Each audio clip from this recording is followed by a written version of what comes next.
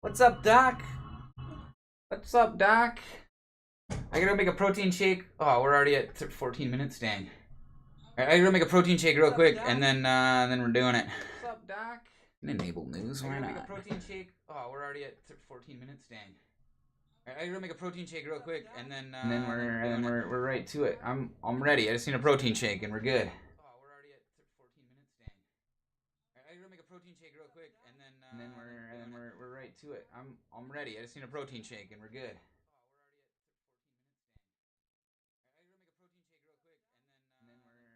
We're right to it. I'm ready. I just need a protein shake, and we're good.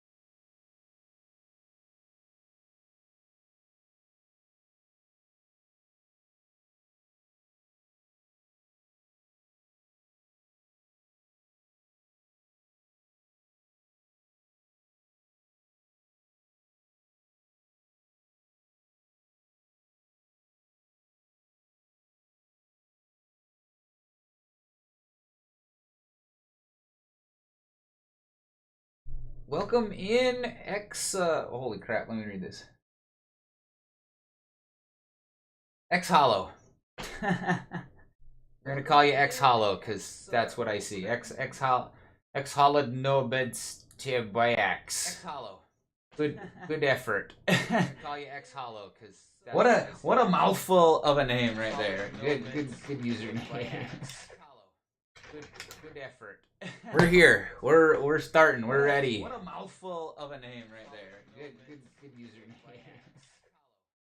A bit of pre-show content. We're here. Recorded. I don't even know if I need to record these. I don't really care anymore.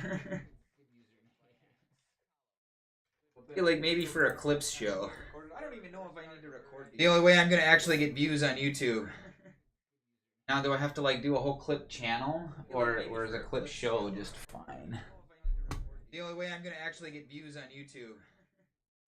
Now, do I have to like do a whole clip channel, or is a clip show just fine? Okay, get the headphones. Oh fuck! Houston, that's a problem. Right, maybe we can't store the headphones up here.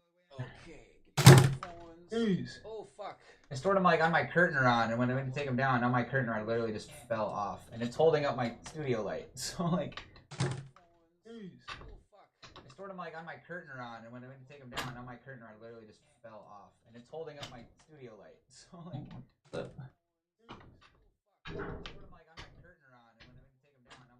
Okay.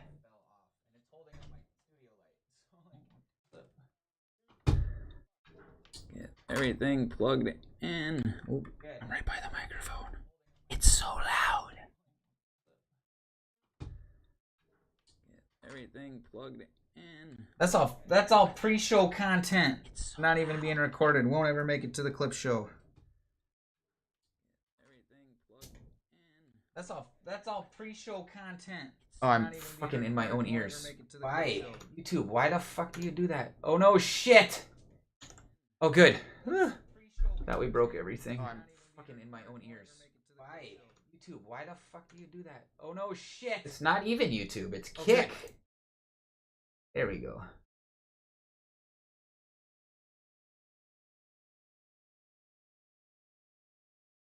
Yeehaw. Okay, where are we at? Where are we at? Studio mode out of here.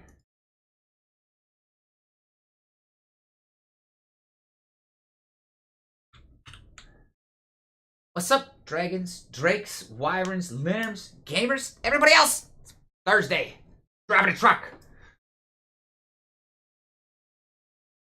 Thursday, Jupiter, ruled by Jupiter, planet of expansion. Thirsty Thursday. Expand beyond your originality. Could explain why I had such wild, expanding dreams.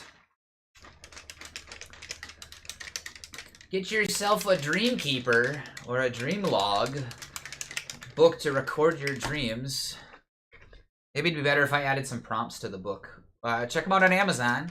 I've got links at jonesy320.me to everything that I do, pretty much. Check it out. But if you look up Dreamkeeper Justin Jones on Amazon, you can find it. Now I gotta add links for all that. Oy. Oy. I have half an idea. Here. Let's see. We're gonna see what we can do. Oh, my stream alarm's going off, but I didn't hear it. It doesn't make any sense. I don't know. Whatever. Whatever. Alright, what do we got? Oh, I have like a bunch of shit open. I'm gonna try to set my category here on Twitch.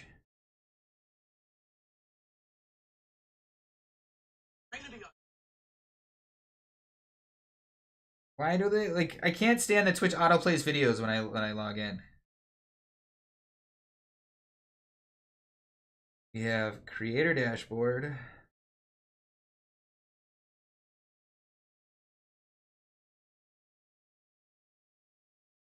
Manage my stream.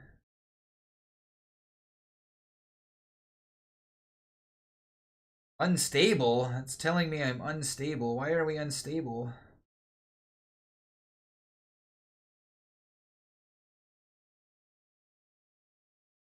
There we go. Look at that.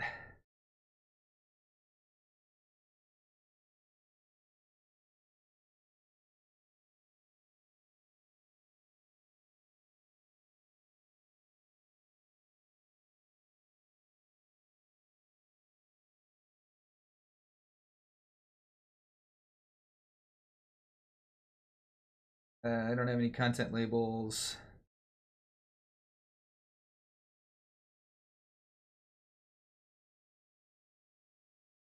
I don't have any branded content, because anything that I'm selling here is mine. I created, nothing else. Nobody's paying me to say nothing. Y'all could pay me to say something. Feel free to donate. Bang, donate.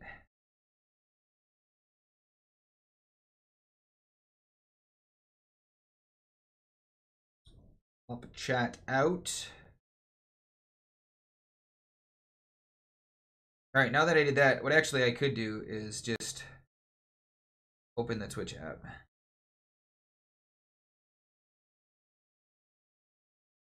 Okay, sorry. I should try to take care of this stuff ahead of time. I should also, like, plug some shit, huh? Let's plug some shit. We're gonna continue the career, though. We're gonna open that up.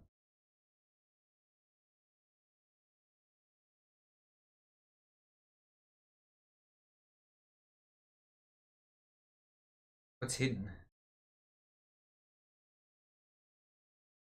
Oh, whatever. We'll unhide those. Doesn't matter. Okay.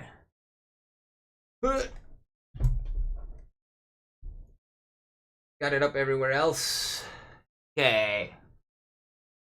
Somewhere over the rainbow. Gosh darn it. We've got. Who else is live? Nick Napalm went live today. Oh, that was 8.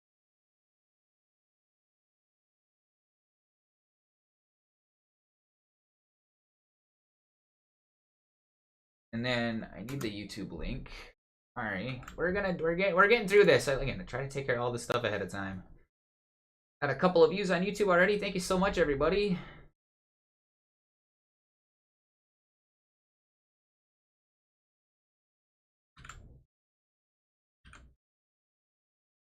Don't need to.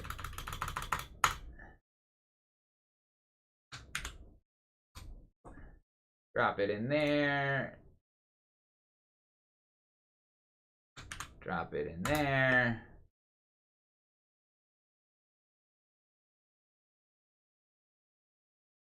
And on Twitch, we've even got the right category. Heck yes. Oh, poop. Oh, poop. Everything's off. Ah, shit. Son of a bitch. Okay, hold on. Let's turn this on.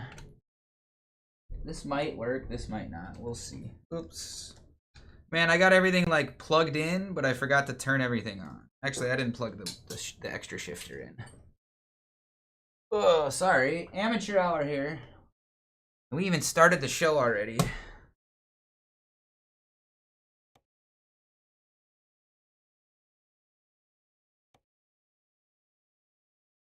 Okay, let's see.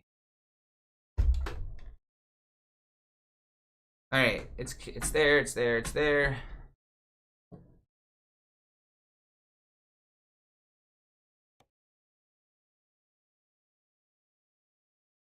That's not there though.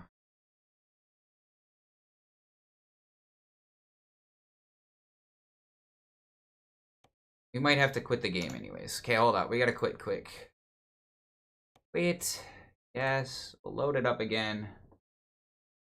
Load it up again. Alright, we're back here. Did we hit send on everything? Jump in my own server.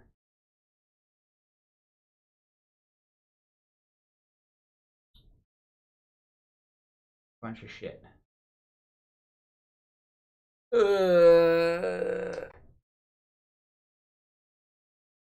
Gotta come down. I'm sorry. Amateur hour here. How's everybody doing today? What's good in everybody's life? American Truck Simulator. Launch that right there. It even went full screen mode correctly. Holy crapola. How wonderful. Protein shake, got some water. Hey, I need some lip protectant here. My lips are crazy. Here, good old Burt's Bees. Good old Burt's Bees. Burla lips. Change log. New. I did my full screen this up. Gosh darn it. I mean, you guys can't really see it, but I can. Graphics.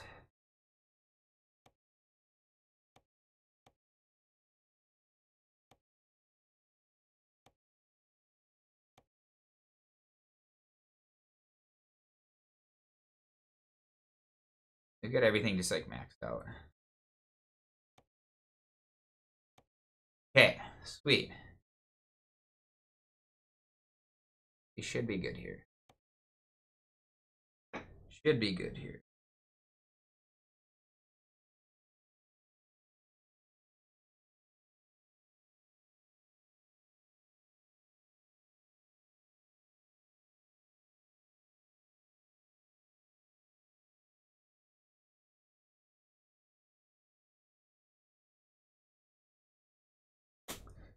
Hey, I don't know. We're gonna put that up here.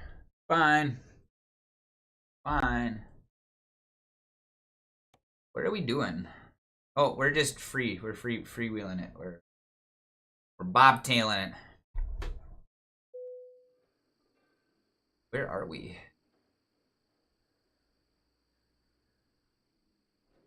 We need a nap, so if we hit F5.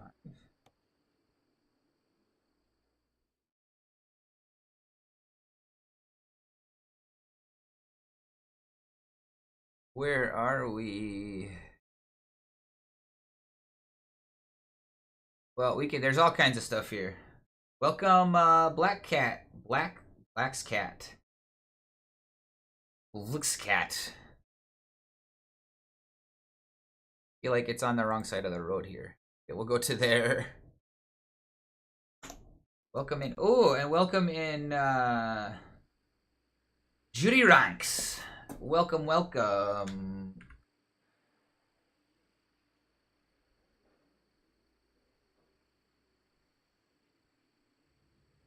Thanks so much. Where are we at? I want this one.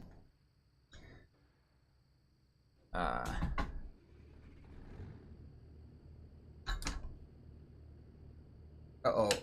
We still don't have a shifter. Why don't we have a shifter? Why don't we have a shifter?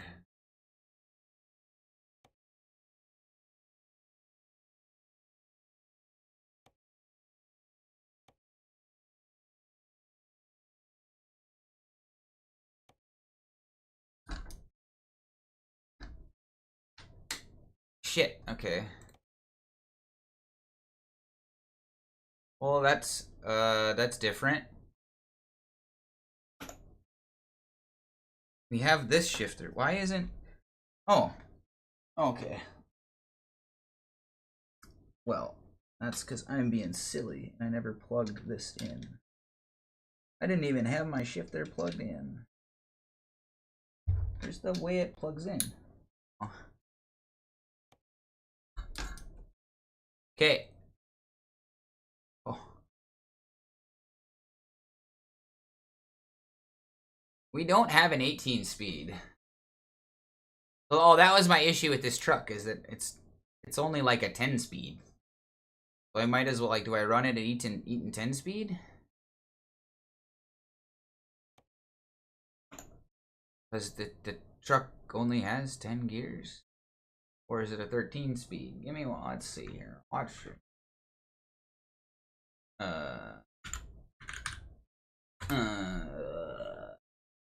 Yarsh.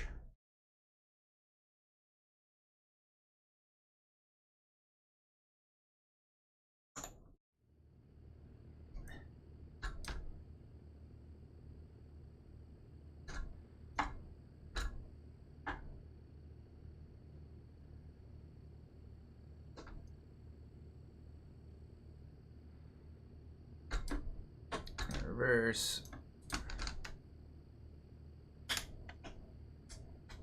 There's no split on the reverse. There's a range on the reverse. 1, 6, 2, 7, 3, 8, 5, 10. See, that makes sense to me.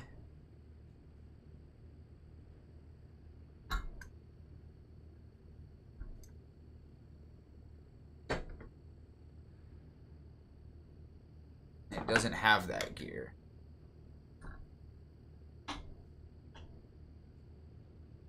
That's fine, I guess.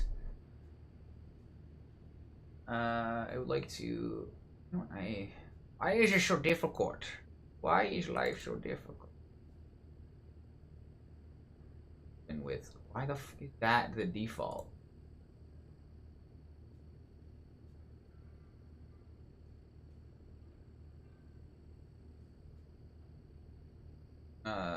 Okay.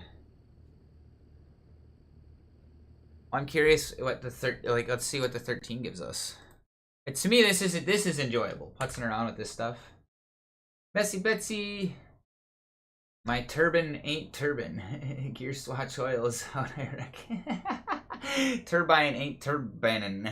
That's awesome, Messy. Messy B, welcome in. Thank you so much. I like putzing around with the controls, changing it around. See what's what. It only has 10 speeds, but let's see what the 13 speed does, huh? Because they're all different. Reverse, low, 1, 2, 3, 4. Is there anything on this side? No, good. Moving my mouse.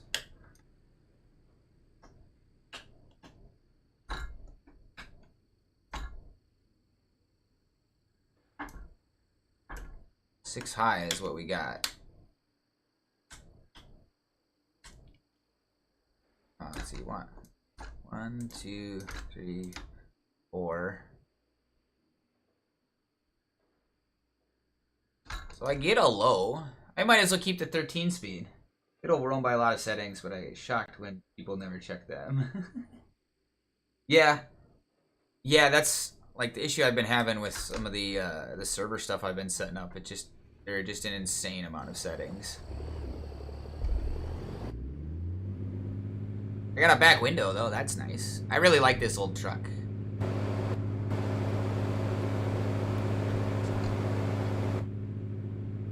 My little splitter doesn't do much.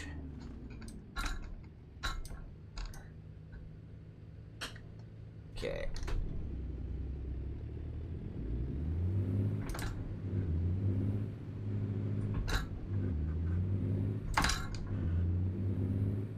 I almost don't like this style. Actually, I'm not a big fan of the 13 speed style.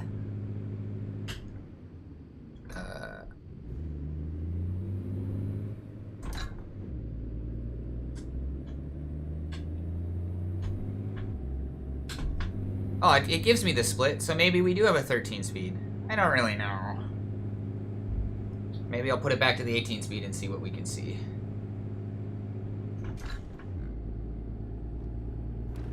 Because I've definitely got more than 10 gears with this setup. It's the speed here, 65? Gosh. It's a stark difference coming from ETS back to ATS. I've been switching between the two. Because in America, we drive stupid fast. Whoa!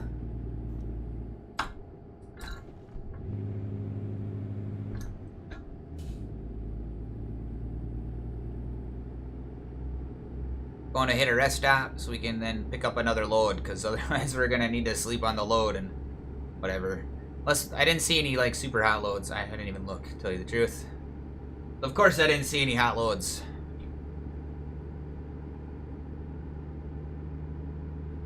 How's everybody doing today? Or tonight, or whatever. Depends on, you know, today, tonight. Wherever you live. Do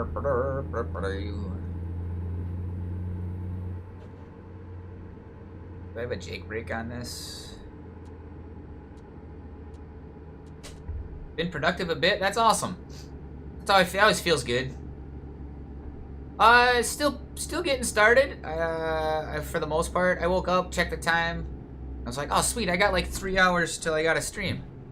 And then the next time I checked the clock, it was like a half hour before stream. What just happened?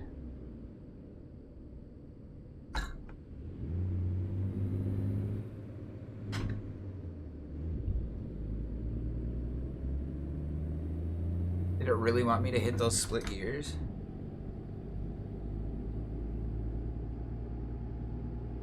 I got a little bit done. Oh, it's a freaking Waffle Hut. Or the style, a sign of a Waffle Hut. I got a little bit done. I added some links to my JonesC320.me. I didn't publish it yet though.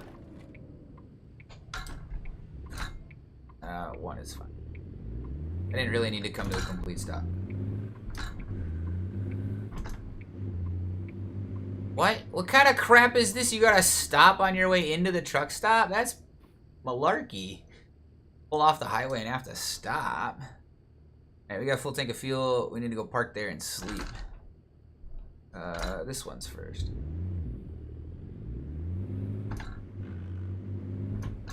Oh, ground the gears a little bit. You can just kind of park wherever here and... Okay. The room next to this guy? Not really.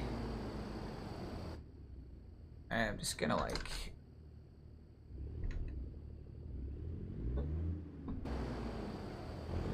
Just kind of park it here. And we kill the engine. Take a rest. Just like IRL, I do my best work at night. I'm gonna put it back to, I'm gonna put the 18 speed, or yeah, the 18 speed on. Let's see what, how that shifts.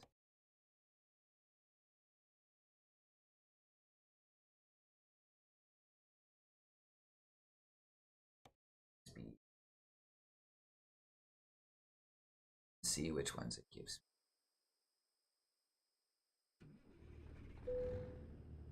We got our lights on.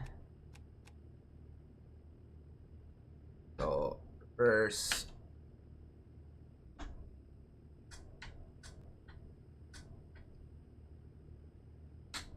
So low, high, low, low.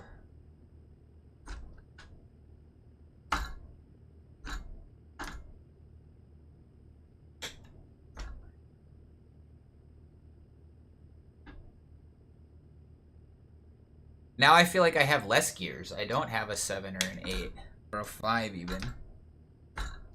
Yeah, I have nothing in the high range. Everything else is...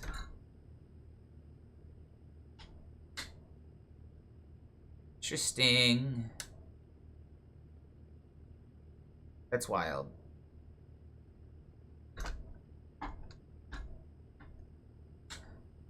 Huh.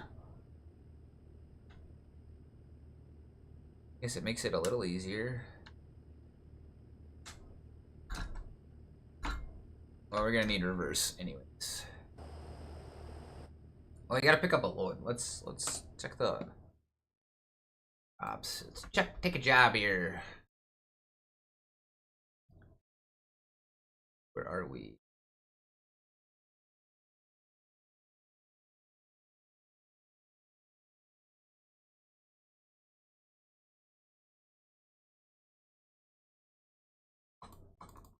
Doesn't really help me much. Kingman. Whatever's in Kingman, we'll pull something there. For this RMS.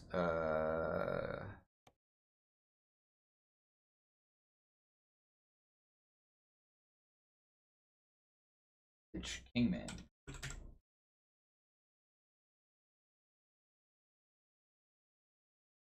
I think starting in Kingman.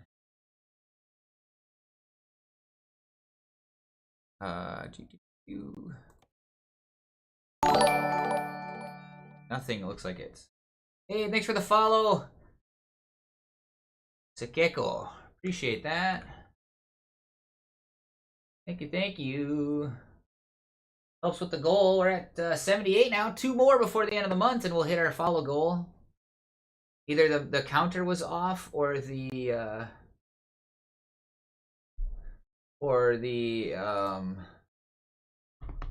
or I had a bunch of bots that followed. So either way, we'll see. It is what it is. Keiko, please follow the rules.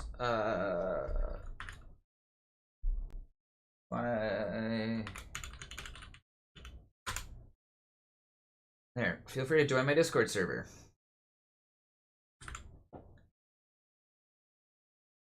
None of these are to where I want to be. I don't want to go to Flagstaff. Might as well just go to one of these yards then and see what they got.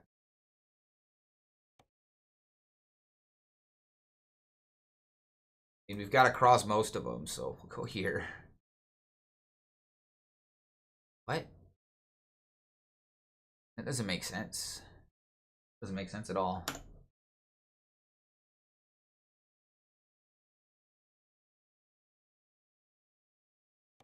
Oh, what did I just do?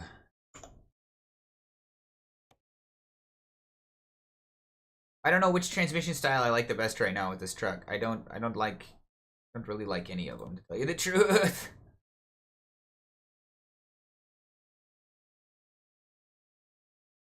I think the 13 might have been my favorite. Is this low? What it gives us? I forget.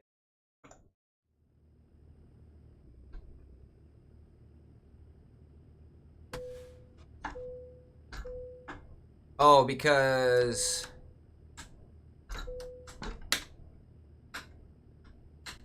I don't have an 8 though. We're not skipping gears though, which I don't know. We don't need to hit every gear. 13 speed, we kind of hit every gear.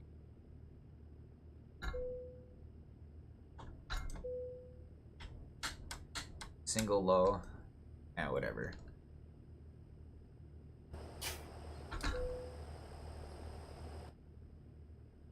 I get it. Give me to my map.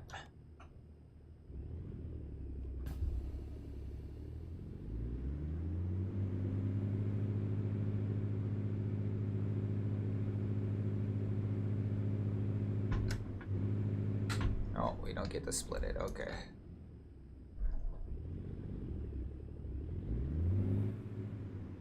Wait a minute. What? The deuce. No, I want to go the other way. Why is it sending me all the way back down the highway when I can just go the other way?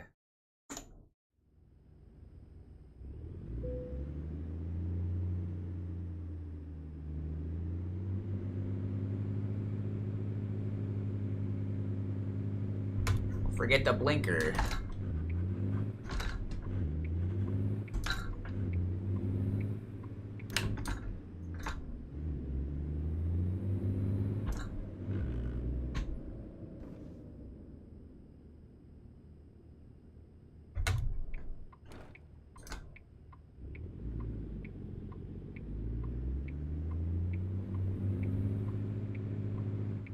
Yeah, divided highways are such a pain to pull out in sometimes.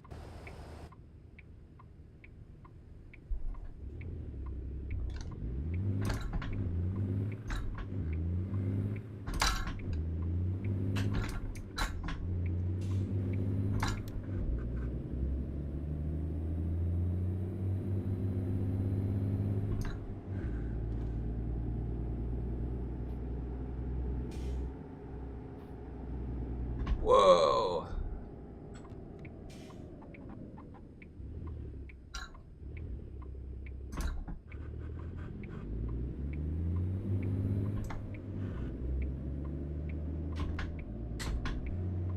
You get low high in each of these gears though, which is nice.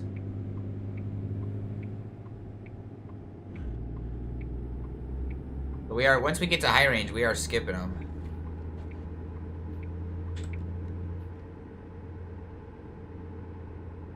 Oh, the trucks slow down to whatever that speed is.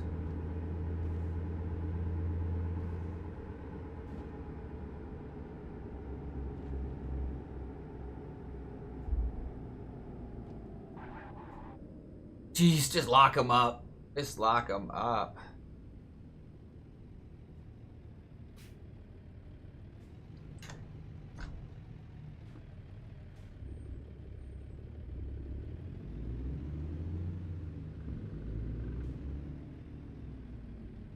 Maybe this was not the efficient way to go.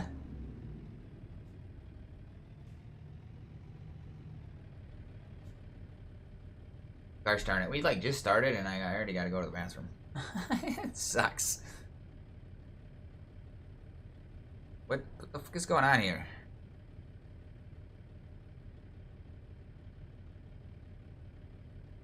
One behind me? There's a line of cars behind me. Alright.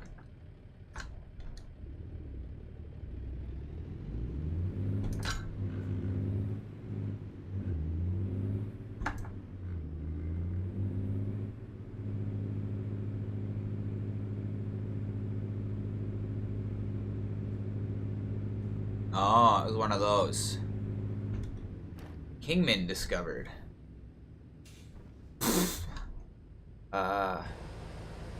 Let's see here.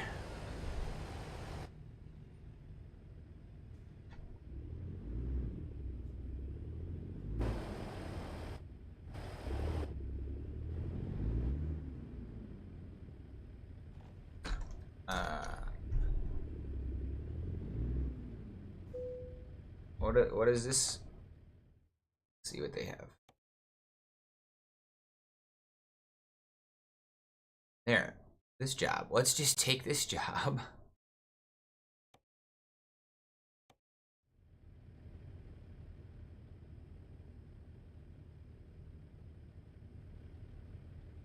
Wait.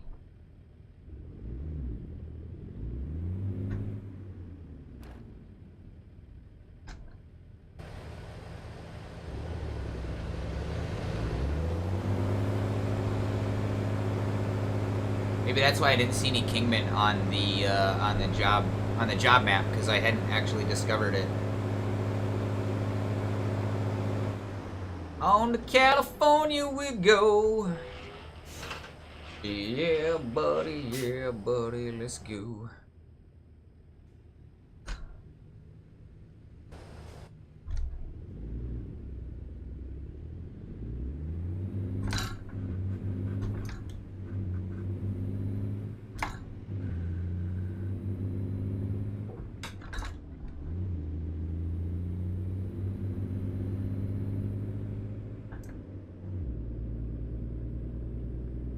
And we get into this gear skipping around here. I do wish, like, when I looked at this truck to, like, see what type of transmission it had installed, it just said an Eaton Super Shift, which doesn't tell me anything. Whoa, whoa, wow. Where's my mouse set to? There, we need to, like, tone it down here.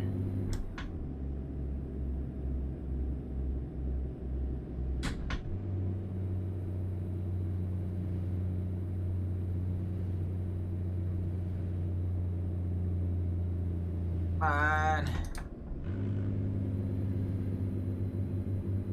We're trying. This is a steep hill with this big load, apparently.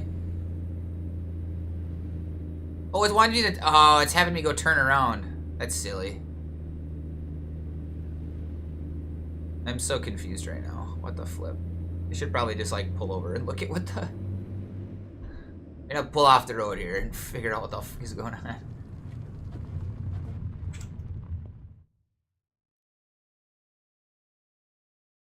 Oh, yeah, it does want me to go backwards. To go through Kingman. Okay. Sweet. Well, we'll just flip a B quick here because we're like literally in the middle of whatever. But while we're gonna do that, I'm gonna take a real quick. I'll be back in 30 seconds. Oh. 30-second break. Sit tight, please. Don't touch that radio dial now.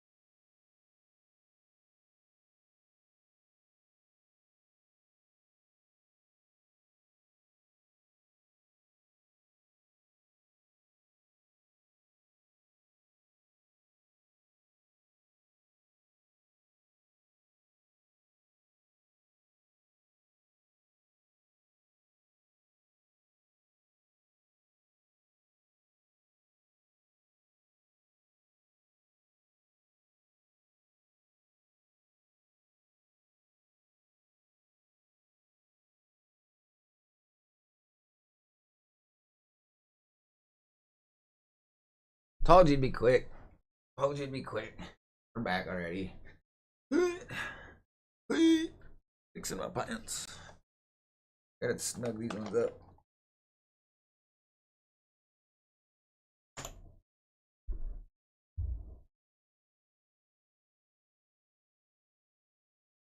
Oh, there's like a pile of cars.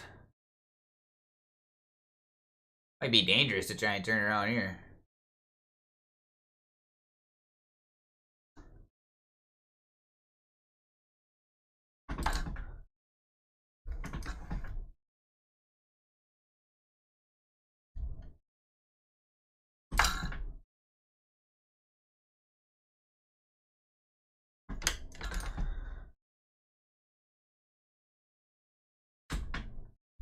There we go. Gosh, weird. Oh gosh. Thank you so much. Thank you so much, Doc. Derp. Yep, exactly. Herp a derp. It was.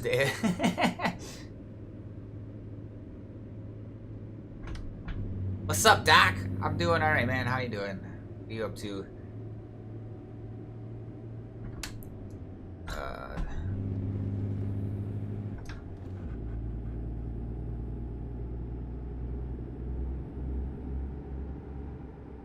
Road work ahead. Are we gonna be able to make it through this time? Dishes. Nice. Glad to be with you doing dishes. Red took care of the dishes today.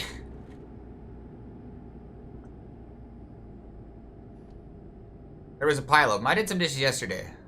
Oh my god! Oh my god! We almost didn't stop in time. Holy crap, that was crazy.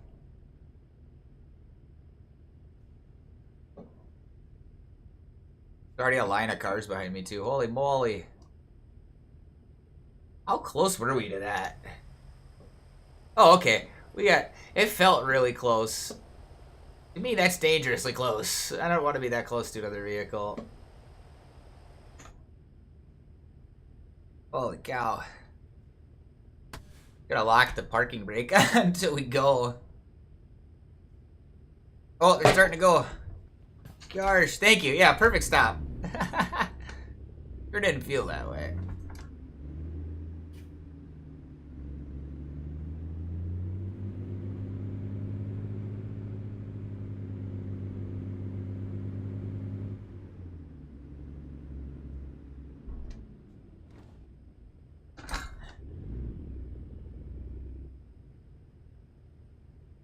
I might have to adjust my brake setup a little bit. I've got right? Nope, no, nobody saw nothing. This brake, like, it's a crazy stiff brake pedal. And I even loosened it up, like, from when I got it. In order to do that, I've got it, like, there's little, like, rubber inserts that I gotta take out.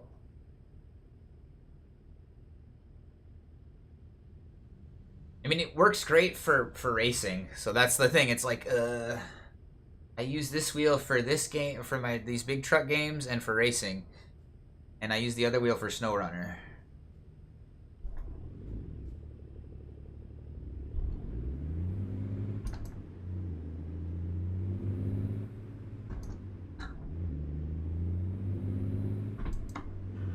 Oh my gosh. It only lets a few cars through at a time? That's silly.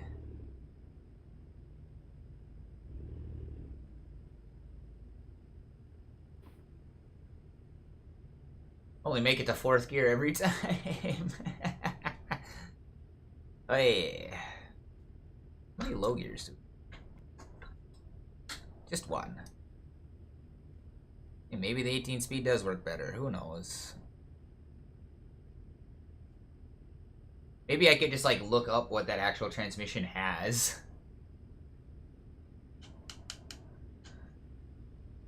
Good on you for getting dishes done, Doc. I can't stand doing dishes. I don't know why either, but I can't stand it. Maybe it's because I've done it professionally before. I wasn't like a dishwasher, but I've worked in enough restaurants and opened and closed enough restaurants to have done dishes for days. Literally, I have weeks of dishness on my resume.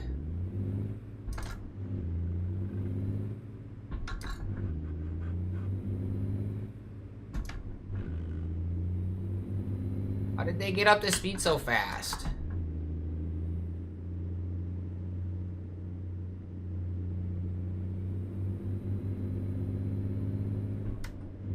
This is a big enough load for this truck that I might need to split all these high gears. We're not even going 35 yet.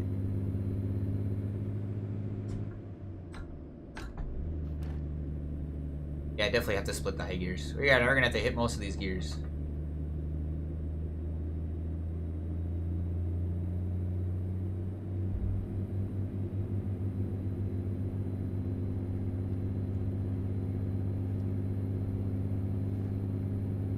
Oh, now it's 45. We're barely going that. Okay.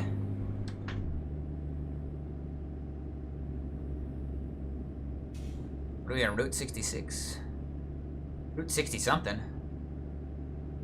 Kingman. Yeah, we probably want that. Oh, jeez.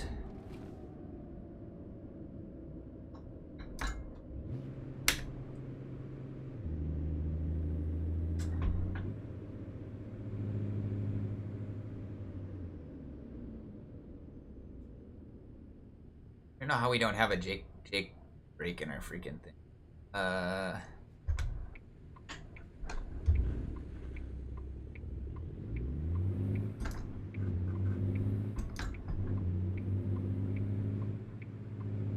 We were on Arizona 66, which is different. I don't know why that truck got all glitchy. Keep moving my camera in weird ways. What a steep hill to get on the freeway. Making it really hard for the truck to get up to speed.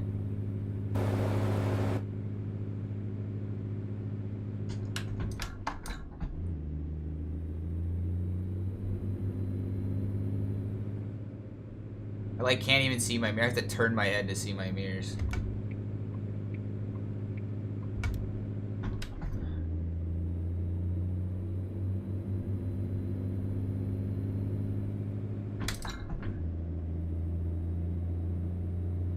We got it though.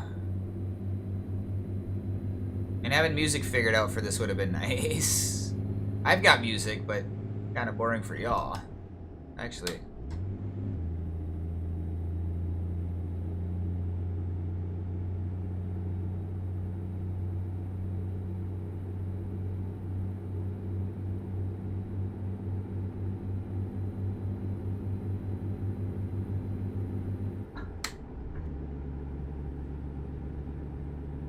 Get her up the gear here. We're not even up to speed limit yet. Sing this song that's in your ears. There's no lyrics. Unlike Messy B, I don't do lyrics that well. They're distracting. I find lyrics often completely and entirely detract from the music, but most people aren't listening to the lyrics anyways. Oh crap, I don't know if we're in high or low. I don't have it 7 high. This is it. This is top gear. Because I often find, like, most of the time the music has an emotion, has a vibe to itself, and then the lyrics are, a lot of times they're similar, right? It's not a completely off vibe, but sometimes they really focus on way too much of the worldly annoyances. And for what it's worth, anyone could tune into what I'm listening to right now. I'm listening to Soma FM. Almost a tune. Just maybe I'll just hum the drone. That's what I hear in my ears. Oh, sorry, buddy. What the putz? I don't know if you can see how much I have to turn my wheel in real life. Why would you pull in front of me? Oh, because the fucking speed limit changed.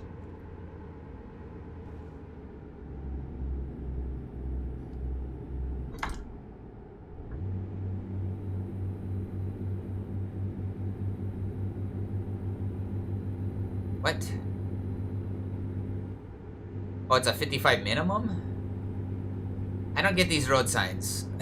Where are we, in Arizona? What kind of backcountry hick shit do they got going on here? Oh, they're agricultural inspection in head. I'm not moving agricultural goods.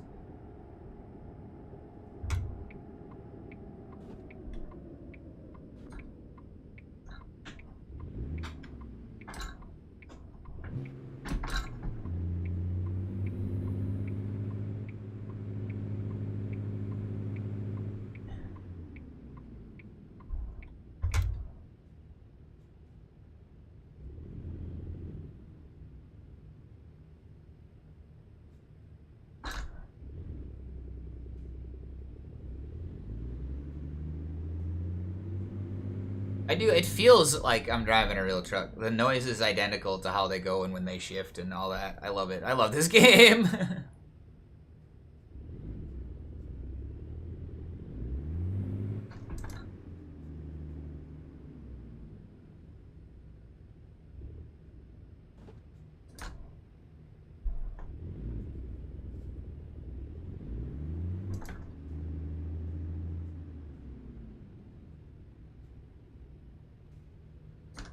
Hey.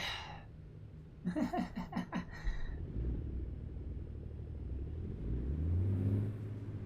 was trying to think of what else I could add to the Jonesy320.me. I was thinking about adding the Mumble server.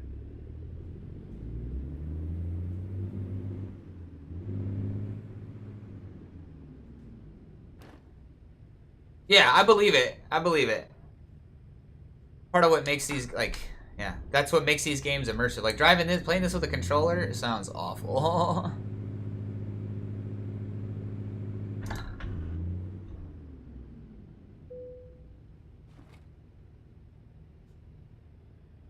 Enter, okay.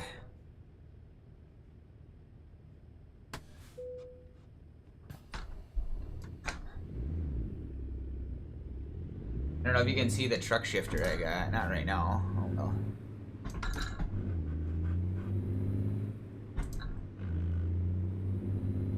It looks just like a real truck shifter. I don't have any autos to compete with. I've got effectively just two switches here for high-low, range and splitting.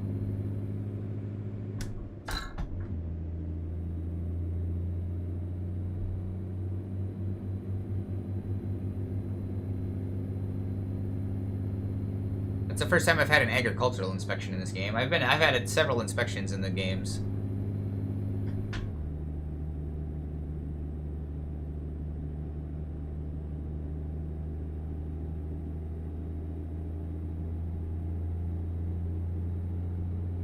They gonna get up to speed in time? We'll find out.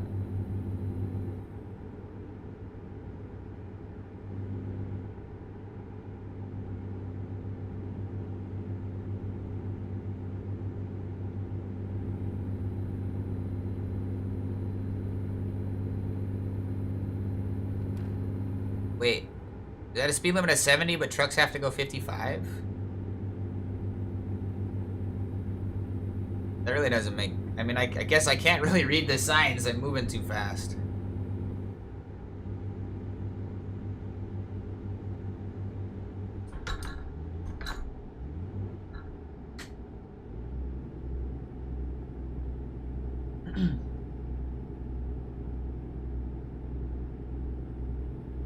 Oh, jeez.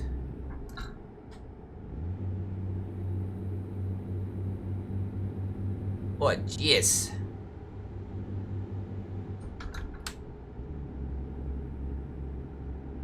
Can I cruise control on this truck?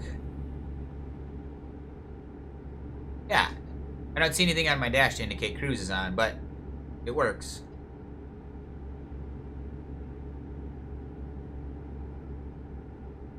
I feel like this truck's doing like 54. Why did he pass me in the first place? He like got in front of me and now he's I feel like he's slowing me down. Ooh. Come on, buddy. Why would you cut in between all these trucks like that? It's just like real life. People are stupid. They have no idea how to act around a darn truck.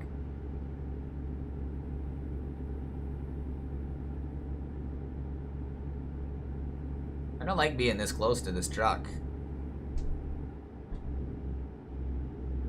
We're gonna slow it down a little bit. Oh, he just does the same thing. Come on, buddy. Why did you pull so close in front of me?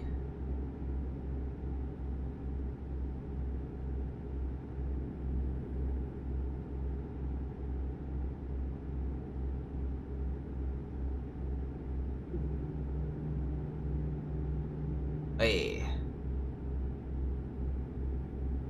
I mean, one thing I found that kind of helps the, with this, I got like a dead zone of like, I don't know, it's only like 30 degrees each direction, I suppose. So I got a 60-degree dead zone. Better than it was. It was about 90 each direction before. Pretty much, and there's no like dead zone adjust on the wheel and the firmware. It's all, it has sensitivity, right? It'll tell me pretty much how many rotations can I go, and the bigger the sensitivity, the bigger the dead zone.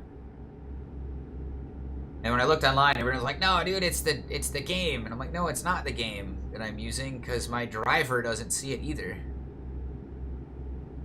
We're gonna be able to finish this before we have to sleep again.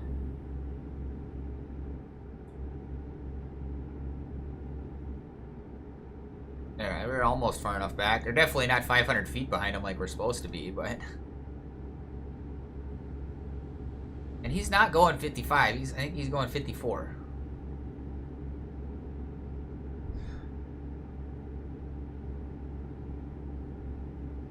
What?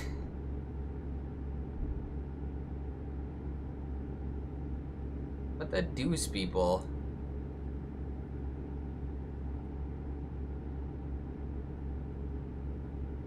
What is your problem, bro? Look at you guys seeing this up there? That dude don't know how to drive.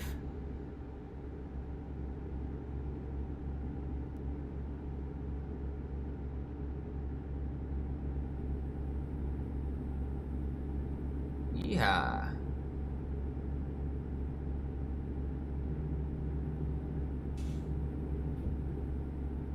So, with the construction they got going on, yesterday I watched the same lady, well, my wife actually, my wife saw it was the same lady as before, the only female I've seen on their whole darn crew, come and move the sign again, and when they moved it so they could bring their tractor through, they set it backwards, and then when they left for the day, they set the sign backwards, so it didn't say road closed, it just had some, it wasn't completely blocked off to indicate that it was closed.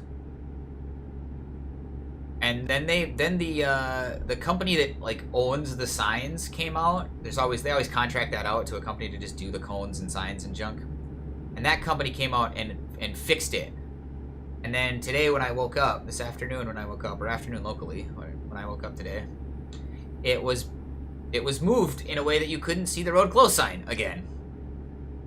And my wife's like, "Yeah, it was the same lady from yesterday that did it." I'm like, what the putz? How dumb can you be?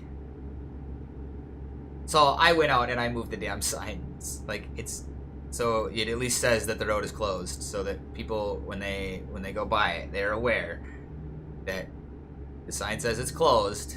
You're being an idiot. You know, a bunch of people not really care though. It's whatever. That's on them. Save them from having to call warning lights out again. Like, are you kidding me? Kind of missed the Mercedes I'm driving, an ETS. It's got a lot of like nice digital panels. Tells me how many kilometers I've got left on my fuel tank, how many liters are left in the fuel tank, how much DEF I got. This truck might be old enough to not even need to run DEF. Diesel exhaust fluid that they have to run. They have a whole separate tank of fluid that they have to run that conditions the exhaust or whatever. I don't exactly. Despite the fact that like it burns, diesel fuel burns kind of sooty, but it still burns cleaner than regular old petrol does. Okay. Speed limit 70, radar enforced. Trucks 3 axles or more, 55 max. All vehicles when towing, 55 max. Okay, well, I have a 3-axle truck and I'm towing. I read the signs. Now we know what's up. By the way, welcome into to wherever the hell you are, Trovo. Oh, Doc.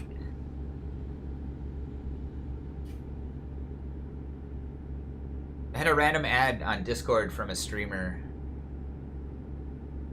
who says they just started it full time like a year ago and they're already at like almost 8 million follows. Like, that's impressive. I messaged them back. I was like, yeah, it's impressive. Well, they didn't message me, they friended me and I messaged them. Though I'm honestly trying to figure out if it might be like, it looks like a similar face, like with the hairstyle and whatever, as the streamer that added me that Nino was backing. So who knows? The eBay account could totally be a bunk account, like just an AI account or a bot account that they have Because I had no proof that Ibe wasn't a bot. I did check out some of the content of this new streamer, and they appeared to be very human. Barstow, there we go. I don't even know what's... I haven't seen a state sign. I think we're still in Arizona. Yeah, Barstow, Arizona, that makes sense. So I feel I've watched shows that exist in that town. Doesn't mean it's a real town, but it is, as we've learned. Sorry, folks. Jeez. Trying to straighten it out here. Gotta turn the wheel a lot to turn the wheel a little.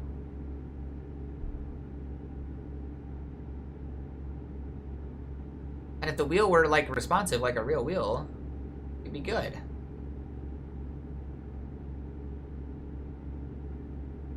Thank God this old truck has cruise control. Keeping it locked at 55 is hard. They were getting good fuel economy though at this 12,000 or 1,200 RPMs.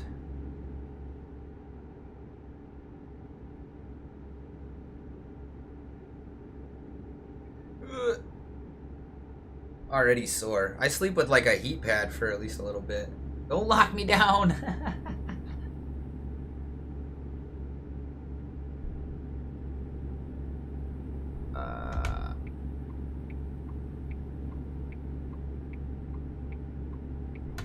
Why is he on his brakes right away?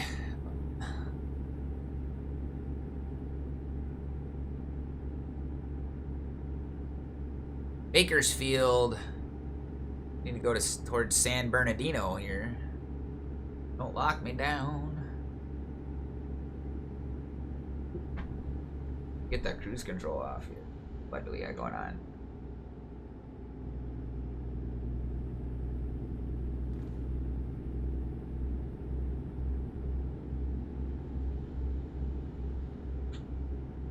What do we got going? Why? Okay. Holy shit. Don't stream and drive, kids. This is what happens. Fucking dangerous shit. We're going too fast here.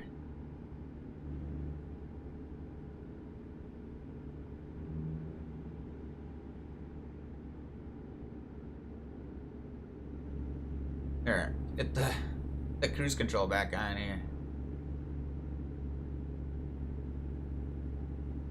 Thank goodness I've got fake GPS here, because this truck doesn't have its own GPS built in.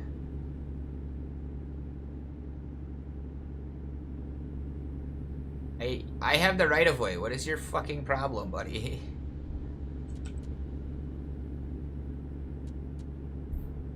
Pick it the fuck up, jackass.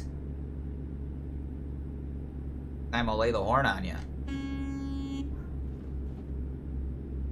I love having air horns. It's fun. Oh, we dropped down. We're dropping it. 6 high.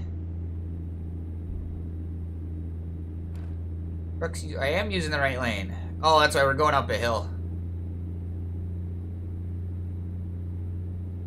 Or down a hill. It looks like we're gonna go down a hill now. Truck's 45. Jeez Louise.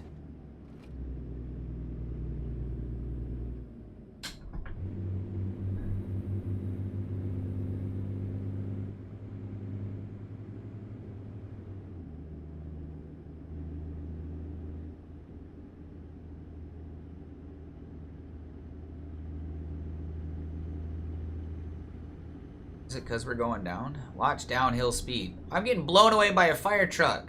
Is he not a truck? He only has 2 axles, but is he not a truck?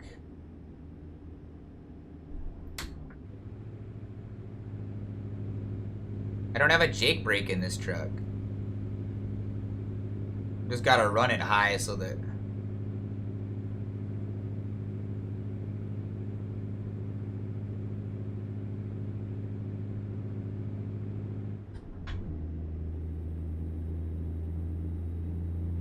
Why are the cops in the right lane flying by, trying to fly by everybody?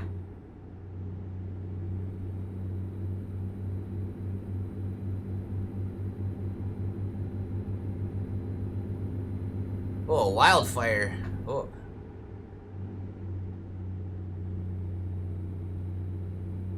We are going towards California. I think we want this one. I think we want this one.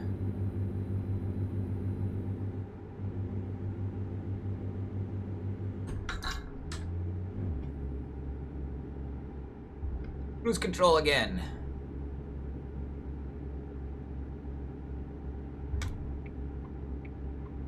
Welcome in, Revive. It's not really Revive. Revive? I forget what the double dots on an I make it. Tell you the truth.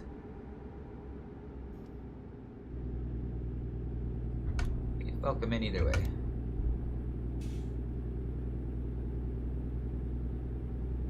It's not a Revive, maybe?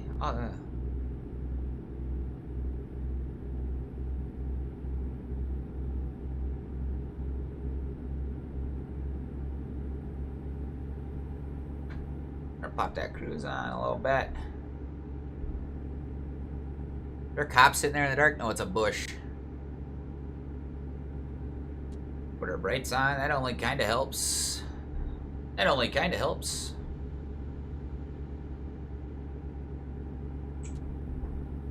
It's 65 now? No.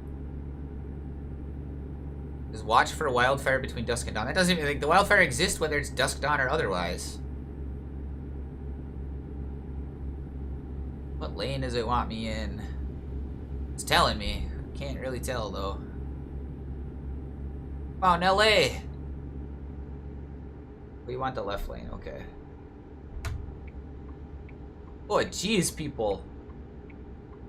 Your deal.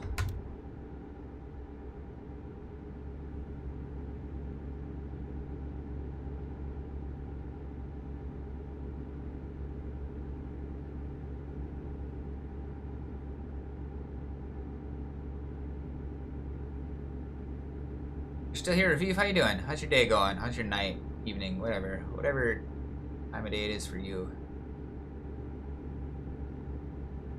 Actually, something that is in like the trucker manual is to wait. So that's why the GPS doesn't tell you to lane change until like last minute, because the manual literally tells you to wait till last minute. Don't be proactive. Wait till the last minute, because when the sign pops up and says this lane ends, people unpredictably merge immediately. And I went, well, that's not unpredictable. It's very predictable that people see the sign and merge immediately. So be predictable and wait till the last minute. Like, but then if you got a slot, take the slot, in my opinion, especially if you're moving a big truck.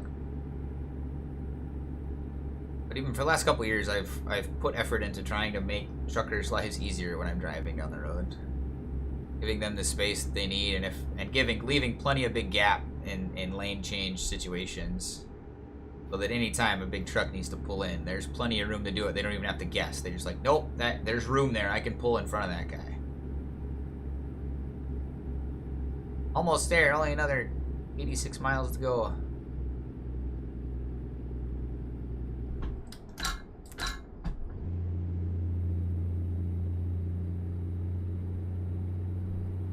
I forget exactly what town we're going to.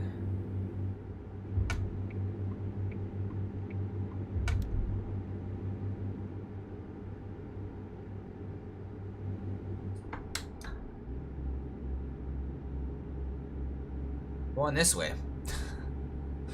Better for worse, we're going this way.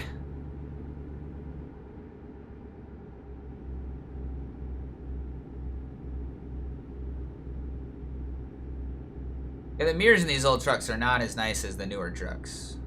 I also don't have a side mirror or a front mirror or convex mirrors. I've just got regular old side mirrors. Oh, jeez. Might even need 6 low to get up this little grade here.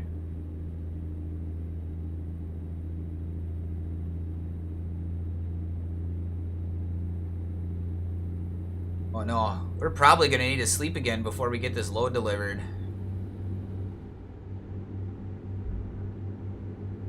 I have such, like, how do I get my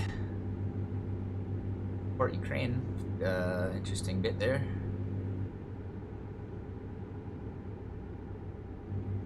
what it's worth, I don't give a shit about the Ukrainian government. I hope they fall. But the Ukrainian people are the ones who are suffering, right? And that's the issue. That's what sucks. It's because they're literally caught in a fucking game between the United States and Russia. Everything that's going on in Ukraine, like, the United States and Russia have been fucking with that. I mean, over a decade ago, we went over there and pretty much destroyed their government, put a pro-US government in place.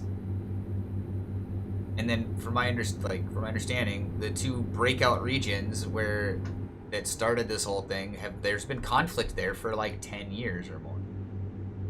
At least 8 years worth of conflict. Actually, 8 years since it started. So we've had 10 years of conflict in those regions.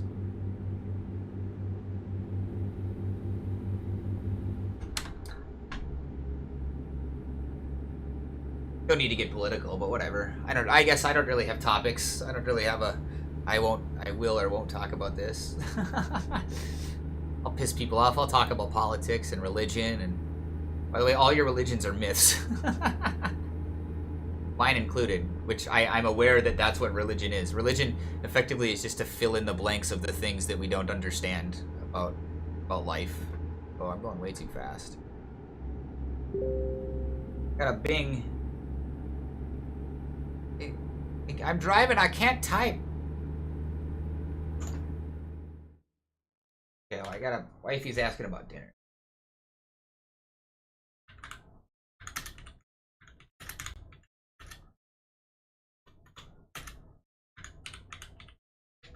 She's like, you want tacos or Culver's? Homemade tacos, for sure. Well, I don't want Culver's if I can have tacos instead.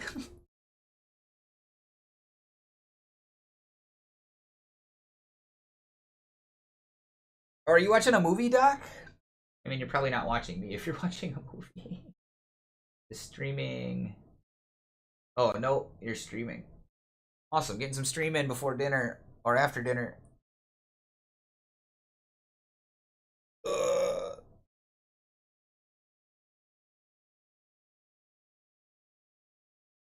Pardon me.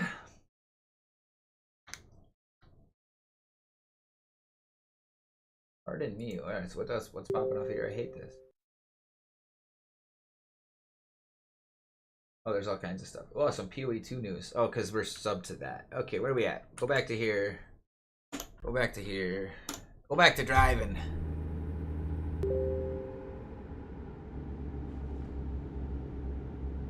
Can we get up to speed and throw the cruise control back on? Oh, jeez. Yeah, we can. There you go. I can't drive 55. Yeah, way not in Melody there. Had the count all off.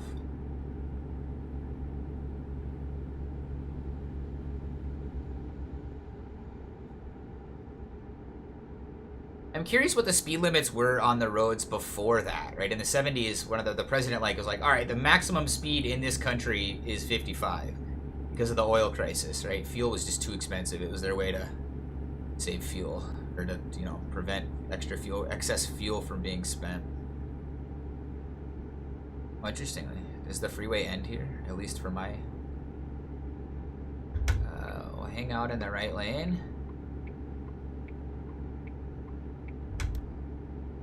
Guess we want this exit here.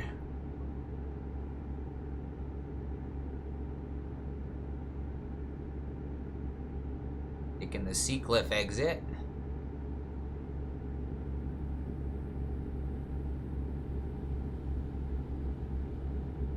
Gersh, I guess if I knew Doc was gonna play Monster Hunter, I probably would have played that.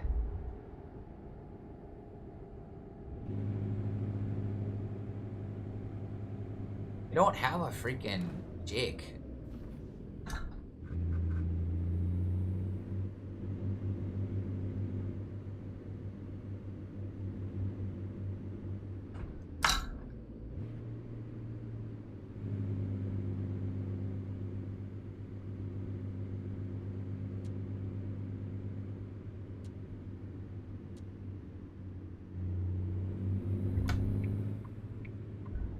I don't see anything happen on the Jake, or if I have a Jake. I don't think I have a Jake. Or a Jacob's retarder system.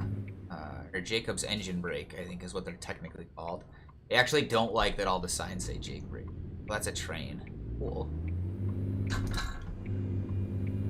Whoa, you guys see that crazy windy malarkey? What? Oh, I have to turn right. Okay.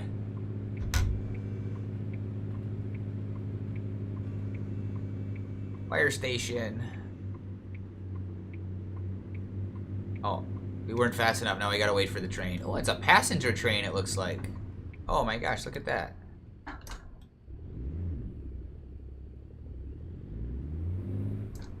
Why it's so tight and windy. It's a private road. Good, well then I don't really have to abide by the speed limit, do I? Tell my boss. Oh wait, I am my own boss in this game.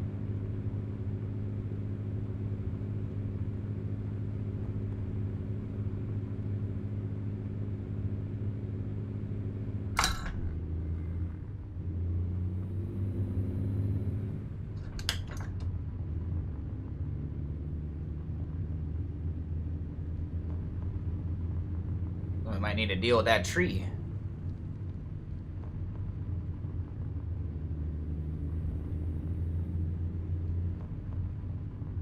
Like, why is it so windy? Because there's a mountain, I guess? I mean, in order to get this road built, they still had to go, like, through the mountain.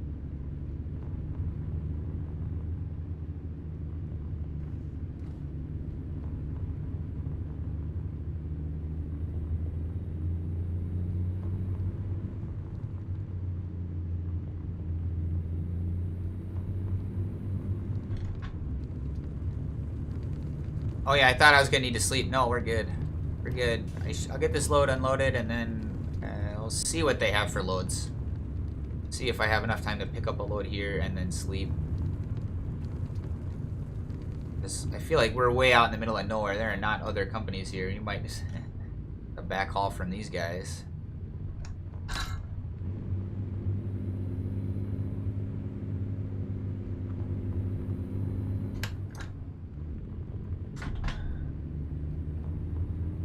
I'm having fun with the gear changes. That's honestly one of my favorite parts. I love an H pattern, man. I miss the hell out of having a 5-speed manual. I really do.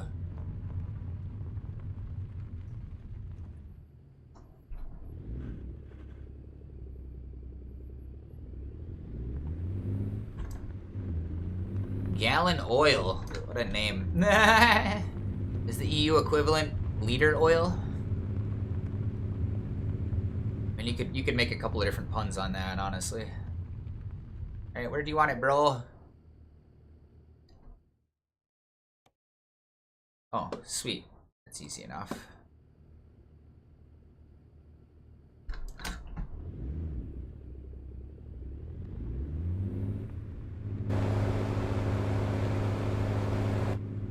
I think that's a weird spot to need the tires, but you know, whatever.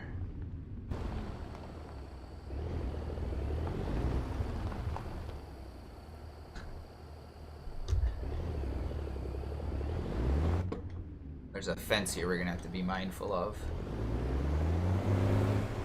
Ooh, we gotta cut it real fast. I don't know if we're gonna make that.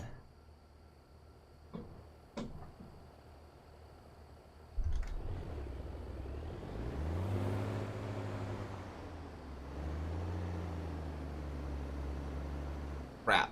Nope. Nope. Hold on. Hold the phone.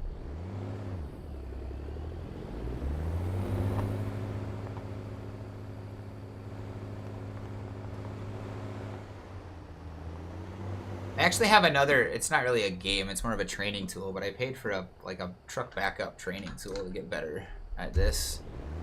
It like teaches you how to do all the stuff that you need. No, we want to cut it this way.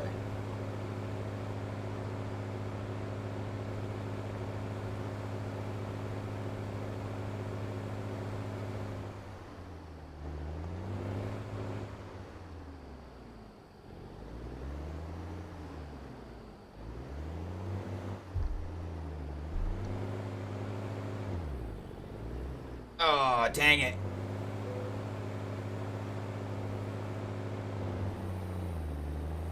We were so close. Now we're off by a little bit here.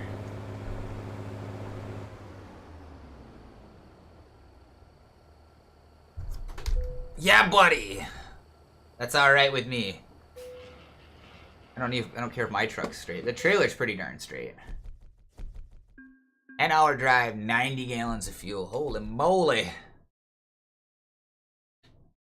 Good XP though. We gotta skill up. I'm thinking we gotta take one in fuel economy here. Save some money. And then I want some ADR here. Flammable liquid. Yeah, go fuel economy here. Save some money. Then we're gonna do another ADR or hazmat. It's ADR in Europe. It's hazmat here.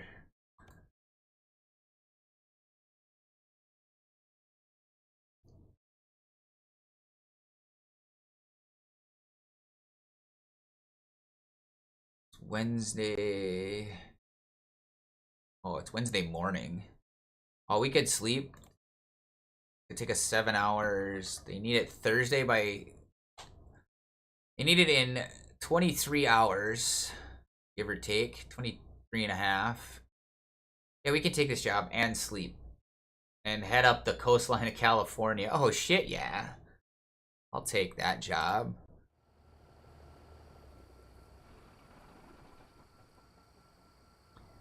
I'm a little confused, though. Like, I just dropped off this load of trailers, and they're ready. They have another load of trailers for me to pick up.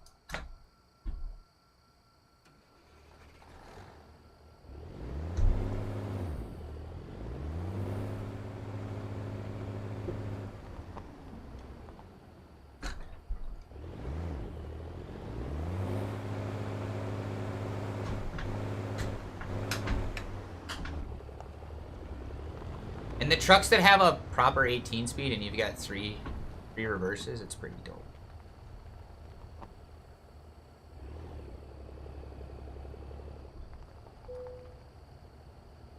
Hook it up. Maybe these are like used tires, right? They're like, yeah, we ran through these, that's why we needed the new ones. Oh, you want to take the old ones away? That's fine. They don't look any different.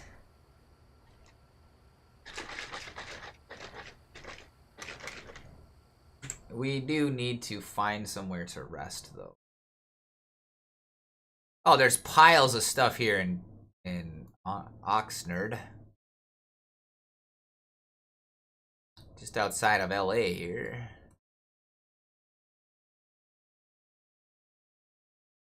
Alright, we gotta stop up there in Santa Maria.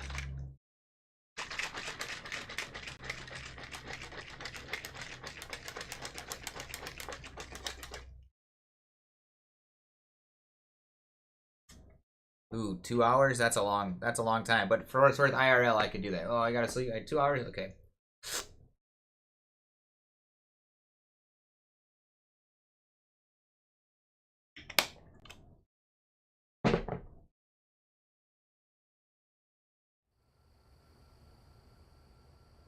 Arguably, I think Monster Hunter is probably better content than this. So good on you, Doc.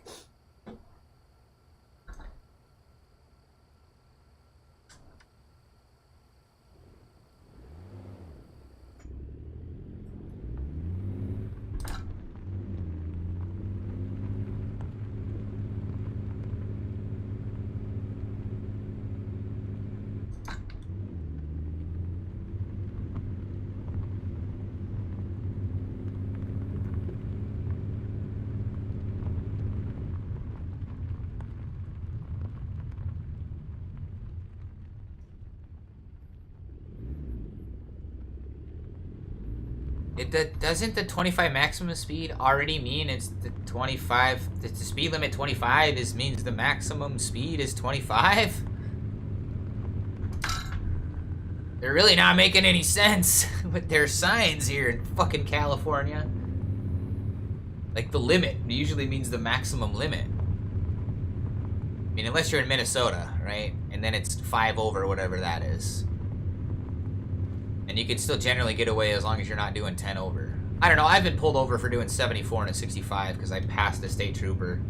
He's like, man, we gotta have an image, otherwise I got people calling in, reporting me because I got people passing me and I'm not pulling them over. And I was like, oh, okay. So he's like, he either gets multiple calls of people reporting him for not doing his job, and he had to give me a written piece of something to have his badge number on it, because he was like, I mean, my printer's not working, so I can't give you a written warning. And I'm like, that's okay, I don't need one. And he's like, I mean, you need my card for my badge number so you could call and complain? I'm like, dude, I ain't gonna call and complain. You're just doing your job. As much as it sucks, you're still just doing your job. And you explained why you pulled me over. Because to me, I was like, this isn't fast enough to get pulled over. I was like, doing 72 and a 65, which in Minnesota, that's normally fine. As long as you're not passing a cop doing that, you're fine.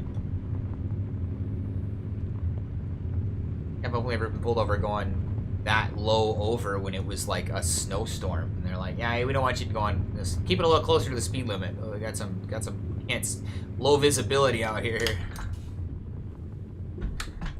Didn't need 5 high yet. Just interesting shit. But it's like he effectively, he's like, I need to weigh my things here. I'm either gonna get a bunch of complaints or I'm gonna get one complaint. And he didn't get any because I'm a cool human. Also, he didn't like check the insurance. He's like, you got insurance? I'm like, yep. Like, all right, cool.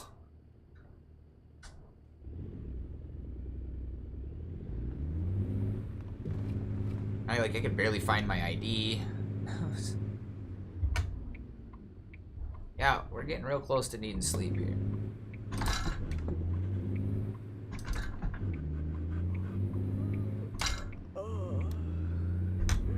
Yeah, I'm yawning. Look at that. I don't know if y'all heard that. That one threw me for a loop.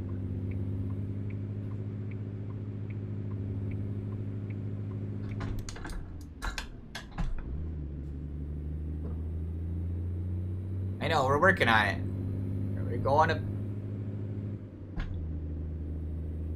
We're gonna go hit a truck stop here and sleep.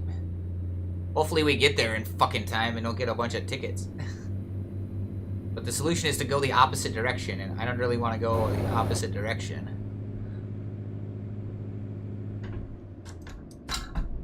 Yeah, now we need sleep. Gosh darn it. Alright.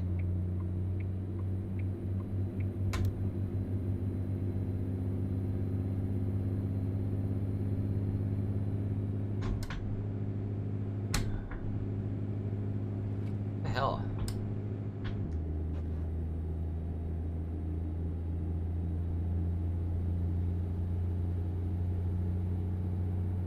I could use a little more music audio in my ears. Oh, ow. Oh, I'm on fire up here. Almost need to like not play video games all weekend. But my oldest isn't coming, and I see my other kids all the time. Yeah, I know we're tired, buddy.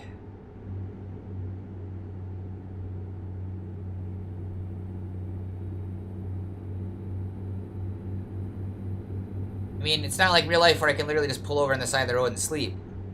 And I wouldn't do that on the freeway, but you could, in real life, you could do that. As long as you're in a spot that doesn't say no truck parking, you park it. Freaking park it.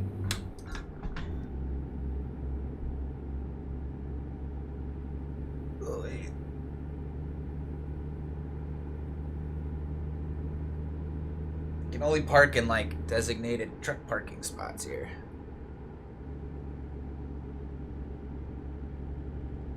Cruise control for the VIN to not get a speeding ticket, because there's a high probability we're gonna get a sleep ticket.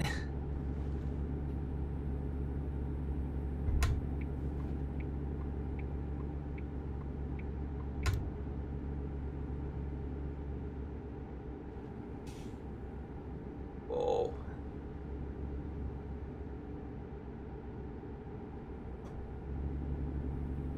You bastard.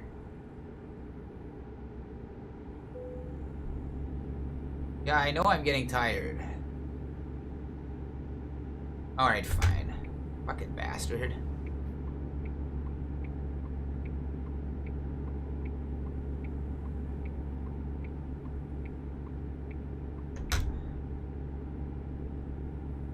Let's see, where are we at? How far till our stop? 26 minutes, 20 miles. I think we'll make it.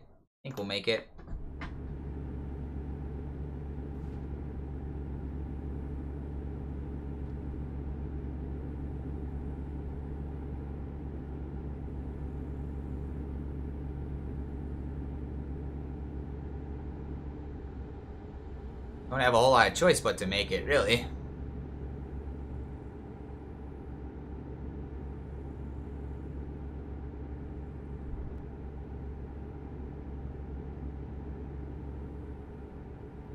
Next exit. Yeah, buddy.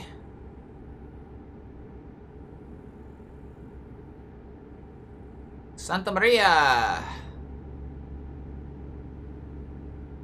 I know Santa Maria.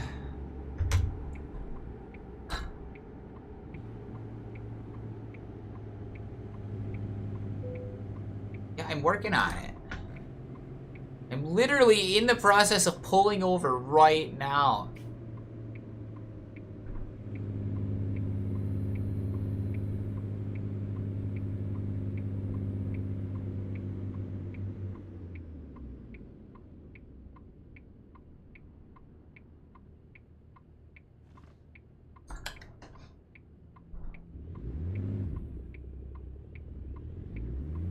Oh. Maybe trucks shouldn't turn on right here in the States, huh? Okay.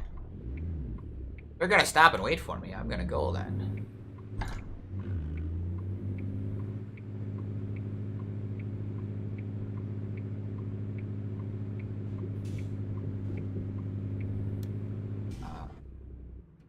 Uh-oh. What did I do? Oh, we're curbing it. Okay. Uh-oh, fuck. Can you get the fuck out of my way, buddy? Why does everybody gotta, like, fucking pull in right behind you? Bunch of idiots.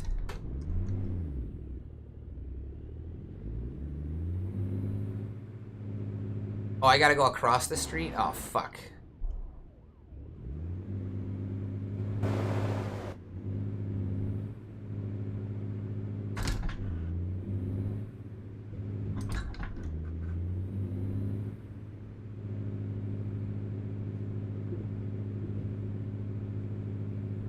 I'm working on it. I'm working on it.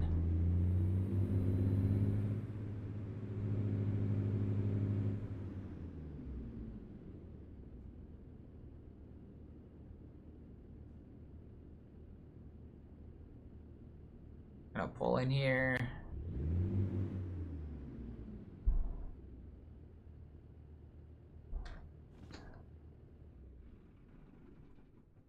Do I gotta back in or what? Fucking hell. I'm like... I'm in a spot to rest. I'm literally here right now. Can you not see that? Apparently you can't see that I'm in a spot that looks... All these other trucks are parked like this.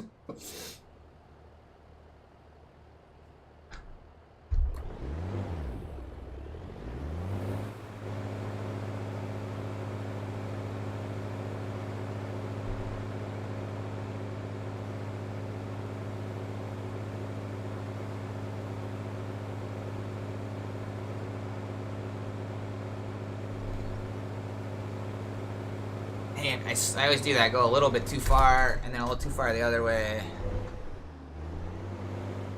Oh, yeah, I did actually have to fucking back in. That's so dumb.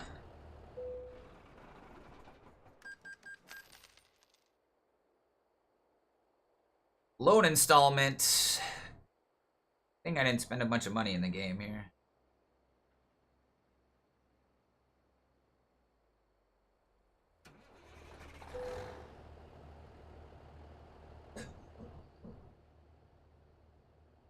Get it. Let's fuel up and get out of here.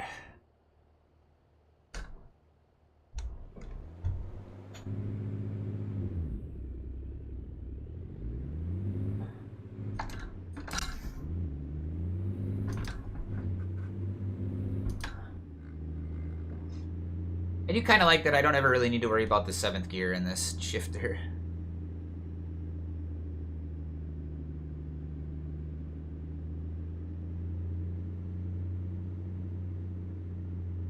Interesting that you can only use specific pumps. Glad I went this way, not the other way.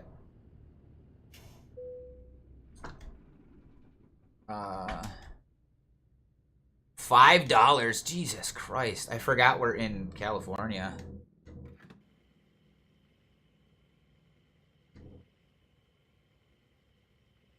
I don't know why you have to hold it. Oh, there it goes faster and faster. 630 bucks to top her off here. Wait, let's see what's popping.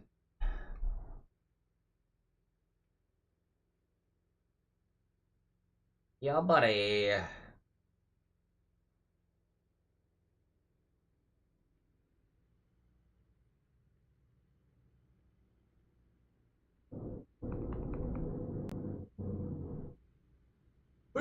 Yeah. If only there was like a single button I could use to turn all the Chrome off in Firefox. If I actually used the pop-out chat button, then it would be on all the platforms.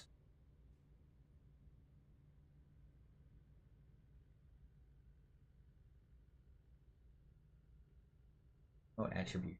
Oh, okay. Oh, I see. Oh, that's cool. You know, Twitch did that. In the chat settings, you can check the attribution for the emotes to pretty much see who created what emotes.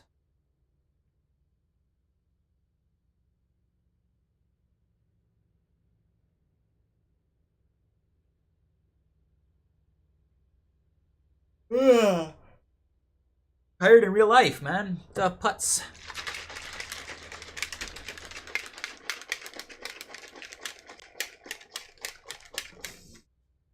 I don't have a hanky either. No hanky. Jilly.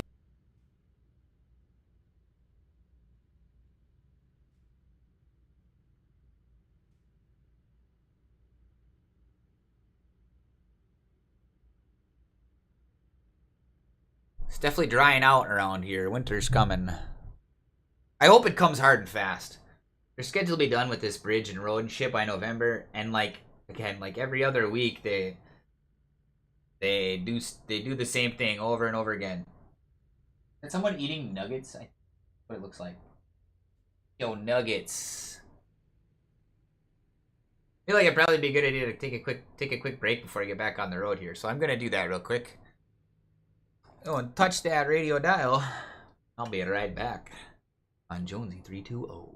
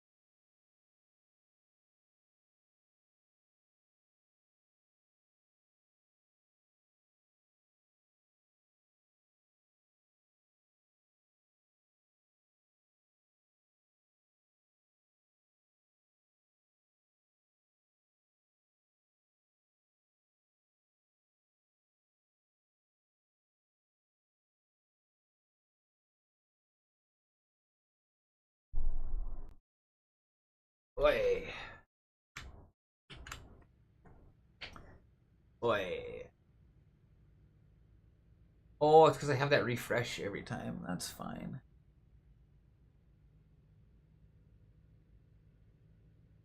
That's fine.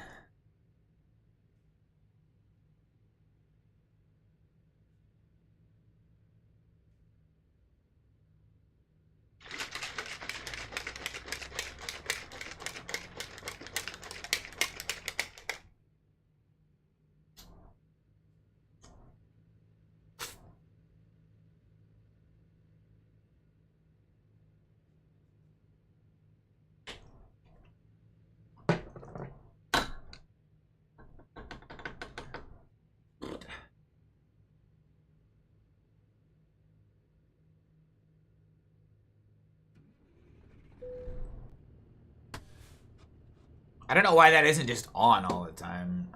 The game doesn't ever turn it on. I gotta be the one to turn it on.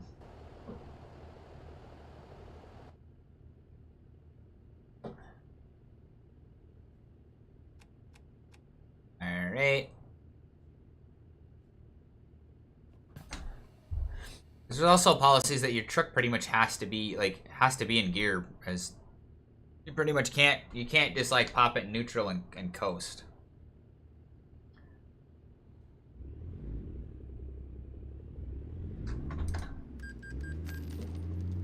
What now? Oh, it's because I pulled out or done fueling.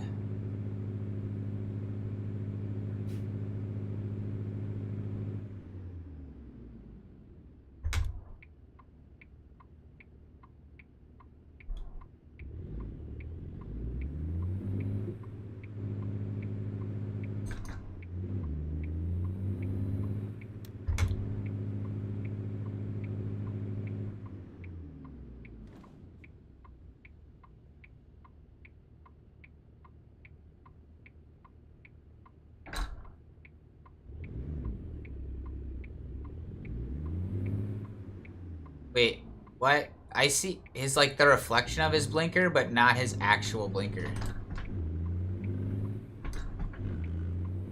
Alright, US 101, nice.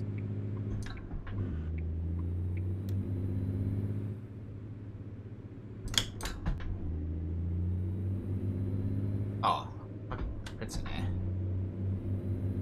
This big load, we do generally need to get most of our gears hit. No skipping here. Jesus.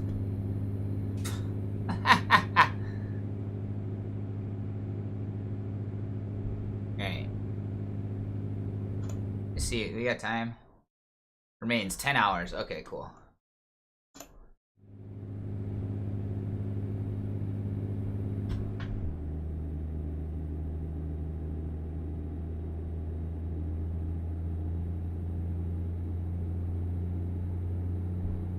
Turn the I-beams on there? Yeah, buddy. I might need a button for that. I don't know what I have 3 and 4 set to.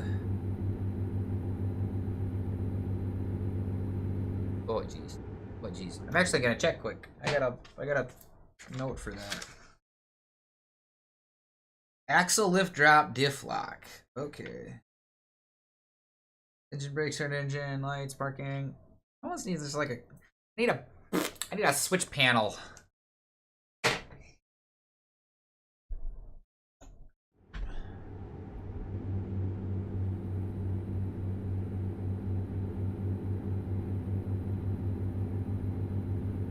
I wonder if for cheaper than what I could buy, like a USB truck sim switch panel, I wonder if I could just like find one.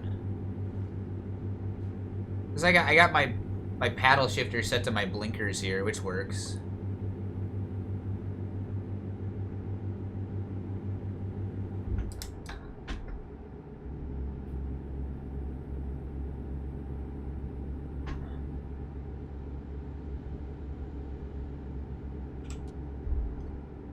What the fuck? Fucking asshole.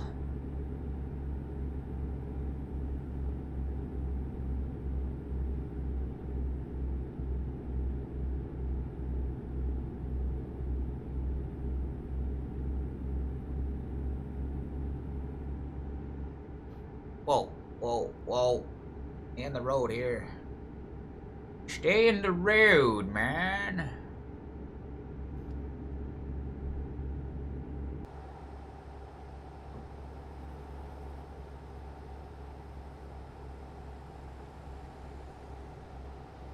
Actually, it's really hard to do this without seeing what the wheels are. I just wanted to get some cool cinematic shots for you guys. Fart. Alright, get back at the cab. Put the drone away and drive.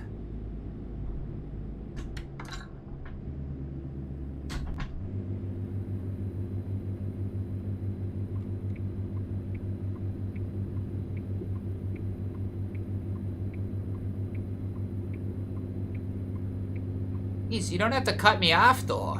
Like, I get it, I'm going slow.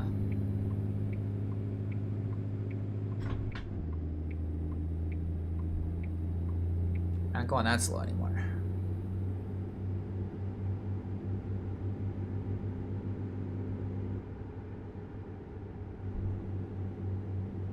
I suppose I could move some of these buttons around. I could set my flashers and my brights up to here because I don't have an axle drop and I don't have...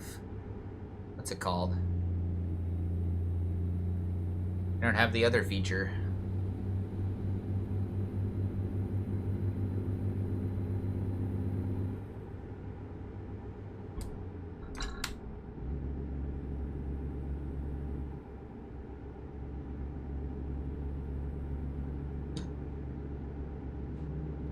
Diff lock. I don't know if the truck has a diff lock.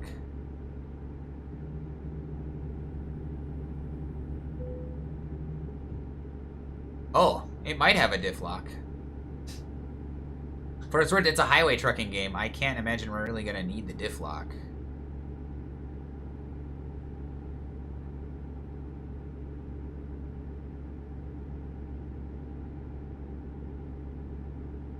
Is it actually 65? Nope, they want trucks going 55, apparently.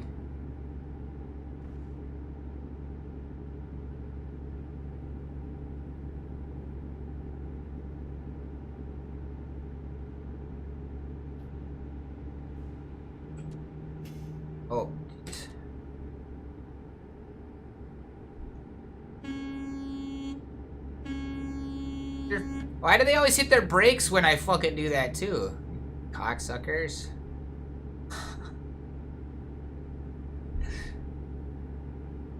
Not even road rage, it's just people being stupid. Road rage is a thing, though.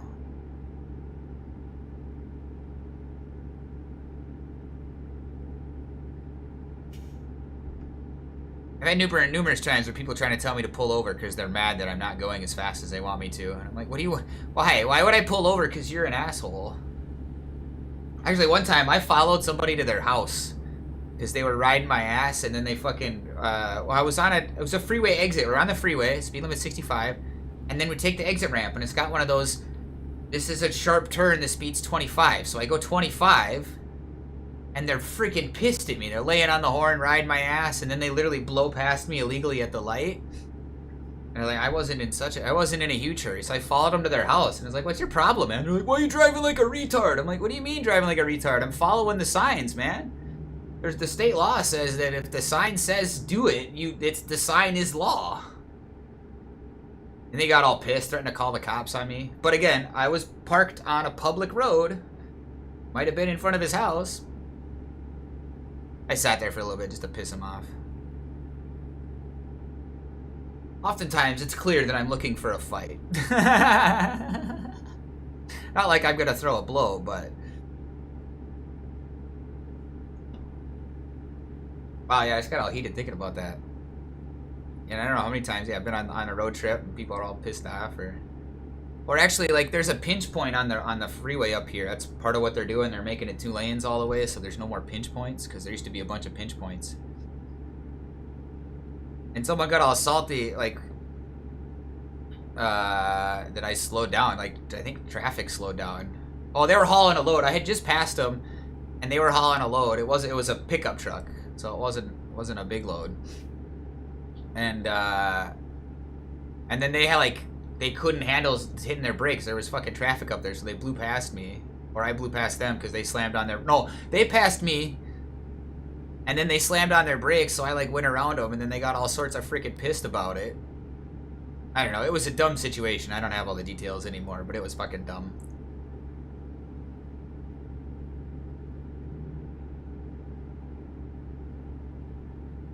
I think they got in the right lane, the turn lane on the next road, like they were gonna turn, and I pulled in. I got in the lane to, like, yeah, sure, I'll go with you, and then I skipped it. I didn't turn, threw the finger out the window and drove off.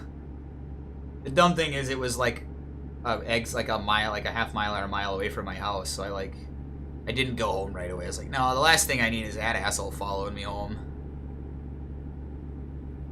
I had the whole vehicle full of family and everything, so I was like, yeah, if it's just me, I'll pull over in the parking lot across the street from my house so you don't know that I live here, and just deal with it, right?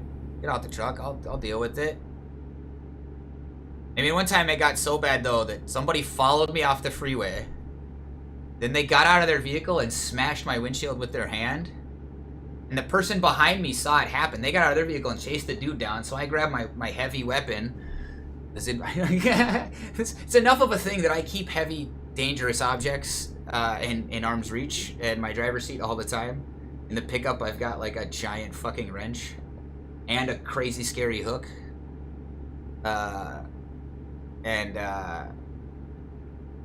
Yeah, and I chased him down, and then the cops got called because we were blocking the whole exit. And then the cops told him he had to buy me a new windshield, and then when I sent him the quote that Safelite gave me, he said, "Fuck you, I'm not paying that. I'll get you a new one for half that." And I said, "No, the cops told me you're gonna pay it. Give me my fucking windshield, or give me this money." And then I couldn't ever get a hold of anyone to remedy the situation, so I was just out a whole windshield. I think I just told my wife to add glass coverage to our car, and then I just said, "Hey, we just got it fixed that way." But we didn't have glass coverage at the time. The dude was like, "You probably have full coverage glass, and you're." I was like, "No, if I had full coverage glass, I wouldn't even give a shit."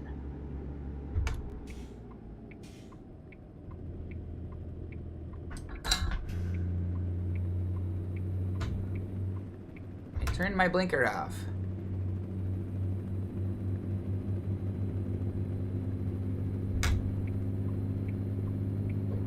Hey, fucking road rage. Now I'm all hyphy. Let's chill out here, huh? Ooh, 7 low was a bit rough. 7 low was a bit rough. You skipped that gear and probably shouldn't have.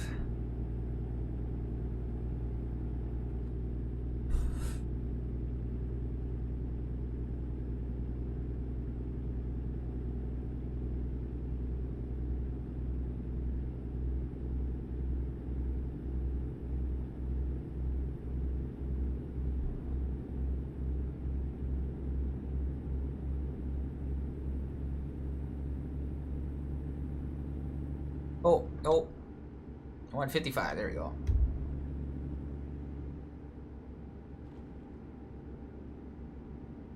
The hell, I don't like it when they do this. The road just like pops a new lane up for no reason.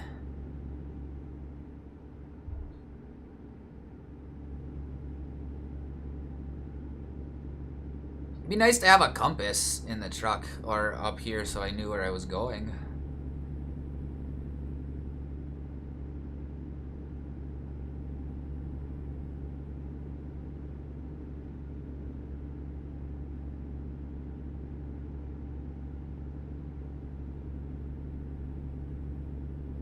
I wish I didn't have so many damn horror stories about fucking idiots on the road. I have too many of them. It's annoying.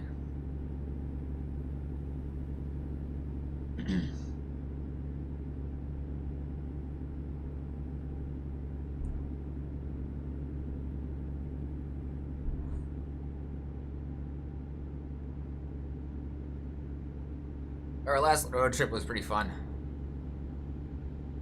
I like driving at night. I like driving late. So we end up pretty much driving till I'm like, all right, we're gonna get to this town and then find a hotel. And then, we were in Omaha, but I don't know if the Final Four was going on or there was some there was a college baseball tournament. So every single hotel was just booked up.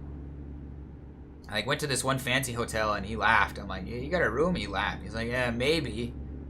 And then he found one. He's like, "I do." "How much?" He's like, 500. Oh, hell no.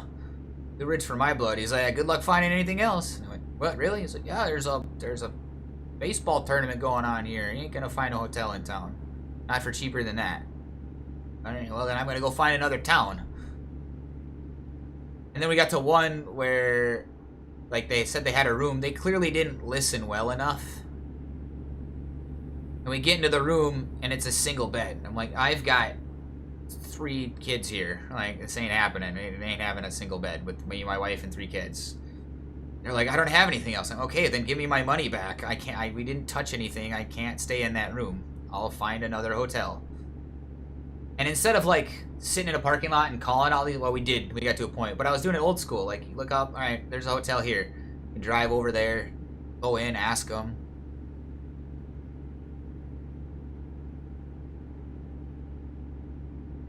There's a couple when we walked in on that trip was could smell the cigarette smoke in the lobby. It's like I walk in, I was like, ooh. I think I walked in and just went and used the bathroom and like, hey, I was looking for a room, but I can't handle this cigarette smoke, so I'm gonna go find somewhere else to stay. Hey, we could probably be in the right lane.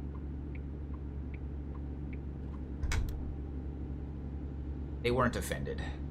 Or actually, I think I asked for a non-smoking room. Like, well, you got any non-smoking rooms available with 2 beds? Nope. Alright. Yeah.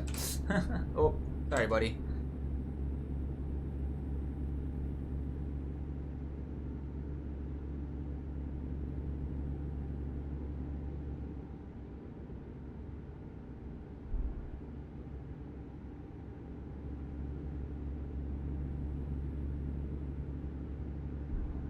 Why do they always hit their brakes after merging? That's just annoying. I don't know what lane I want to be in. Definitely don't really need to be... 6 high is fine. Left lane.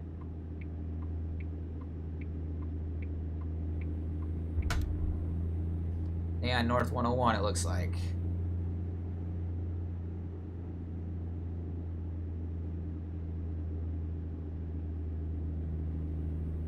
They're both exit only.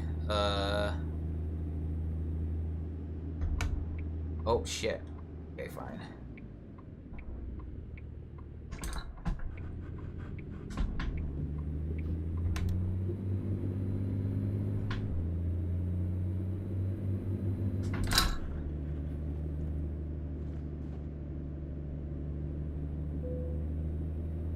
I discovered a recruitment agency. Sweet.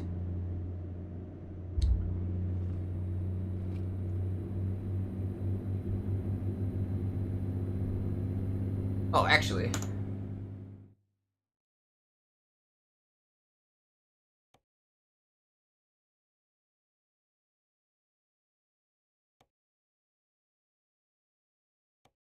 You're a driver. Frasier.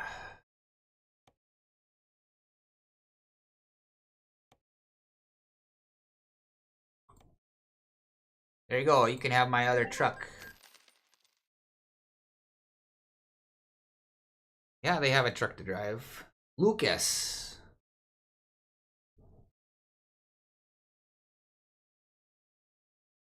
Kind of an expensive wage. They want 16 bucks a mile? Dude, not in this industry. Not in this industry. Not if you're driving my truck. I'll give you $1 a mile. How about that? The rates in this game are insane, but if they were real life rates, you'd never get anywhere.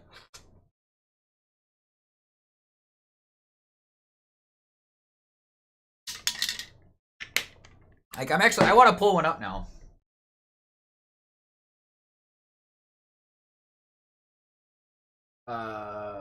What tab type? Where's search? It's purple.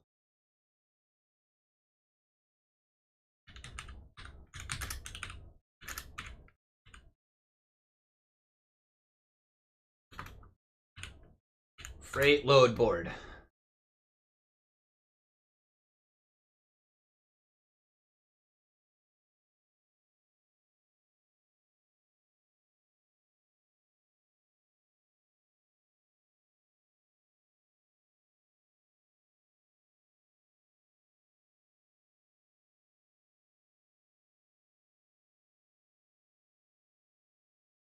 Current average flat rate, $1.95 a mile.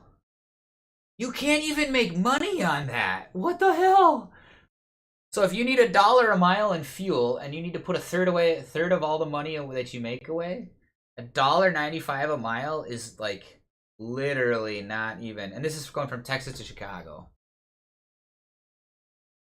That's insane. Absolutely freaking insane.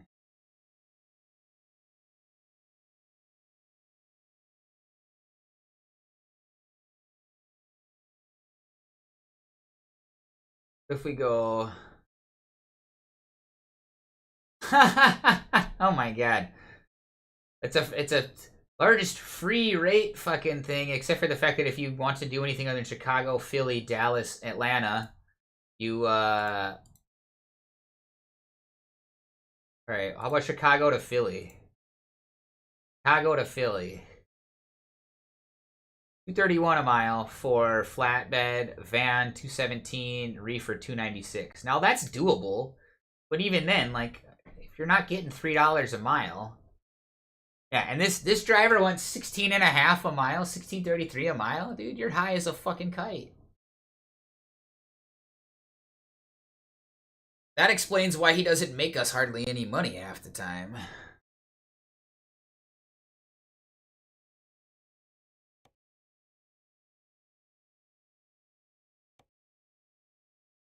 Oh, and they want even more. 361 a delivery and 1666 a mile.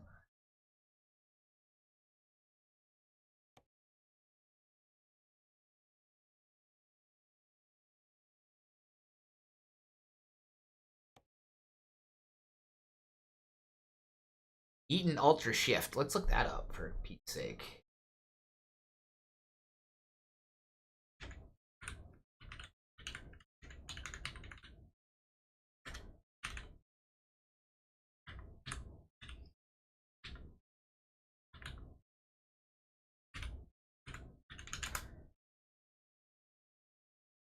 My god, I can literally pull up the owner's manual for that transmission.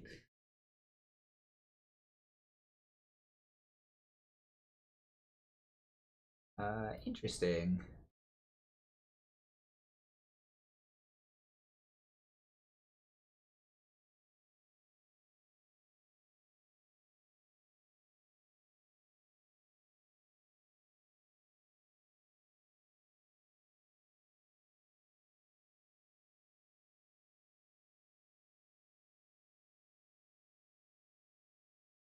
Mission overview. Can I just like... Okay, that's awesome.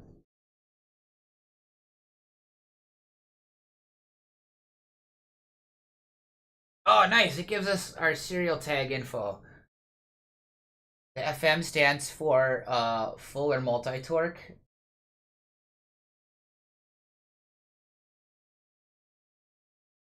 Oh, Fuller. The F stands for Fuller. Have A, O, or M there. It's a multi-torque. The 15.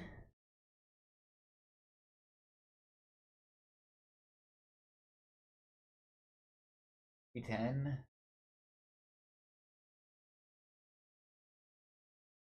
So the 15 means it's got a 15 torque times 100, so 1500, I don't know, foot-pounds of torque probably. Design level would be E. Oh, 3? I don't know when the E comes in though. And then the number before the letter at the end is the gear. Forward speeds. It's got 10 forward speeds. So it is a Eaton 10 speed. And the B is the ratio set. Doesn't... Yeah, this is kind of weird, but...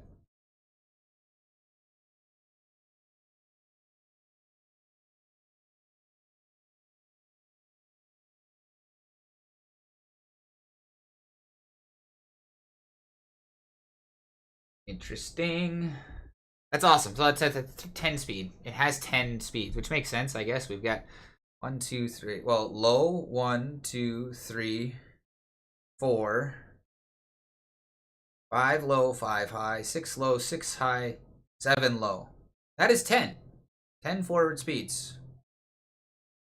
So we might as well be slapping in a 10 speed, because it literally only has 10 forward speeds. Doesn't matter how you slice and dice them.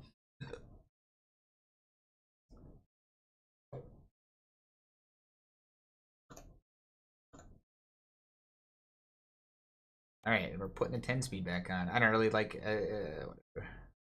Oh, rolls. Because we only have a 10 speed in this truck. So that it would give us the EF Eaton Fuller 10 speed shift thing. I forget how this one works though, so Bear with me here.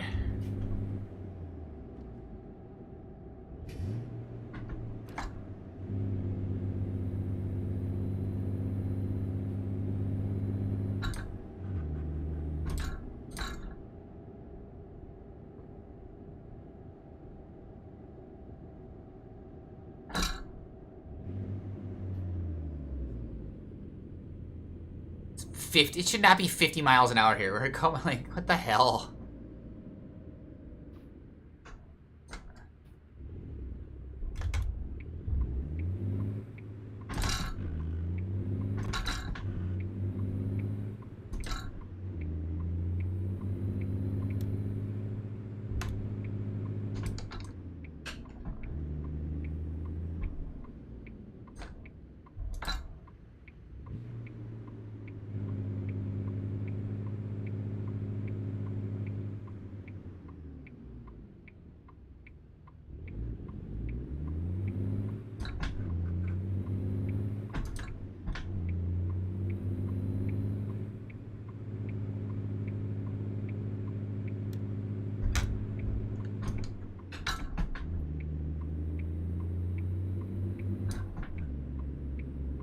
We weren't quite ready for 7th, honestly.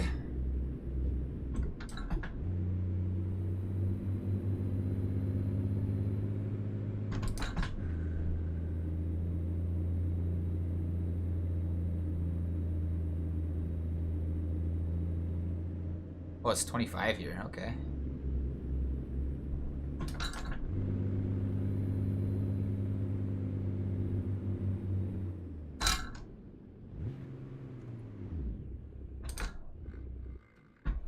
Killed it.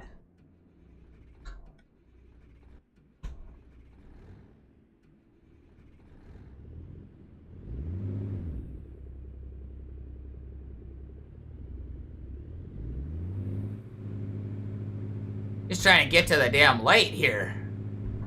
Jeez Louise, that was rough. But yeah, we're in San Francisco. There's crazy hills. Yeah, it looks like San Francisco. Oh, look, a pot shop. Come on, light. Why do we have a timed light here? What the hell?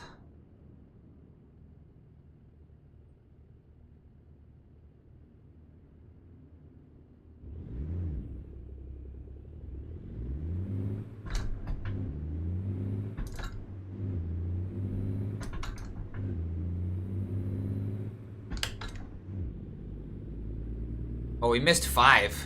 Yeah, that's fine. Usually 5. Usually you don't have 5 in low range, honestly, or like it's. Yeah.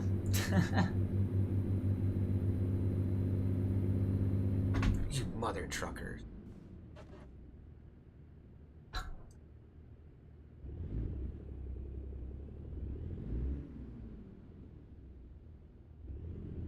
Pull up a little bit so I can see when this light turns yellow. There we go. There.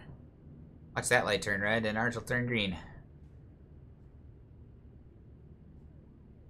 Oh, sorry. Oh, crap. What are we at? Why are we here? Come here. Imagine using Windows. Yeah, that sounds awful.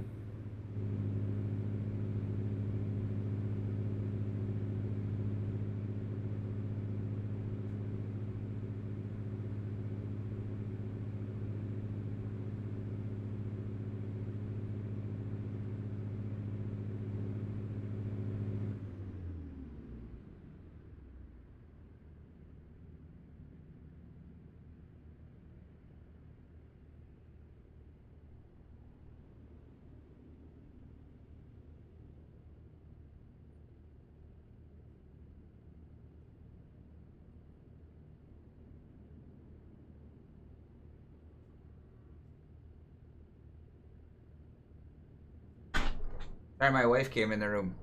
And then my kid did. Oh, we need to put it in gear. Yes, I was muted intentionally. I was muted intentionally. And there's like a 30-second delay, so I'm back now. But yes, I was muted intentionally. Or I don't know what the delay is. I didn't count it today. We're gonna hit this hill and go way too fast.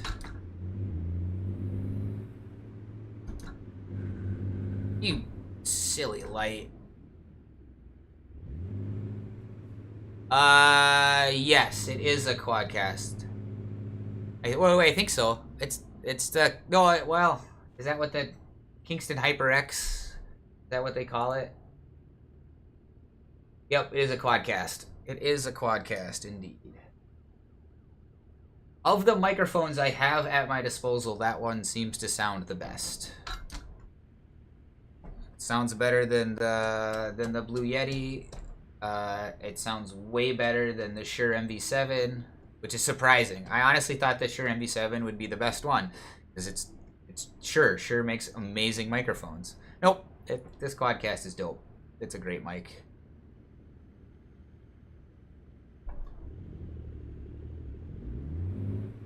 Yeah, depending on what expensive means to you, and I could see that. I mean, the MV7 is arguably more. MV7 is like a $250 mic. I think this is like a, I think last time I checked, it's like a $200 mic. I didn't buy it though. The only one I paid for was the Blue Yeti.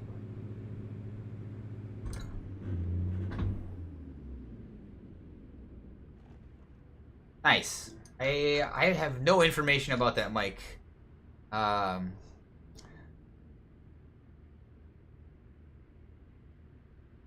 Yeah, I haven't heard of it, but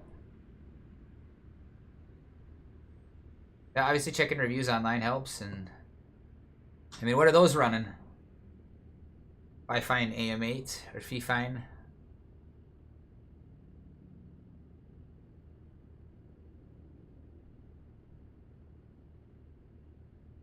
I mean, the nice thing about the and it's an old quadcast. Oh, 55. That's not too bad. Yeah, and I guess if you don't have a quote unquote professional reason to need a nice mic, and I wouldn't consider any of these microphones we're talking about professional grade. These are all podcaster streamer grade mics. Yeah, and if you don't even have that level of a need for it, I would say then even something like a Snowball, a Yeti Snowball would be fine, or a Blue Snowball, not Yeti. Even though Logitech owns them all now, Blue doesn't exist anymore. But I mean, I don't know, most like if you've got a work from home situation, you've got to attend meetings and stuff, almost anything's better than laptop audio. So I was blessed. I mean, all of these are still micro. Actually, one of them, I have actually one or two of my mics are still mini USB. I don't know. It is what it is, and so I hear you though. But for what it's worth, the microphone comes with its own cable, and it's usually a pretty long cable. So it's not like you're going to be using another random cable. And I'm an old school head computer nerd. I have like piles and piles of minis and micros, and I just like the last year or two I finally started getting a handful of C cables in. So yeah, so for me, USB-C stuff, I agree, the Snowball does look goofy. It does look quite goofy. It was just one of the ones I know that is relatively affordable. Actually,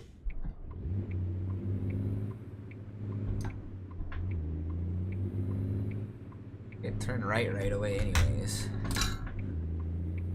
And hit this red light.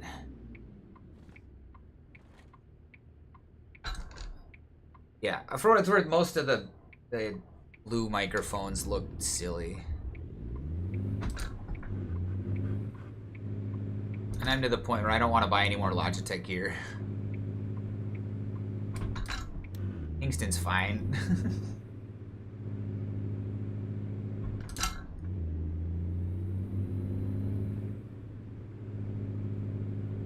I mean, yes, USB-C is definitely an improvement over micro, though. I get it.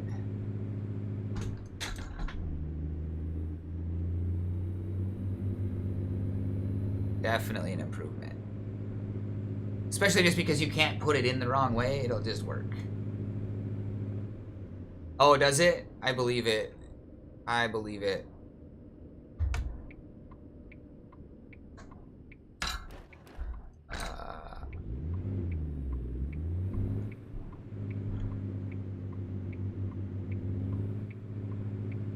That's how I feel about the, how I feel about the Yeti, the Blue Yeti. It picks up everything. No matter how I adjust the gain, it literally is just, it's wide open and it sounds like trash. What a tricky spot to get that. Okay.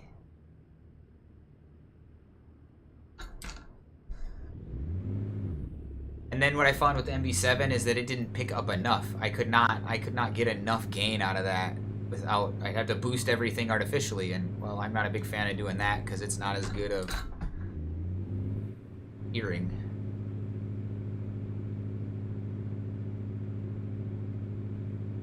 Like, it just doesn't sound as good if you have to add gain after the fact. Alright.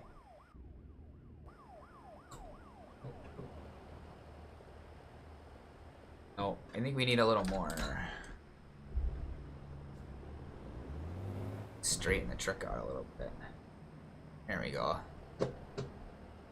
Still not gonna go well.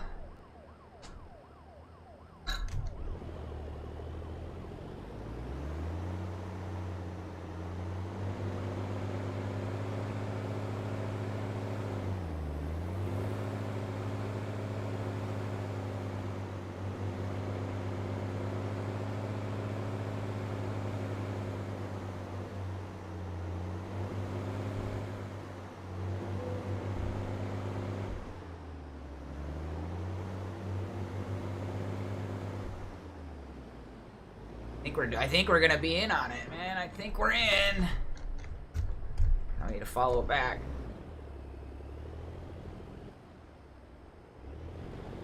Oh, bummer. We gotta pull up a little bit.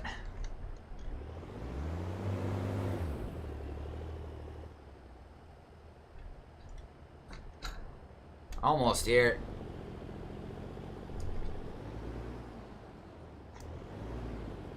Cut it just a little bit, just a little, just a hair. Good effort. We did it. We did it. Huh. Good to know. I think I had suggested one of the other, I think it was the Cloud 2 even, to somebody. I mean, I think they wanted everything picked up, but there is a thing is too much pickup. Oh no, our mouse is dying again. Son of a biscuit.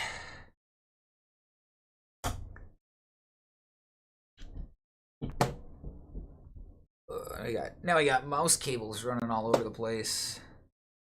Yeah, we almost leveled up. Oh, for sure. Yeah, tinny sound. Nobody wants that. I feel like that comes from, like, once the sound makes it into the mic, it bounces all over heck. Before, like, yeah, so you get weirdness. Huh. They don't have any jorbs. Oh, yeah. That's why I got these JVC Hamex cans, because they're nice, warm, bassy. I mean, one thing one can do, depending on what applications you're using and whatnot. Why are we at such a shit stream rate? We must have done something. There are things you can do to color the sound. I mean, a lot of it takes a considerable amount of processing power, whether you're using pulse effects or just like OBS, the Cloud 2s. Yeah.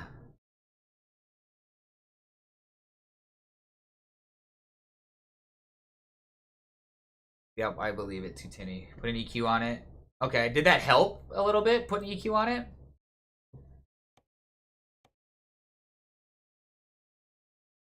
Alright, well, we gotta get out of here and go find somewhere else to look for a jorb.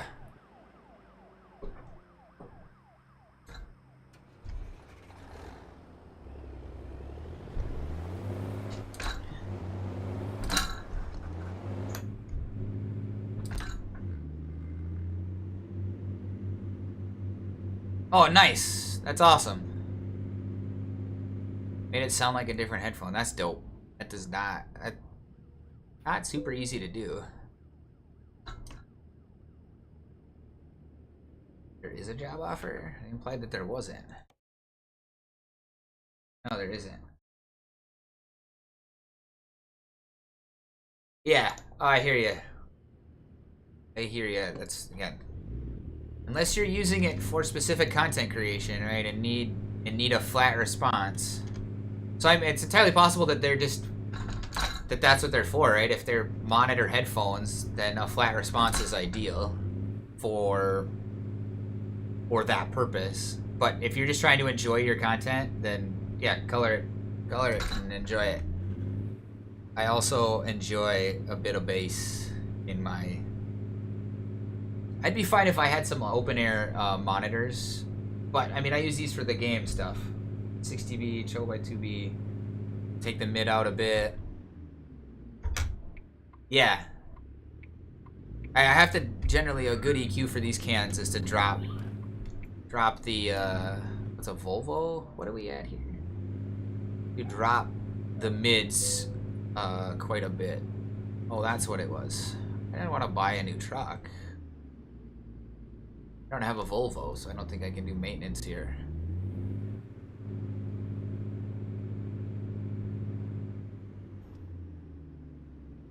Yeah, these cans do much better with dropping the mids because it does get a bit muddy. But whatever, this truck sound awesome.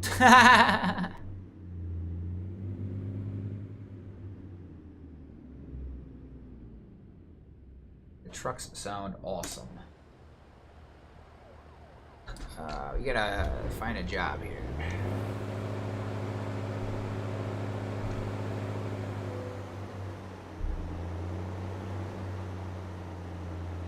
I think these might be considered open back. I mean, they're definitely not closed back, or they're at least semi-open, which is ideal for me for streaming because I have to talk and I'd like to hear myself a little bit.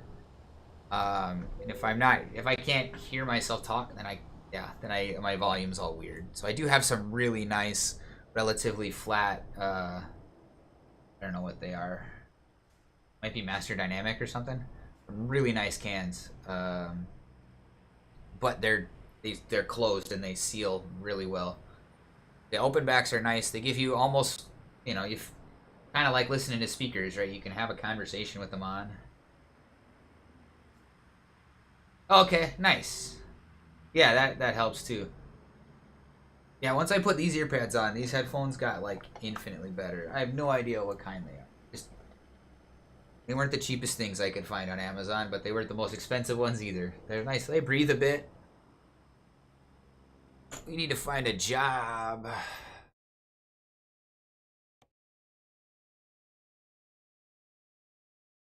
San Francisco. Let's sort by profit here. Oh man, more tires. I'm getting kind of sick of them tires, but they pay so well. Oh, interesting. Yeah, I could see that. Having a little more... Oh, okay. I imagine that it allows the bass waves to kind of escape a little bit and not bounce around so much inside your ear. I don't know, it's just a theory, just a thought.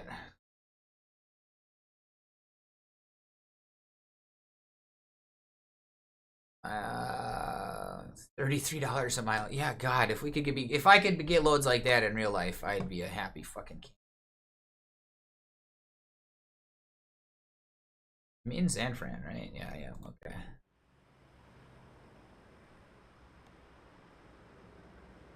Heck yeah.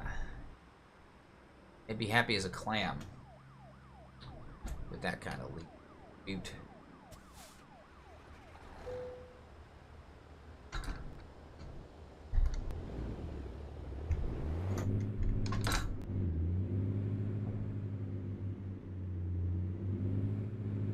take it wide here.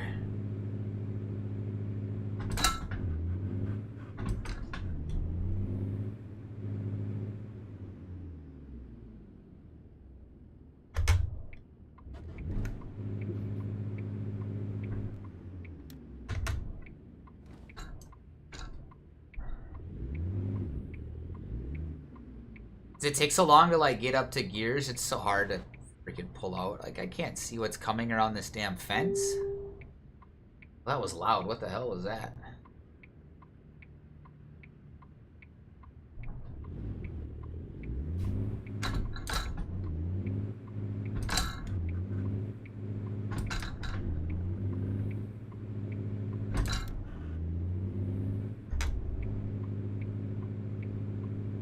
Really like this light to turn so we don't have to stop again. Why are you so far back?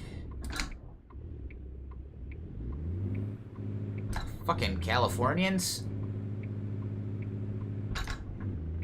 Yeah, it doesn't make any sense. He was like way back there. Oh, it's a real truck outside with its noisy ass trailer brakes. One of the trailers they're using for the road construction around here has some crazy loud trailer brakes.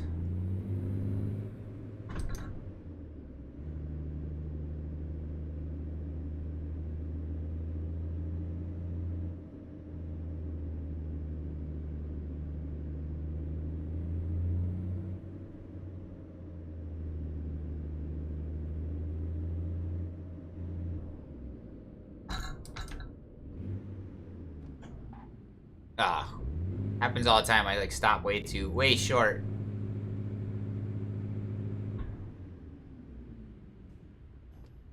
Wait, ooh, it's a nice looking Chevrolet.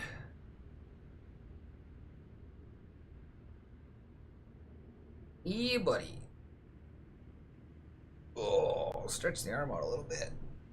I play so much. I log so many hours in these driving games that my arms get really sore. Like I'm just like on fire back here.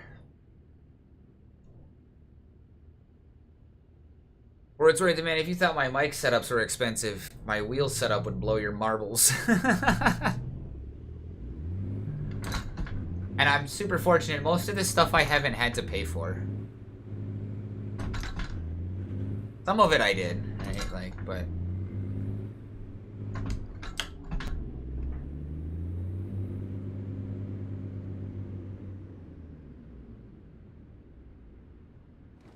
Breaking the law, coasting to a stop. Man, I really hope that load's still there by the time we get there. It's taking forever to get through town.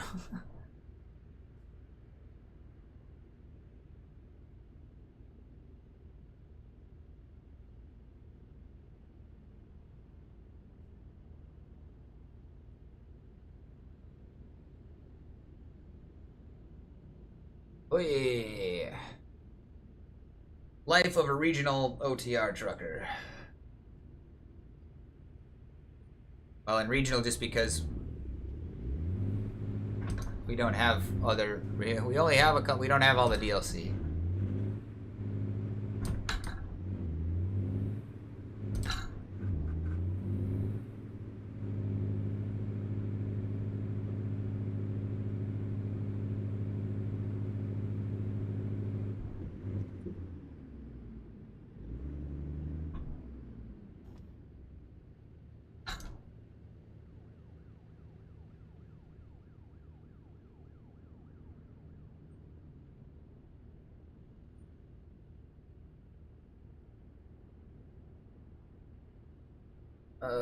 Let's drink some water. Getting kind of hungry. I'm looking forward to dinner.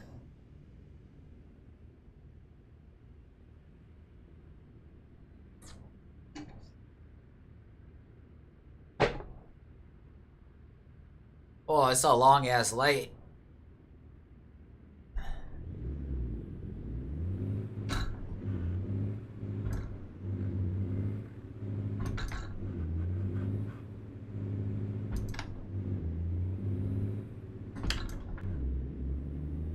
Oh my gosh, and I'm hitting every single red. This is so dumb.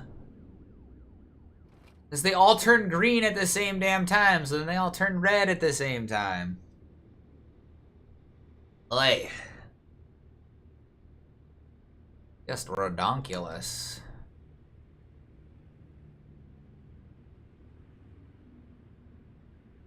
Oh, we probably need to keep her foot on the brake. There.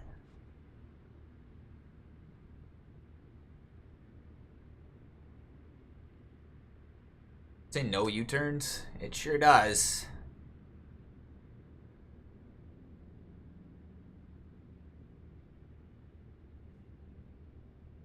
Come on, light.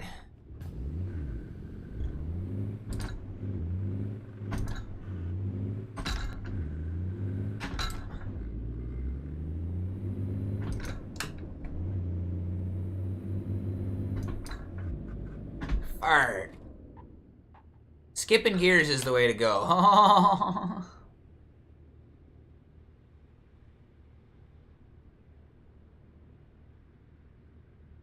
Probably went too fast there.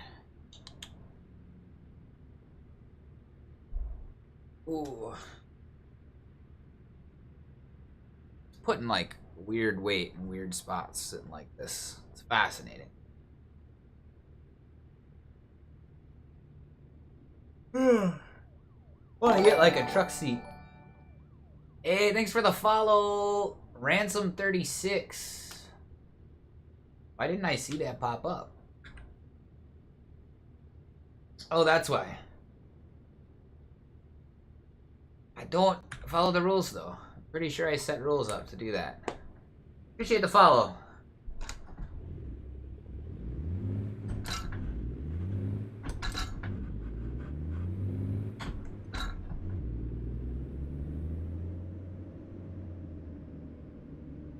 In my team, can you delete that message? Anyway, mod team on? I don't have my mod team's not on today, Sag. Well, I guess we'll have to fucking do it ourselves. Oy.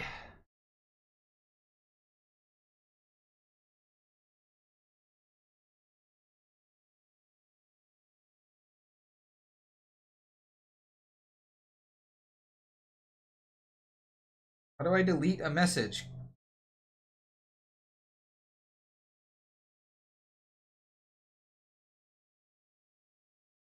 Well, I don't know if apparently you can't delete messages in Twitch. I can just time them out. Appreciate the follow. But next time, I'd rather you follow the rules and follow my channel. We're almost to the follow goal again. We'll see how long all these bots stick. Oh my god. Fucking blowing lights here. Oh, and the bus is gonna pull up right behind me like a fucking cocksucker. You guys are all assholes. I can't, like, dude, give me room to back up here and fix my shit. I could probably go from 1 to 4 here.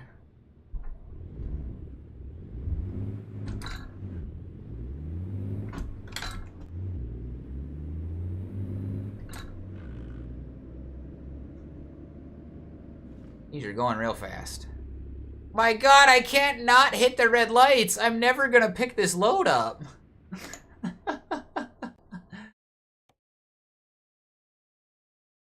Nope. Oh, we got a different one. Oh my gosh. Oh wait, we need to... Okay, it's still there. It's gonna take us forever to get there. It's kind of ridiculous.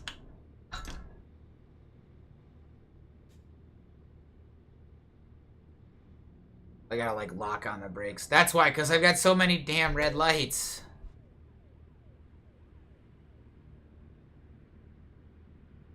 What's an A, man? This is slow going through San Francisco here.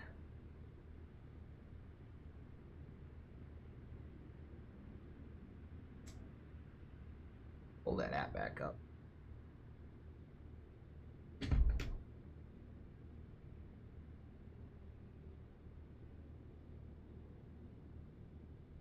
Come on, red light. There we go.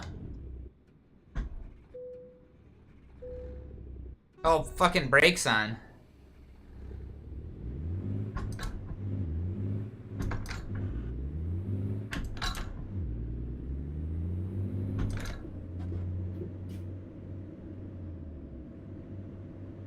Holy crap. We're,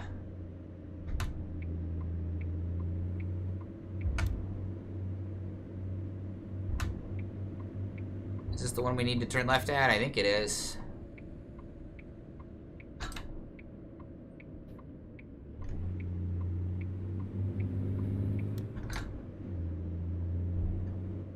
What's 20 here? Why are we in a zone that's 20 miles an hour? This just... I can't even coast that slow.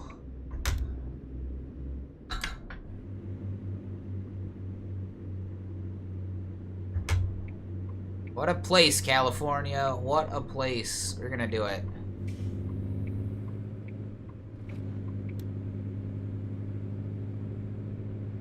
Almost there to Bitumen to get that load. Oh, they're truckers.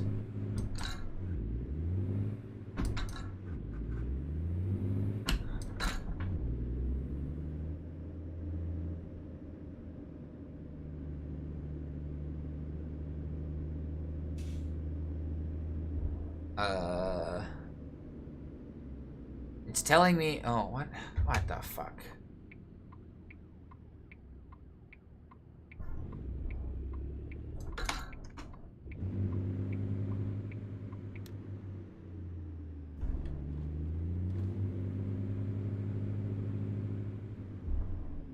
Please still be here.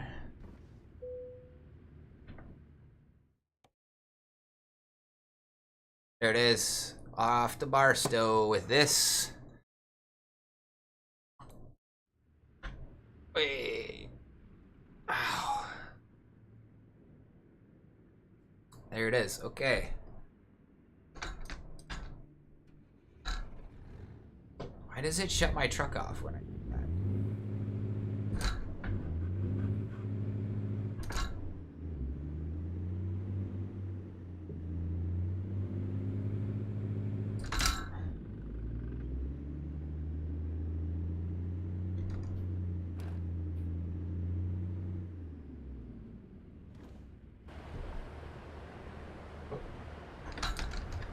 Here we go. Back it up, back it up, back it up.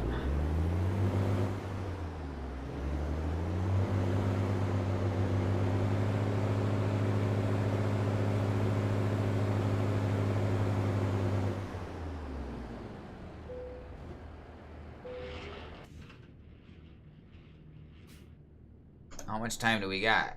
Oh, we have 24 hours. Oh, good. We got time to sleep when we need it. We're gonna definitely need to sleep. I think with the solution, I need to need a wedge cushion. My wife got me a different cushion that'll help with some of the other issues I got going on. Dynamix tires.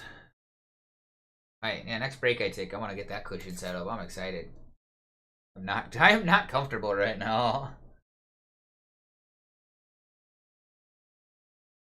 Wait, how come I had another follower? How come I'm at 19? That was, I might have only been at 8. Oh, whatever. Whatever. Interesting. Like I've saw my follower count on Twitch get up to 20, and it was back to must have been to 18 earlier today. Darn bots. Or it's the fact that people follow and then I tell them off because they only follow so they can drop their Discord name. Like I don't do that. I'm not gonna add you on Discord. Here's the solution.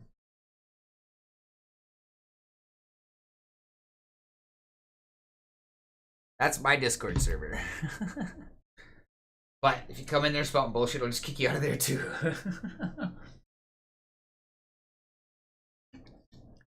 I wish the bots didn't need the bang, right? They didn't need the pre-command, and you just slapped it up there. I wish it just replied with anytime anyone said Discord, I wish it just replied. Please don't tell me I have to go through town again. I sure do.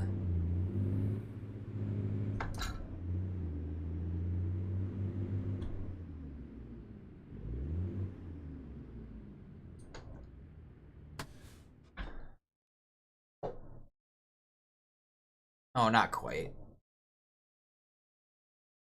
What an interesting... Okay.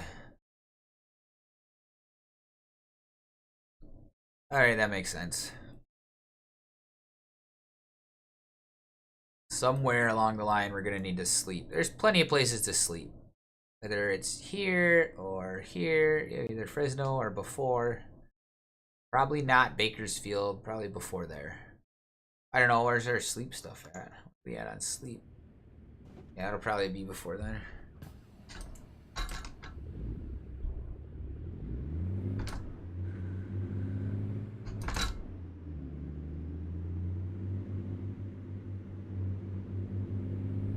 Well, thank you for the job, guys. I appreciate it.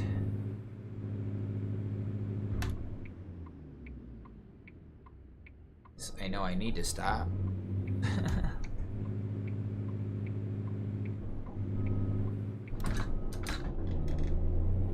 Holy crap, you're driving a bulldozer by my house. I can feel it shake my whole floor, and I'm on the second story. Yep, there's a bulldozer out there. You can't see it, the camera won't pick it up because of the light difference.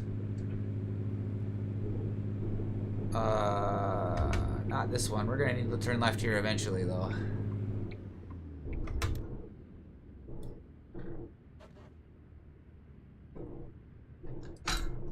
Made it all the way to 5th gear to hit another red light. Oh my gosh. On the speed limit's 20 here. That's brutal. I get it. I get it. I'm glad that cities and towns are doing that. I really am. Ugh. Might need a cup of tea here soon.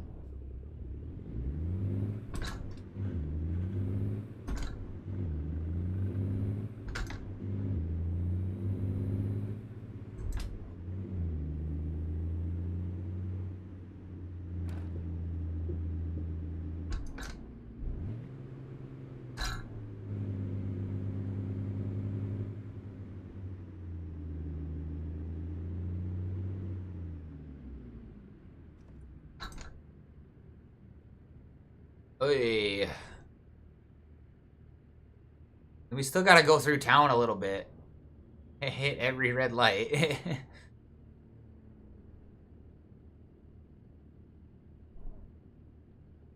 Doodly doodly doo, doodly doo, doodly doodly doodly doo. Nighttime explosion, doodly doodly doodly doo.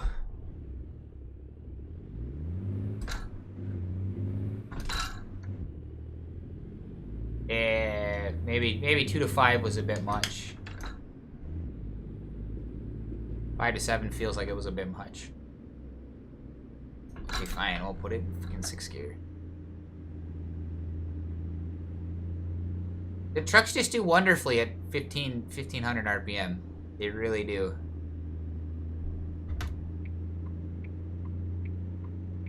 There's almost not enough room to fit a truck and trailer here.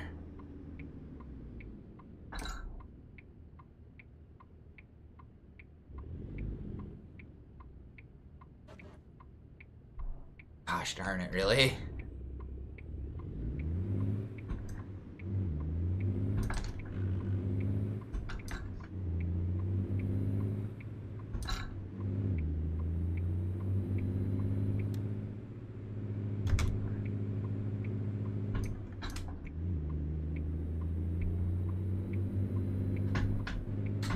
No splitters, just range. Remember the first time I tried to play this and I didn't know about range and splitting and stuff like that?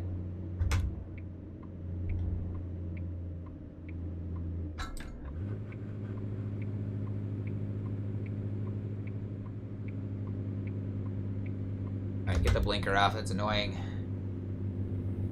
And I was like just really confused. Cause I've got another shifter. I've got the Fanatec. I'm on the Fanatec setup right now. The CSL DD with the, I don't know, with their shifter and a nice set of their CSL pedals with the brake upgrade kit. Not the load cell, but it's still an upgrade.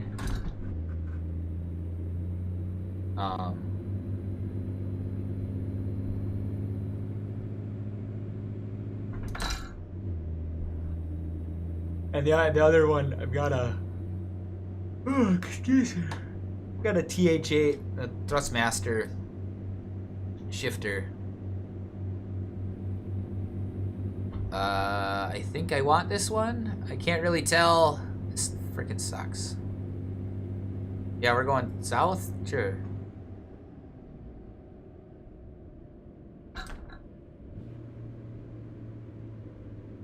Oh, it's 50 here now. But it's this constant speed change and stuff is redonkulous. Why do we change speeds on a flippin' curve here?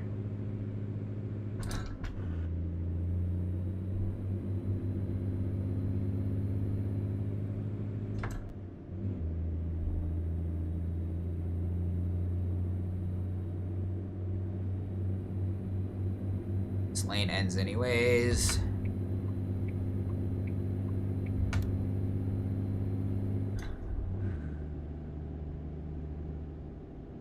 $50 on the freeway feels a bit slow. It's a very wide freeway. Psychologically, it feels like we need to be going a lot faster. Honestly, we wouldn't need posted speed limits if our roads were just designed intentionally. The roads and the surrounding areas of those roads.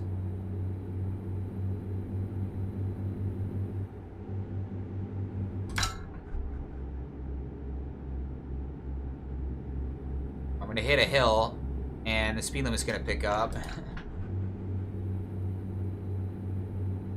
Oh wait, truck speed's still 55. Yeah, whatever. Yeah, whatever.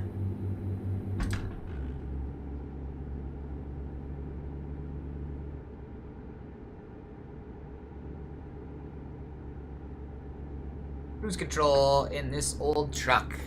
Love it.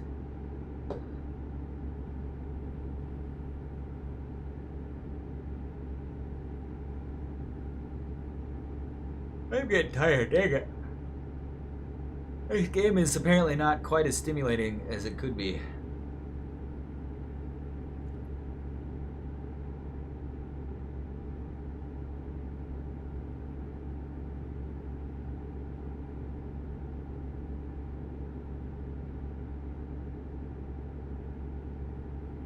Hey. How's everybody doing today? Anybody do anything fun and exciting today? I got up to go to work. I got up to do this. This is work. My jorb. Only it paid me like a real jorb did. That's okay. Maybe in the future it will, huh?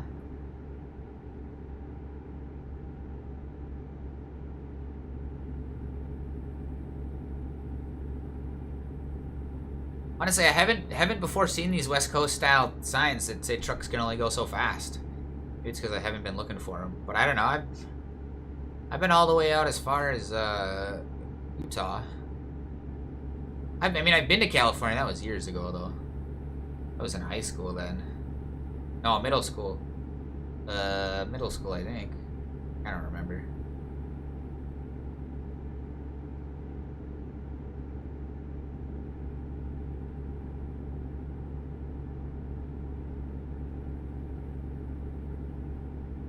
Around here, they use the plow trucks to do stuff like that, but they don't have plow trucks in California.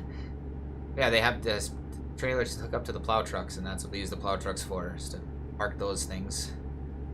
What was the lane closed for in the first place, though? It'd take us a long while to get there at 55. Holy moly!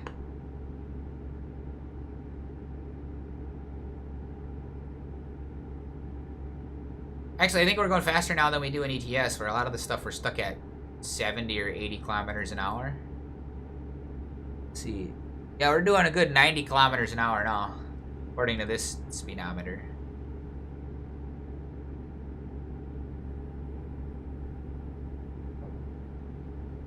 Whoa. Whoa. And I could put it in metric mode. I want this exit. Okay. Oh shit. Okay.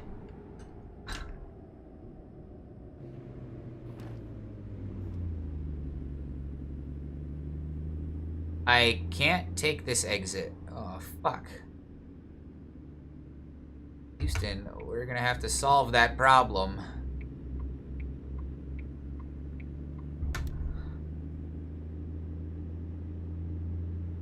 mean, we could make it work. Like, how else? We gotta fuck.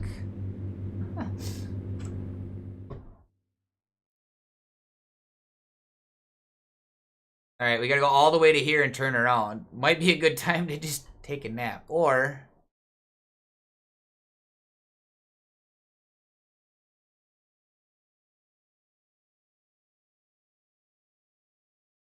let's see.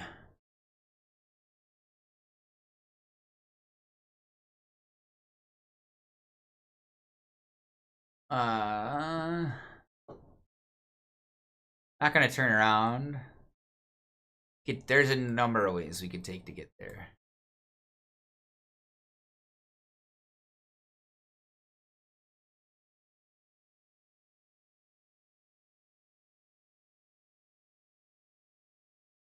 We'll see where we're at. Maybe we'll stop here, or maybe we'll stop in here.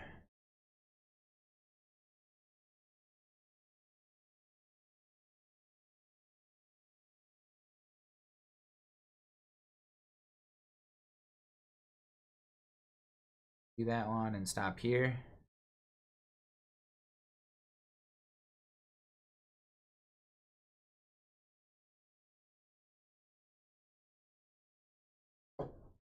We're gonna put them both on the map and we're gonna see what's up. Okay. Ugh. Oh, that felt nice, I guess. I don't know. It's always weird if thing happens. You're like, oh wait, no, that didn't hurt. That felt good. That's exactly what I wanted to have happen. Oh, we dripped on the mouse thing. Ew. Milky bits.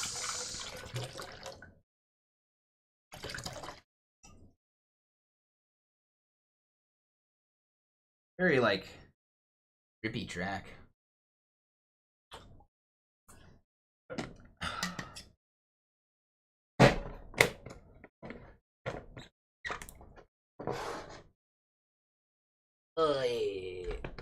Only I had like a link to the I'm listening to Soma FM's Dark Zone channel.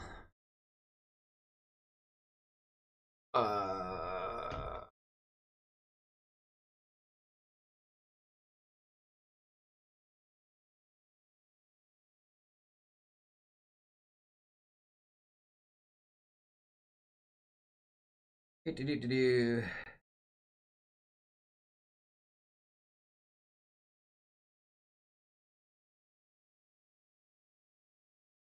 Oh, there's a Halloween stuff? Nice. Boo, boo, boo, boo. A through Z, how about that?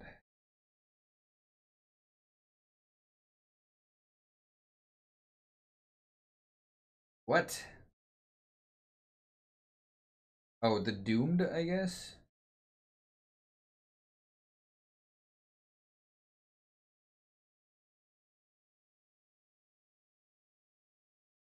Let's see.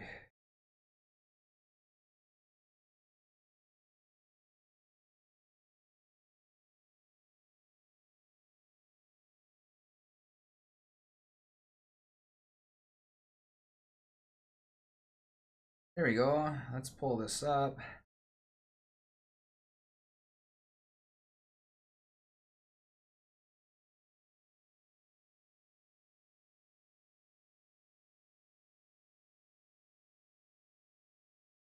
Ah, crap.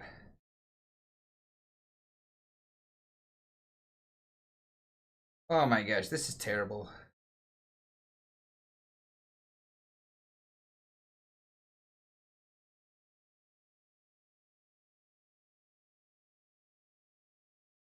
Oh, paste. Give me my... Why is it so slow?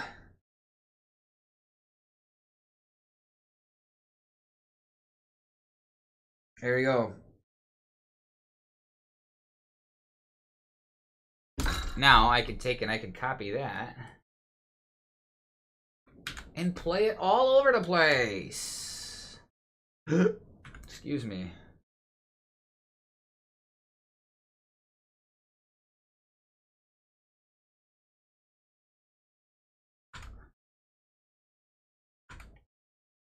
Look at that. Yeah, buddy.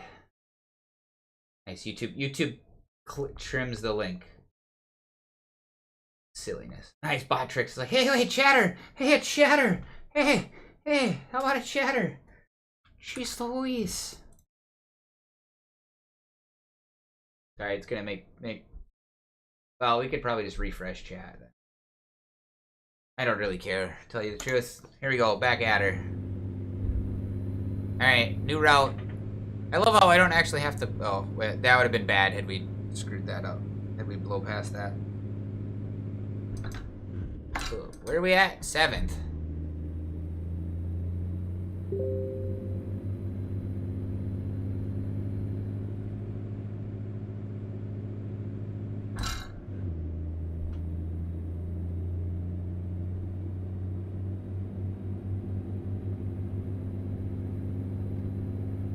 Hey, and then my wife just texted me with my dinner order.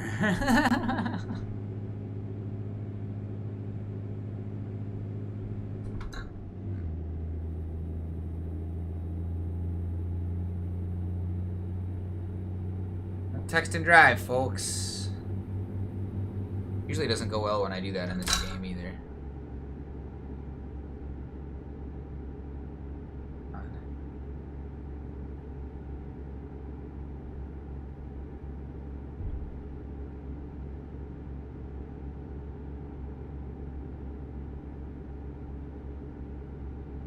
Oh, you're... Oh.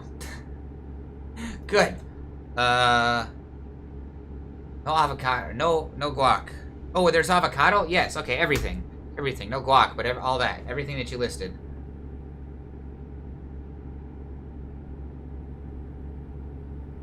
All the proteins and grains, the tomatoes and sour cream, and some avocado and cheese.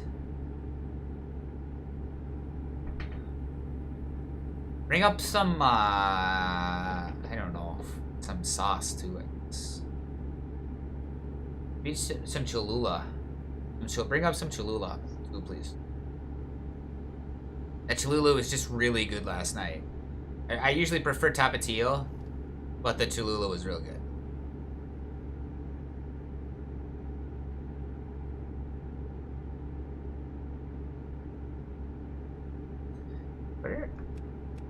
Oh, alright, my lights are on. They're just... No. They don't do shit. How come it... I don't like that. Like, when it's cloudy and shit like that, your lights do stuff. Oh yeah, we're definitely gonna need to stop at that next... spot. Next checkpoint, 40 minutes. Yeah, we're gonna stop there and probably not go to the Huron stop. Oh, wait. Oh, shit. Nope, we're gonna go to the Huron stop. We're not gonna go to the Bakersfield stop.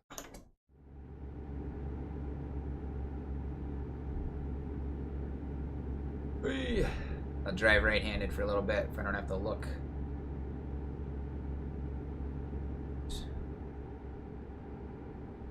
A little better if this wheel didn't have such a big damn dead zone. Makes me want to get a different wheel, really, like...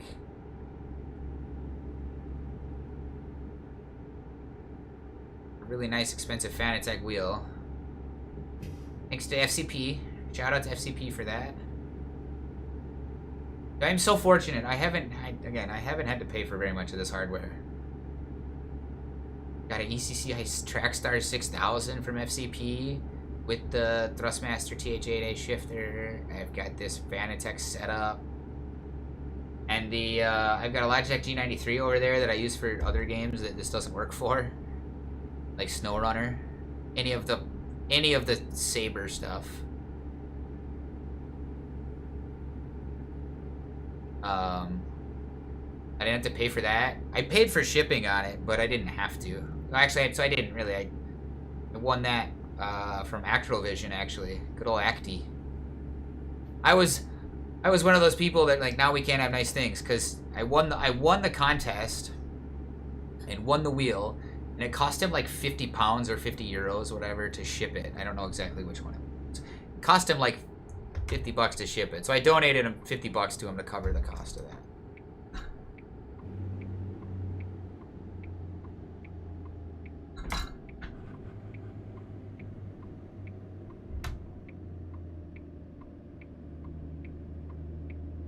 covered the cost of shipping. And he's like, all right, no more overseas shipping. So effectively, people from the States can't win his contests anymore. Which is fine, because he's like, I don't want to pay to ship that again. The only reason he did pay is because he was like, well, I gotta honor the fact that you won. Otherwise, saw that, went to the post office, saw that, and was like, oh, hell no. I'm doing this again.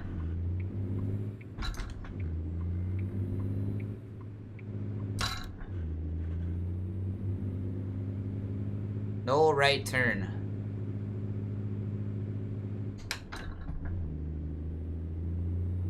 What do we got there? Oh, farmer. Farmer in the field, eh? Look at that shit. That's cool. Don't even need any DLC to have this cool shit here. Multiple farmers in the fields.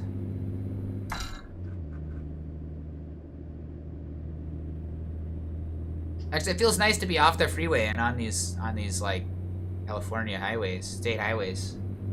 Freeway's fine and all, it's great, but you don't get as much cool shit to see.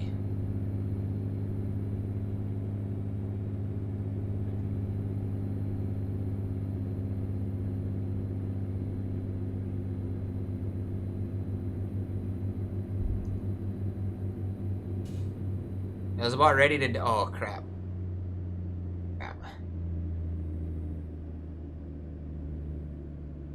Damn, Boyle's going real slow.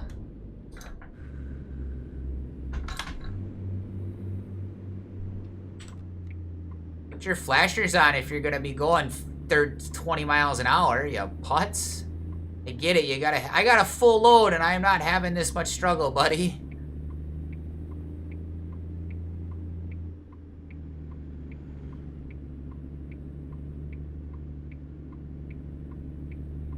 My tires probably weigh more than your damn dirt does.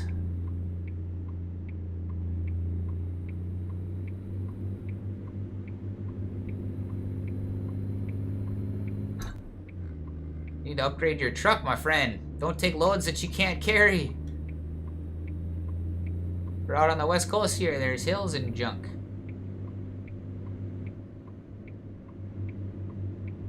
Sure, now you can drive. Can I pass you yet? No, no passing.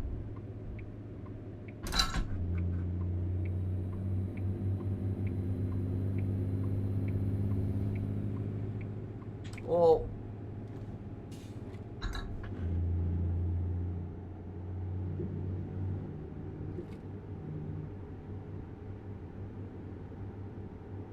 Only I had a Jake. If I could use my Jacob's brake, engine brake.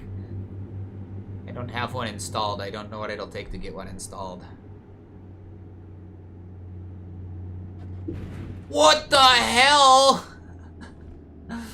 What the hell?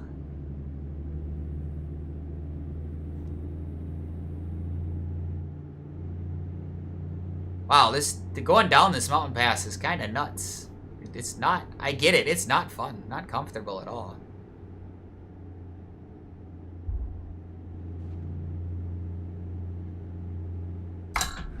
Could probably just lock her in tent, eh?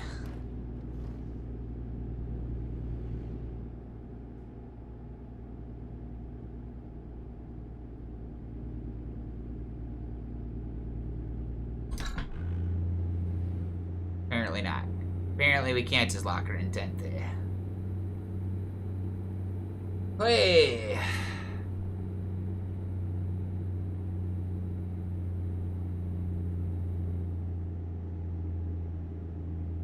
Oh man, there was no place to pass this guy. There we go.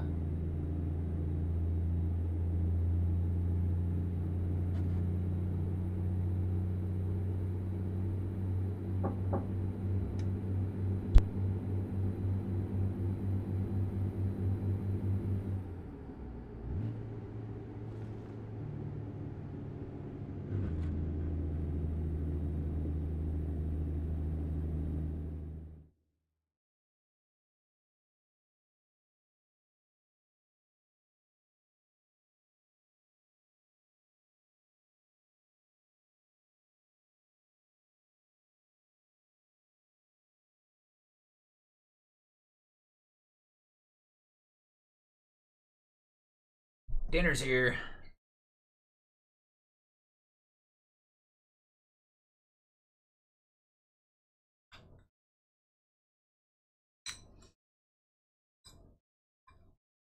Oh, I didn't add the hot sauce before I started stirring.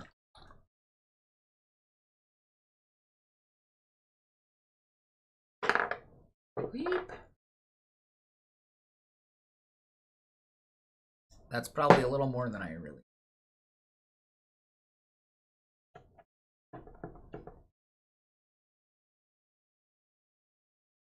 Fireball and wood peppers.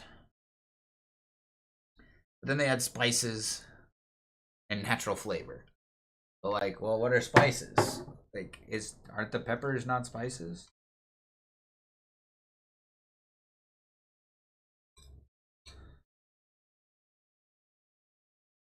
Like, didn't eat hot sauce for like good couple months here. I go back and forth on it.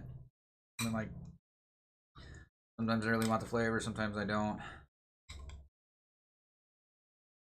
Made some poutine last night and was like, yeah, we definitely need some hot sauce on this.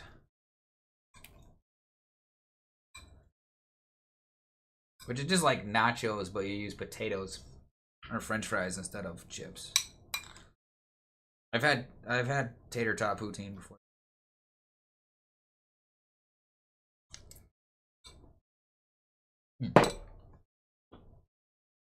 Alright, I gotta take a real quick break after I finish this bite. Don't touch that radio dial, folks. I'll be right back. Like 30 seconds to a minute, I swear. By the time you're aware that I've left, I'll be back.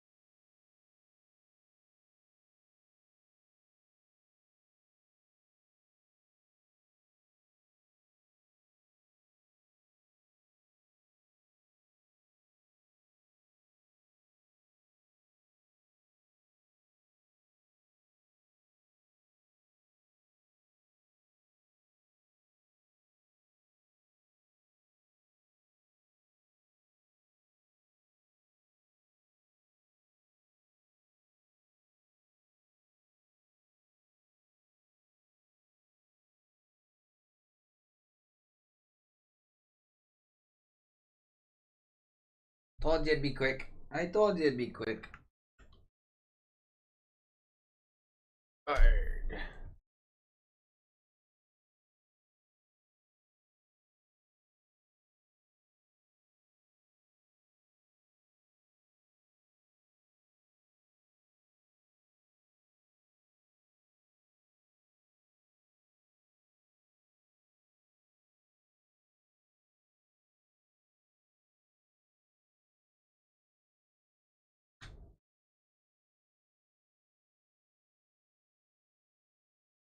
Why did it come out of screensaver mode?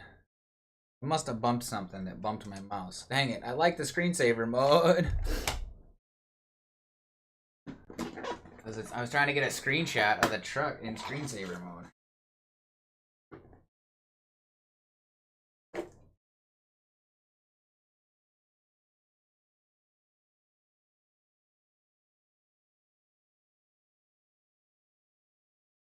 I'm gonna get this is kind of big. This is huge. Holy cow. Holy cow. You could probably hear this rustling.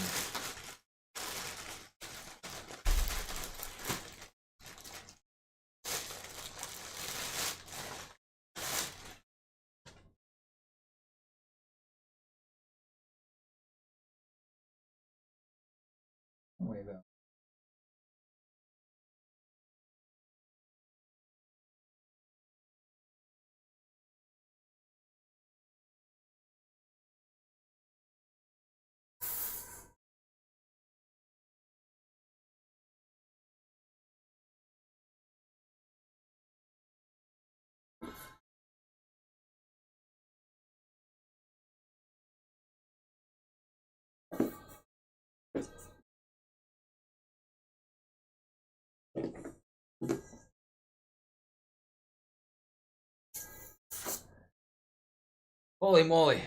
Plating this is a lot of work. Yeah, there we go. Oh, yes. Good screenshots. Get them while they're hot. That's dope. Heck yeah, that's a really nice one. Ooh. Ooh.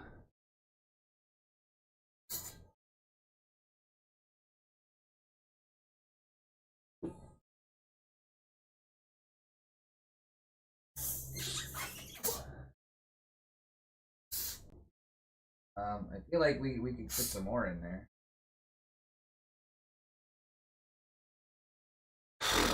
Holy crap.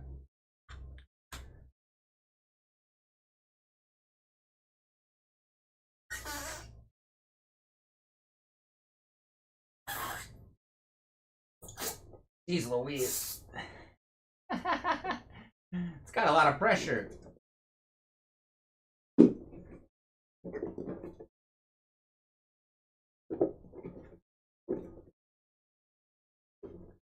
We got weird kinks in the rubber. Because it's a Monday batch. They're hung over some bullshit on a Monday.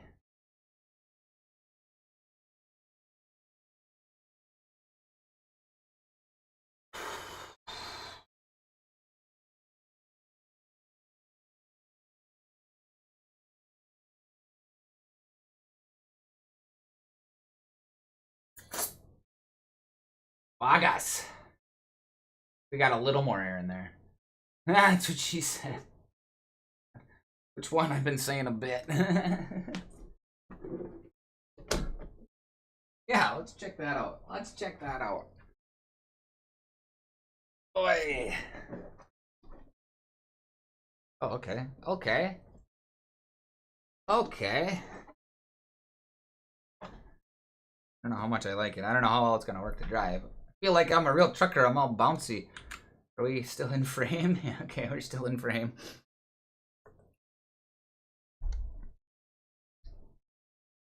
Oh, it's so much pressure that I can't, like, I had to really, really inflate my lungs to have more pressure than the pressure that's inside it.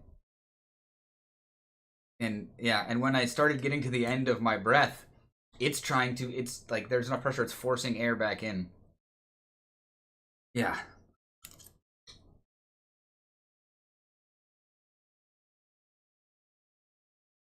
Oh, this truck does have a def tank. Definitely has a def tank.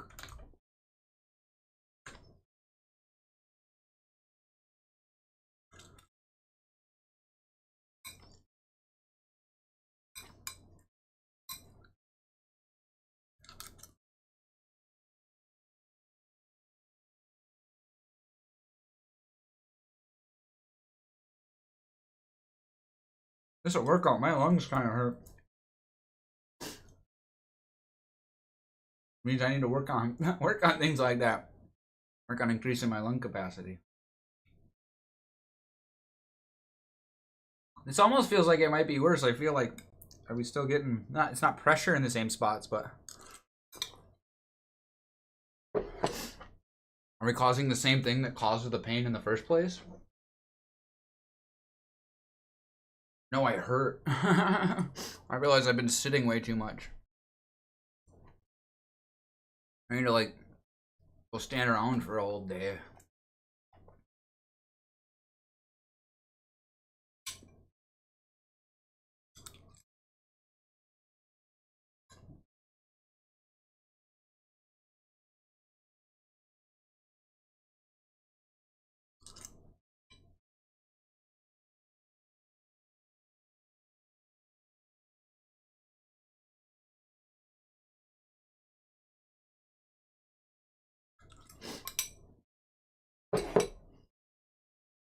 This bowl must still be wet. I got rings. Every time I set it down, I get a ring on my table.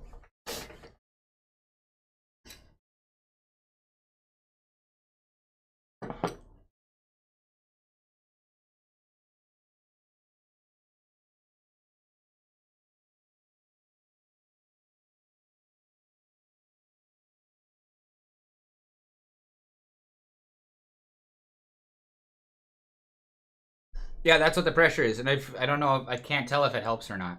It almost like might create the same issue in and of itself that it's trying to help.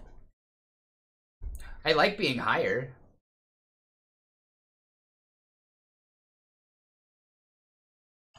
Just like this part was still wet, I guess. Is Twitch less delayed? Does Twitch have less latency than all the other platforms? Because your responses are real quick.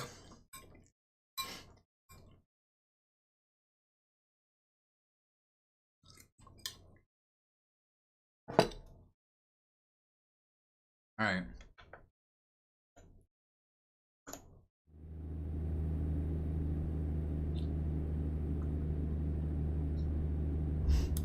Good, that's awesome.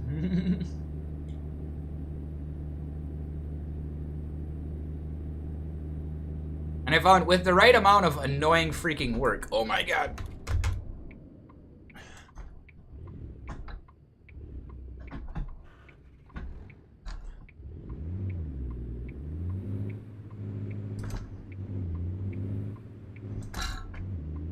With the right amount of annoying work. No, it's not that I see your responses faster. You see my reply. The chat, as soon, like immediately, as soon as you type the chat and hit go, I see it. There's just from the time the video leaves my computer, goes to the Restreamer server, and then from there makes it to Twitch. That takes like 10 seconds.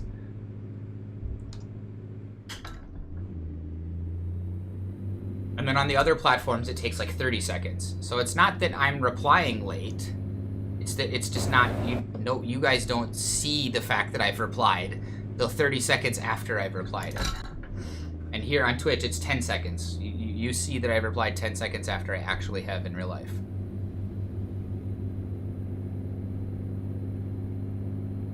Yeah, it's in compounding latency.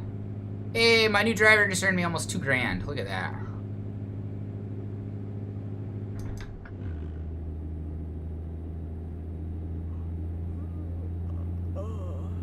Yeah, I'm getting tired, I know. We're gonna stop at the next place that we can stop. What's the map say? In a half hour. Oh yeah, we're almost there, okay. We can ditch that one. Stop there.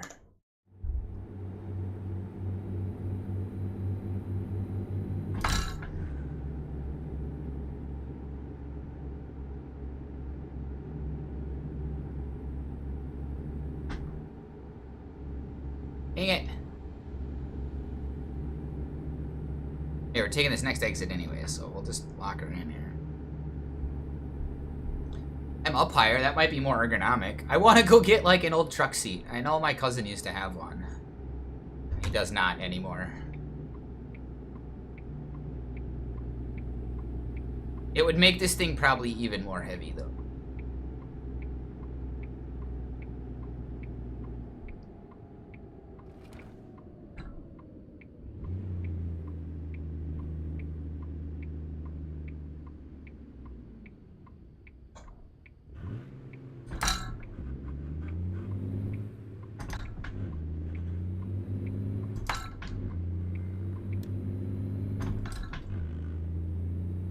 Apparently we let that one out and grinded the clutch a little bit, or grinded the gears a little bit.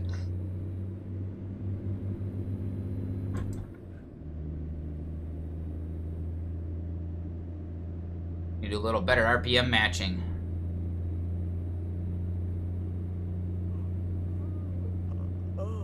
Yeah, I know I'm tired, but get it.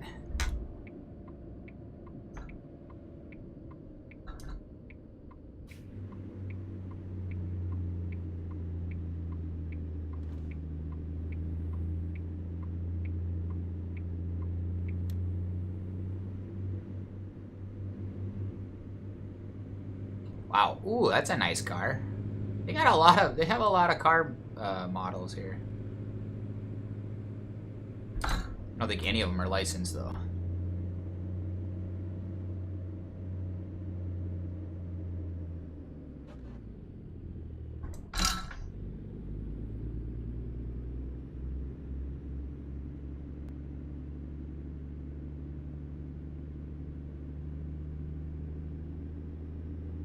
Scale. You can see what you weigh. I have no idea what I weigh.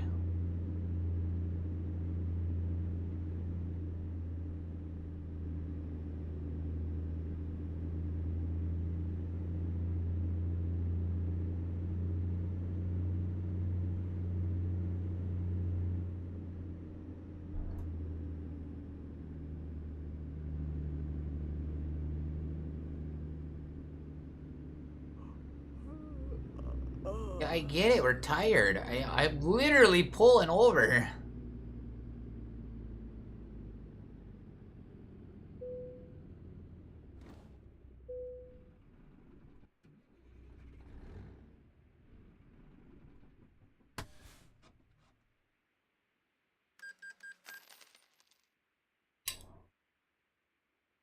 Ah, jeez Louise. Costing me money. 200 bucks. 300 bucks.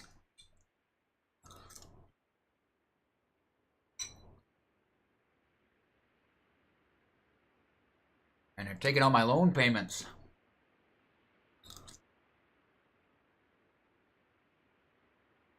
I don't know how you can't find a backhaul. Yeah, that company might not have had one. Go look for one.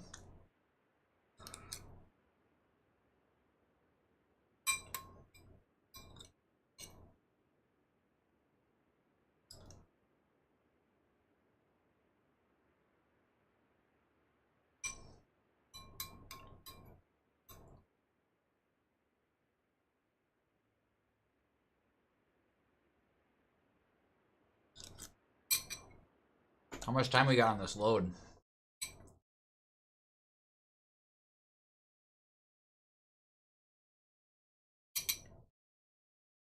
$9, okay. Barring any more craziness, I think we'll be alright.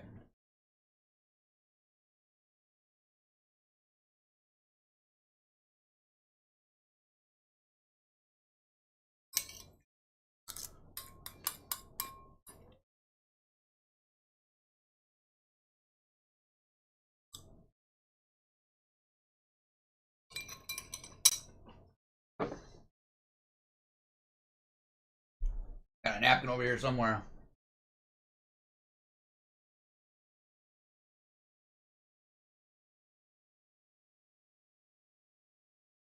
We'll put it over there.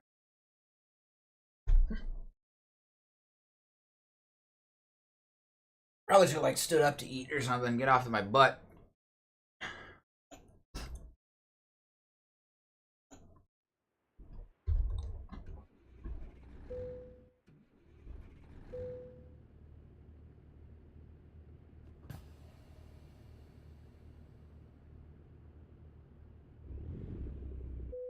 What?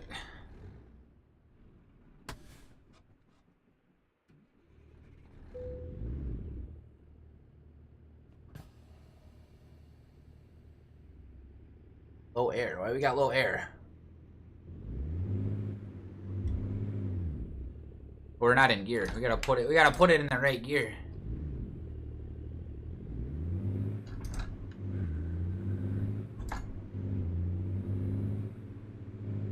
Oh, I kind of feel like I'm sitting more like a trucker.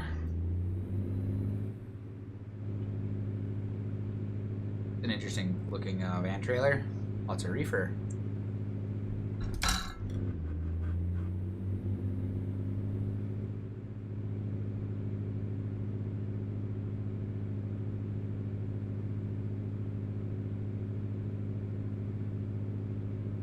I'm getting tired of real life. Oh, bummer.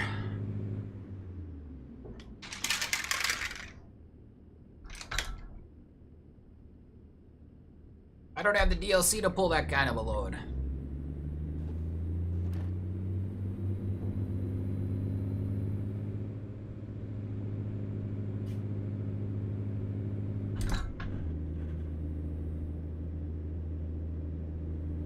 I would like to get the DLC. You can get a lot of the you get the bundles for this. It's pretty what's up.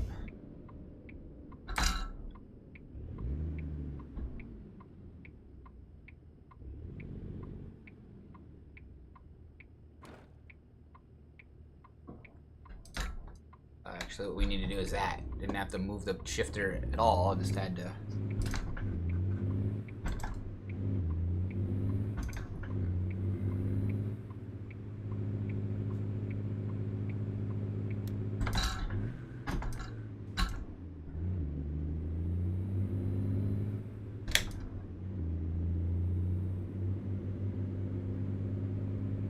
Oh yeah, just in time for some good old night driving. I'm sure we get to see way cooler stuff if we drive during the day. Again, I just happen to always get on these darn night shifts.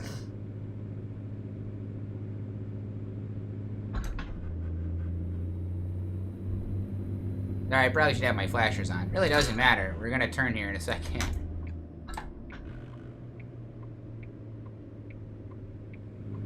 No lefties, only righties.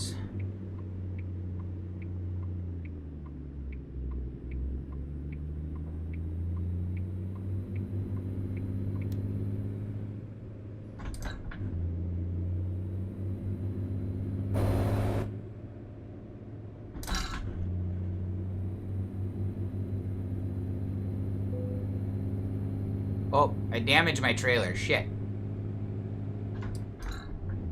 That affects my record.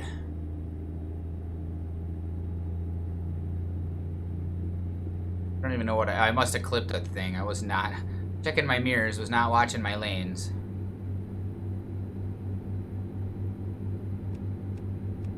Oh, I have lights on. Just can't hardly tell. Ah!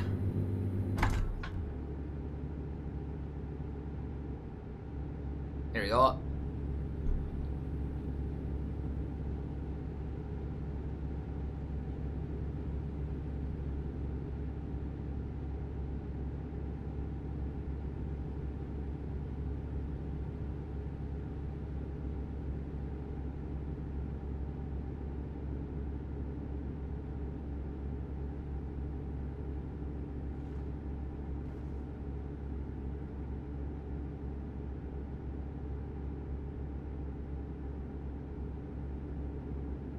It's an intermodal truck. The hauling ass.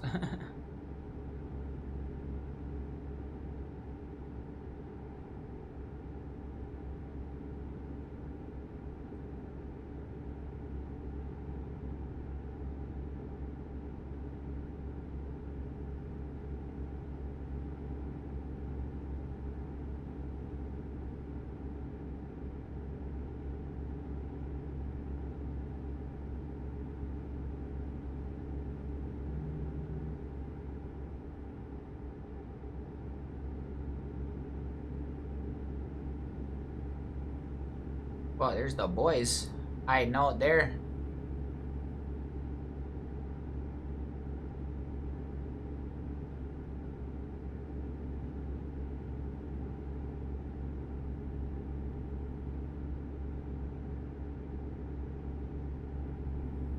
I think in Minnesota, the cops, when they're sitting there patrolling, they have to have their lights on. I don't. That's not a law in all of the country here, but it is in Minnesota where I live.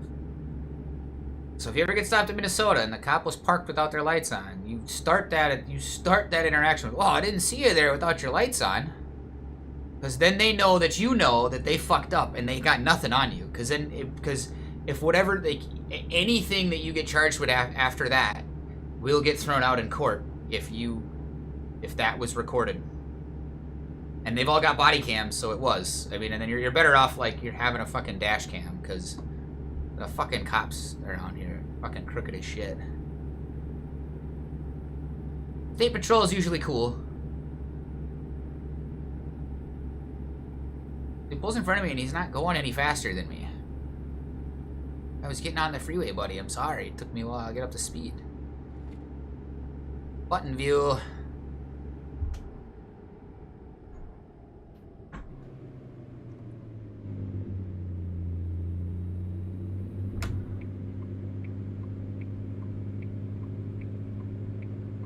It's something I'm working on, being at the right speed at the right time.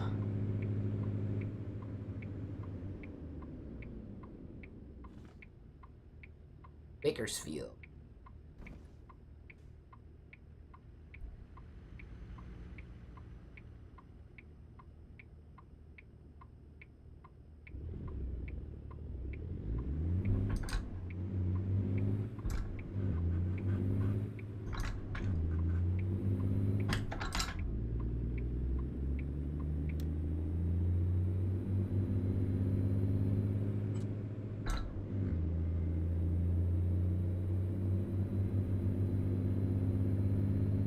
Almost there, another 3 hours.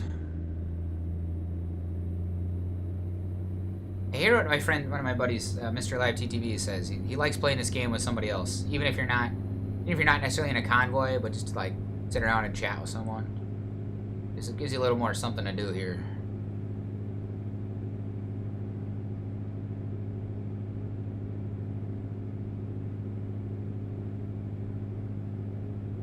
I suppose we could pick it up a little bit, even though we're gonna have to stop here.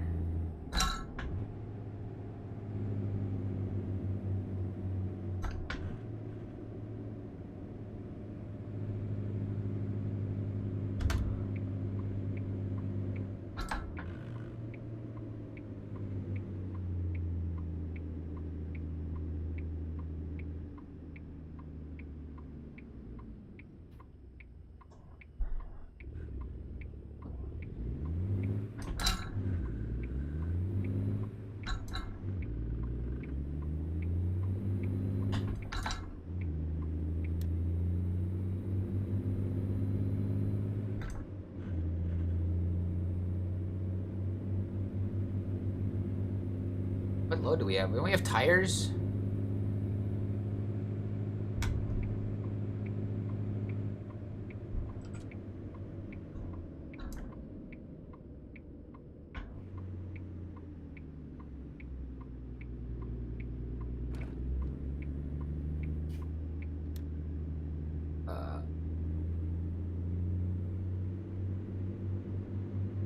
Really? Gosh. Hey, slam on them brakes.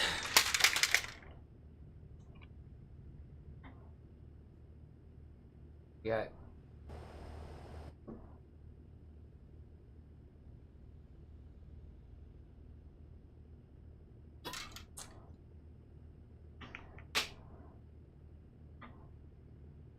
What's up, Mr. Live? How you doing, sir?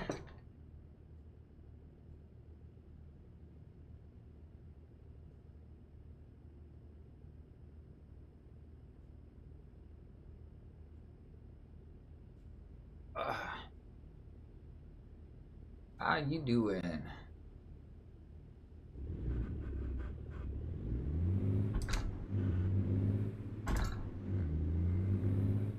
Oh, nice. I have that game, actually.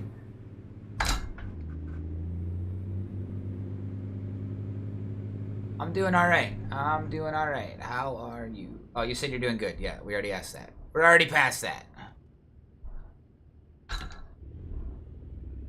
I'm doing alright. A little sore. Been sitting way too much lately, and I've been driving the simulator way too much lately, because it's not ergonomically set up, apparently. Because I hurt after hours in the rig. Yeah, that's what I had to do tonight. Instead of playing games.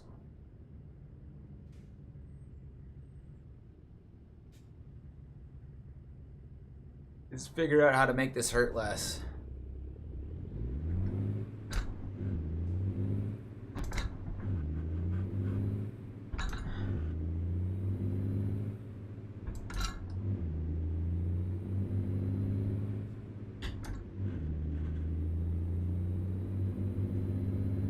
Yeah, that'd be good to join you guys for that game.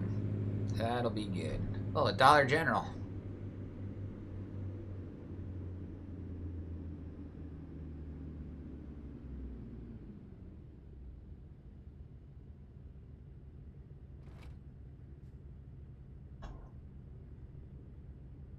They got an oil pump thing going in town. That always cracks me up. Oh, another grocery store. Holy cow.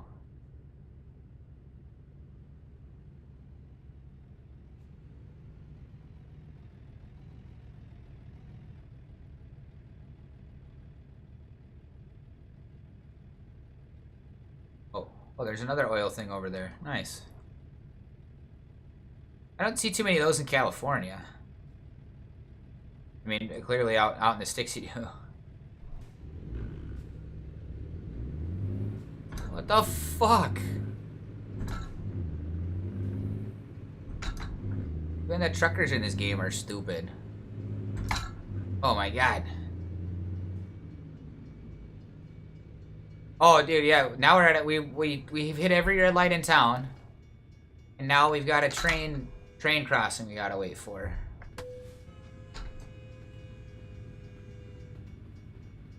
Yep, this is true truck driving simulation. When we were in San Francisco, we literally hit every fucking red light that we ever encountered.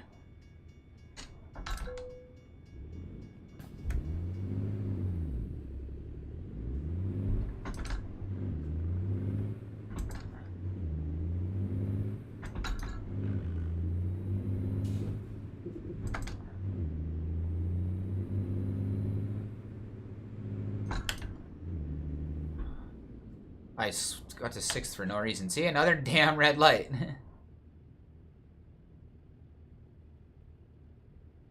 Hey. Pick it, your best friend in grocery shopping. I mean, they're not wrong there. Pick your shit. Screenshot.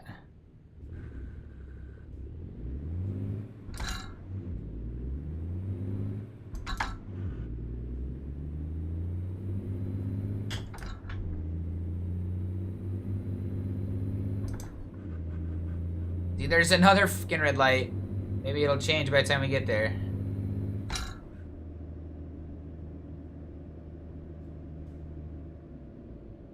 Nope, it's not gonna.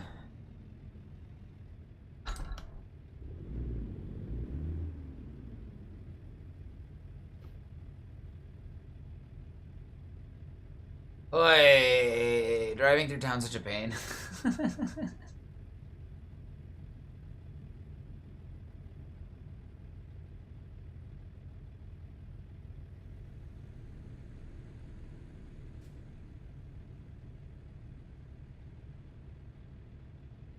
That's a nice looking RV. In America, it's an RV. Elsewhere, you might call it a caravan, but here, it's an RV.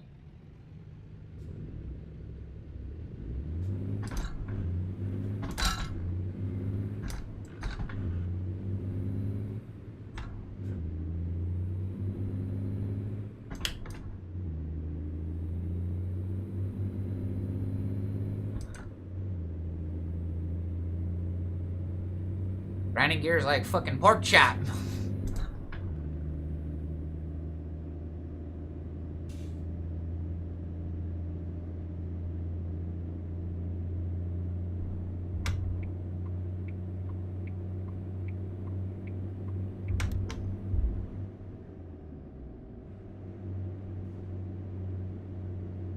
Whoa, jeez Louise. Oh my gosh, a green light. Oh my gosh, a green light. Look at that.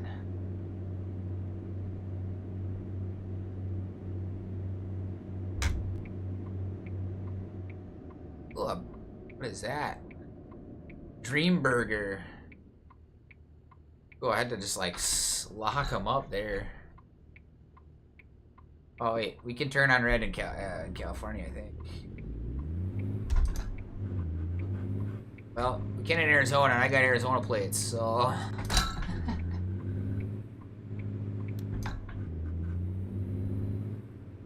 Quick, catch the green light. I think it's because the green and red light mechanics in this game aren't good. Like, in order to make those mechanics good, you've got to, like, stagger it. I mean, kind of real traffic thing staggers it, because it knows that people don't do well hitting every red light.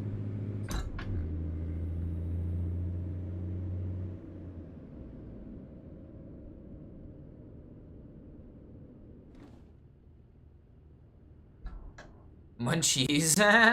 It's green, too. Oi.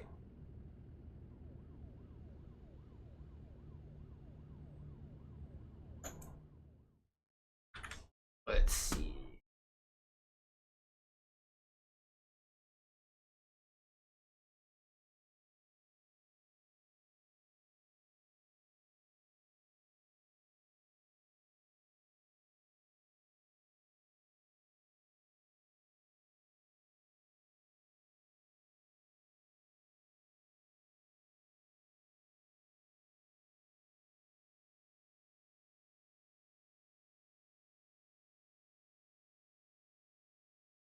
We'll get some lively banter going. I definitely want to see that. Is there an add to watch list? I'd probably have to make an account for it to work. Well, Yeah. Well, I think I'm gonna go to bed. Aw, good night, Yeah, I sir. figured. I'm She's just gonna kidding. be I just here in a saw that second. Jonesy joined, so I was just kidding. Oh, good. I'm What's gonna up, have to get off Jonesy? soon. She's gonna show up anytime now and make me help carry Yeah. stuff in and go to bed. Fair enough. What's just good, figured- Jones? It's good, not much. Just driving. Figured some lively banter with the lads would add something to the stream, you know. Still live. Nice, nice. Yeah. Wow. Awesome. Mr. Live, I do enjoy that you choose to putz with me like that. It's fun. Oh, did the truck die? Did I kill my engine? It sure did. I'm glad you enjoyed. I'm a rascal, I guess. So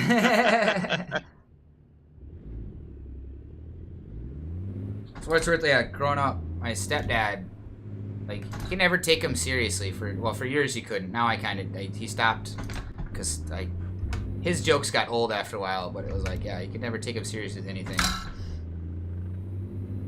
Yeah. Oh my god, why? Goddamn red lights. They're ruining everything.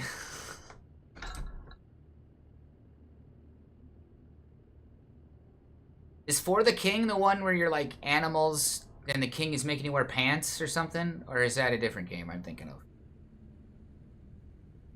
I Gotta be a am pretty different sure game. that's a different game. Okay. For the king, you had 3 characters, you killed goblins and shit like that, where you all had to move in the same area of the goblin to all be in the same fight. And then you got gold Block and loot device. and shit like that. Okay. And for the king 2, there's 4 characters. Oh, nice. I think I So have one the of first us, one. if you have for the king 2, one of us has to play 2 characters. Oh, I see. So you have to use all 4. Interesting. Yeah. Like when I played for the king 1, I had one friend to play with, so one of us had to play 2 characters. Then for the king 2 came, now I have 2 guys to play with, so one of us has to play 2 characters. I God damn it. don't know if I have the second one. I do have the first one, I'm pretty sure, though. I mean, otherwise you can borrow my Xbox Game Pass. Because I have it's on Xbox Game Pass and I have it on Steam. Okay. It looked like that was feasible for me to run. Like, the first couple things were like, no way in hell, and then I saw an article. It was like, no, just use Lutris and it'll work. And I do have I have an executable that I downloaded that is that, so it's feasible. It might be a pain in the butt, but at least worth trying to get running.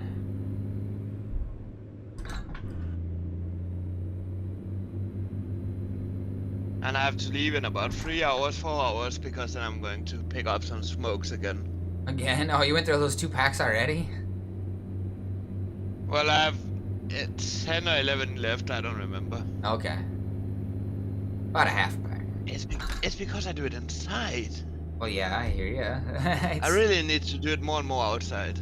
Yeah, because then you have to, like, stop and go do it. And, yeah, you don't just do it while gaming, because, yeah.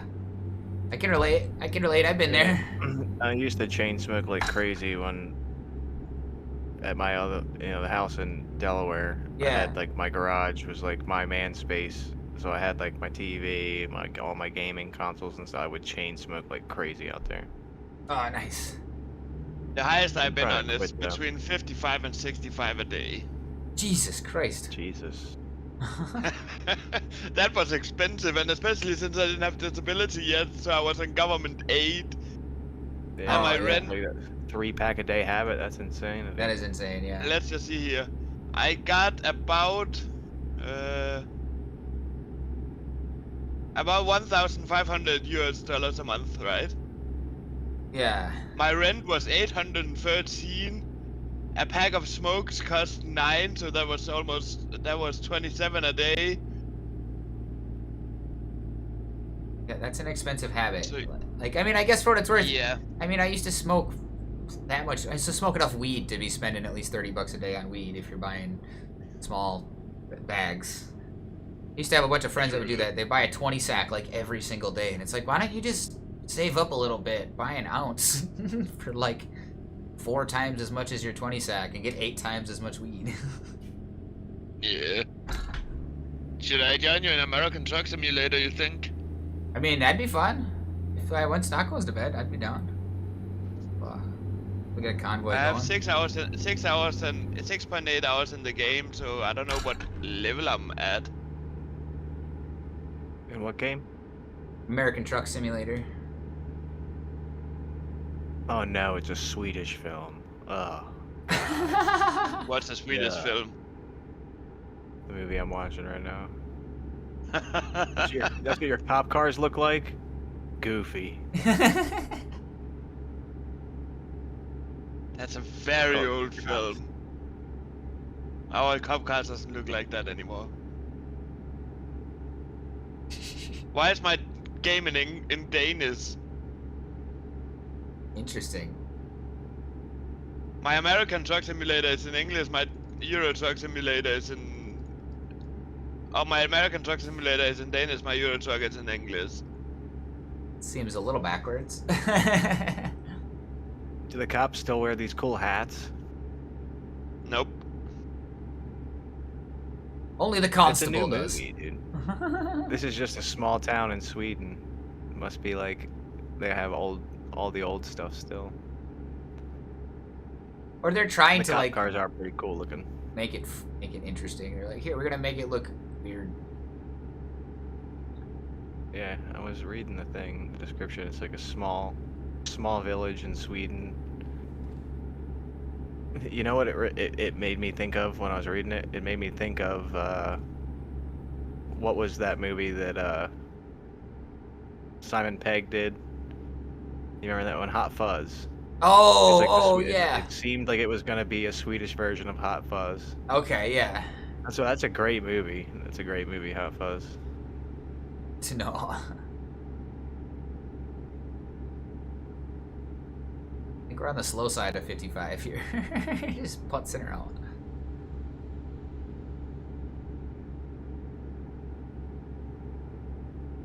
I'm gonna get out of the way and give this guy a place to get on the freeway. Oh yeah, so I don't have to rear end that car. Damn, Rex. he flipped it. Oh shoot. Alright, we gotta get off the freeway here. Oh shit.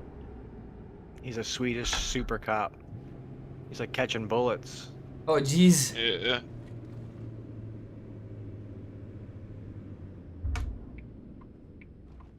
Borax Road. Oh man, is this where the Borax 20 meal team was working? Let's put it in first gear. Holy crap.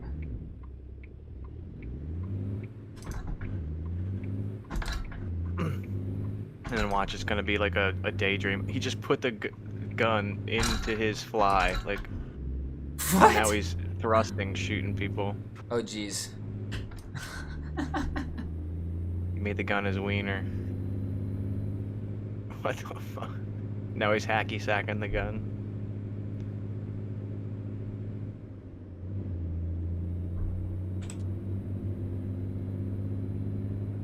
What the fuck?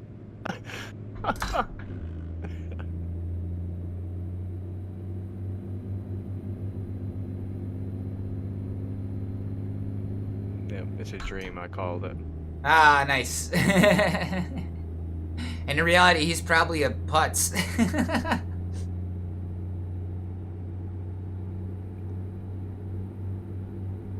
At least that would be like the contrasting comedy there. You guys eat a lot of waffle hot dogs? What? I don't know. She's like, you want a waffle hot dog? He was like, yeah, no mustard on mine. It's literally just a hot dog inside a waffle. Yeah.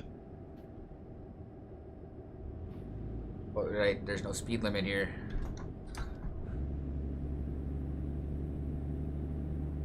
No stop signs, speed limits. Nothing gonna slow me down. I can't stand AC/DC. Well, you don't like to be on the highway to hell? I mean, it's comical, right? But there's very little musical talent to anything that AC/DC did. like business genius. I can't argue with that. But musical talent, none. All their songs You are know, the I- same. Thunderstruck. They have 3 songs. They You just only don't like Australians.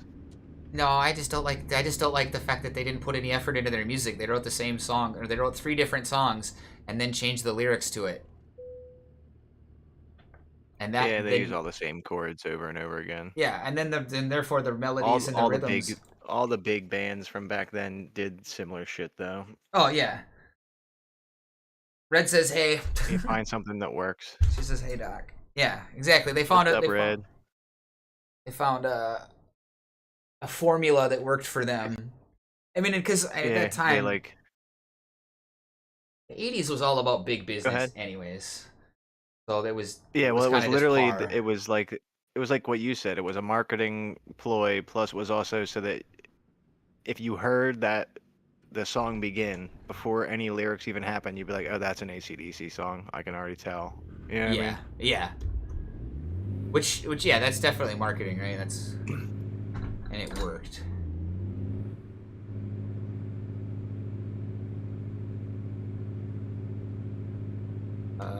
This will be a weird one to back in. She's gonna be here any minute. I can tell. This is gonna end up being Swedish hot fuzz. I'm calling it now. It's gonna be Swedish hot fuzz. I've always loved how American trucks look compared to European trucks, like with the extended hood. Yeah. Yeah. They're hard to see out of, but yeah. True. You know why we did it that way for way longer than you guys. We have trucks that have the engine under the cab, but They stopped. it was for ease of maintenance. Oh yeah. I mean, That's literally why we kept that design for so long, because it was easier to work on the engine and remove the engine and stuff. But now we have those crazy ones where like the whole cab flips forward to get to the engine. Yeah.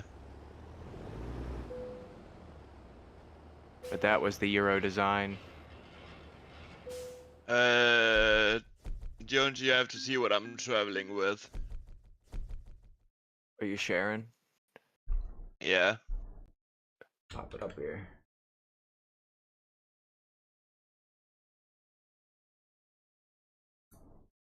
What is it? You ready, Jonesy? Yeah. Oh, wild. That's a long haul. Yeah, that's wild as heck. I mean, in Europe, that wouldn't be possible without escort cars and shit like that, probably. Oh yeah, I believe it. Here it's like, yeah, whatever. I mean, I didn't Oh, even yeah. like this is How long is it? 18,000 pounds. I guess that's like 30,000 tons or something like that. Or 30 tons. And like, Yeah, here that's just an extra long load. All you have to do is yeah, have the but like proper in Euro signage truck, on the I back would of the have to truck. have a Yeah. stronger truck to be able to use these, not the standard trucks. So I guess American trucks are stronger than European trucks. Yeah, I Like can more see that. horsepower or something like that. One downside is the tons more torque maneuverability. and tons more horsepower. Yeah. Ooh, Oh yeah, sweet. by the way, very rude, Red Mistress. You didn't answer my message. You're just Which like, one? hey, Duck. I guess we see who your favorite is. She answered yours. I've been around longer. What did you ask Yeah. her? Oh, you're right. She didn't answer that. I don't know. Uh-oh. Are you gonna monster hunt with me on my birthday, Jonesy? Yeah, winter birthday. And 2 Saturday. days. Saturday. Okay, heck yeah. I'm gonna do as much game and stream Monster Hunter as I can. I mean, that's Are you if it gonna even go happens. off work? No, I have work. Oh, After bummer. work, Sad. though. Yeah. Red, you didn't. He asked how you were doing and if you got the kids back. If you got the kids again. And I don't see a reply to that. I even have proof, like I can take a screenshot of the message. Yep. There's proof in the video. Or not in the video, in the text. There's proof in the. Well, yeah, I've got chat up. There's proof in the video too. Yeah. I think they're here. I'll be right back. Yeah.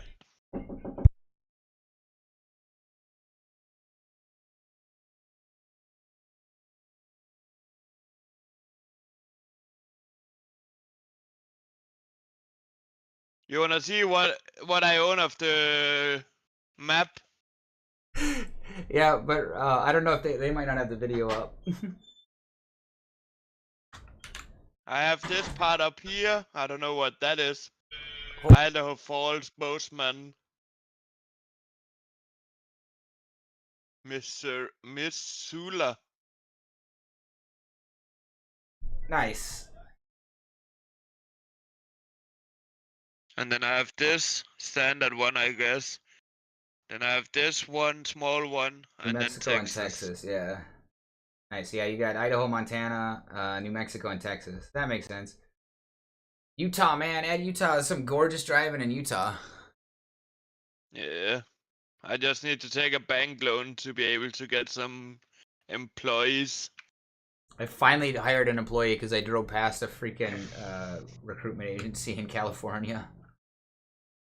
I meant to stop at one Nice. in Vegas, but didn't get to it. Red came in here to look at the stream and everything. She was on camera. she had like an angry face. She's like, "Oh wait, I didn't even see that message." We apologize now. You need to take Yeah, a it's all good. hazmat. I'm just messing around anyway. Good.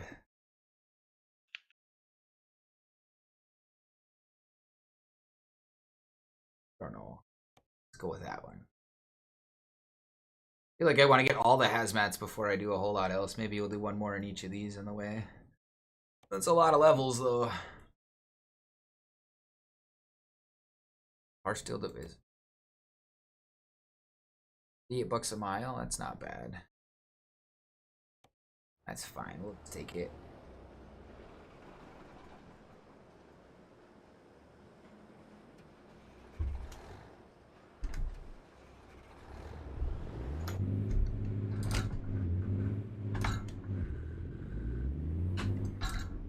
Oh, you don't have your own truck yet? Yeah, I do. I thought you just teleported to the job. You were teleporting away from the job, basically. Oh no, I picked up a job at the same spot I just dropped off. So I just dropped off that load of tires in the back corner. I see. And I was like, well, they've got a job here. It doesn't pay a ton, but it's a real short one, so sure. This highway is closed. So I have to take a very long way around. Bummer. Well, that was a long jump to move the trailer. We moving. Like, I'm on 54 miles left, and now I'm on 88 miles left. Ooh. Okay, not that much longer then. I can buy trailers now. Nice.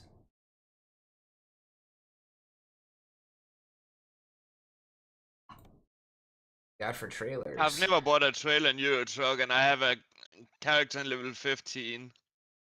Yeah, I mean, I can see how one could get by without it. I just don't know what they really give extra. Like, do you have to bring your trailer all the time and shit like that? No, it just allows you to pick up. There's just a new class of loads where they don't have trailers available. I want the flatbed, honestly. It's only a single axle high van. Oh, it's a short one.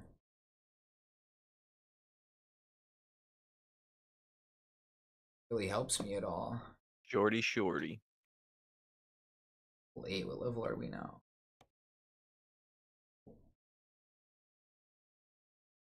My employees, they're doing $340 a day compared to my 11,000 a day. Yeah. How big a loan did you take? 500. I ran the same playbook that we were running in ETS. Yeah, I'm gonna do that as well. I have 100,000 on me right now, and then I'm gonna take a 500k loan.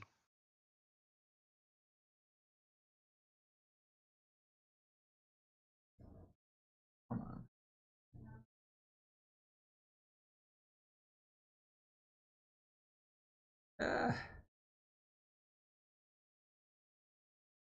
My fingernails all. This exit is closed as well. Oh, jeez.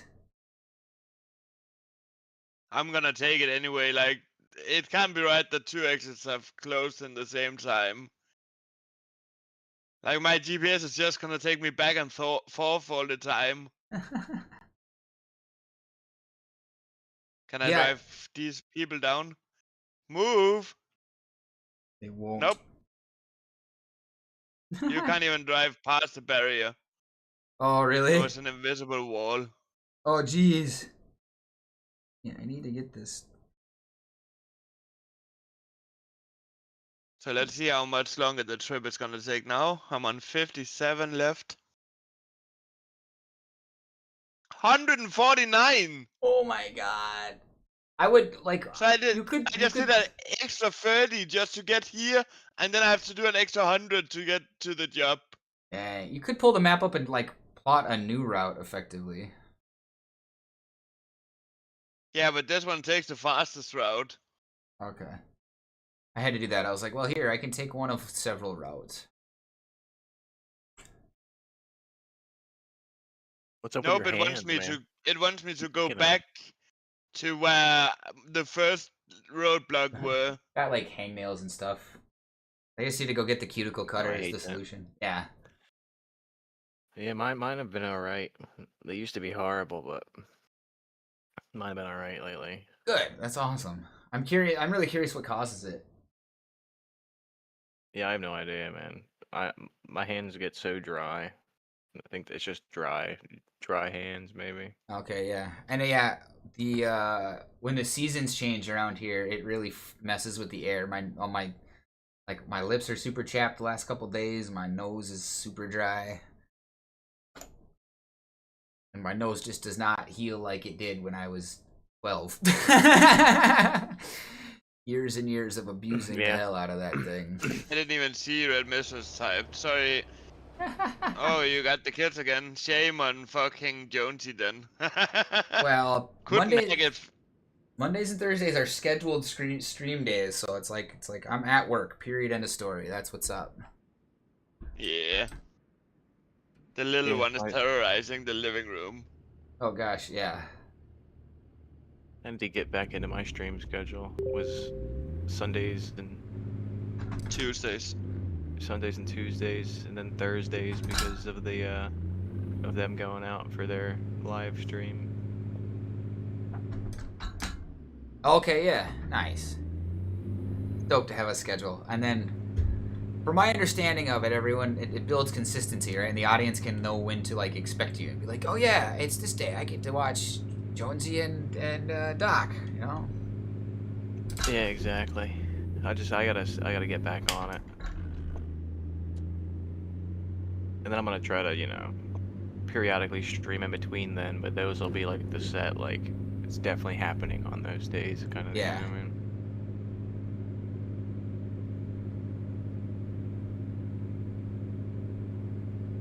Oh yeah. Alright guys, I think I'm gonna get off of here. Yes, sir. All's good. Have fun. Enjoy your stream, Jonesy. Will do, thank you. Speed limit here is 37.5. Damn. But the GPS doesn't show it. It just there's signs.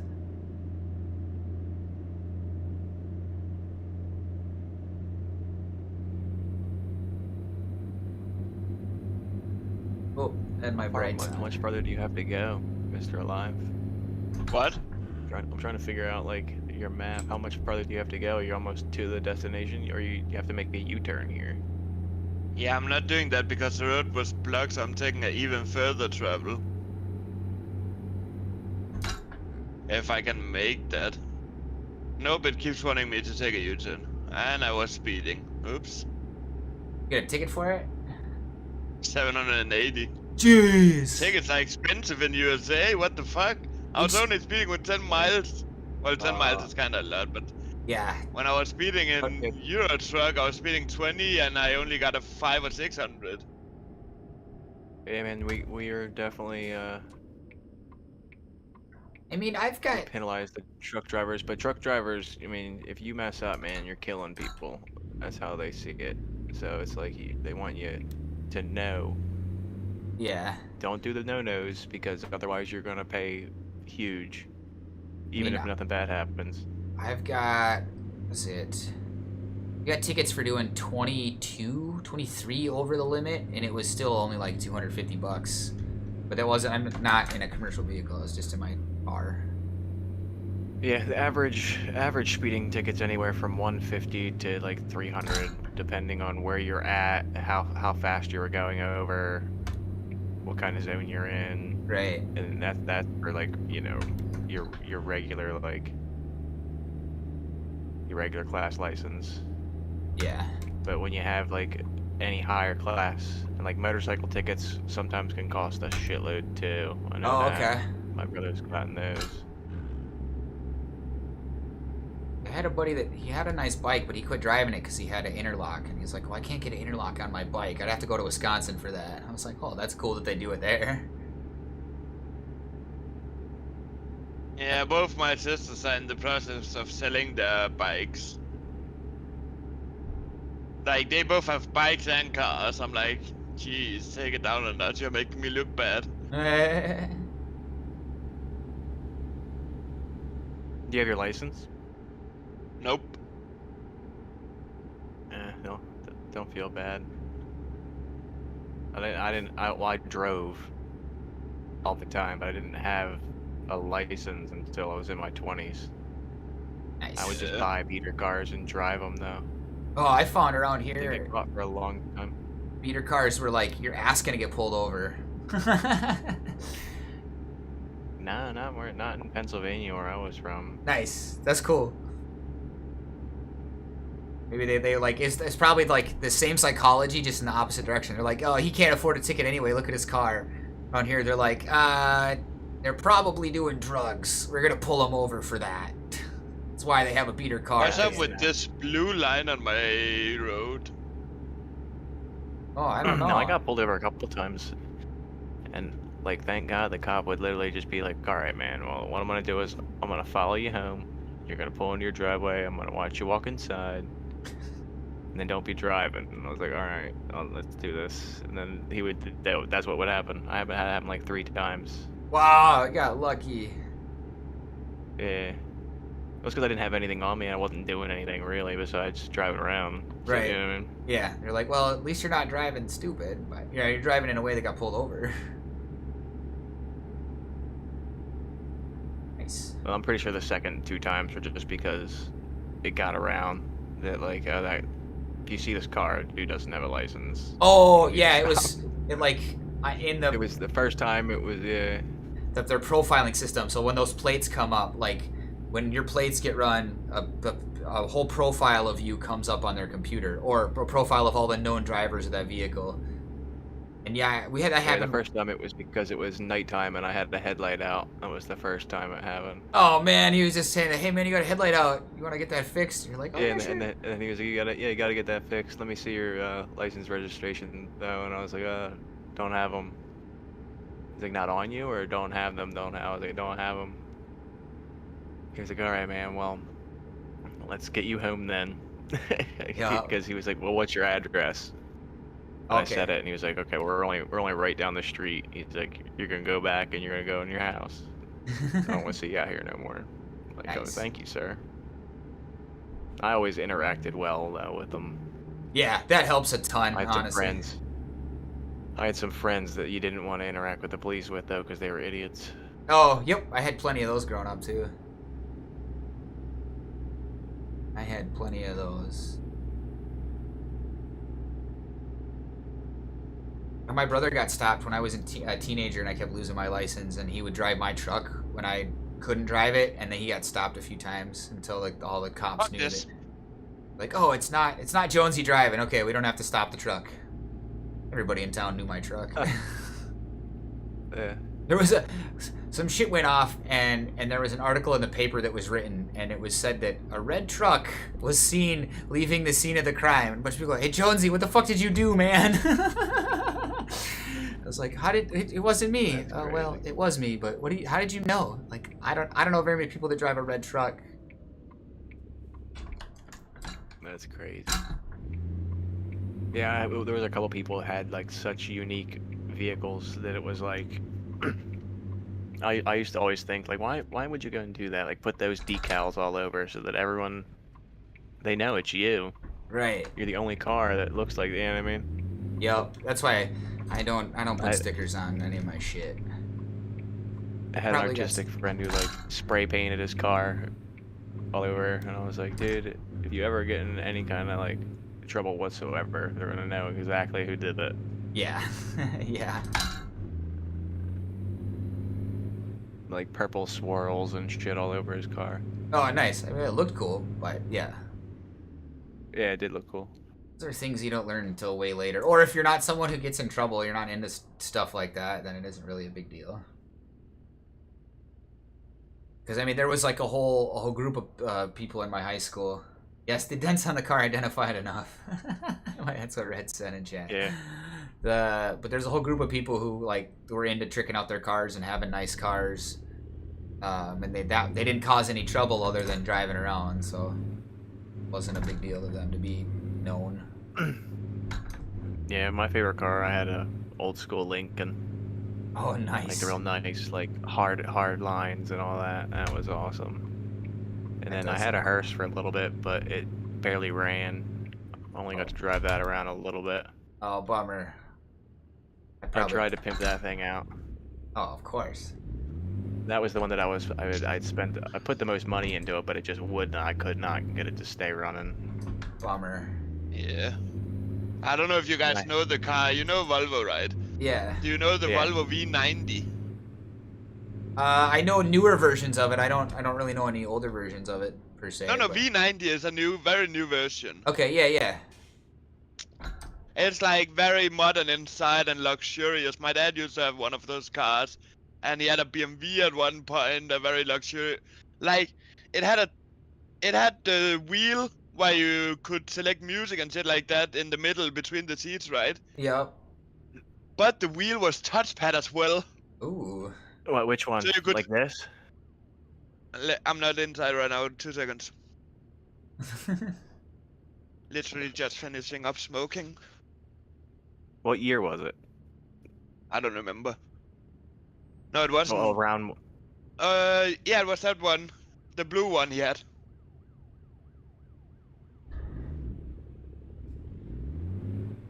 So you had like the SUV version. From 20 or 21, I think. No, 22 maybe. Okay.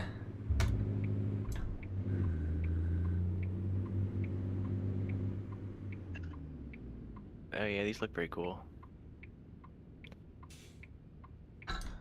I see these driving It around. wasn't a cross country though.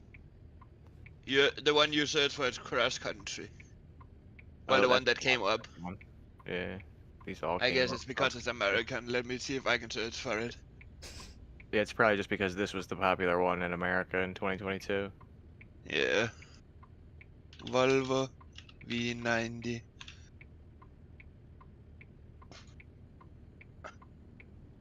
That's cross country. This one. Look at how sleek it looks compared to the cross country. Oh yeah, look at that. That's like the sports version. Yeah, it looks like 10, 20 years newer than the cross country because the cross country looks so weird in a sense. It's the S60 is what they call it here. Oh, okay.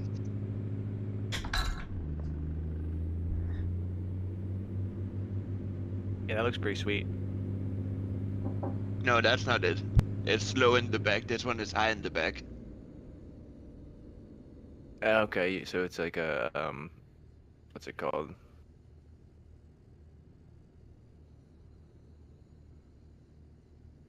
S90 maybe. It's not the cross country, but the cross country is that design. Yeah. The hatchback. But well, I don't. And maybe then he it's had not a- cross country. Which Cross V country's did he only- have?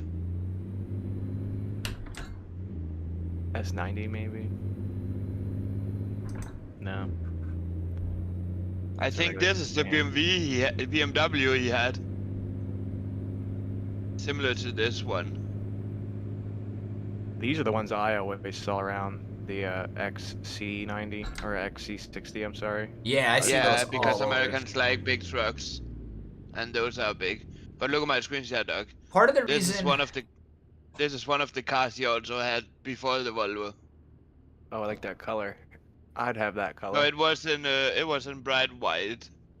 Yeah, but I mean, And like, then I would totally have a car in that color though. I like that. yeah. Part of the reason Let me see. so many people like trucks and SUVs here is that if a vehicle weighs more than 6,000 pounds, it's like substantially easier to write it off as a business expense than it is to a smaller vehicle. And yeah, so a lot of the SUVs and stuff here are paid for by people's businesses because they're easy to write off. Yeah, and then also survivability in a wreck is another big factor in the why. Oh, like, yeah. you see so many women driving the big ass things, and I'm like, Yeah. oh Jesus. Well, for what it's worth, I See don't a know. tiny little chick pop out. I totaled my F-250 and I wasn't wearing a seatbelt and I walked away from it with just bumps and bruises, and my kid was in the front seat because it didn't have a back seat, and she was like 8 at the time, and she walked away with no issues. So I was like, man, I'm always driving a big truck. Like, Yeah, I And have a the- Jeep Compass. It's not big or anything, but it's still big enough, yeah. And the other it's vehicle bigger that than I most of the hit, stuff I see around. I literally like launched it through the intersection and bounced it into a third vehicle. I mean, they hit me for what it's worth, but I was going highway speed and they cut across the highway like a fucking idiot.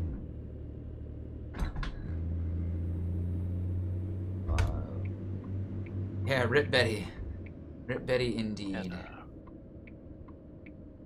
I missed the hell out of that truck.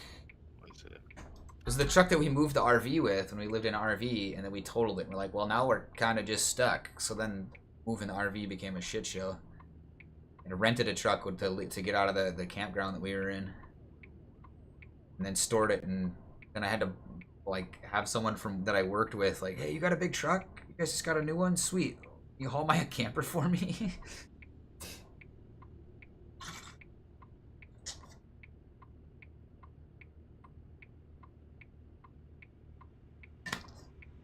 Because the bank wouldn't give me a loan for twice what my salary was. They're like, here, we'll give you a loan for like 60% of your salary. It's like, man, how the hell do people buy these $80,000 trucks then if the bank isn't willing to give me a loan on one? Yeah. I was looking at like a $80,000 truck and like a $70,000 RV at the time.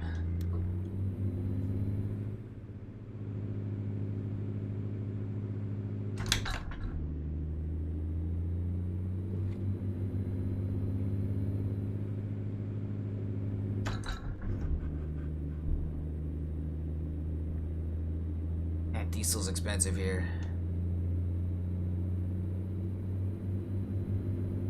Good thing you don't have to pay the credit price, you just pay the cash price. Probably pay the credit price if the employer's paying.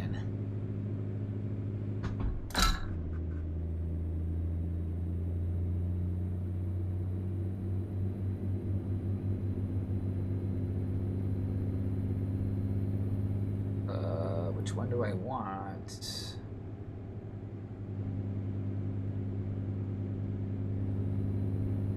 I think I do want this exit.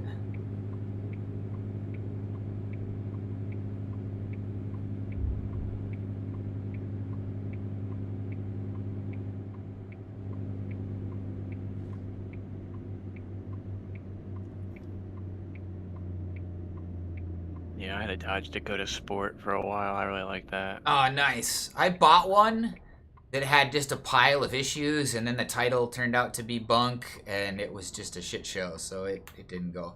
It was clearly stolen. It took me a while to realize it, but there was a light switch that was installed that was the ignition for a while, and then for me to start it, I had to like push in the little starter rod. Yeah, it was a 92. It looked just like this, but it wasn't purple. Okay. But it had that weird bar in the back. Nice. Nice.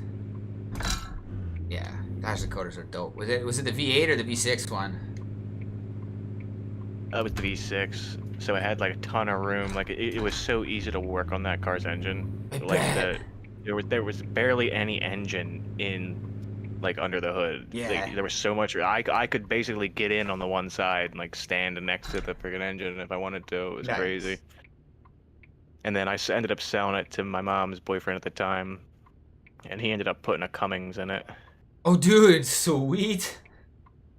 And then he ended up selling it for a ton of money. I think he bought it off me for like 500, and then I ended up selling it for like a couple grand. But he Yeah. put a lot of work into it. Oh, He yeah. had, like painted it and I mean, put like a way better engine. an engine swap is worth a couple grand on its own. Yeah, I think the engine itself costs probably like 3 grand. And then he ended up, I think he didn't get 10 for it, but he got like, he made money on it for Yeah. sure. Well, and if you were to take it to a shop and have someone do that work, they're gonna charge it. It'll probably would have been $8,000 for the $3,000 engine and $5,000 in labor to do the swap. Engine swaps aren't easy, but they're not that hard.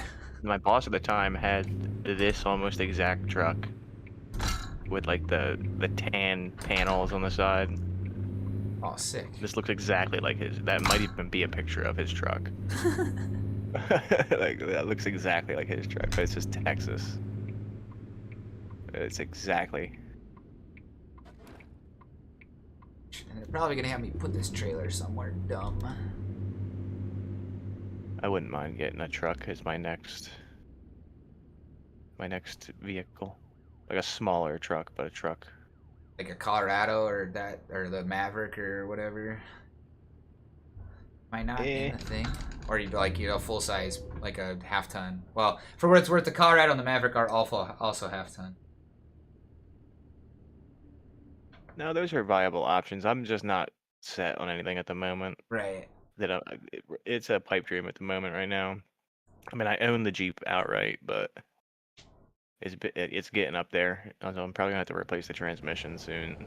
So it's not like I'm gonna be able to get. I had a nice Toyota Corolla, and I didn't mind that thing because the gas mileage was fantastic. Oh yeah. But then I got rear-ended on the highway. Somebody trying to do like a $190 when I was doing the regular speed and just fucking plowed me. Oh Completely jeez. totaled it. That was when I first moved to Florida. I got the Florida driver experience. Yeah. And now I'm like a really like cautious driver around here. I bet. Yeah, they suck how people are at driving down there. Yeah, they fucking do.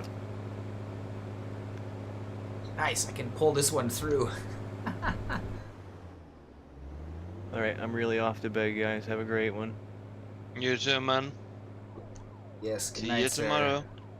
Yep, see ya.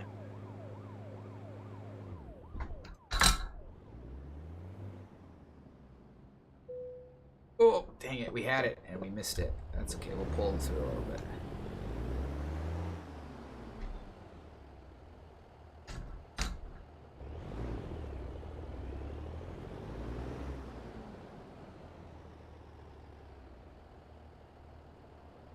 What, and now I we're rage cooking. quitted you. I rage quitted American Truck when every road towards the place was closed, and I almost had to sleep, and I had no time left on the job almost. Oh my god, I don't blame you. That's brutal. I had some similar things. I had to reroute. Yes, we do need an SUV or a van.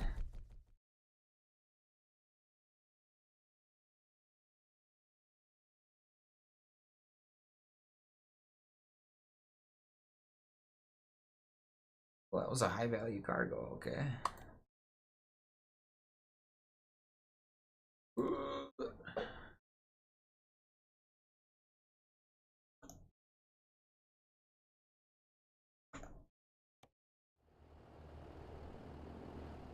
Oh crap! Now to see where they're. Actually, I'm gonna take a quick break. I will be back. Yes, sir.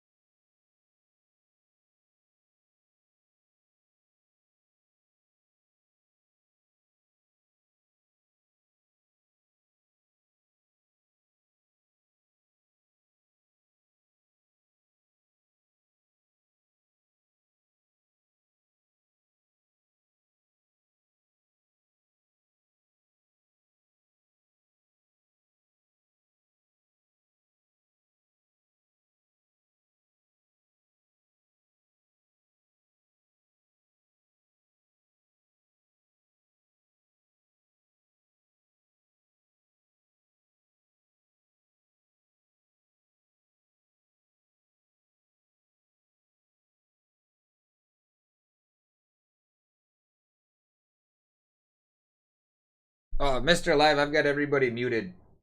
So you're gonna have to type that response to red. I'm going to get tea quick. I'll be right back.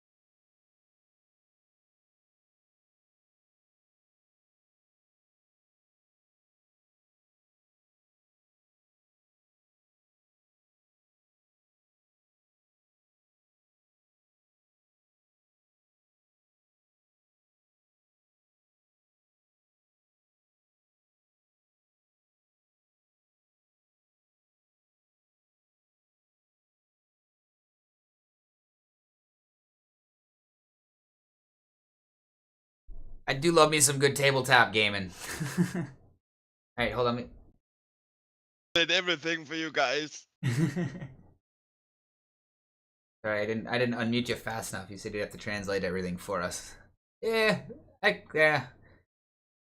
could get tedious, but I mean, it's Monopoly. We all know how that game works, basically.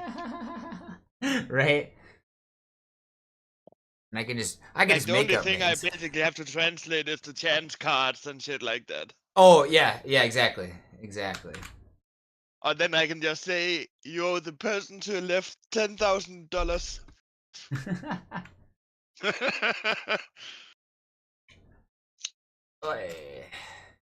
Well, luckily, like numbers are usually the same for the most part. There's a couple differences, but like the numbers themselves carry the same value worldwide. I like that.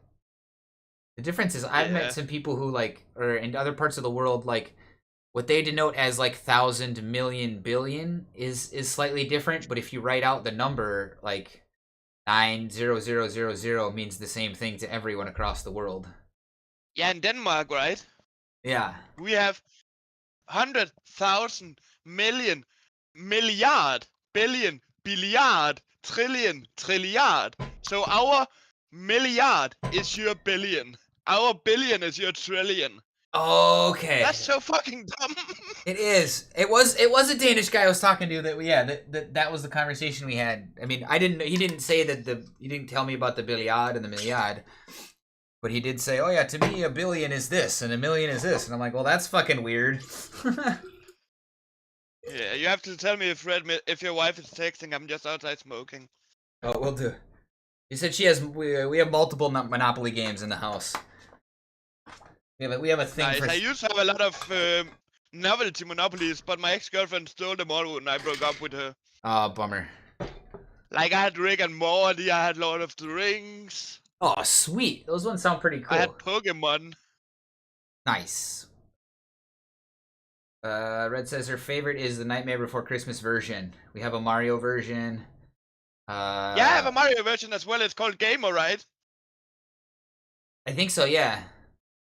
Yeah, that's so fun. Like Peach gets, when she hits the star, she gets all her rent from the bank. Oh, yeah.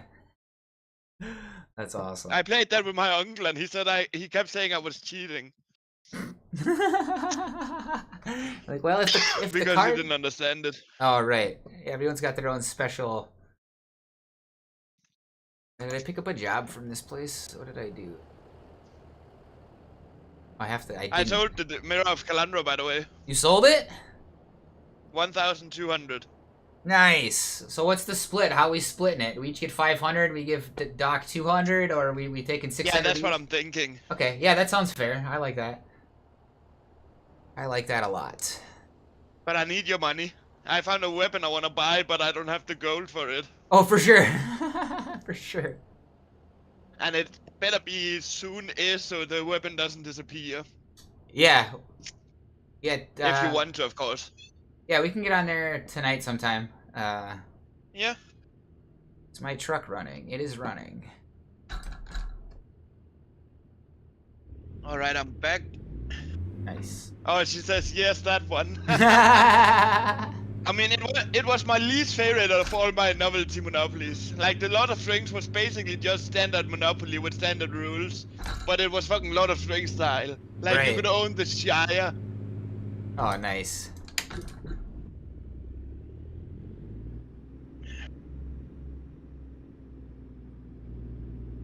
I need to buy them again. Now I have more money since I am retired.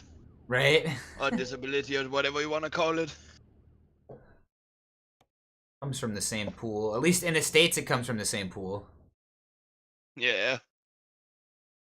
I mean, we don't really have anything called disability in Scandinavia. It's early retirement just called. Oh, okay. In Swedish, it's called sick leave or sick retirement. So that's basically disability, but in Denmark, it's called early retirement. Okay, and here, I mean, it's technically Social Security income benefits, I think, is what they call it, but we just call it disability. Oh, yeah. Going all the way back up north, or we go back this way? I vote we go back this way, and we take this trailer. Haven't taken a low boy.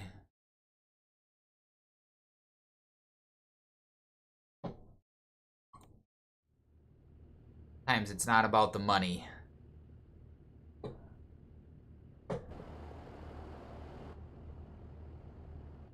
Pretty much gotta drive all the way back to where I was.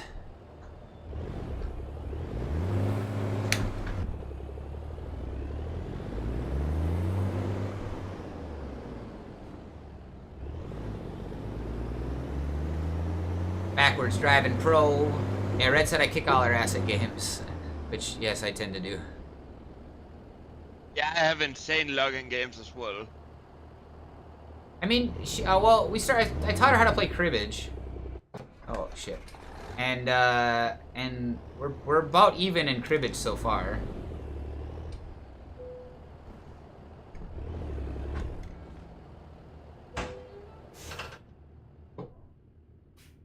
Oh, crap. Hopefully we have enough time for this. Shit. I took a job and I don't have time for this job. This is... Alright, well, we gotta go fast. Drive fast, everybody.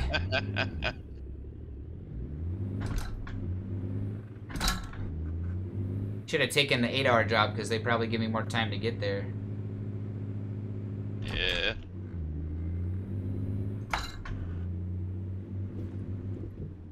Only I could take like a quick nap.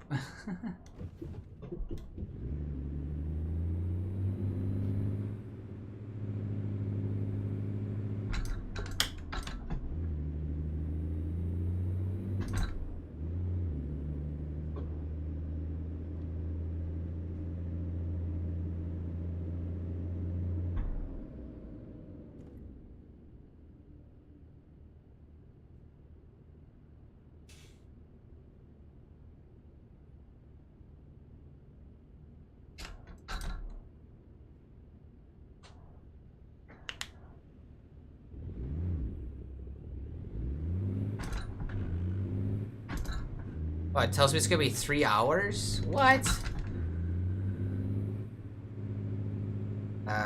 This is gonna suck. I screwed that one up. I'm either gonna be real late or I'm gonna get a ticket for not sleeping.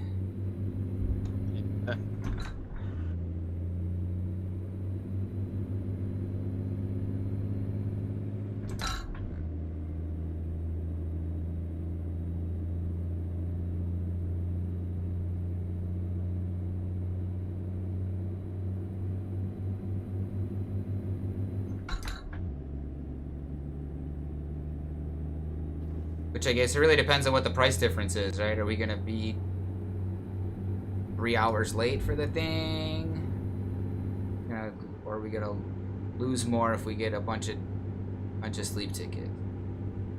Guess we'll find out when we get there. We haven't even hit the red yet. Yeah.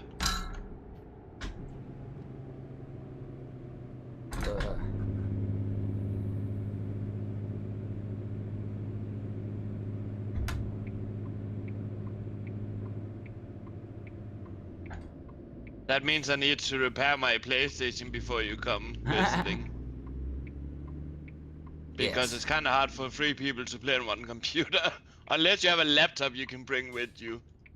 I have to fix my laptop still, but I will probably have that done before I get any traveling done. True.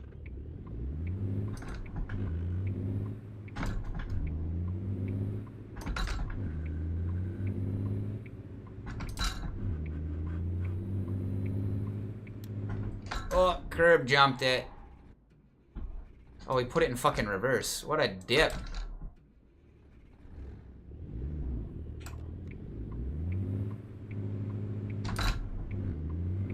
Oh my gosh, we're almost out of fuel now too. Son of a biscuit.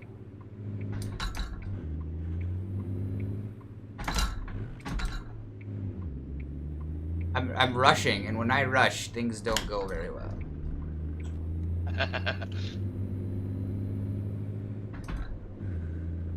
Really didn't plan this one through.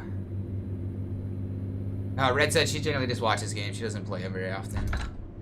And that's true. She's not much of a gamer. Some games she gets into, like the Zelda games she can get into. And Okay. Cult of the Lamb, she'll play.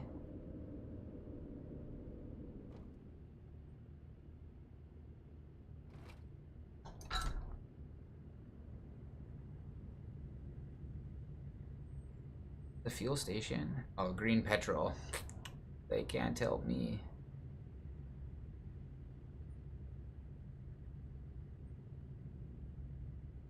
Oh, we still got like a quarter tank. The yellow bar in the game interface is quite deceptive.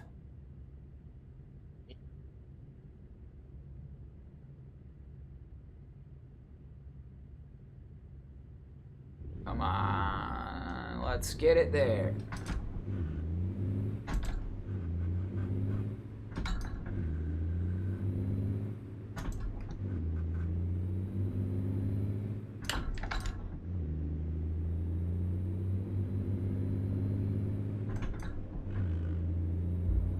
Oh, grounded that gear a little bit.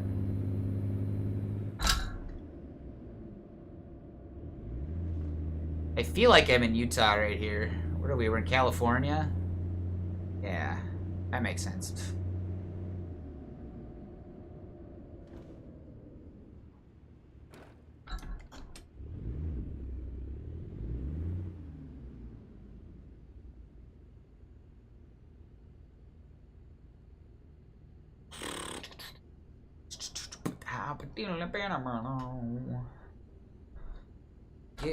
Get there, we need fuel and sleep and money and all the things.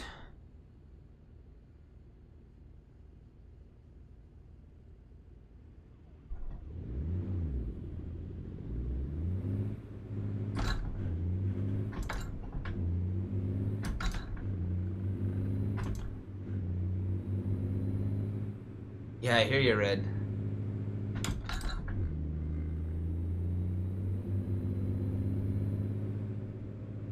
Yeah, that's understandable.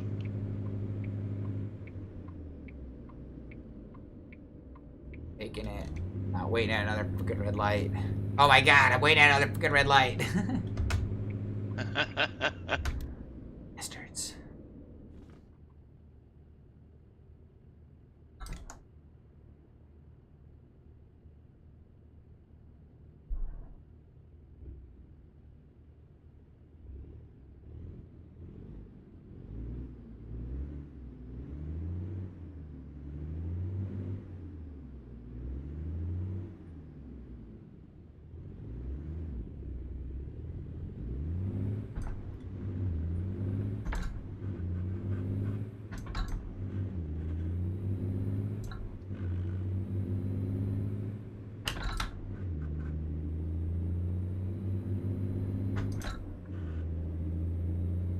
We got a couple of greens. Oh, there's something interesting up there, but I don't have time to go see what it is.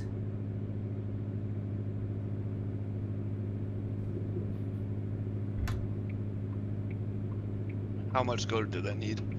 The one weapon is for 60 divine orbs, and that's the best one.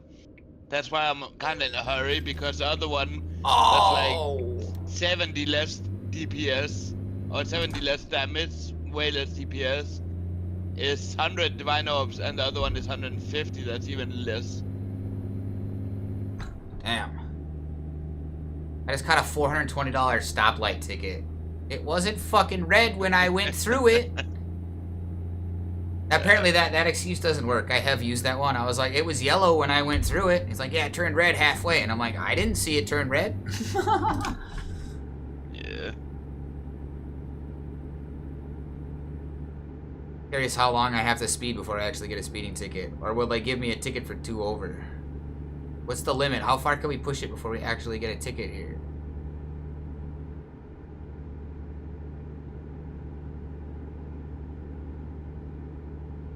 Or is it like in the real thing if like well, clearly not quite like the real world where you can get away with anything as long as a cop doesn't see you do it.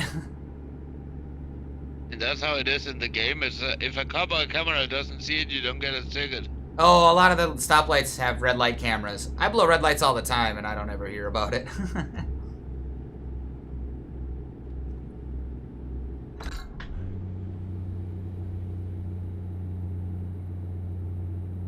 must be going up a hill. I don't think I'm gonna be able to speed anyways up this damn hill.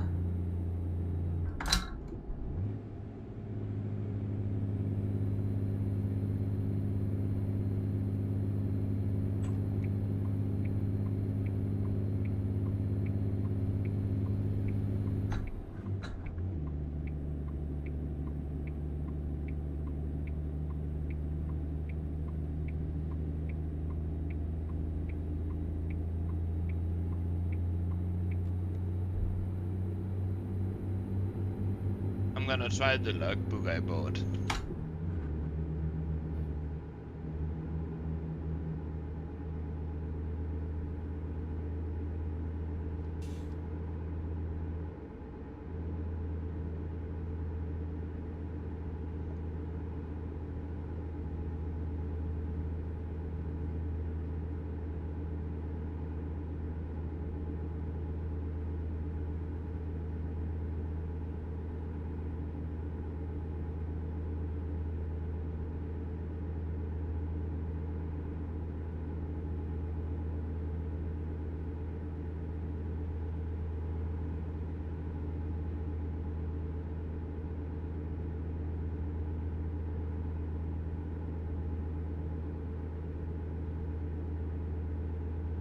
A bunch of jet planes just like hanging out in the desert here. It's cool.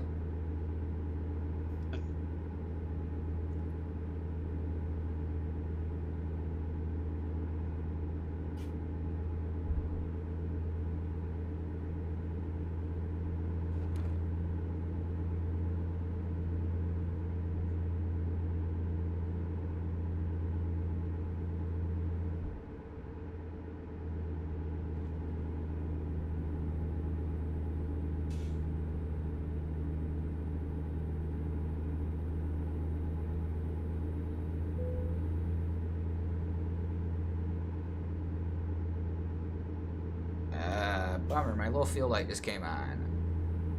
Alright, well I guess we'll have to stop at the next fuel station. Probably drive a little more fuel consciously. Or we can find out.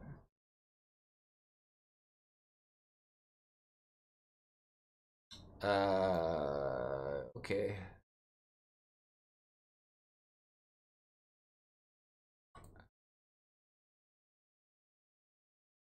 Alright, it's gonna add to our time. It's gonna fuck our sleep up a little bit. Even more.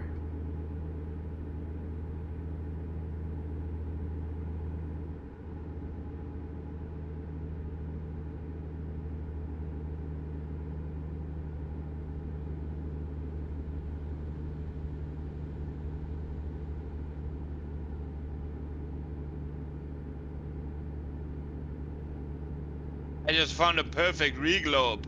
Oh, sweet. I don't know what those are worth.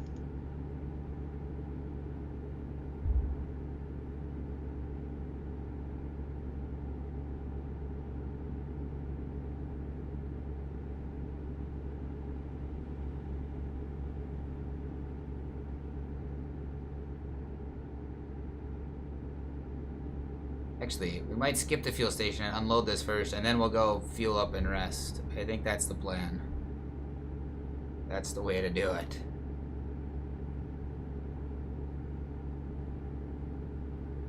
Let's just watch for wildlife between dusk and dawn. But, I mean, the wildlife avoid the highway during the day? Like, you have to watch for wildlife all the time, if the sign says watch for wildlife. Oh, yeah, we don't need to... We don't need to... We're here.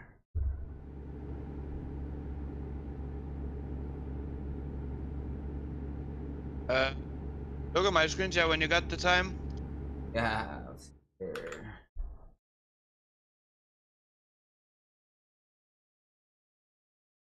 Yep, looking. Oh, look at all that gold. Holy crap. What map So I are have you in? 40,000, right? Yeah. I walked through all this. Now I have 102,000, 132,000. Okay, maybe that's why he said we should do this expedition, look. Yeah, holy crap. That's gold grinding for sure. I just earned over 100,000 in and 2 markers, and I think I chose 4 markers in total.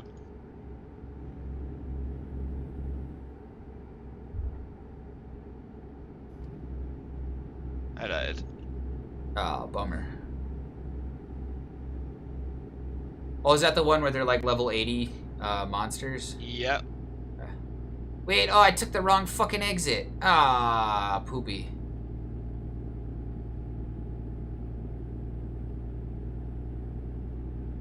Might as well fuel up then anyways. Son of a bitch.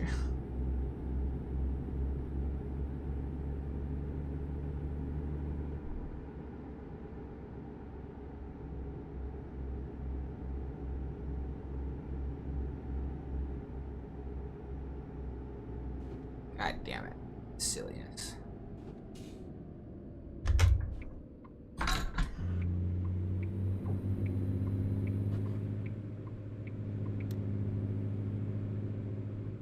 And there was 43,000 in the other big pile. Oh, I can't turn in God here. damn it.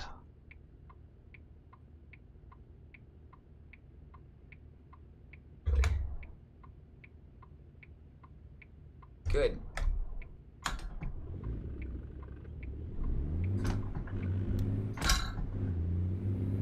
Oh, man. Get the hell with it. Says there's a fuel station here on the right.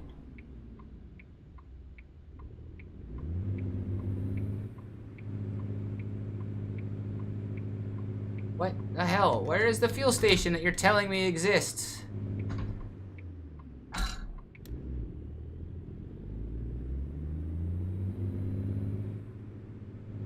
Because we're running out of sleep time now.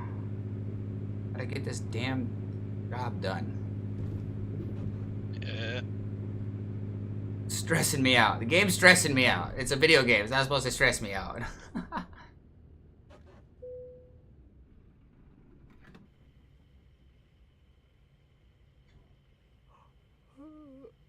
Yeah, I know. We're getting tired.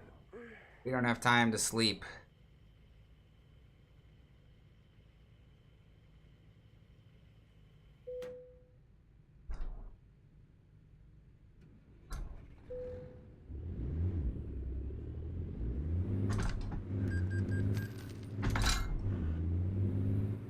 So I earned about 190,000 in this expedition luck.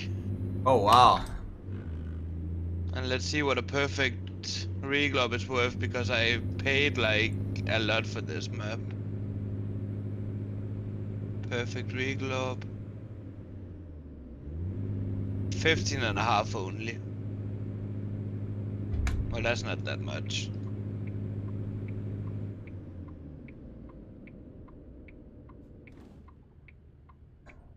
Ah, it was a green light.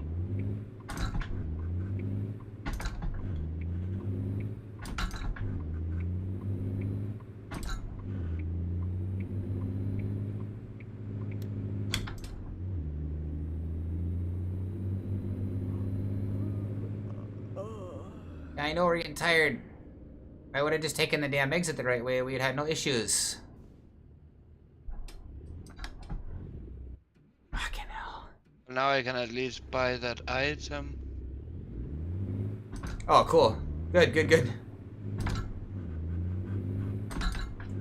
I just hope my damage will increase with it, because last time I bought an... I think my damage will increase if I bought the 151.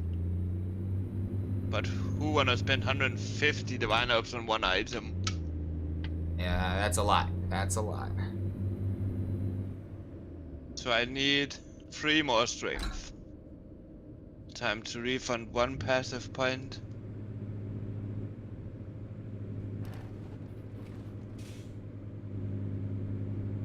Okay, so my damage is 25,000, right? Yeah. Now it's 33,000. Oh, nice. That's quite a significant change. Yeah, it is.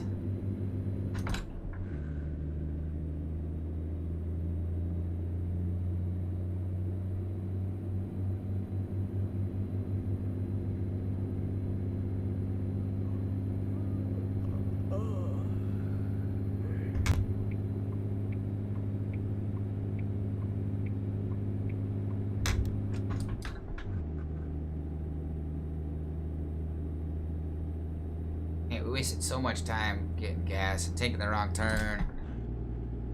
So we gotta go back to that spot and sleep in a little bit anyways.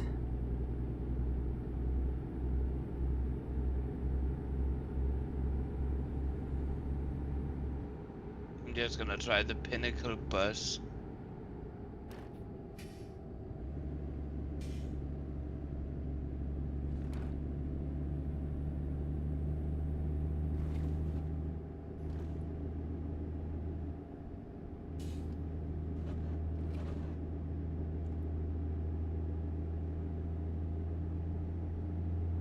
Let's see if I can do this bus this time.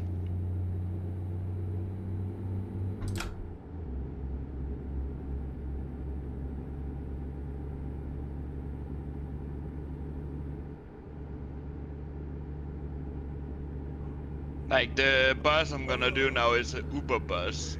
Oh yeah? And it has 4 tiers. So you have to beat him 4 times, not in a row, but like next time he might, now he's level 78, next time he might be level 85 or something like that. Oh wow. So let's see if I can beat him. I'm only level 79. What the hell? What the f... Oh my god, what the hell is going on here? I clearly took the wrong way again. This sucks.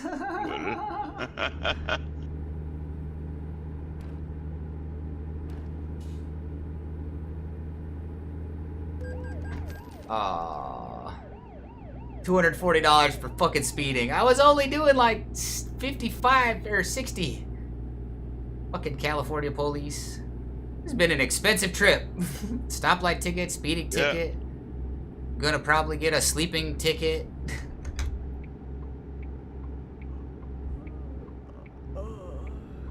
My character keeps yawning. We haven't hit the red yet on the sleep meter, but...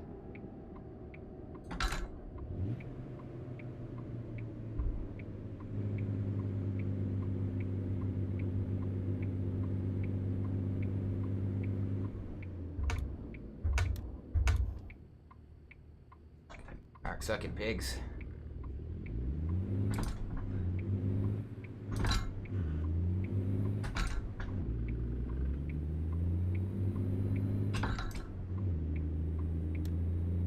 Oh, now we hit the red. Damn it. Well, we'll figure it out. Hopefully there's somewhere to stop in the town that we drop this off at. And we don't have to go too far. Yeah.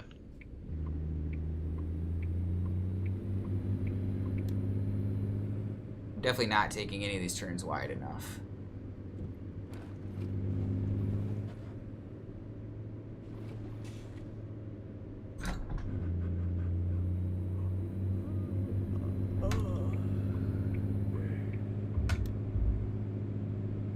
I keep taking wrong turns, and I just got a speeding ticket for doing like 5 over, and now I hit my sleep limit, so I'm gonna start freaking nodding off. And I've still got 40 minutes of drive time to get there. And so I just hope that there's somewhere to stop in the town I'm at. Red was like, I disappeared, what would I miss?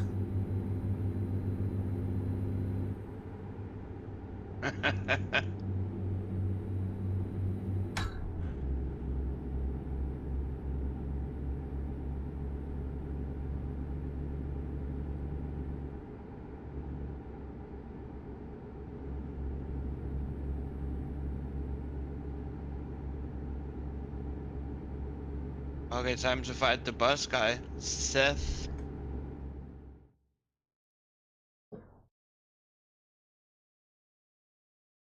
Stay in the I right don't remember way. if this guy moves a lot.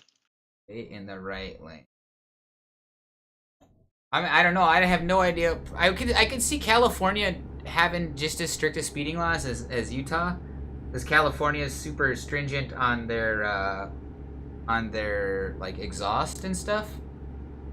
Yeah, South Dakota. I got a warning for 7 over.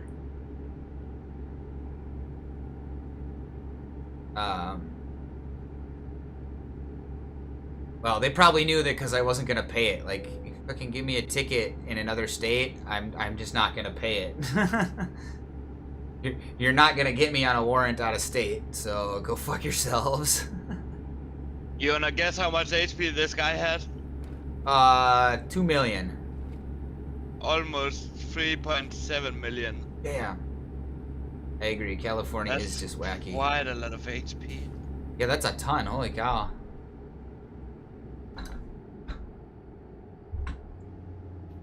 And I didn't even get anything too rare.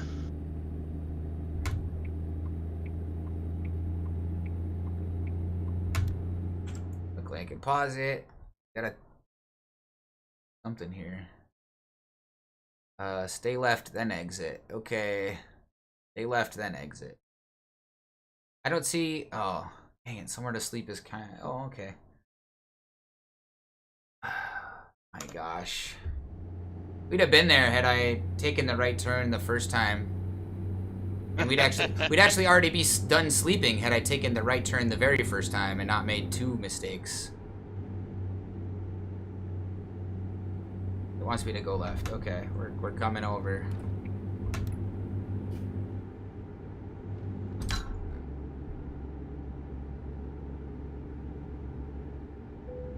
Yeah, I know I'm getting tired. I'm gonna get this job done. I don't really care. I don't have time to sleep and finish the job. Otherwise, we'd have done that already.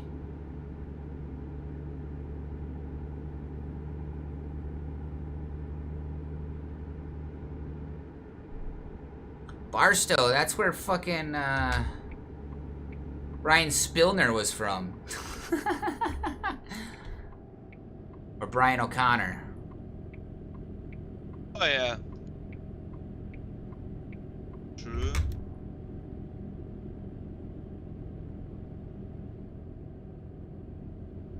Leave my damn nose alone. It won't heal if I don't leave it alone. You fuckers. Damn lights.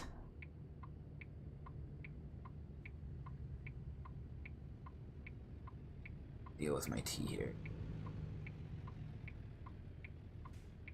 This dude like damn near blew it and was like, well, I gotta go. Good thing he's turning right. That's pretty funny. Yeah, I know I'm getting tired. We're almost there. I know, I don't sleep. And I find myself in this game, I'm on the night shift too. It's 0900 and I'm like, yep, let's get this load delivered. I need to be better about checking that.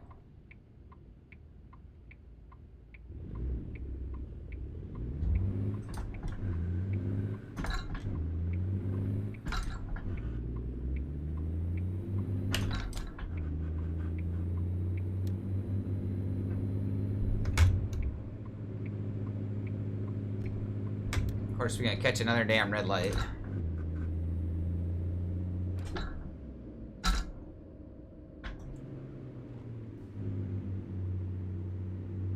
Taco Kingdom. Yep, no matter what. I don't even like, I don't even know if I can get into day streaming with the guys that do that. It's okay. I try not to compete with my friends anyways, right? It's not fun. Whoa.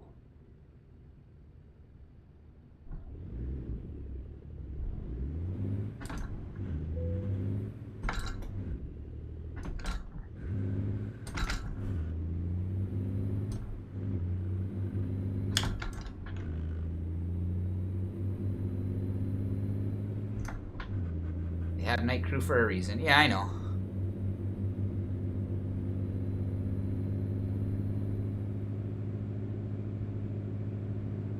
Thing with driving truck though, like a lot of the times you got to deal with whether the warehouse has got to be open.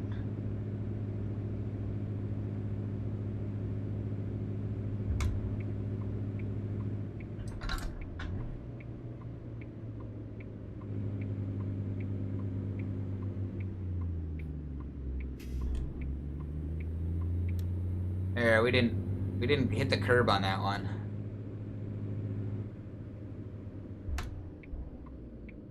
These guys are working hard over there. Just holding up the fence.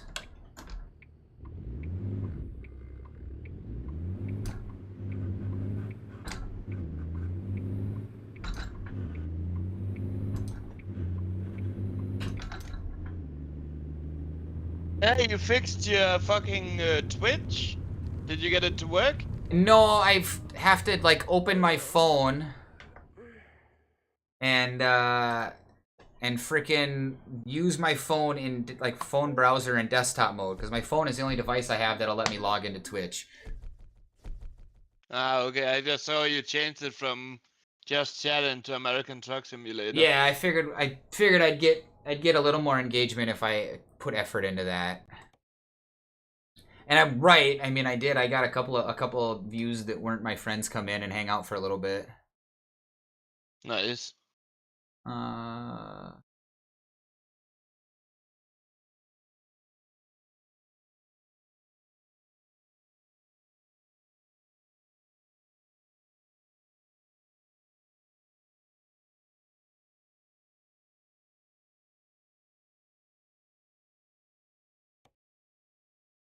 Sure.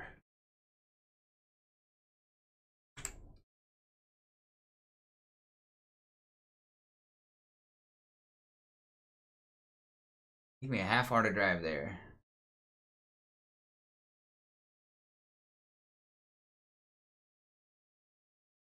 I do know though that like from looking at stuff there are like some warehouses aren't working night crews. I mean, and I would so much rather be driving the truck at night. And then I just set it up so that you arrive in the morning, right? You arrive for their early morning crew. All right, now I gotta go.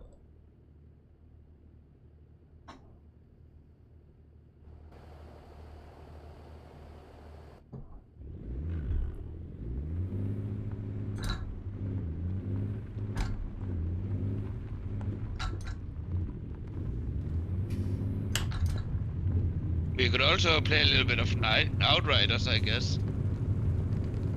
I haven't played that one in a while. Same. I haven't played that since November 25th, 2023. Oh dang! I fired it up a little bit this year, and I earlier this year sometime, and just kind of got slapped around. So I was like, yeah, all right, we gotta catch up.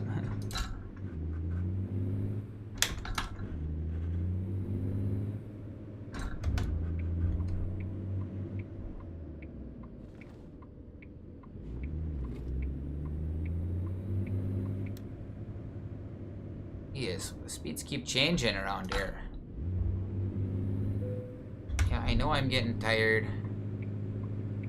I'm doing my best to get to a spot to go to sleep.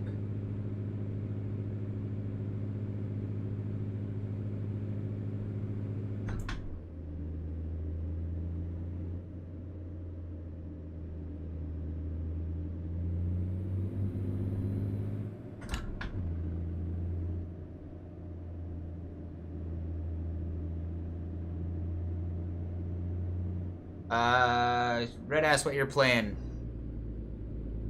Still in PoE?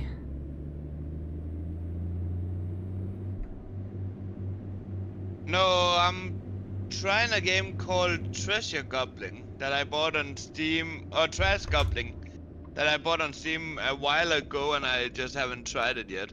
It's like from a small indie company. Oh, nice.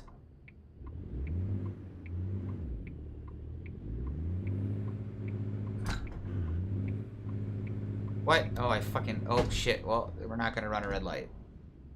We're just gonna be fucking stuck here, though.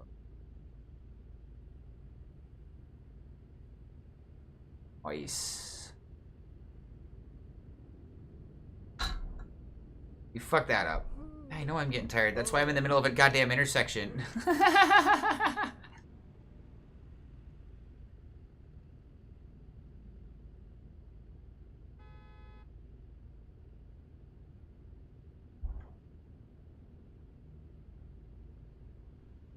I mean, this would be a red light violation. I don't see any stoplight cams. Oh, there's one.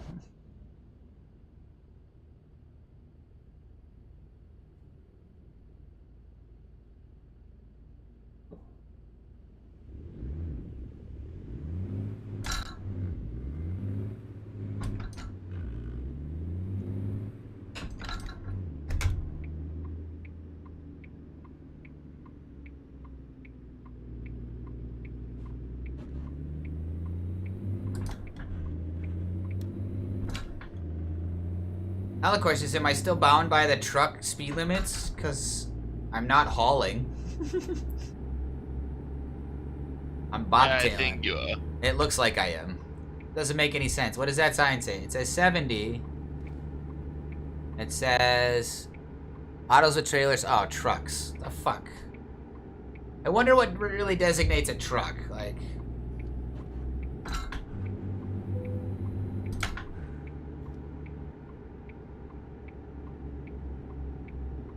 I don't need another goddamn speeding ticket.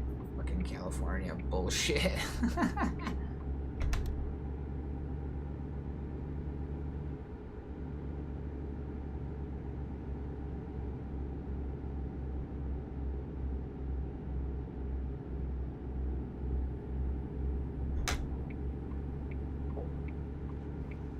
Oh!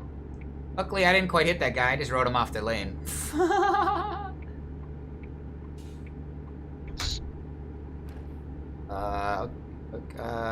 Nope. I want this.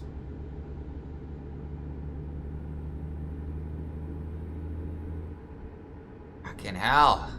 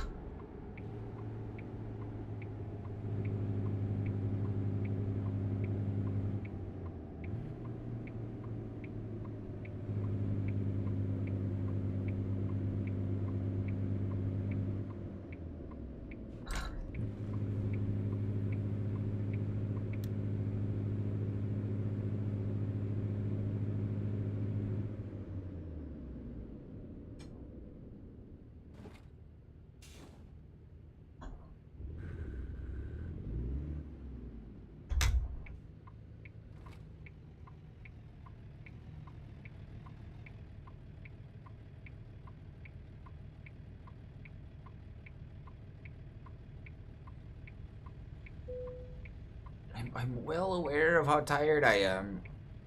I am, like, I'm stuck at a red light.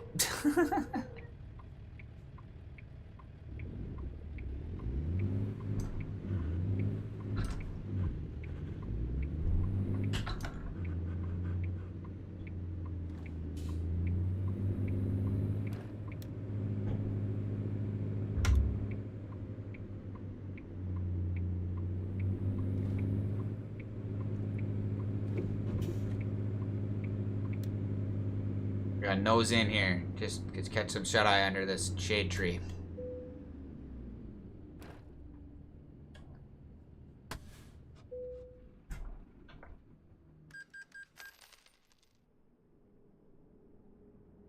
They earned $71. What the hell? Yeah. Alright, I'm gonna take a quick break and think about what we're gonna do here.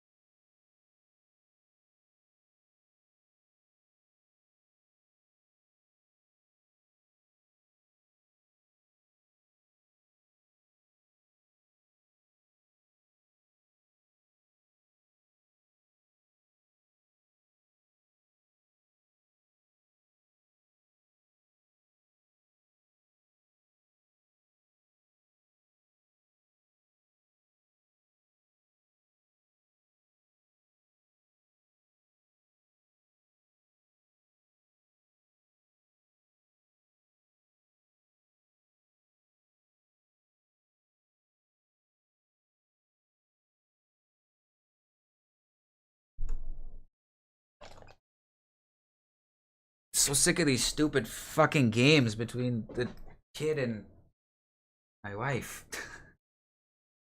Yeah. Understandable. What happened this time?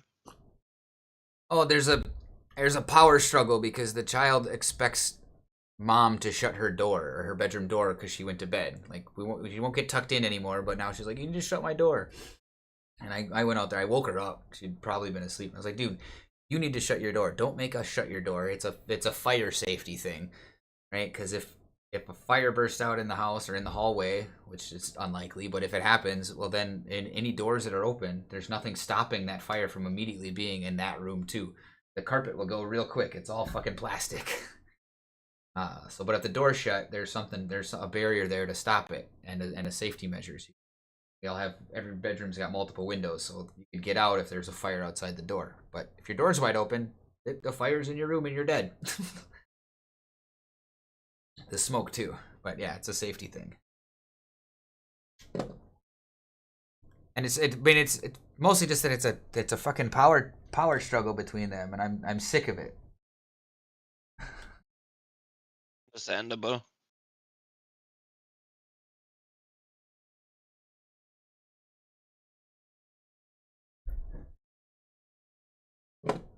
Hey. I wish my standing desk worked. I need to fucking just stand. I think I might invest in a fucking new desk. Yeah. This one's great, but it'll cost me like $100. Well, the next part to try to fix the desk is $100. I've pretty much been trying to buy as cheap a parts as possible to fix it, and none of them have worked thus far. Because all I really need is a tiny little capacitor. I just don't know what specification. Which is so dumb. Like that's all it is. One tiny little electronic component that probably costs 3 cents is the whole reason this $150 desk is going to get trashed and thrown away or scrapped for parts.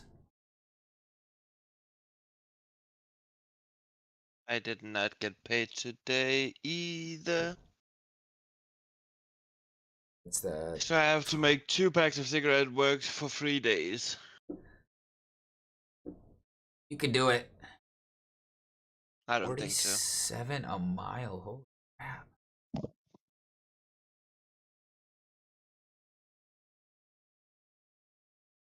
Oh, we're going back to Phoenix? Heck yeah, we're gonna take this load.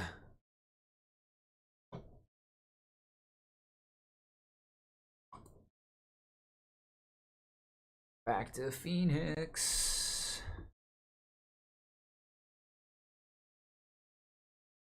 Loan payment came out.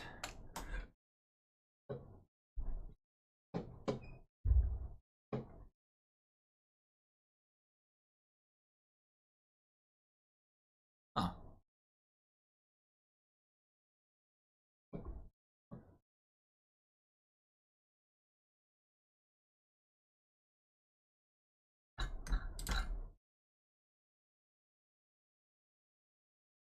Want to check out the scale. See what my truck weighs without a trailer.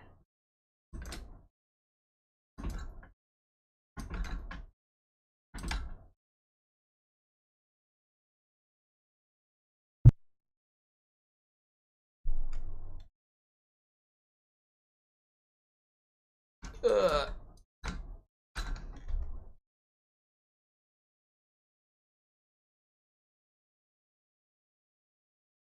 $10.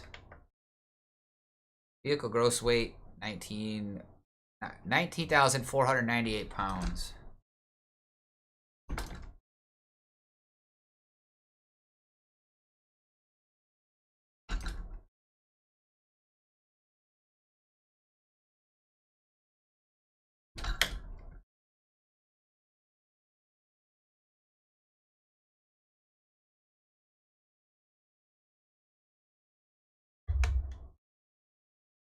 Oh, we're not back yet. Shit. Sorry, everybody.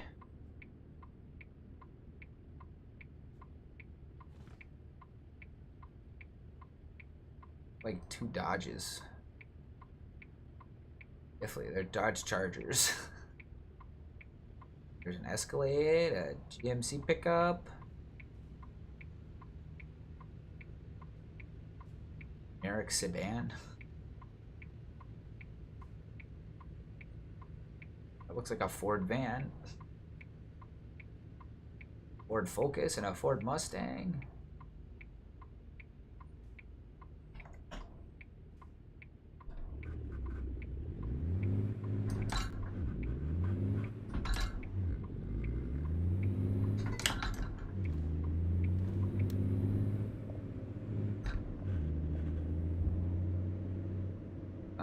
We probably want this lane.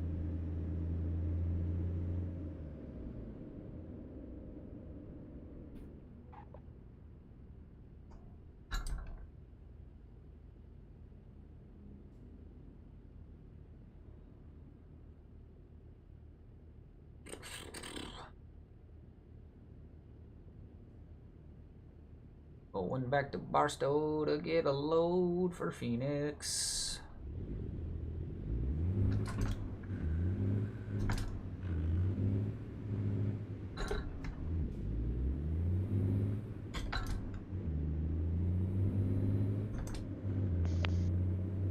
I actually think I'm gonna go to bed, honestly. For sure, dude. No worries. No worries.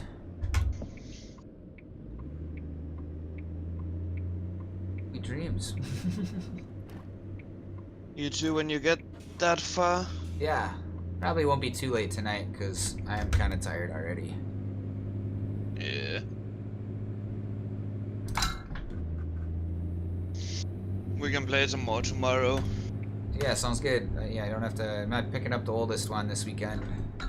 Homecoming this weekend for her, and I was like, dude, that's super important. I have so many memories of homecoming while I was in school. That's an important thing to be a part of. Yeah. I think we want to be the left lane. All right, I think we're good here. Yeah, game tomorrow sounds Well, good. Yes, sir. Bye bye. Bye bye, Red. Laters.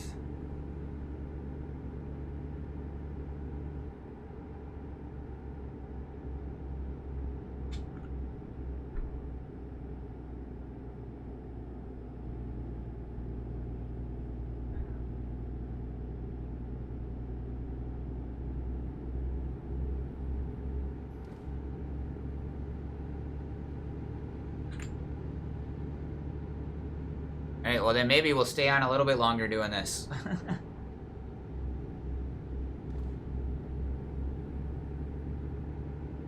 Maybe we'll get a... I need to figure out... maybe we'll get a podcast going. Get a Creative Commons podcast going.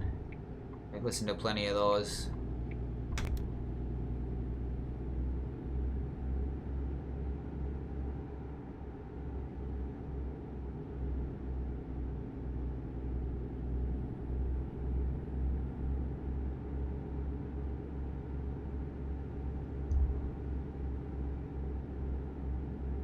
Actually, I don't even think I need attribution for that. I think it's share like non-commercial.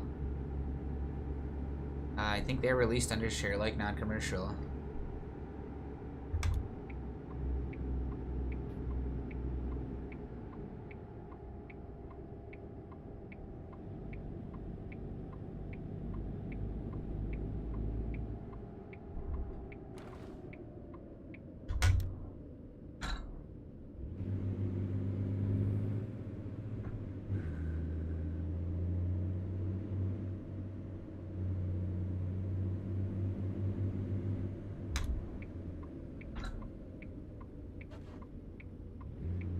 Y'all got a load to pick up.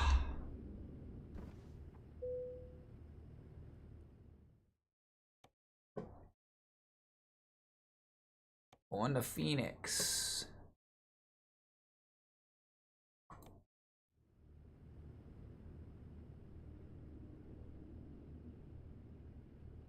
Somewhere over there.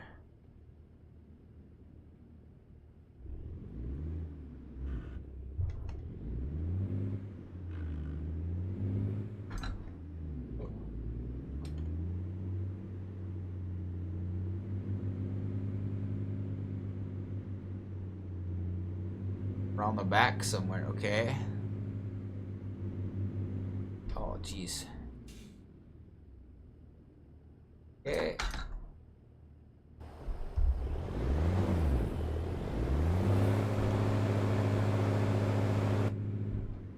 Oh, wait.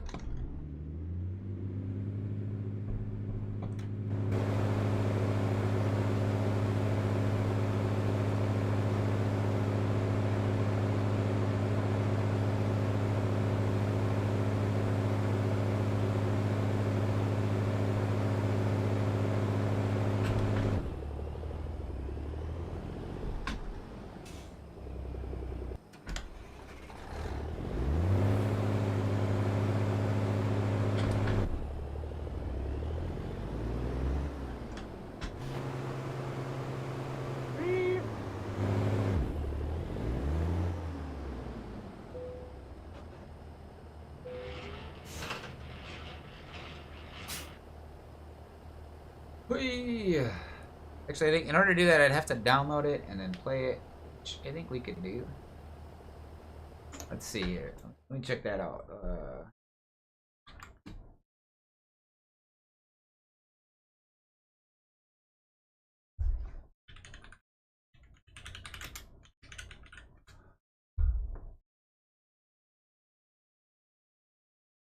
Oh, nice. He finally got the psychedelicsalon.com.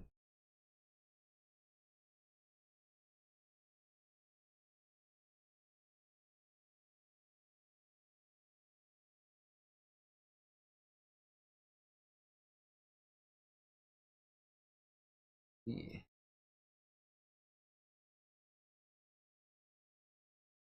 He hasn't really done a whole lot. I think Lorenzo is probably done with this.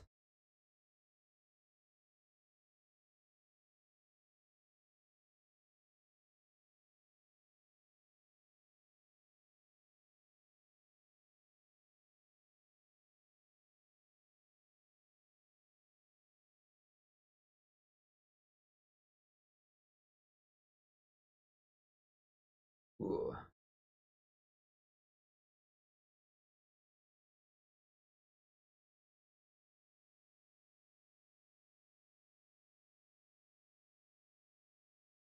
Ooh. That cornfield from 1988.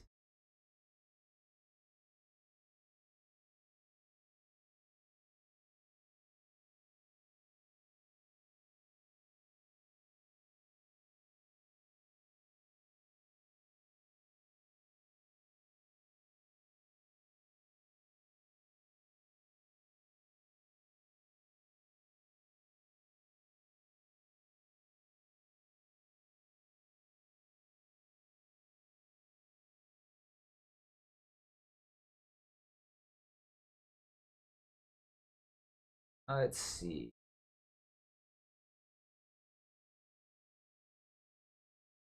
If I just download the MP3. Oh, there we go.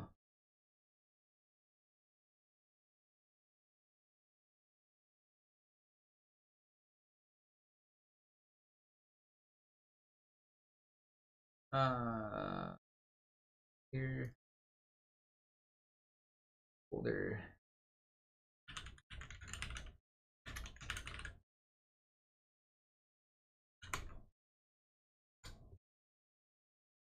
If only I could spell.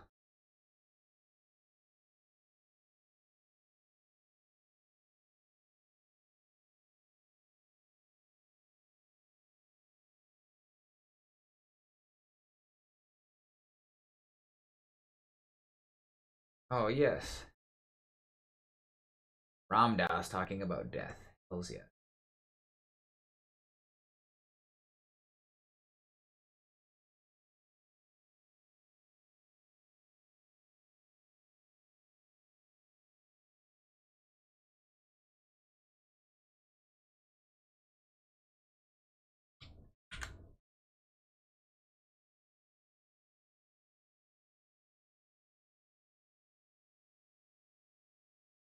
Uh,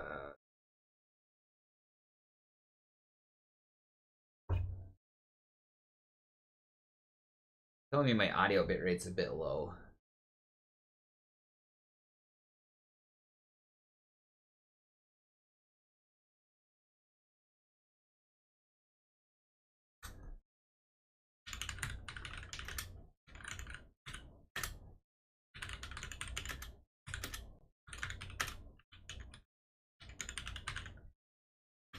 Did I spell that right? Probably not. Hope I didn't.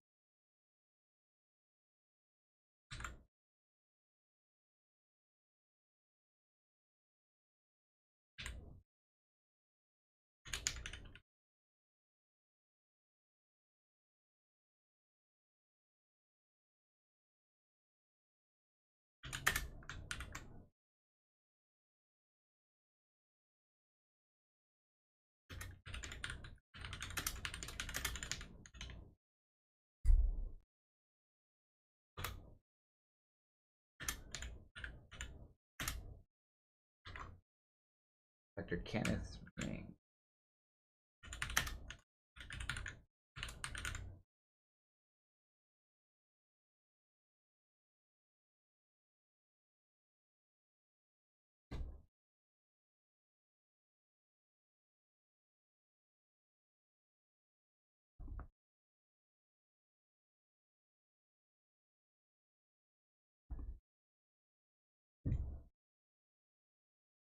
Let's see what we can do.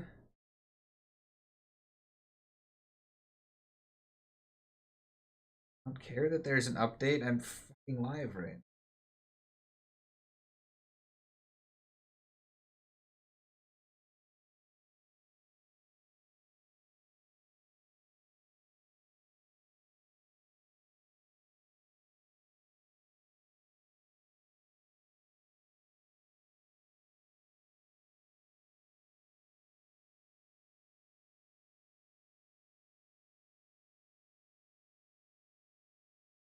I spelled it wrong again.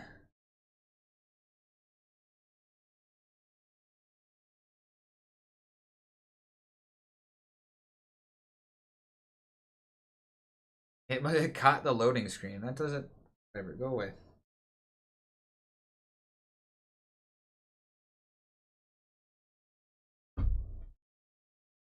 Alright, let's find a way to play that.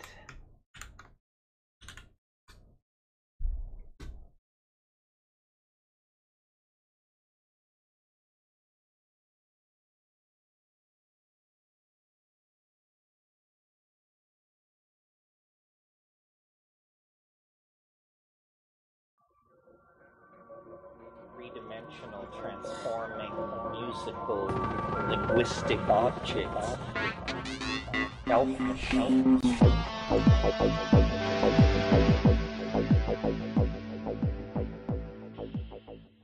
Greetings from Cyberdelic Space. This is Lorenzo, and I'm your host here in the Psychedelic Salon. And today we're going to travel back in time some 30 years or so, back to the 1992 Transpersonal Association Conference, and we're going to get to listen to two talks. The first one is given by Ram Dass, and he will be followed by Dr. Kenneth Ring. Now, this isn't exactly a spoiler alert, but I'm giving you a heads up here about what may be the worst possible setting for an acid trip. I doubt if many people have what it takes to manage an LSD experience like the one that Ram Dass describes. It speaks volumes about the degree of control that he has over his own mind. So, without any further ado, I love here's Ram Ram Dass. Dass. I'll just introduce myself. I'm Rick Dablin, and I've managed to be so motivated by my psychedelic experiences that I decided that it was something worth devoting myself to. And I kind of, more out of self-defense than anything else, have decided to focus on the political aspect. I applied for entrance into the PhD program in psychology at Harvard, and they told me that they would never let me in, that the ghost of Timothy Leary walks the halls, and that they don't want to talk to me.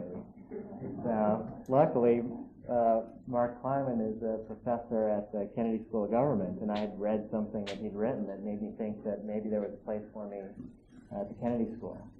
And so he encouraged me to apply, and lo and behold, they made me the token hippie of the year and let me in.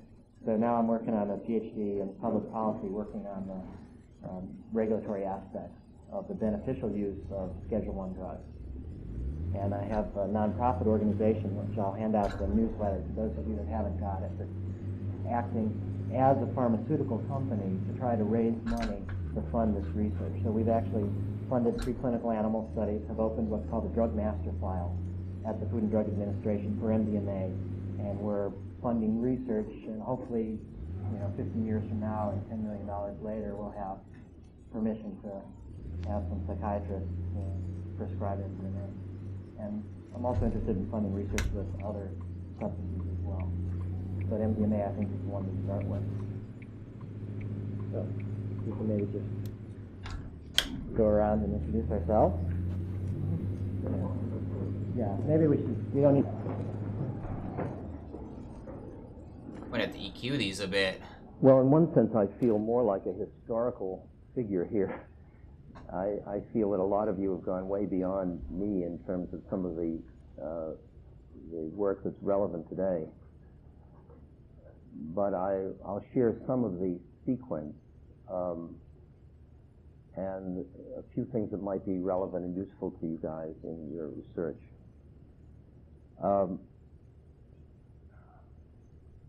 Here we go. Historically, when I first started to work with the psilocybin, synthetic of the psilocybin mushroom, shortly after beginning that, Ralph and Tim and I and others, George and Gunther, were introduced to the Tibetan Book of the Dead. Getting warm in here. I was a little, what I experienced in reading that book was a direct, almost eerie parallel between certain descriptions of the bardos, or the islands or the states that one goes through in the process of death, and experiences that I had had with the psychedelics. And fortunately, I had Ralph and Tim as colleagues, and they saw this parallel and ran with it and created a book called The Psychedelic Experience, which they kindly allowed me to co-author,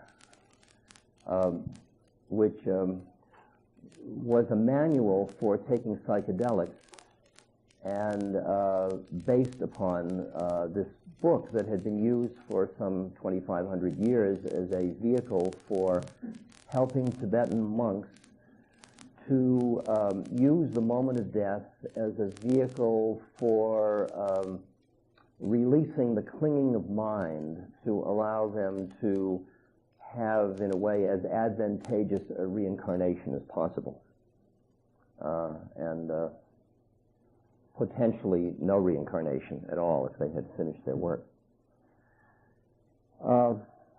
What I experienced, and this just happened in some subtle sequence, was that the repetitive use of the psychedelics, at first psilocybin and LSD, started to alter my own feelings about death. There was a way in which the parallel of the psychological death and rebirth process that went on in very intensive psychedelic experiences, and started to open to me a different state, a different perception of death, so that I noticed that a lot of the anxiety attendant to the concept started to be absent. In the course of our early work, we came across the work by Dr. Eric Katz, who was a very outstanding and unusual man, but did some interesting research with people that were dying with psychedelics. And I remembered the profound statement in one of the articles that was published, in which a nurse who had been working with on the intensive care, I think, and then she developed cancer, which had metastasized extensively. I can go through there. She AI had can her go through what I first can't. LSD experience, and she said at the end of it, the quote was, "I know I'm dying of this disease, but look at the beauty of the universe." And there was something that I heard in that, which was a shifting in emphasis that I felt extremely profoundly about. And I started to be drawn towards being with dying people because I saw that in terms of my own inner spiritual work, the deepest fear that an incarnate has is the fear of death. And one can, as I did, fly my airplane dangerously or drive my motorcycle dangerously and try to play with the edge of death, but I realized that being in the presence of people who was dying was incredibly important work that I could do on myself, as that was my original feeling about it. The experiences that followed as a result of that, I'm trying to get my sequence right. Somewhere along the way, after I had been working with psychedelics for about 6 years, I began to feel the finiteness of the experience. And I felt that the finiteness of the experience I was having with LSD and with the other psychedelics that I had the chance to work with was a result primarily of the set that I had in the way I used them, the launching pad, if you will, where I was starting from as I started to work with them. And I felt, as others had felt, that the maps we had found, which were things like the Tripitaka, the Sudhimagga, some of the Tibetan texts that describe the inner states of consciousness, suggested that there were maps in the East that were much, much more sophisticated about altered states of consciousness than Western psychology, which I had been teaching up until I got thrown out of Harvard.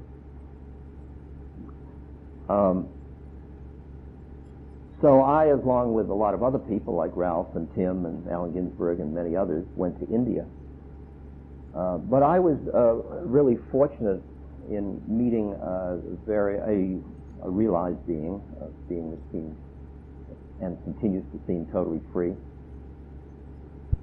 And the first thing that happened was that I began to be aware that in India there was such a different perception of death because of the depth of the reincarnational and karma models in that culture, that people were, first of all, it was much more out in the open. When a person died, they were wrapped in a cloth, put on a rickshaw and driven to the funeral grounds. So you'd see bodies going through the streets, and the burning ceremony was available for everybody. I mean, I went to the burning ghats in Benares, where they burn the bodies all day and all night, and I took LSD and stood in the middle of this to steep myself in the whole process of heads being cracked open and bodies being burned.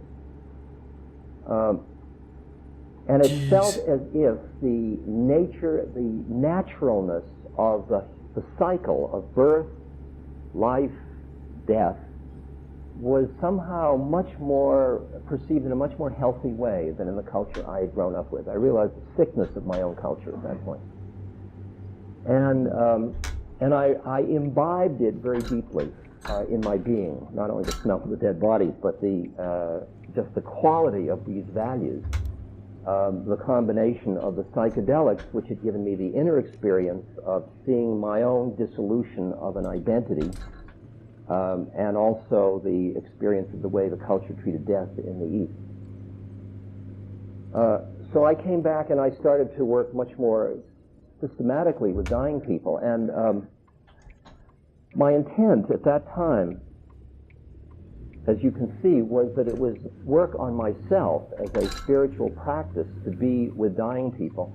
And then I saw that as in Buddhism, for example, in a way it is perceived that your entire life is a preparation for the moment of your death, and life is a preparation for dying as consciously as you possibly can.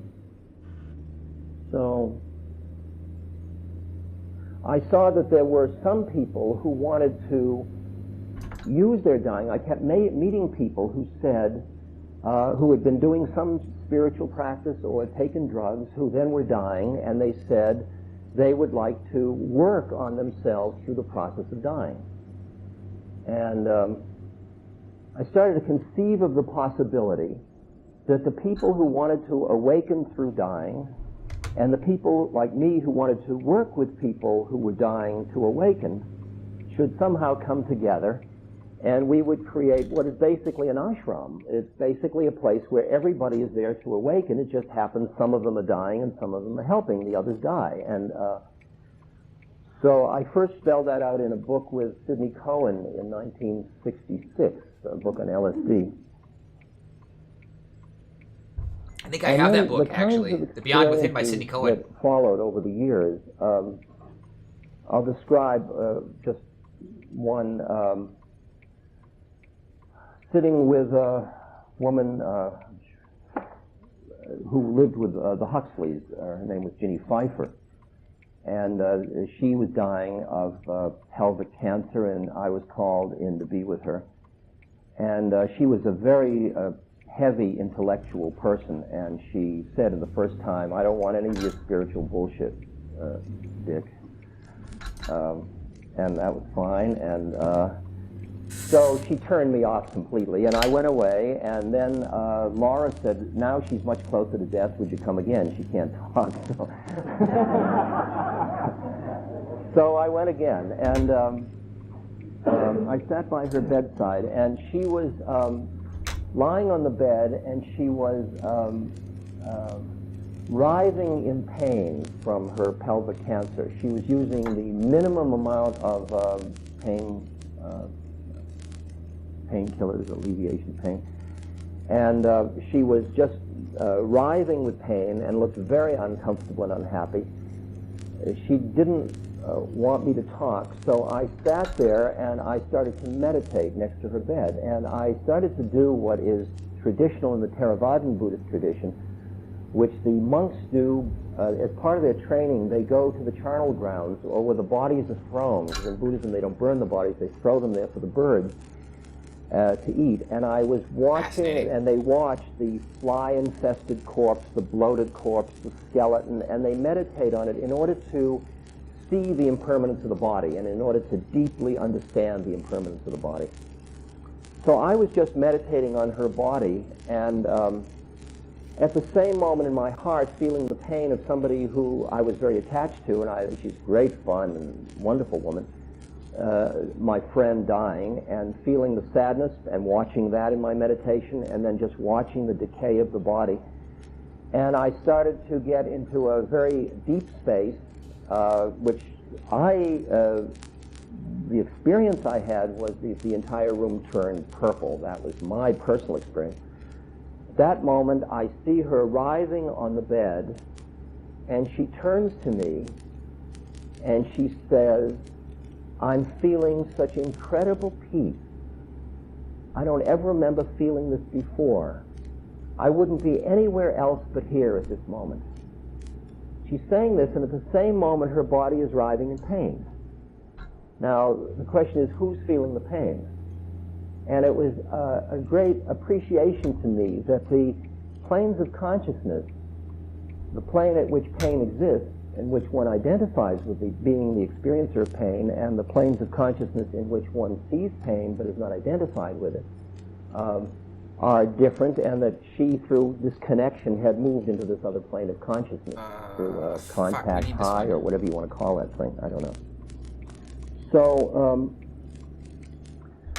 I have continued to work with people that are dying, and I now work with a very large lot of AIDS patients, and I'd say for the past 15 years I've been helping people die, and I've found that it is probably the most ecstatic part of my life. And I say that because what I find is that this kind of work demands of me that I transcend my usual defense structures. It demands a quality of truth.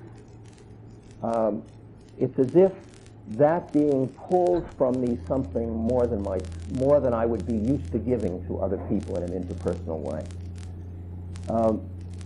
In doing that work, I've been learning, and I continue to learn a huge amount. And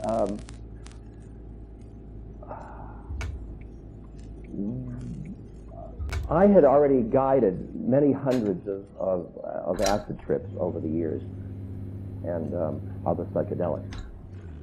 And what I remember was, because my pattern of guiding people was that I always took it with them. I didn't give it to them. I always took it with them. That was the first thing. Because I felt that I didn't want to be down in the control tower when they were up above the clouds. I didn't want to lose them. I wanted to stay with them. I took a small dose. And then I usually dedicated myself for 8 hours to just being with their consciousness, never straying for a moment. I didn't have my own fantasies or thoughts. I just stayed with them, even when they seemed to be comatose. I mean, I just stayed right there with their consciousness. I like that. I like that a lot. The few times that I had people that had what were called I never know whether a bad trip's really a bad trip, because I don't know whether suffering is grace or hell. I mean, you've got to realize what a weirdo I am. But I love people that Ramdas. had difficult trips was when some circumstance happened where our consciousnesses separated from one another for a moment. And they went towards me and I wasn't there. And then they felt isolated and they felt alone.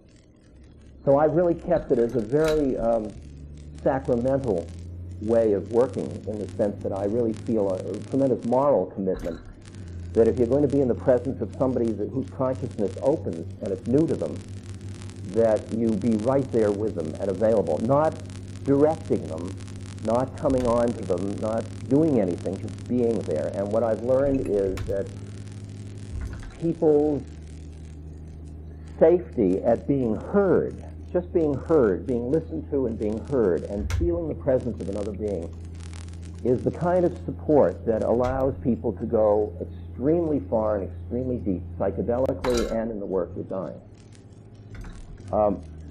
Now, because the circumstances often haven't been ones where I could use psychedelics with people that are dying, in the cases I have used them,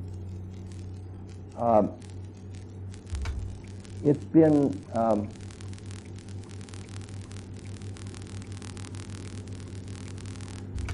I never was able to use a psychedelic without the person in advance knowing exactly what it was they were getting into.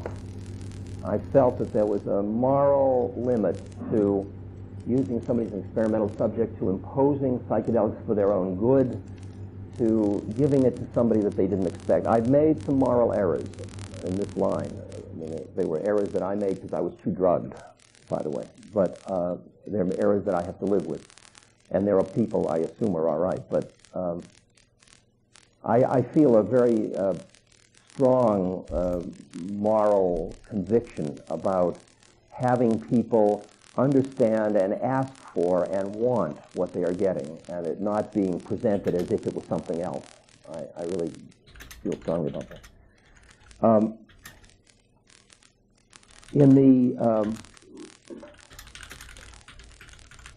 As the years have gone on, and I've done this over and over again, what I've found is that my attitudes towards death have shifted so deeply that I find myself often sitting at a bedside of somebody, say, a young person with AIDS whose family's ostracized them, whose economics is completely wiped out, with an opportunistic illness and Kaposi sarcoma and the whole thing. And it's as hard as a human being can die in many ways. And I find myself with a set of feelings simultaneously. Of one is that my heart is breaking for this human being because of the dream that is being crushed, the human dream that's being crushed. At the same moment, there's another part of me that is absolutely equanimous, perfectly quiet inside, just watching the phenomena of the universe occurring, the life and the death and the passing, as if the leaves and the color of the leaves was changing. It has that quality of absolute all-rightness. It's all right. And then there's another part of me that I've been embarrassed about that is, I can describe it because I saw it in my guru so often. It's a cosmic giggle. It's an inner laugh at the play of life, at the play of life and death. And what I've experienced now is that as I've worked on myself to become an instrument for being in the presence of somebody that's dying, what I do is I offer myself to that being, and literally, it sounds strange and almost masochistic from psychodynamic level, is actually fall into love with each of these beings. That it's not a romantic love, it's not a possessive love, but it's a space of merging, of non-differentiation with them, of just being, just through that practice of listening and tuning and being and hearing and opening and opening and opening until you have, in a sense, taken on all of their pain and suffering. Not that you're holding on to it, not that you're a good person, you're not taking it away from them, but you're not separating yourself to protect yourself from their pain. And so what I have learned is that my reactions to suffering are key as to how helpful I am to people that are dying. And to the extent that I am afraid of pain and haven't cultivated a part in myself of awareness that can say, I don't want the pain, but if it's here, so we'll work with it. The extent that I've cultivated that other part of me, I can stay open in the presence of their pain and allow myself to feel their pain and feel this kind of merging quality. And what I watch is, just to give you one, I'll stop in a I don't want to, I don't know what I want to do. I don't even know what I'm here.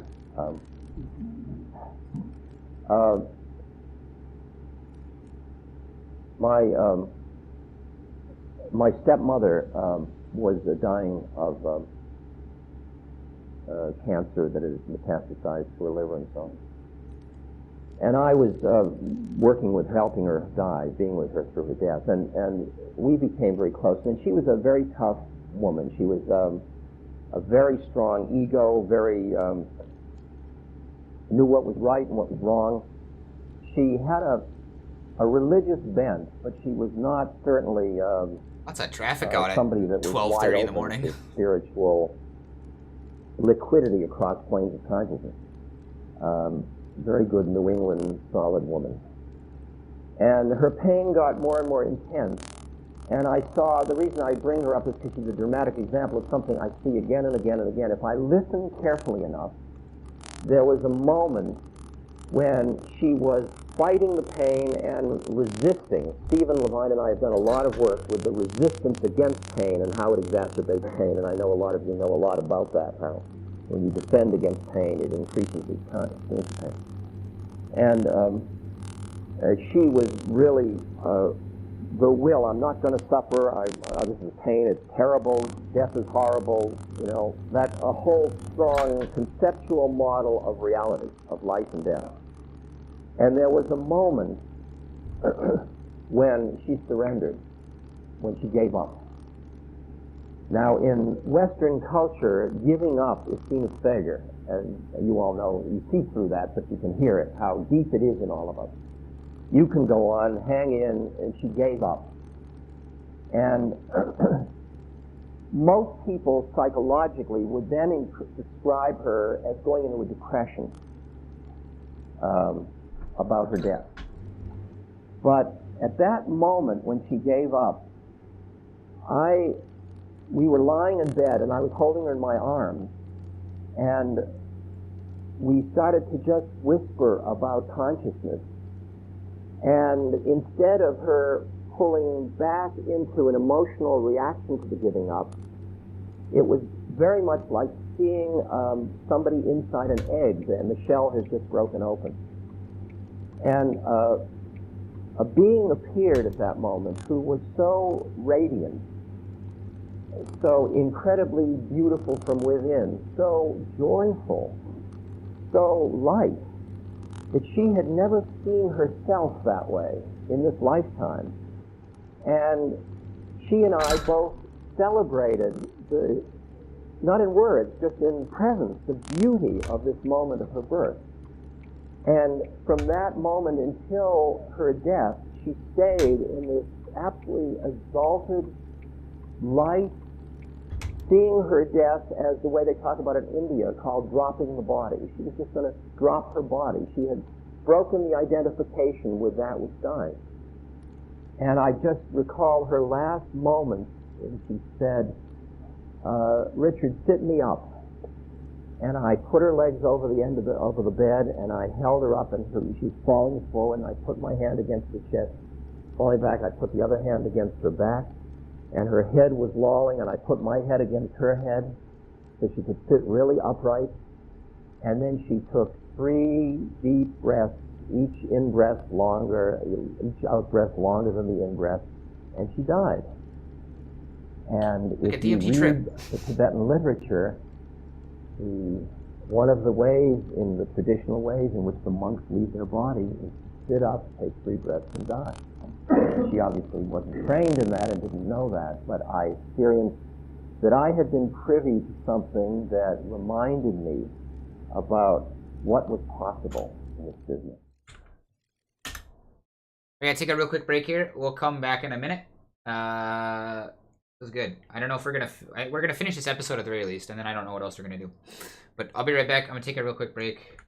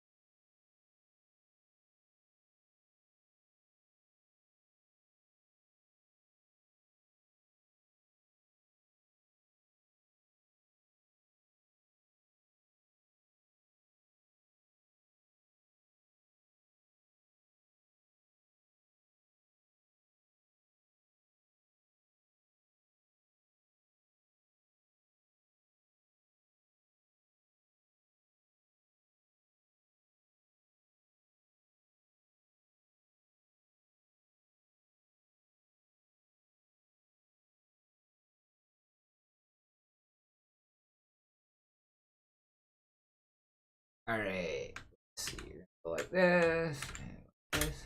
So I'll stop, except to just say that I first honor the willingness for you to stay with the discipline necessary to put together a game like this.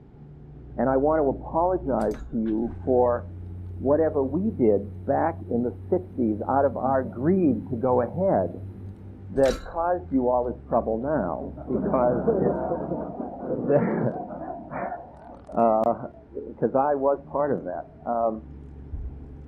He sure I was. realize that the protocol focuses on the drug, on the effects of the MDMA, but I really want to encourage you to recognize that the psychological environment and your relationship to the people, while it is only said, depending on their readiness and willingness, the subjects will be encouraged to have verbal interactions with a therapist, discussing the content of the experience and how it relates to pain reduction. I just want to, I understand how the government hears that, but from your and my point of view, the difference between somebody who's had MDMA and somebody who had a controlled substance all of us in this room know that a controlled experiment with psychedelics it's a monstrous joke at some level. And we've just got to face the fact that it is a joke. We are doing it out of a game we have to play. It's like saying it's nothing, but we'll prove that it's not the null hypothesis. It's prove the null hypothesis. But as Ralph, who was part of the Good Friday experiment, will, I'm sure, reassure you that the people that took the psychedelic there was no question of who had had the psychedelic after they had taken it. And the kind of interaction you as human beings will have with the people that had the MDA will be entirely different from the kind you will have with the people that took the controlled substance.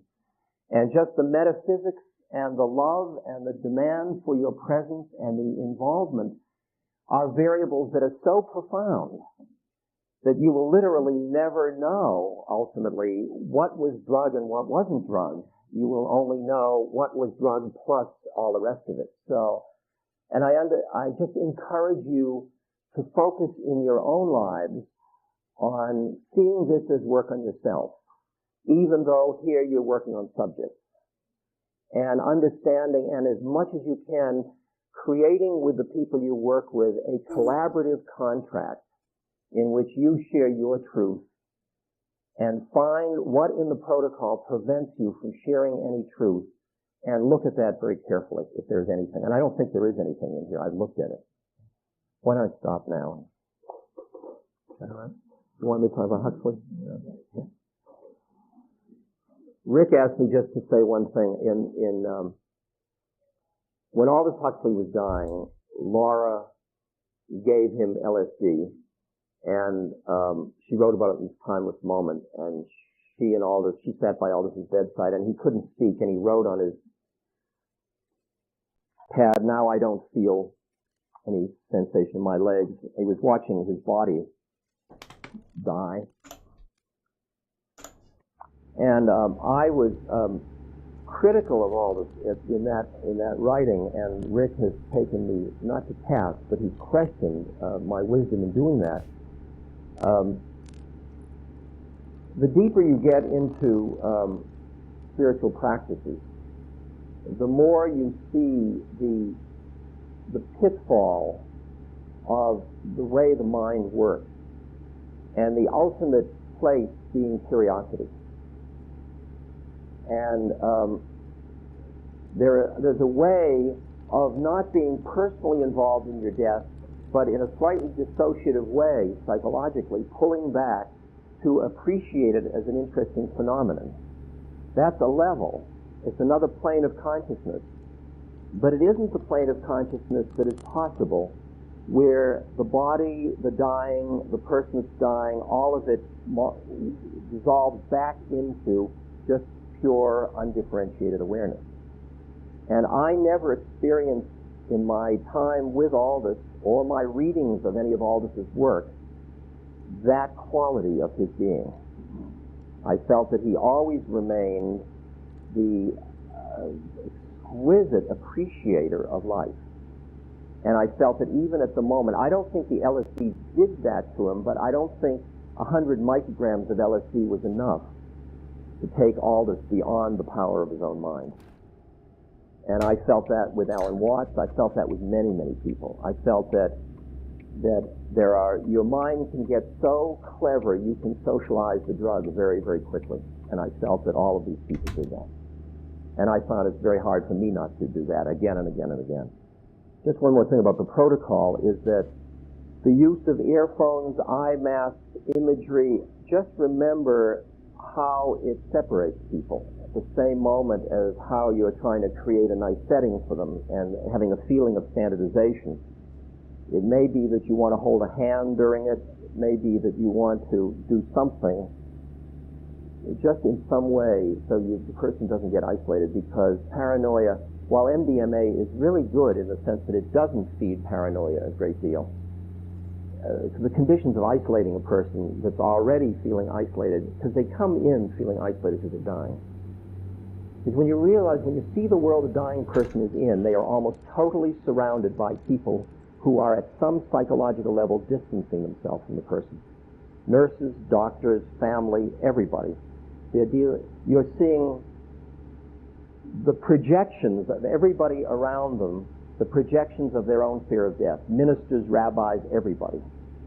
And so you realize how isolated a person that's dying is. And all of us that know set and setting realize that to take somebody through a psychedelic experience in a way that isolates them psychologically, to me, that doesn't seem like an optimum strategy. I mean, others may. Ralph, who knows ritual much better than I do, may understand this in a ritualistic way, in a way that I don't understand it. But that's what I think. And that's where Ram Dass's talk came to an end on this tape. His talk was then followed by another brief talk that I'm going to play for us right now. This talk is given by Dr. Kenneth Ring, who is a professor emeritus of psychology at the University of Connecticut. And he's perhaps best known as one of the leading researchers in the field of near-death experiences. Like you, sometimes when I read about a person's near-death experience, I feel as if I'm actually reading about a full-blown major psychedelic trip. And, as we will hear in a few moments, Dr. Ring, one of the world's leading experts on NDEs, also sees a possible connection between them. Now, here is Dr. Kenneth Ring. Friends, I think that you'll be relieved to know that my remarks will be very brief, and probably dismayed to find out soon enough that they'll be of almost no value whatever, particularly because of what's already been said here by our first two speakers. But since Rick did do me the honor to ask me here to address you, I'll do so, I guess in my own terms. Like the people who have spoken before me, I also am a psychologist, but unlike them, I'm a researcher. I'm not a therapist, and as I said before, I've not worked with dying persons professionally, although my stepfather just died in California this year, and so I did spend 10 days at the hospital with him. It was a very interesting experience, but not particularly relevant to what I would like to talk about here, because I've been asked to talk about the implications of what I have studied over the last 15 years in near-death experience for possible work with dying patients.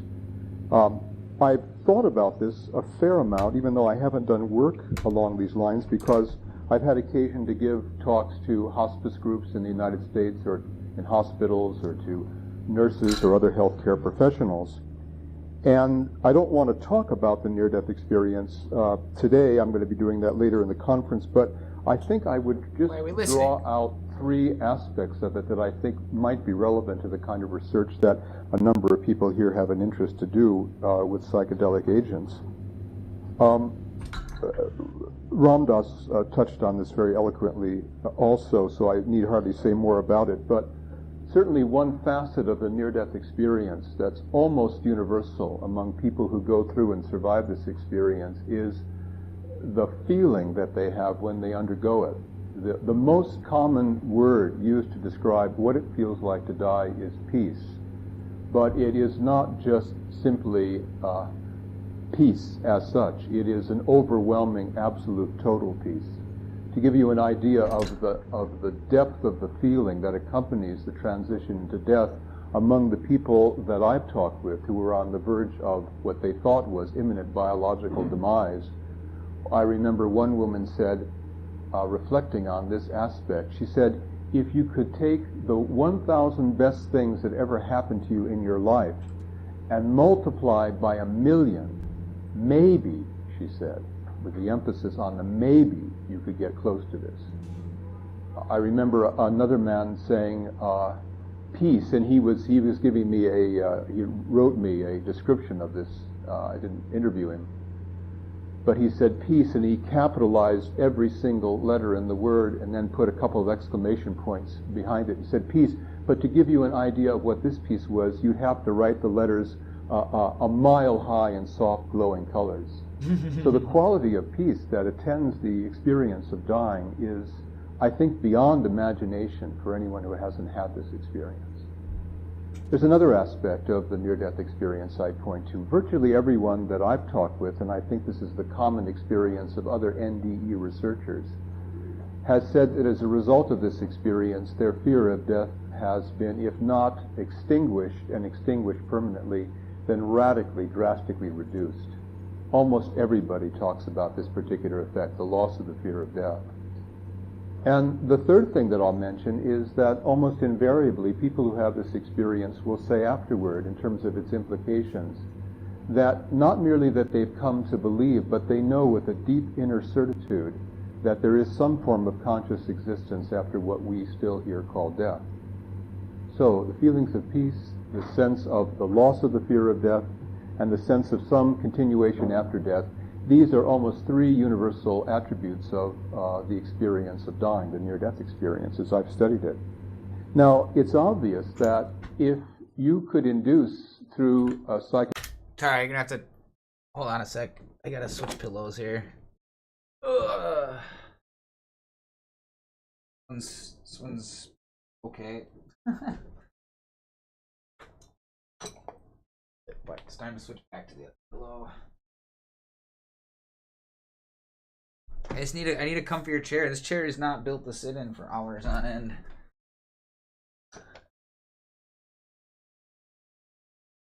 Okay. Psychedelic agent or in some other way, aspects of this kind of experience in people and in dying people, then you would certainly ease the transition into death. You'd give people, in a sense, a rehearsal for death. Now, all of us who are listening to these words of mine know this is hardly an original idea nor a new one. It's been around for a long time.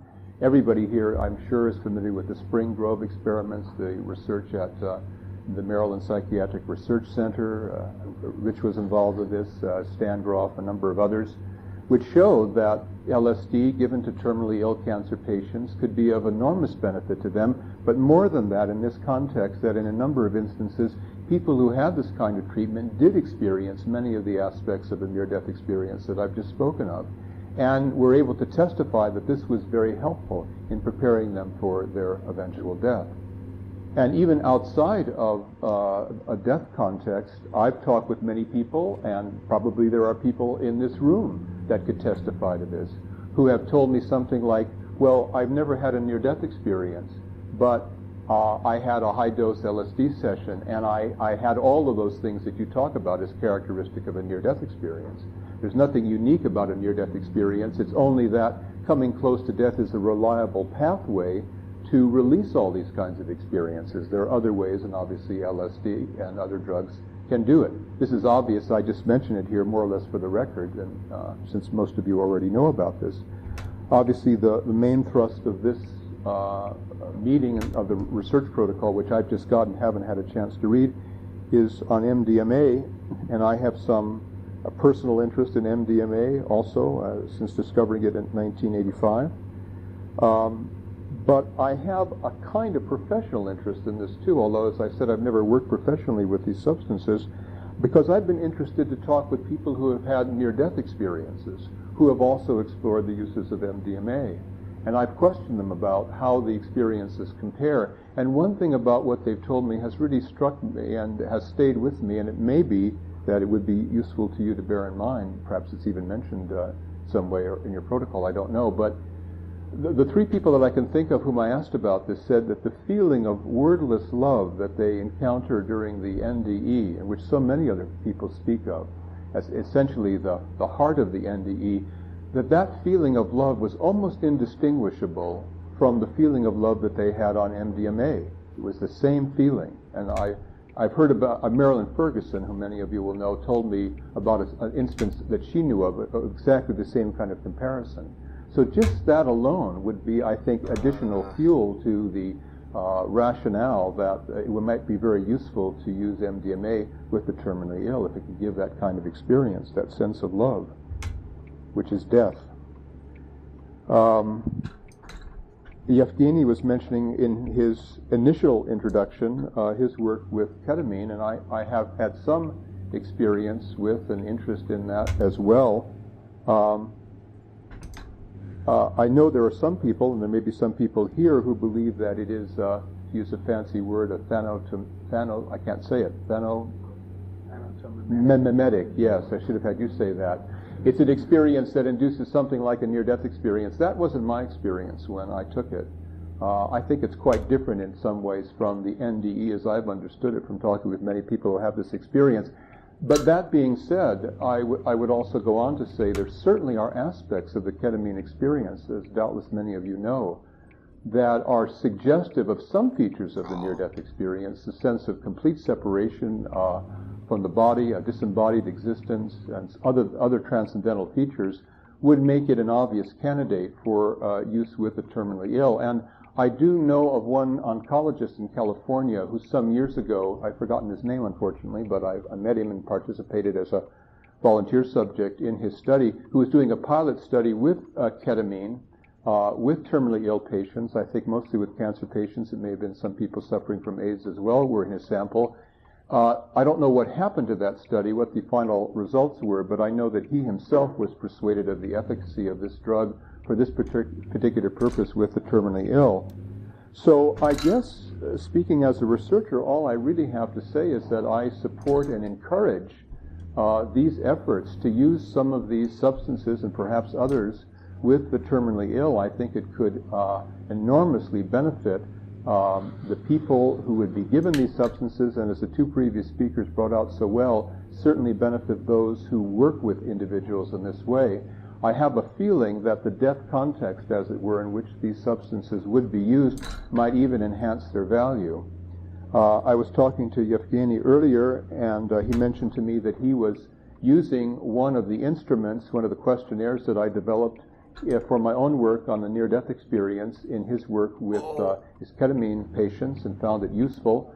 I know other people have made use of these instruments as well, and so I would simply like to say if any of the work that I've done or any of the instruments that I've developed for research on NDE, particularly for changes that people experience afterward in terms of the loss of the fear of death or belief in the continuation of life following death or other spiritual values, if any of these instruments would be useful, I'd be happy to make them available to people or talk more fully about them with you afterward. So thank you very much. Could you talk just a bit more about how those questionnaires could be used? Because we haven't yet included it. Yes. Well, I could talk about one in particular. It's called the Life Changes Inventory. And it essentially asks people to say how a particular experience, in the case that I'm studying, a near-death experience, altered, if it altered at all, a person's value or belief, having to do, say, with feelings of compassion, feelings of love toward others, their feelings or fears about death or a life after death, their desire to help other people, their ability to live life more or enjoy life more fully, to appreciate life more fully. It's a fairly wide range of value clusters and beliefs that might be expected to change following some kind of transcendental experience. And I have found, at least in my own work, very substantial changes that people who have near-death experiences report in this particular inventory. And as I was saying, Evgeny and I were talking about this earlier, it's an instrument that can be fairly easily adapted for anybody who wants to look at the effect of one or a small number of very powerful transcendental experiences to see what kinds of change might ensue in the lives of people afterward. Sorry, I'll just add one more thing. I did bring copies, not of these particular instruments as such, but I bought copies of my last two books for display purposes. They're called Heading Toward Omega and The Omega Project. And if anybody is interested to look at those questionnaires or others that I've used, they're in the appendices of both of those books. The second, The Omega Project, has an updated and expanded version of the Life Changes Inventory that I've just discussed. Would you expect that the changes along certain values could be correlated with pain reduction? Well, it's interesting to talk about that because I haven't thought about it in any depth at all, but one of the things that happens to people who have near-death experiences is they have no sense of pain and this tremendous peace instead. I gotta take a really quick break again. Moving fluids through the body moves the fluids. I was clearly dehydrated, and I'm trying to catch up on that. So, all right, we'll come back. We'll come back in a minute. We're gonna finish this talk. We'll see. I got another one downloaded. I didn't think this was going to be quite so heavy on the psychedelic talk. I thought I was like, NDE or death related? Yeah, sweet. But it is the psychedelic salon that we are attending while driving. So, yeah, whatever. We're good. All right, I'll be right back. Don't touch that radio dial.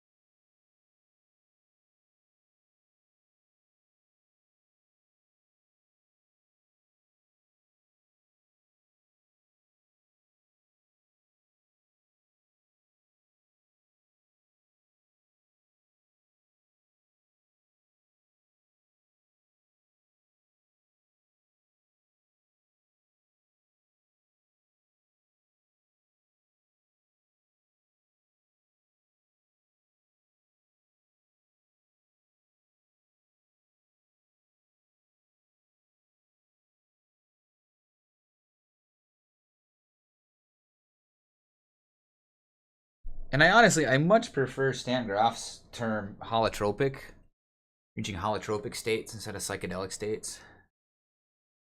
But you know, whatevs. I mean, these talks were around before he coined that term. So I think there's kind of a built-in correlation. Many of the people that I've talked with, of course, are essentially analgesic. They're in an analgesic state for pain. And they feel a tremendous euphoria, a bliss beyond all words, as I've tried even briefly to indicate. If there's something similar that happens with the use of some of these substances, then I'd expect the same kind of correlation might obtain for people who are given psychedelics to assist their dying process. But as we in our research trade say, it's an empirical question. It could easily be investigated and the correlations determined. Well, thank you. I probably shouldn't tell this little story, but since Dr. Ring brought up Marilyn Ferguson, and sadly since Marilyn is no longer with us, well, I think it's maybe okay for me to tell it. As you know, she was the author of The Aquarian Conspiracy. This book, which had a major impact on me, was very influential also as a catalyst for discussions about personal and social transformation. Dr. Ring says that Marilyn told him about a friend who tried MDMA. Well, I happen to know that Marilyn herself had at least one MDMA session, because the person who launched her on that trip was a good friend of mine. So my guess is that Marilyn was actually speaking from personal experience and asked Ken to not bust her since MDMA was illegal at the time she tried it. Of course, it's illegal now, too, I guess, except in a setting under the MAPS protocol. Also, as you most likely figured out already, the other voice that you heard on these recordings from time to time was none other than Rick Doblin. And since so many of us have known Rick for a long time, it's sometimes easy to overlook the significance of his work. How many people do you know who are long out of college return to get a doctorate just so they would be listened to more closely? Well, Rick did just that. I may not agree with Rick about some things, but in the Psychedelic Hall of Fame, I think that Rick Doblin is right up there with Albert Hoffman when considering the long-term effects of their work. In the Navy, we'd give him a Bravo Zulu, but Chems, that's where I should have went. I can't tell you what that stands for because I think it's still classified. Just ask an old sailor what it means. Now, getting back to the matter at hand, what did you think about the story Ram Dass told about taking acid and walking through a place where there were numerous corpses being burned? Personally, I can't imagine a worse setting for a trip. Of course, after listening to Ram Dass and Dr. Ring, I may have to revise that opinion. It just may be the perfect way to overcome one's fear of death. For me, the end of that fear came with a long-ago ketamine experience in Palenque. Statistically, I'm probably closer to dying than you are, but I can honestly say that I haven't even given it a thought in many years. That one experience was so transformative that it has permanently changed my attitude about dying. Unfortunately, it doesn't always work that way for everybody. But if you keep working on your concerns about dying, and if you are fortunate enough to find the proper lubricant for your mind, you can banish that fear and begin to enjoy each day as it unfolds, without worrying about what comes next. Of course, that's easier said than done, but with a little help from your friends, it isn't impossible. And for now, this is Lorenzo signing off from Cyberdelic Space. Namaste, my friends.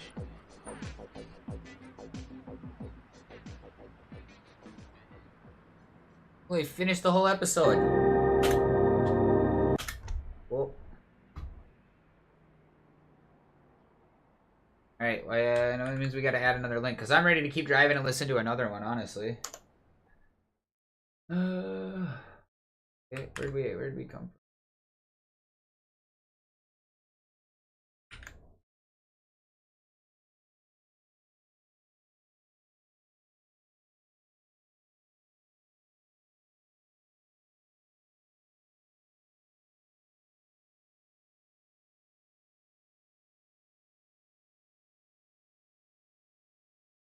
What episode?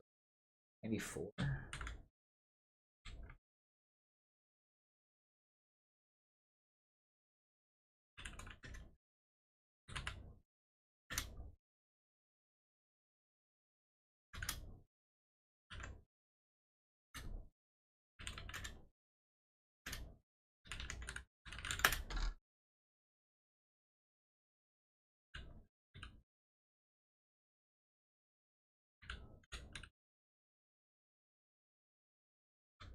Alright, and who do we got here?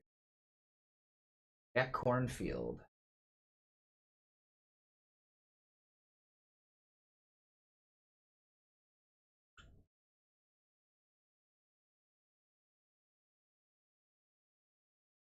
Ah, crap.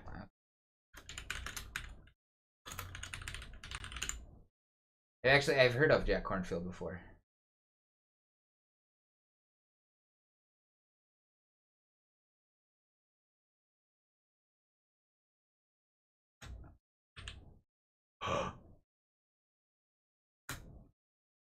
Uh-oh. Oh, wait.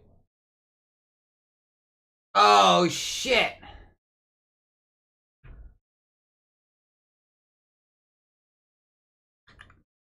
Bummer. Okay, let's see.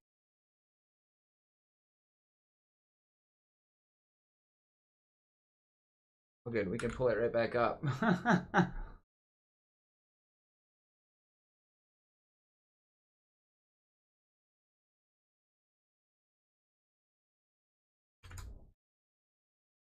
Yes.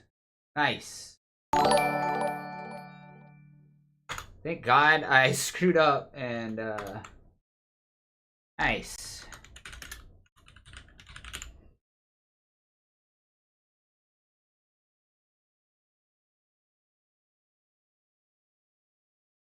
Alright, this one has to be Creative Commons. Wait. I got enough cord to run that there. Without getting in my own way.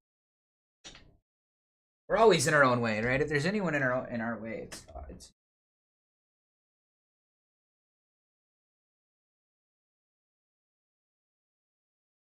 I don't really have to worry about the net code kicking me out of various things. Nice, we can plug this in. Look at that.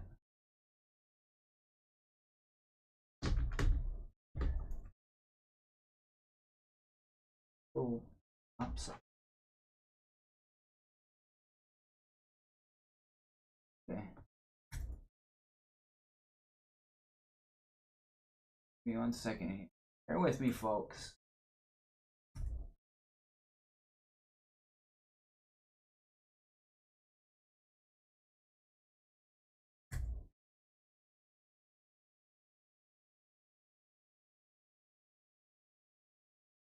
Yeehaw. Yeehaw.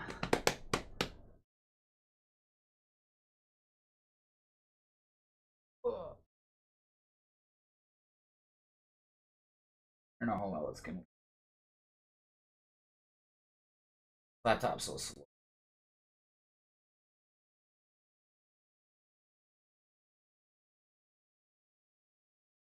We've been going for 7 hours. All right, I think we're gonna go one more podcast, one more load, and then we'll call it.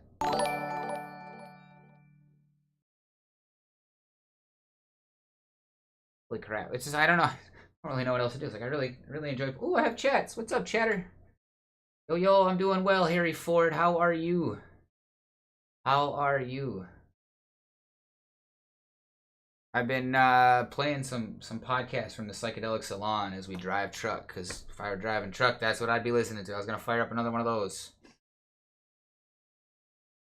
How you doing today, tonight, this morning, whatever? Glad to hear it. Oh, I must have clearly asked that already. Yeah, I struggle with that. It was good. I mean, mostly consisted of putzing around, getting stream stuff ready, and then streaming. It's been all right. It's been all right. Thank you so much. Thank you so much.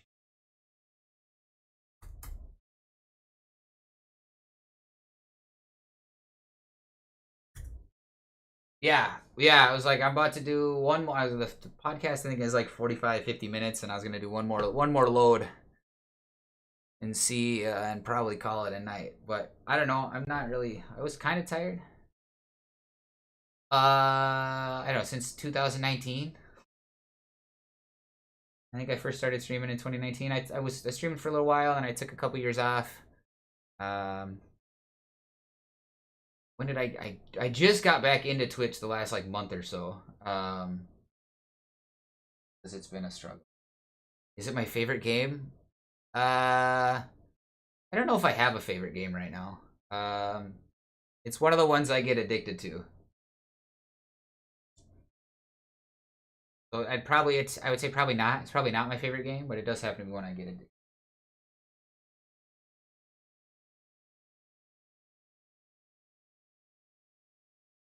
Volume all the way down.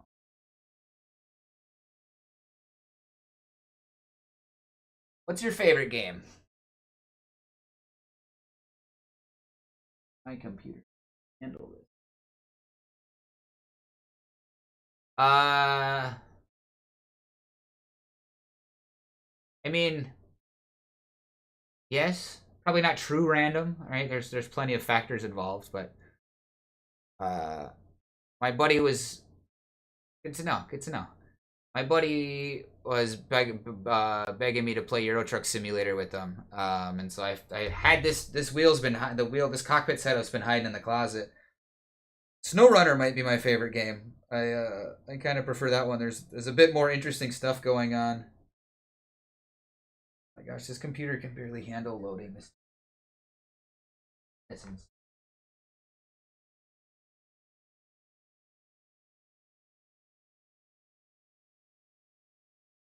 Yeah, SnowRunner is up there in my favorites. Oh my goodness.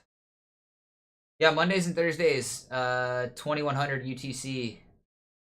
So I'm still on my Thursday stream. I've just been going for ages.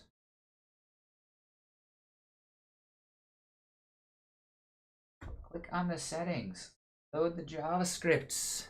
Load the JavaScripts, computer, please. Yeah, every Monday, every Thursday at 2100 UTC. And lately I've been streaming almost every day. I mean, I don't operate in my time zone. The universal coordinated time is the time zone I operate in. Not the time zone I live in, but it's the time zone I operate in. Universal coordinated time. So effectively, if you ditch the time zone that your computer, all the computers do time zone math in order to calculate, but they all use UTC as their default.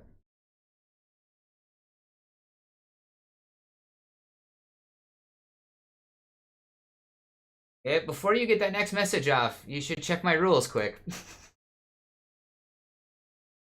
Because I probably am not going to see the next message that comes.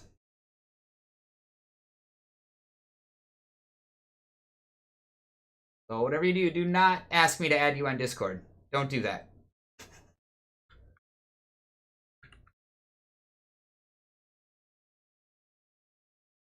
If you want, you can join my Discord, but not ask me to add you on Discord.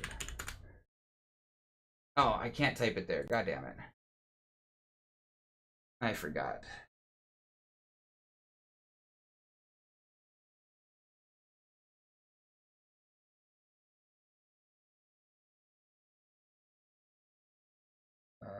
Where's my tweet?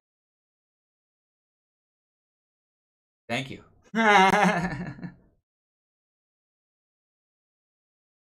You really want, you can join my Discord community and we can chat there off after the stream or whatever, or whenever I'm done here.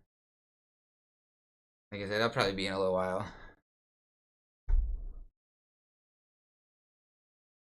I mean, people can always donate to my channel, actually. We don't even need to pay Jeff Bezos for that.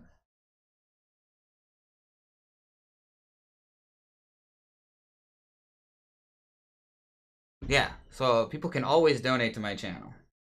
And I know Twitch has like a new mode. Oh.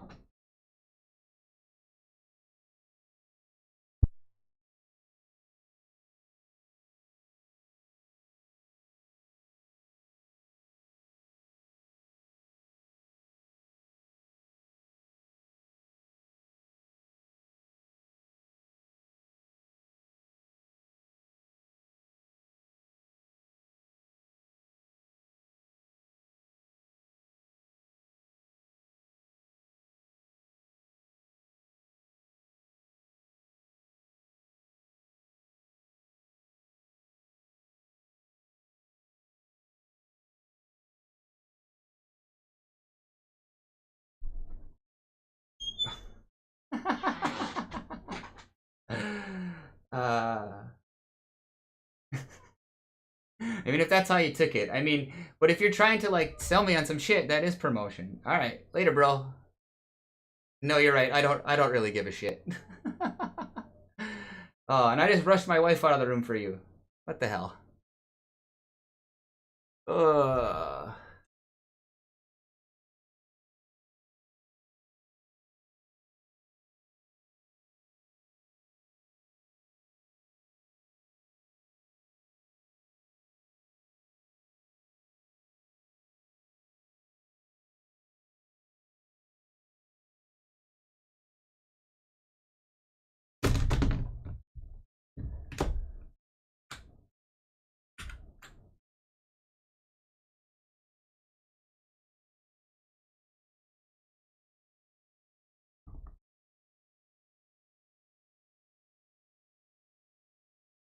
Do that.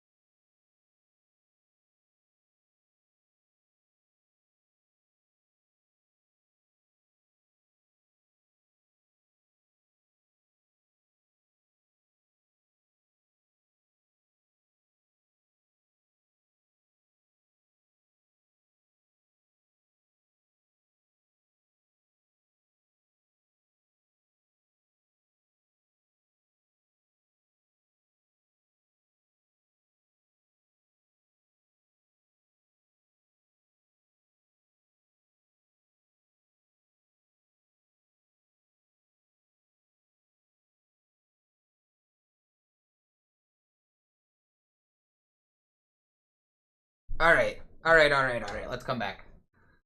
We reset and we're here. We reset.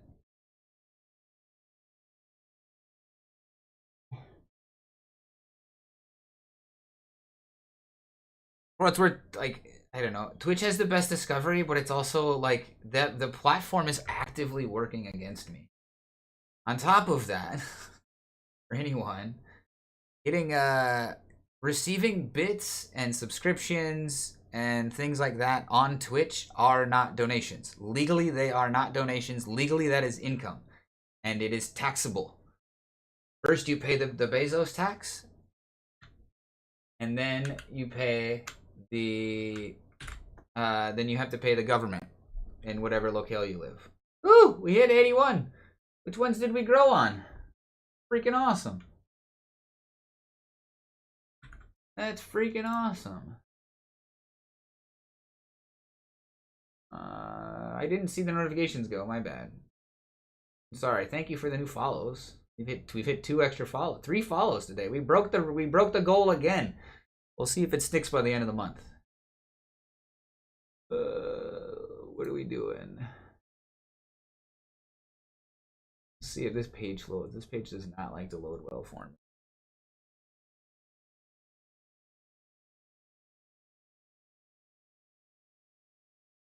Oh, Harry followed. Nice. Got Sekeko 4, Ransom 36X, J65438, and Harry Ford 6. Thank you all for the follows.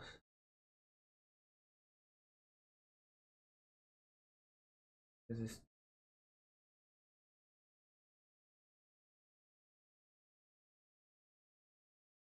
I hate it when an application, like a web app or like a web app service thing you're using, they have a notification bell, but the only thing they ever put in that notification area is marketing. It's shit for me. Like, here we have this new thing that you can buy from us. Like, why would you send me a notification for that? What's up, chatter?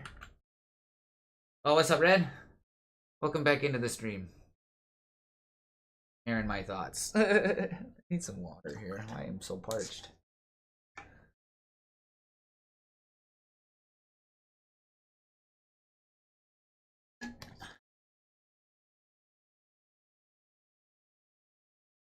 And we must be in a weird energy cycle, because I was tired and yawning earlier. There's not that much caffeine in my double cup of black tea that I would be this geeked. I mean, maybe I'm not sensitive to caffeine again. I've worked off my tolerance. This does not feel like a caffeine not tired. I'm no longer tired. Not hungry either. I plan to finish the food I have downstairs. I'm not hungry. Maybe I am now that I think about it. I know it's on my list. Finish off what's down there.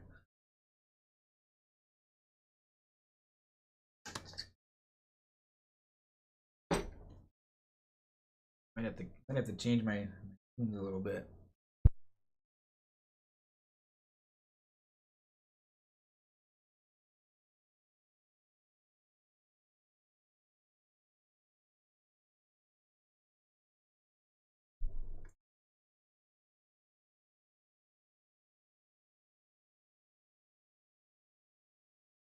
Ooh, we blew the goal out of the way. I'll update that. We'll make it 100 goal by the end of October. Yeah, there is. Yeah, I feel it. Feel it. Do I have a bookmark?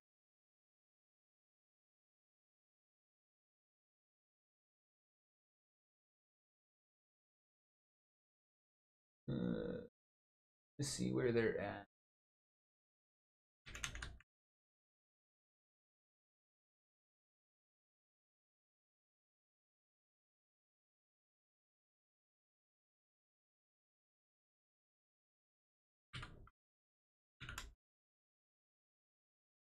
Oh wow. I mean, before we had like a ton of the planets were in opposition to each other. Oh my god, the moon and Lilith are in conjunction. That's fascinating. Which means our emotions and our dark emotions are gonna be like working together to accomplish some things. We've got the sun in opposition to Jupiter and Uranus. Or Uranus.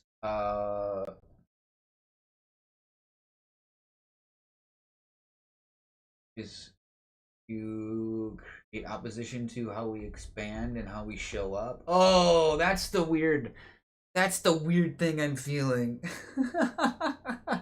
Like Jupiter is expansion, growth, and the sun is how we show up in the world, how we arrive, our appearance, kind of stuff.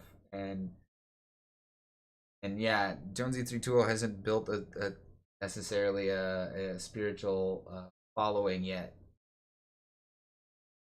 And we've got some other different things going on, like Pluto and Neptune are. I don't know if that's sextile or trine. I don't know those ones that well. And then, oh wait, I get Jupiter and Saturn mixed, or Saturn's restriction and light.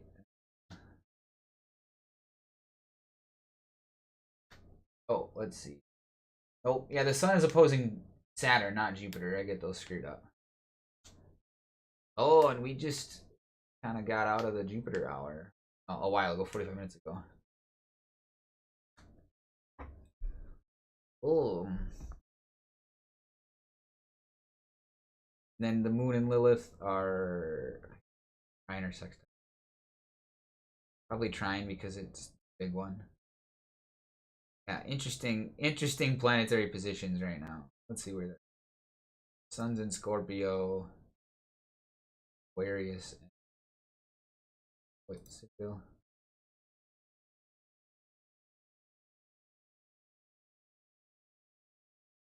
Yeah, so the planets are doing weird stuff. Weird stuff. Interestingly, I do bring astrology into every single stream. Start them off that way.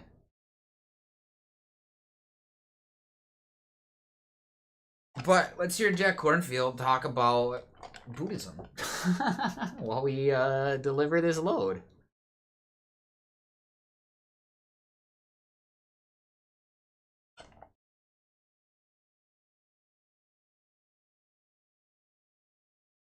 I'm like afraid to switch my audio.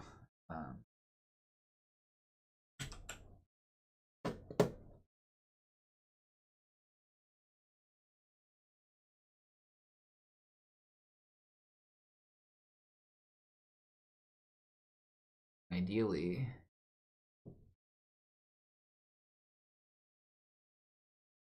No, I want. Dang it. Come on, game. It explains why everything looks weird. I'm gonna have to fix the.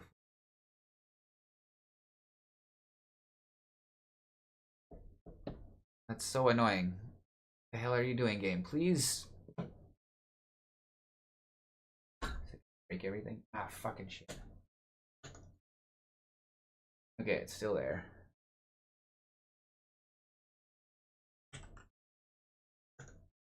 I'm actually gonna get something else going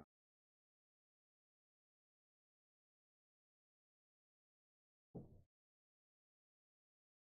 Okay, good. Wait.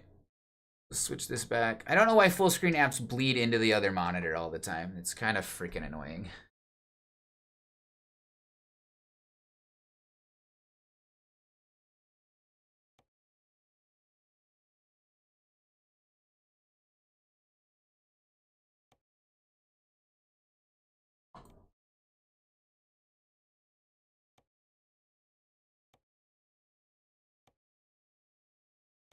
It still looks like it's too low. It's bleeding into the other stuff. That's exactly what's going on. Whatever. We're missing the whole bottom. We're missing a bottom couple of pixels here.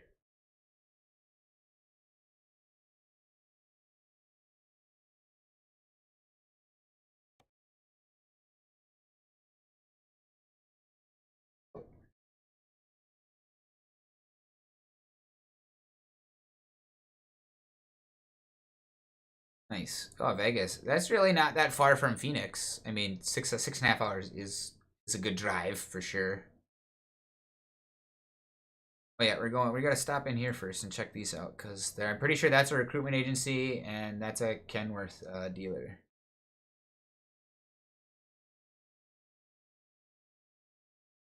So yeah, boy. Yeah. Yeah, geez, no, just weird. It sounds like you go to sleep and tap into someone's energy. Yeah.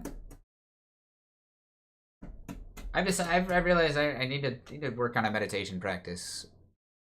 I don't even want to have another holotropic experience until I get my meditation game down a bit, because having to be able to leave my body without like falling asleep, right? That's kind of the goal of meditation, right? Is to be able to experience life outside this body, experience life beyond this body.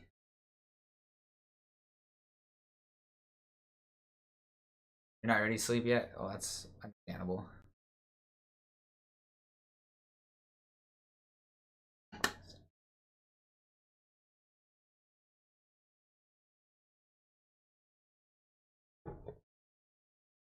Thank you. Alright, let's get...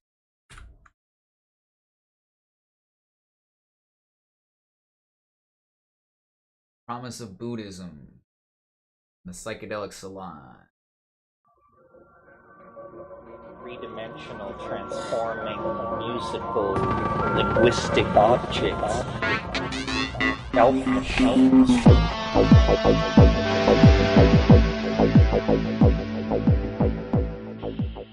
Greetings from Cyberdelic Space. This is Lorenzo, and I'm your host here in the Psychedelic Salon. And today we get to listen to Jack Kornfield speaking at the 1988 International Transpersonal Conference. And by the way, two other speakers at this conference are people you already know, Albert Hoffman and Mickey Hart of the Grateful Dead. But they won't be here with us today.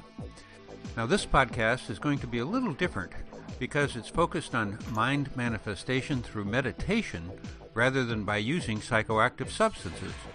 In fact, in the course of his presentation, Kornfield includes 2 5-minute meditations. Now, I've not included the first one, but during the ending meditation, his accompanying dialogue is, well, it's really worth the time to re-listen to and give some thought to what he suggests. As you may know, Jack Kornfield is an American writer, teacher, and psychologist who is known for his work in making Buddhism more accessible for Westerners. He trained as a Buddhist monk in Thailand, India, and Burma, and he has been teaching meditation internationally since 1974. Jack Kornfield has also spoken about psychedelics in the context of spiritual practice, and his views on the intersection of Buddhism and psychedelics highlights the importance of intention, caution, and ethical boundaries when considering their use. He also recommends getting trained in mindfulness, compassion, and equanimity before using psychedelics. As he said, thank you. They are not for beginners. Now let's rewind time back to October of the year 1988, before many of you were born, I assume. And let's join the audience at the International Transpersonal Conference in Santa Rosa, California. I know you said you're good, but it doesn't necessarily mean the whole day was good. Welcome to the International Transpersonal Conference, October 1988. This presenter is Jack Kornfield, speaking on How Could the Buddha Teach in California? Is both training as a Buddhist monk in monasteries of India, Thailand, Burma for many years. Yeah, I just met it this stream, so I'll move it after the stream. And most frequently I teach Buddhist meditation retreats, 10 days. It takes a bit of work to move it, so I'm going to wait till after the stream. And apparently this morning in 45 minutes I'm supposed to teach you all of Buddhist insight meditation, loving kindness practices, the whole of Buddhist psychology, and the transition of Buddhism from the East to the West. So hold on to your chairs, and we'll do what we can. Jack Kornfield's going to get deep with us. Going to get real deep. There's a story from the very beginning of Buddhist practice. Shortly after the Buddha was awakened or enlightened, it said he was walking down the road, and some people saw him coming to them, and he was apparently told to be a very handsome prince. And after his enlightenment, he must have been very happy, at least in quite a good mood for that day. And so they said to him, you look very special. What are you? Nice. Are you some kind of Turkey Night's always the best, God? honestly. He said, no. Well, are you a deva or an angel? No, he answered. Well, are you a wizard or a magician? No.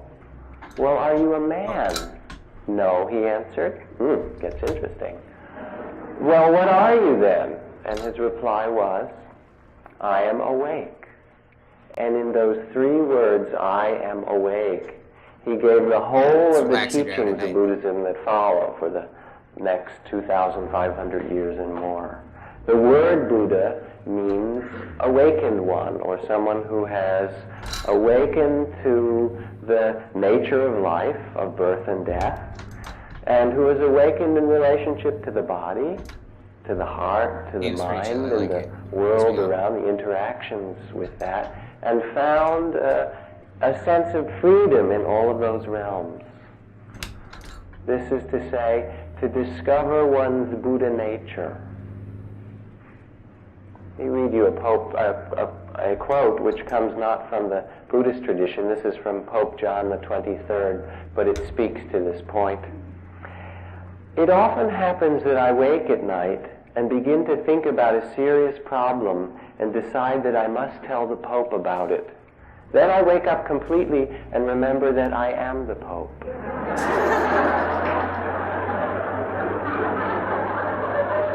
Debian. He's a good guy. The practice of Buddhism is to return or to discover to that human capacity of tremendous compassion and understanding of the changing dance of light and dark and up and down and birth and death, and make not just one's peace with it, but to enter into it with wisdom and with love. Now, a wonderful Zen master who brought Buddhist practice very much alive in California, Suzuki Roshi, died in 1971 of cancer, and as he was dying, he brought his students together and spoke to them. Fedora, nice. I rocked that for a good while. If when I die, the moment I'm dying, if I suffer, that's all right, you know. That's just suffering, Buddha. No confusion in it. Maybe everyone will struggle because of the physical agony or the spiritual agony too. But that's all right. That's not a problem. We should be very grateful to have a limited body like mine or like yours. If you had a limitless life, it would be a real problem for you. I can see that. If when I die, if I suffer, that's all right, you know. That's just suffering, Buddha. Sun Buddha, Moon Buddha, Happy Buddha, Sad Buddha. Not just some idea, some spiritual ideal that we hold, but in one's body and cells and heart and being, a reality of facing the truth of life and living in it in a wise and compassionate way. Now, how is this taught, and how might it connect with modern society? The first thing that we're asked to do, if we want to look at how the Buddha might teach in modern California, and I'm not sure how different it would be than teaching in ancient India. Perhaps he would see California and decide to teach Yeah, I can relate to elsewhere. that. It's kind of why I'm on Debian. I didn't have any But if you were to issues with look it often. clearly, or we were to look at our society, once we in a while, would apps see a gets all very dumb, but- complex, speedy society where faster is better. I can relate to that. And where more is better. And the basic tenets of our You need your culture computer to just is work, that the not have to, more like, you can fix it all do the and be time. and have and accumulate in the shortest time, whether it's money or control over others or whatever, that will make you happy. We would also see, we can see if we look, a society that has a very great degree of addiction. In the Buddhist tradition, it's called attachment. Just kind of got and that It's super into racing, addiction but I of 10 would million like to drug customize it. addicts I run and a 20 million awesome window alcoholics manager. and 50 million people. I've been playing around with in their different families tiling who window suffer managers for a while. I just in like their very organization. difficult ways But because I'm of it. mostly And on defaults. The majority of car accidents and the majority of child abuse because of intoxicants, and the most number of houses, 85% of all fires in homes have to do with abuse of intoxicants. But it's not just drugs and alcohol. It's addiction to work, and addiction to sexuality, and all of it keeping ourselves busy to avoid facing ourselves, our loneliness, our fears, Really good spot to stop. the mystery of birth and death. So what would Buddha have I to couldn't say stand Gnome though. to a culture that is so speedy? It's and in the some favorite ways amongst so out most. of I touch can't with knock ourselves? it. Yes, defaults are First super of all, powerful. that happiness, what we Super. most long for and most deeply seek, is to be found here in the heart. Not through money, not through being rich or poor, or accomplishing or not accomplishing. And you know rich people who are very happy and rich people who are miserable, and poor people who are happy and poor people who are miserable. And I'm not extolling the virtues of one over another.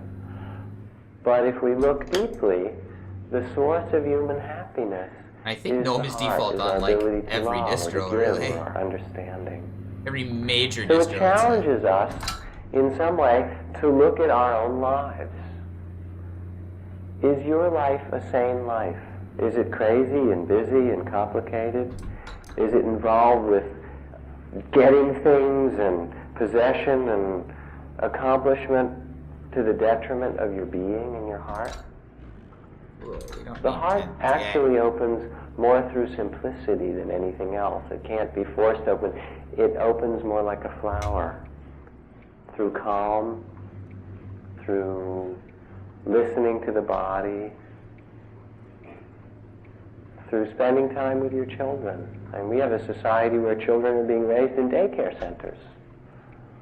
Why not raise our own children through spending time in nature? We get 2 weeks vacation a year and spend a week of it maybe in the mountains, and 51 weeks in our cars in California. When the Buddha lived in India, although he would walk into the cities of Benares and Delhi and so forth, he didn't live there. I don't think he would live in Los Angeles either, for that matter. He would visit and do some teaching and then retire to someplace that was a little saner. So the first piece of understanding that's necessary for us is really to open our eyes and our hearts and say, what is the values of our society, and is it sane? How are we living, and how might we live our own lives? Because someone may need to change in the world for the world to change, and that person is Waiting on ourselves. the world to change. Can't do I that. went to a Change very yourself. great Tibetan Lama named Dujum Rinpoche, who, along with the Dalai Lama, is the head of one of the 4 schools of Tibetan Buddhism. And I went to see him to ask for an interview. Talked a lot about my meditation practice, and he's the master of all of the higher tantric teachings of Ati Yoga and Anu Yoga. And at the end I said, I have a difficulty, Rinpoche. I teach these 10-day and month-long meditation retreats, and after teaching 3 or 4 of them in a row for 50 or 100 people at a time, I tend to get very tired. I get burnt out, perhaps. I get impatient. It's hard to take in the when. Oh, you I'm must have supposed to be followed with too, people status who bar. Thank you so much for the listen follow. well. My alerts aren't going My off. body I have a doesn't little feel thing so that good. goes off. I Is there can see some it. practice that I'm going you to could assume you give followed, me and thank you for that. by which I could do If you this didn't, work, don't worry about this it. Buddhist practice, and not So be thank you, so thank you. vulnerable and so overwhelmed? And he asked a number of questions. How was my virtue? Was I careful with speech and sexuality and those things? Actually, did I well, live I the don't know why it's teaching? not working. I said, well, I do my best for that. And then he asked the details of how I taught the retreats, and he said, yes, I think I can help you. And I thought, wonderful. He'll give me a Tibetan tantric practice. Surround yourself with white light and visualize the bodhisattva of infinite compassion, and then none of that yucky stuff will get in, and I'll be able to march through the world and teach good things and be unaffected. And he asked a few more questions, some details about the way I taught and practiced. And he said, yes, there's a way that you can work with this. So so I'm waiting for the higher tantric teachings. And he said, what I recommend for you is that you teach shorter retreats and take longer vacations. Good advice. I like it. Now, before we go any further, because some of this, probably all of this, is things that you've heard before, the teachings of wisdom are really reminders to our own Buddha nature. Let's do the first of the two short meditations we'll do today. So put your things down and put your feet on the floor. This will be about a 5-minute meditation. And it's a beginning introduction to Buddhist insight practice. You take this meditation? It's also a good way to start the conference in a sense. An emptying and listening. So with your feet on the floor, let's do this one here. Sitting up relatively straight, but still comfortably. Let your hands rest easily and your eyes close. And first just come into your body. What we're after is something called an in-the-body experience. You've heard of out-of-the-body experiences? Buddhism starts with the other end of it, and it's more difficult. There's a line from James Joyce where he says at one point, Mr. Duffy lived a short distance from his body.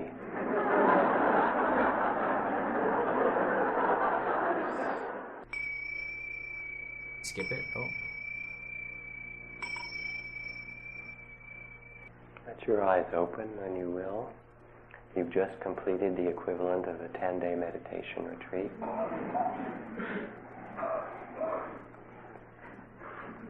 Beside the understanding that the happiness and the connection with life that we so long for isn't through our doing, but it's through a resting and a settling, a connecting with our bodies and our I need to get my meditation practice back up a bit. That what we so long for in our loneliness isn't done through activity, but through a settling into this moment. But it is something I like to The next understanding that the Buddha has us look just at like this, dipping into is that we're a streaming and playing games that I don't usually play, comfort. and like we have comfortable cars and heat and air conditioning in the house. No, I hear you. Religion is a control structure. It's just myths. We avoid our explains fear, the we missing avoid gaps. our pain. So I hear you. Any way we can.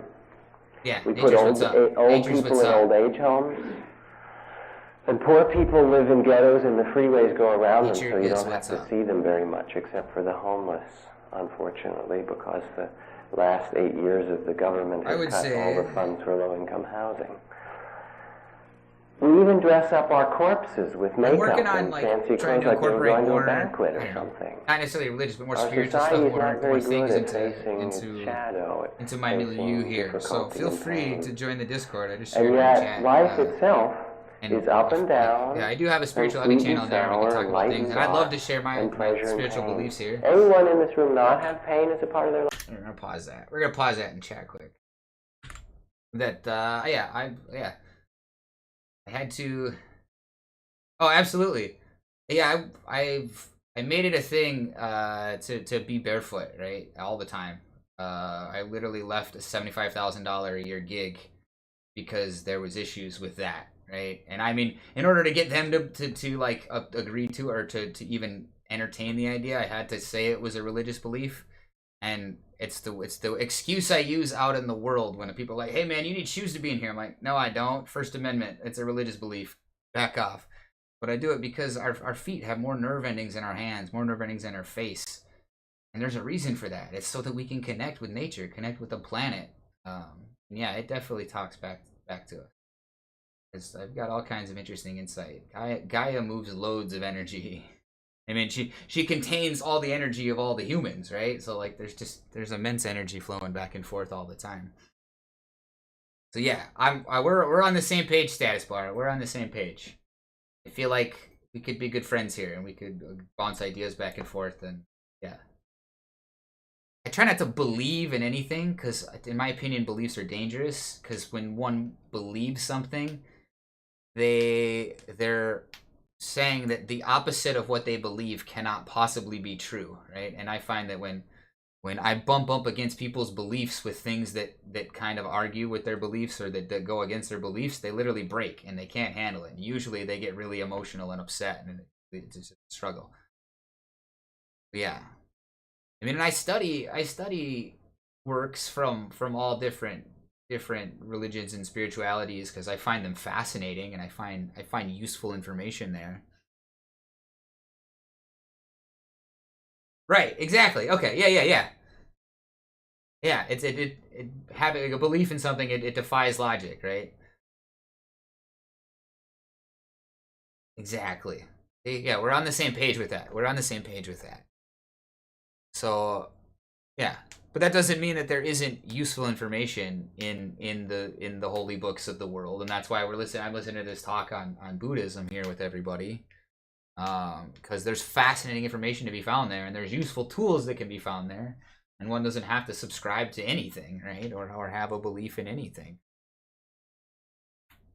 Just accept this experience for what it is. I mean, that's a bit more of the Taoist way of doing things. I met a couple of really interesting IRC servers. The Buddhism IRC server pops off all the time. And then there's a Hermeticism IRC server that's got info here and there. I don't know, I've been studying a little bit more of the Gnostic ways and the Gnostic myths. Those are fascinating. Oh, yeah. I haven't studied enough Islam yet. That's actually one of them that I haven't got enough into yet. Being empathetic and fasting. That's beautiful. I have played around with fasting. I generally only like eat a proper meal once a day. Otherwise it's generally like a liquid diet. But that's usually just as my body requests it. But yeah, I've found great things happen from fasting. I mean, on top of the big one, our body, our digestive system consumes almost all the energy of our body almost all the time. Like our brain uses a bunch, the heart uses a bit, the digestive system uses a shit ton. And if we just stop eating, right, you fast for 24 hours, after that 24-hour or so mark, the digestive system goes offline. And then all of a sudden there's an immense amount of energy available for the rest of the body to use. And for healing, for thinking, for spiritual exploration, for leaving the body or being in the body in a meditative state. Like, yeah, fasting has some great powers. Empathy is huge too. My wife is super empathetic, and I'm working on. I've been going back and forth for years on working with empathy. That's beautiful. Yeah, and it also it proves the point that yeah, the various holy texts and religious beliefs do contain useful tools for the ascertaining mind, right? Well, those can be picked out and applied in different contexts. Drinking tea and it's not helping my thirst at all.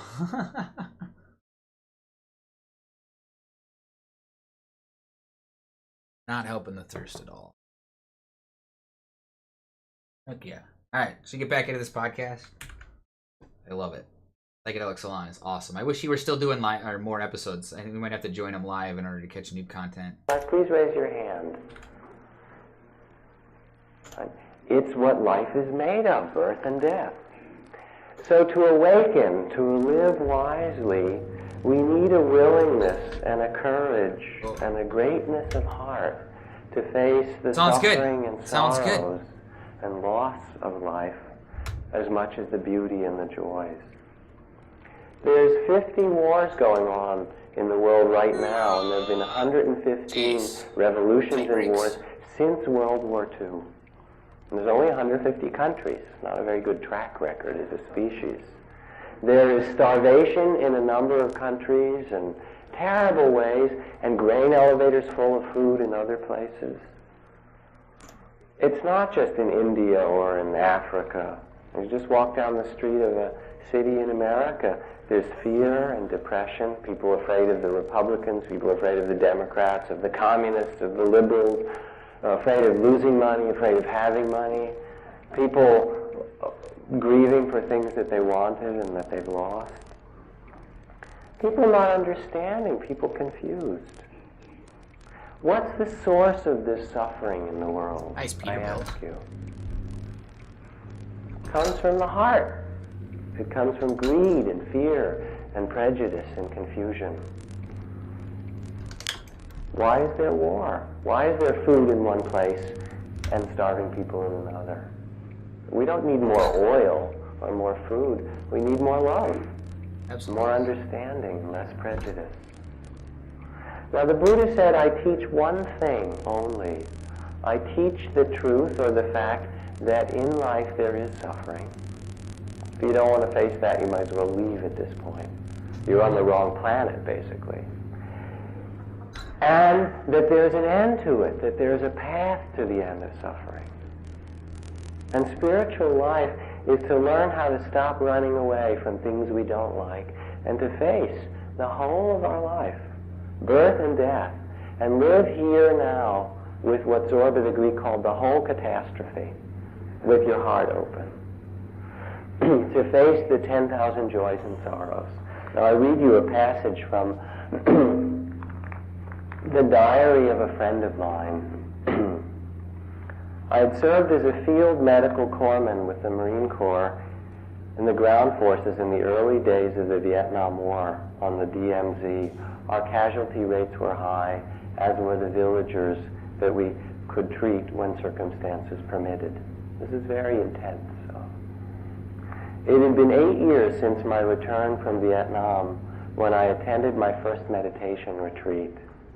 At least twice a week for all those years, I had sustained the same recurring nightmares common to many combat veterans, dreaming I was back there, facing the same dangers, witnessing the same incalculable suffering, waking suddenly, alert, sweating, scared, over and over. At the retreat, the nightmares did not occur during sleep. They filled the mind's eye during the day at sittings, during walking meditation, at meals. Horrific wartime flashbacks were superimposed over a quiet redwood grove at the retreat center. Sleeping students in the dormitory became body parts strewn about a makeshift morgue on the DMZ. What I gradually came to see was that as I relived these memories as a 30-year-old spiritual seeker, I was also enduring for the first time the full emotional impact of experiences which as a 20-year-old medic I was simply unprepared to withstand. Through private interviews and through the practice, I began to realize that the mind was yielding up memories so terrifying, so life-denying, so spiritually eroding, that I had ceased to be consciously aware that I was even carrying them. I was, in short, beginning to undergo a profound catharsis by openly facing that which I had most feared and had therefore most strongly suppressed. At the retreat, I was also plagued by a more current fear, that having released the inner demons of war, I would be unable to control them, that they would now rule my days as they had my nights. But what I experienced instead was just the opposite. The visions of slain friends and dismembered children gradually gave way to other half-remembered scenes from that time and place. The entrancing, intense beauty of a jungle forest, 1,000 different shades of green. A fragrant breeze blowing over beaches so white and dazzling they seemed carpeted by diamonds. What also arose at the retreat for the first time was a deep sense of compassion for my past and my present self. Compassion for the idealistic young would-be physician forced to witness the most unspeakable obscenities of which humankind is capable, and for the haunted veteran who could not let go of memories he could hardly acknowledge he carried. Since the first retreat, the compassion has stayed with me. Through practice, it has grown sometimes to encompass those around me as well, when I'm not too self-conscious to let it do so. And while the memories have also stayed, the nightmares have not. The last of the sweating, screaming evenings happened in silence, fully awake, sitting on top of a meditation cushion somewhere in Northern California 10 years ago. It's a very powerful story and almost a difficult one to read to you. but I read it at the beginning of this conference and in our time together because it's important to understand if you're going to undertake a spiritual practice, or if you want to work to face nuclear war or to heal the planet, what's necessary in spiritual work or psychological or transpersonal work is that you turn your heart and face the sorrow as much as the joy. It's absolutely essential. And without that, there is no real spiritual evolution. It's not just love and light, and it's not just some ideal. It's a real inner transformation and fire. And out of this comes healing. Out of this comes the heart of compassion and the eyes of wisdom. Spirituality is not a withdrawal from the world. In the Buddhist tradition, there's a teaching called the near enemies. That is certain qualities of the heart and mind which masquerade as spiritual life but are different. There are 4 divine states that come through true spiritual practice: loving kindness, compassion, sympathetic joy, the happiness of others, and profound equanimity or peace. And each of these has a near enemy. The near enemy to loving kindness is attachment. Anybody ever notice that? You start out loving this person, and after a while, or this thing, you get to where instead of loving them and feeling one with them, you get attached and they're separate and you want to possess or control in some way. It feels like love, but it's not the same, is it? The near enemy to compassion also separates. It's pity. Oh, that poor person, they suffer, as if somehow they were different than us. The near enemy to sympathetic joy or joy and happiness of others is the comparing mind. He has more, less, or equal to what I do or what she does. It's that mind that tries to compare things. And the near enemy to equanimity is indifference. It's that place that says, I'm fine, I've got mine. It doesn't matter, everything changes anyway. Who cares if we get divorced? Or who cares, I'll just find a different job. Or it's all changing anyway. It doesn't matter. And all of those states of attachment and pity and comparing and indifference are really based on fear and separateness.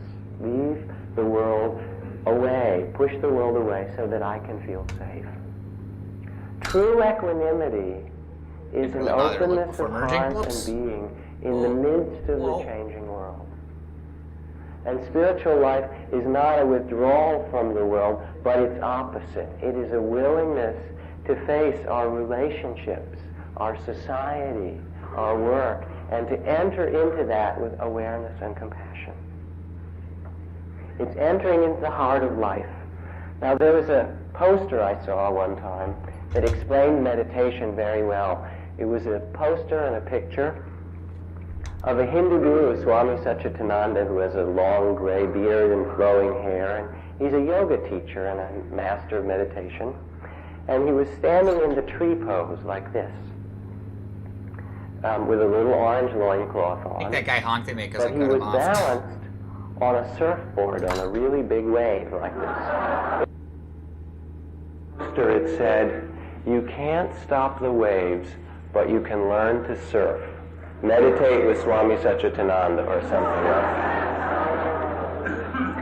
And that gives you, in a summary, the best sense I can of what meditation and spiritual life is about. It's not leaving the earth. If anything, it's caring more deeply because we listen enough to feel that we are connected with it and one another. Now, all these are terrific ideas. So what? The secret of the whole Buddhist tradition for 2,500 years and more is one word, and it's not faith, and it's not enlightenment, and it's not awareness. Training. That's the secret. It's the deepest respect for the power of our habits, the depth of our fear, our sorrow, the things that we haven't looked at, our conditioning.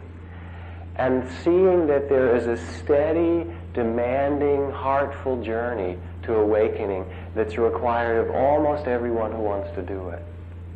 You come here to this conference, and in a sense you get little tastes of things, which is wonderful. But there's no such thing as instant awakening or instant meditation. It's not like McDonald's. You know, we get used to things so quickly. McMeditation, I'll drive in, get a quickie, and then go back and it will be fine. We sometimes get letters addressed, instead of insight meditation, we get letters addressed to the Instant Meditation Society. But it's not that way. The secret, the reason it's called meditation practice instead of, say, perfect, is because it's practice. And if you were to learn piano, how long would it take you? You know, some months and years of lessons and practicing before you could play even moderately well. If you wanted to learn to program a computer well, or if you wanted to be a painter, or to play tennis well, it's all the same. Going to bed. How about if you wanted to cultivate and open the heart and the mind? You don't do it quickly. It's the greatest art.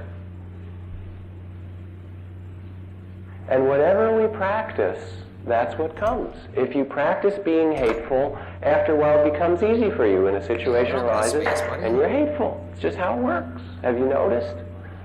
If you practice greed, what happens after a while? That's your response. On the other hand, if you cultivate kindness, after a while it becomes your way. Or if you practice awareness, it follows the law of karma. You become more aware. The law of karma means something very simple. In a few words, it means you don't get away with nothing. That what you do and how you act creates how you will be and how the world will be. The heart can be opened. The mind can be calmed and cleared. The heart actually opens through melting, by the way. You don't force it open. It's more like a flower. It melts open. Oh, that's beautiful. And awareness can grow in the deepest way, in eating, in connecting with one another, in walking, in driving. That's our modern meditation, probably, driving meditation. Yeah. But it requires something. All of these things do. It asks what we can give. Can we face our suffering? Can we give up the complexity and live more simply? Are we willing to train ourselves? Are we willing to find some path? Find a path with heart, as Don Juan says, and work with it and do it over and over and over again. Take it as a training and take it to the depths of your being. Find some path where you can face your fear and your aloneness and your death. You want to face a few things and find that unshakable quality of heart. My recommendation is that you stick with brand names also, as far as pathfinding. Now, there are a lot of good ones that have been tried for 1,000 or 2,000 years around. You might rely on those generally. If it's something that's just been invented in the last few years, you might let them work out the kinks before you take it on. I swear we had over 80 It's not very complicated, but it asks of us a surrender and a discipline and a kind of love to enter some spiritual path. And the deeper one goes, the greater the mystery and the more connected one can be in listening to the world around. The process of spiritual life is not one of acquiring things. You won't acquire more knowledge, or if you do, that's kind of incidental and unimportant. It's not becoming something. I'm now a meditator, or a wise person, or a Buddhist, or something. God spare you from all of that.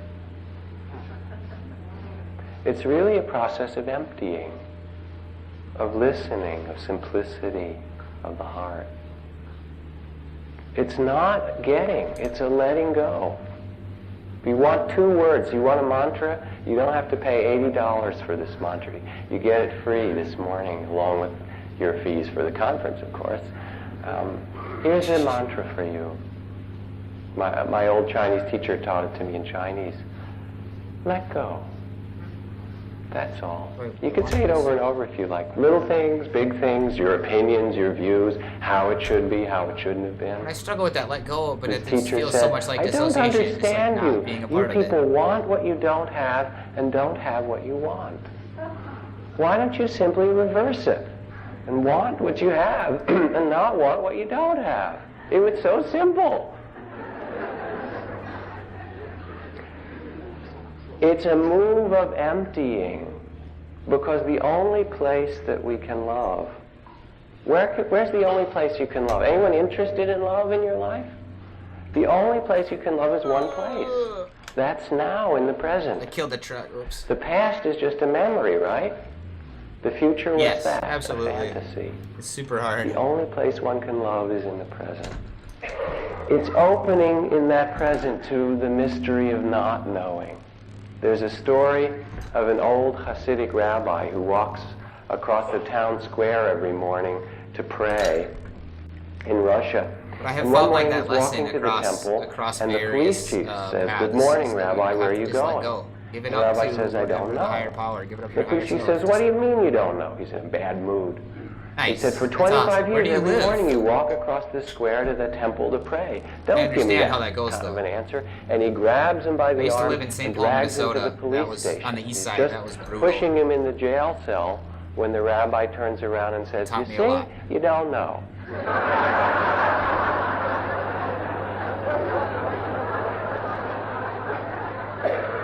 Now you think it's just that rabbi, but it is not.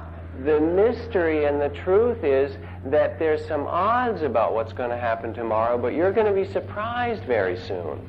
You don't know. Israel, but Palestinian. It's not always wow, so. yeah, It's that, not the way you yeah. think it is. Definitely have to learn to let go So to handle practice that. isn't so much a gaining that or situation. Holy getting, moly. but a presenting and an opening. Buddhism in Asia was monastic. I mean, shit's popping withdrawn a off little over from there. the world Are you in safe? monasteries in certain countries, it was hierarchical. As it comes to the West now, it's going to borrow some things from Western psychotherapy, some of its tools, probably, being on the to work Israel with side our of things our implies that, peculiar like physically on the Israel personality side of things disorders. implies that, well, It'll at probably least you've got become the more U.S. government who democratic continues and to less fund hierarchical. the Israeli and it's already military. growing a whole Buddhist ecological movement whose seeds were there. There's but probably it's other going to fit sides. with the Safe and suffering subjective. and the Okay. needs of the Yeah. whole of the earth in this time. I It gets more understand. integrated as it comes to the West. But the essence is still simplicity, living in the present. And in doing so, ethics, not killing and stealing and harming other people.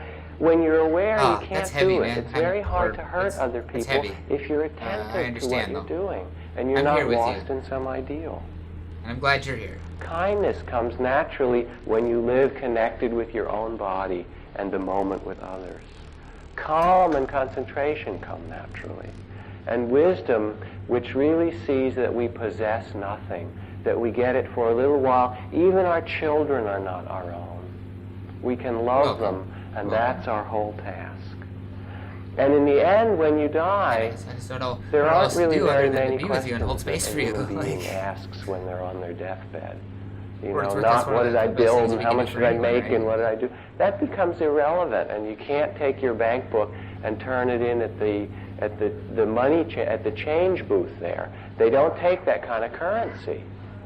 The only currency that's taken in the times of real life change is the currency of the heart, is what you have learned. right? through No, I your understand own that. Yeah, if you were to say opening and that facing out yourself and about in the and public, compassion and you would be discipline. ridiculed. You could be beaten up. You could be And killed. the questions like, are simple that's, ones. Did I love well? That's so hard to be able to not Maybe that's to the only hide question. who you really In this are. life, Like, did I really let myself love the people around me? yeah, we all the know how earth, hard that is. Like, we all wear masks all the myself? time, anyways. But to do it for the Perhaps safe. Another way of putting it is, did I live fully? Really, that's wild. And perhaps also did I let go? Did I learn to let go? Because if you don't learn to let go through the changes of life, at the very end, then they give you a crash course.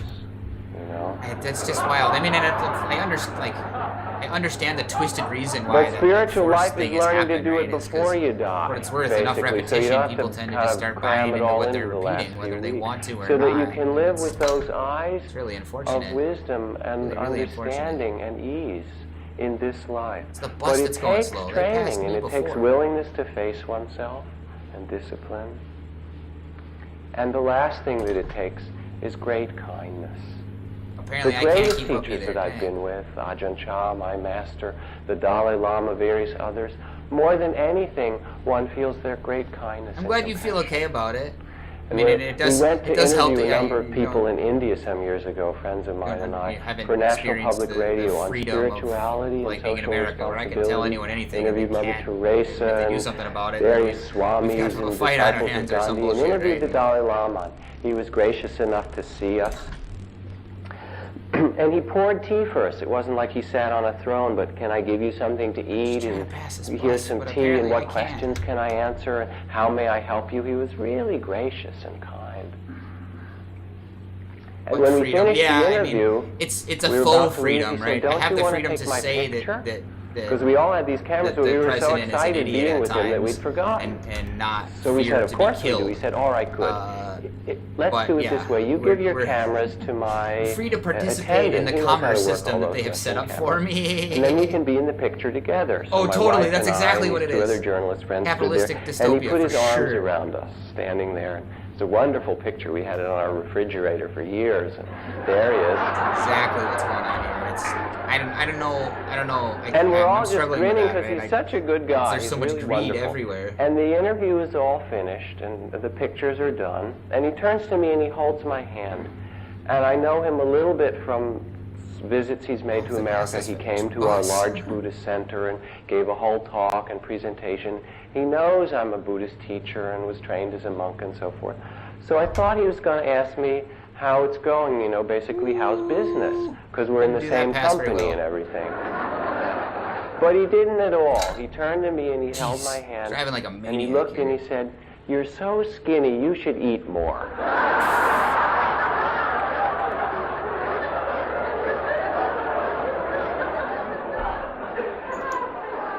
I live in a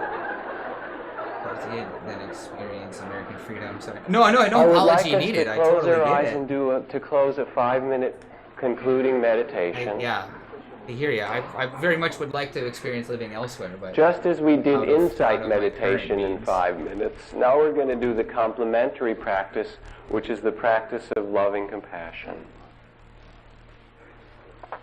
yeah, it's not really freedom. It's we're free to pay them, right? And that's So everything. let here your costs eyes money. close and your feet be flat on the floor. I think I'm gonna do this meditation too. The other one, he said, I forgot that they skipped the first one. I thought it was this one. Come back to your breath.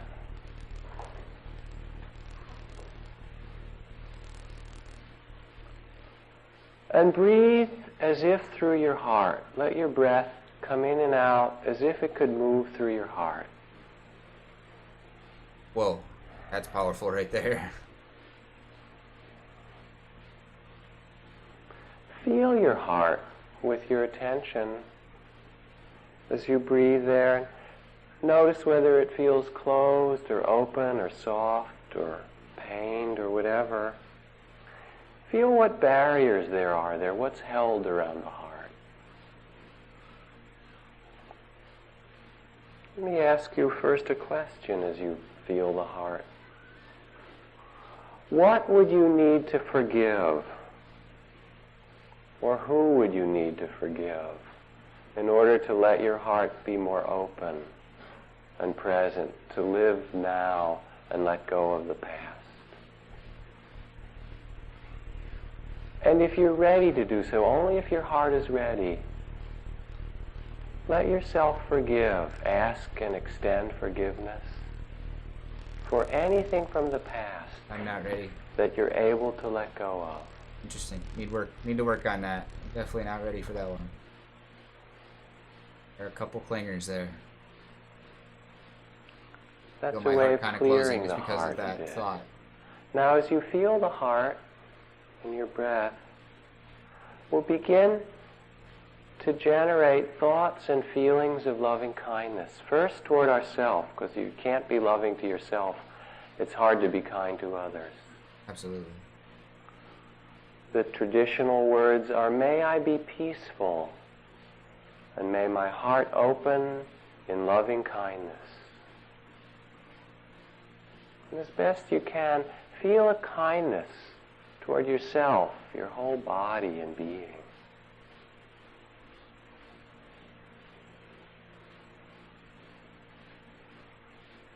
May I be peaceful and filled with loving kindness.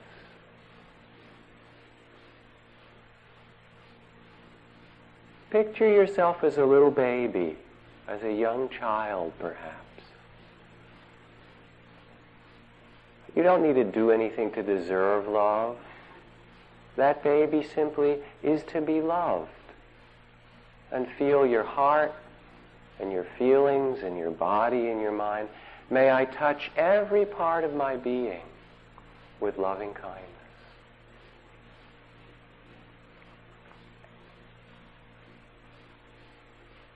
Now bring into your heart someone else you love very much. Picture them, let the heart open further.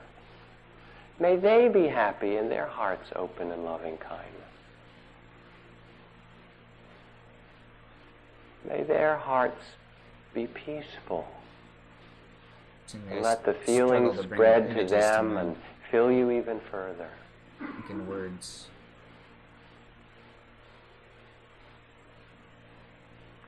An emotion. Well, that's not really thought. And just as you want your loved ones to be happy, now let your heart open to let everyone in this room in. All of us have our sorrows and our struggles in our life. Feel a kindness and a love that encompasses the lives of everyone in this room. Let your breath and heart open as if you could touch the hearts of everyone here. And then let it open further in every direction, filling the whole of the conference center and all of California, and spreading to the far ends of the earth. May the heart of loving kindness and peace open and touch all beings.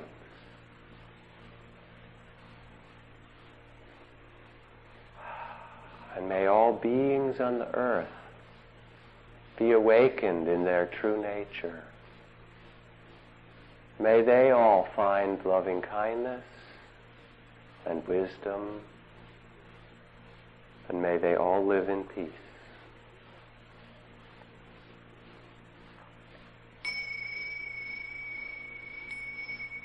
That was powerful. Wowza.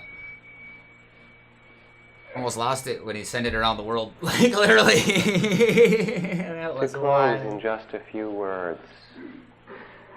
The practice of Buddhism is the practice of wisdom and compassion, which requires training, finding some path of practice. It requires that we face the dark and the shadow as well as the light, that we let our hearts touch the sorrows and suffering and the joys and beauty equally. Thank you for joining me for that. Thank you so much. And that in doing so, we allow ourselves to come into the present and into a wiser relationship with our bodies, our hearts, the people we live with, the community, and the world around. You are invited into that perennial wisdom, and I hope something I've said today reminds you or inspires you. And the brief practices we did, the practice of listening, the breath, noticing the movement of mind, almost over. I gotta stop it when it ends. It might play something else that might not be safe to play on a stream. are ones that one would develop for a day or 10 days or a month or a year of practice. And for anyone interested in the particulars of the way I teach, there are some brochures or workshops near the door, and glad that we connected, a place for mailing list if that interests you. But most of all, I wish you a good conference, and I hope that you can keep somehow the spirit of listening a couple and other people in the Discord server that are and kindness they're alive. down for this Keep vibration. it simple Red in the Mistress midst of all is this one of those complexity. too. Take some time to sit, went go off to back bed, to your room, skip a session if you need to, so that you're more connected with your heart than with all of the one ideas. of my big spiritual grounding. I thank you, and I appreciated being with you today.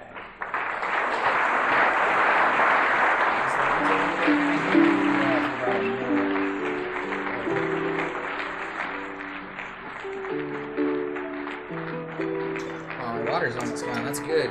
That's good. Need more of that in life.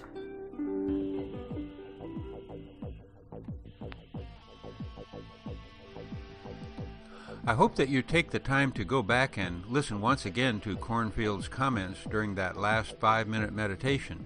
It may be just what you need right now.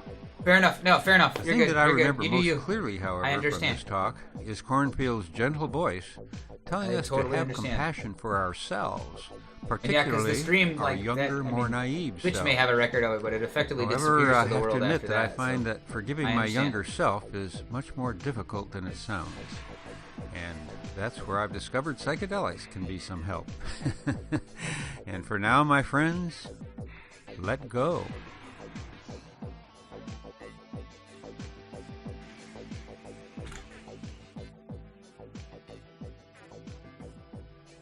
Alright, we should probably stop it so we don't get flagged for the Shayuk music that gets played. You yell at me about that? Oh, YouTube didn't yell at me about it. Oh, it told me my audio was super low. Where are we at? Oh, that's beautiful. That's beautiful. I wasn't aware of that, but that's awesome. And I could totally see how Discord is not good for that.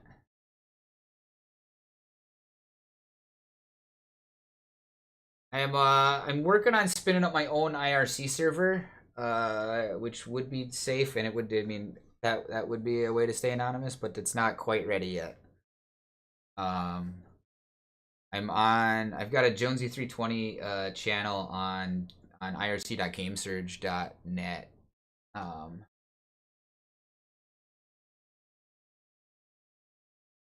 But that's then, I mean, that's all GameSurge isn't an encrypted IRC server, so, or a network, so yeah, so that probably wouldn't be the best spot either. Used to use Matrix. Nice. Curious what led you to stop using Matrix.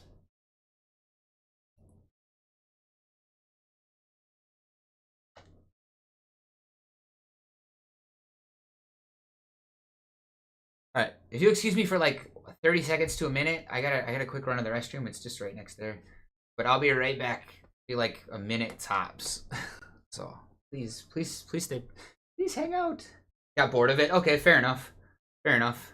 Yeah, if there isn't spaces to interact with, and I haven't used Matrix before, so I'm not really. All right. All right.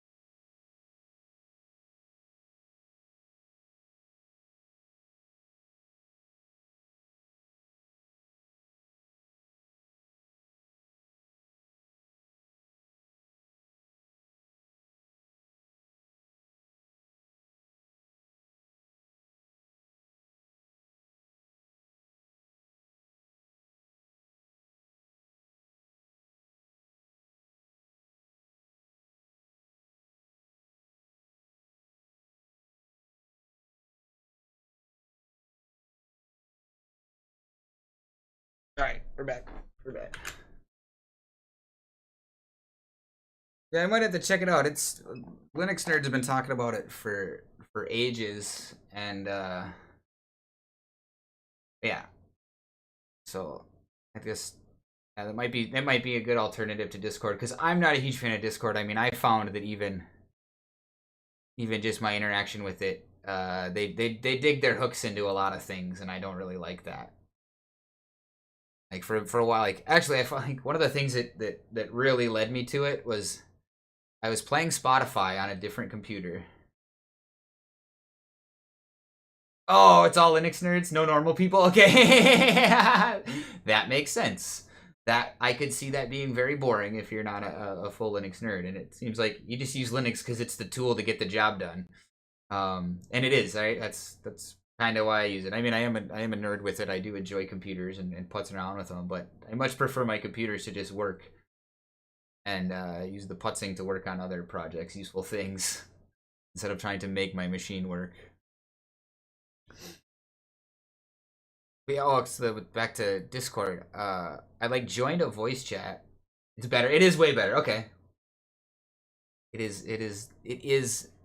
the better option. Yeah. You don't even use command line, and that's all right. I think it's beautiful that Linux has gotten to a point where one can use it and not need the command line. Honestly. Like I remember when Linus Tech Tips was on it, and he was like, if you have to use the command line, you've lost, right? And if you have to use the command line, then you've lost already a huge chunk of users that aren't willing to open that up. And I personally prefer the command line to almost any GUI, but sometimes having a GUI to just tell you what's up is easier. It's a little easier to scroll through and see the options, and I get that. There's nothing wrong with that. Again, I'm so glad that we've gotten to a point in the Linux community that Linux can be used that way. But Discord, like I joined a voice chat, and because I was recording audio, and I think I was trying to do a screen capture, or I had a capture card on.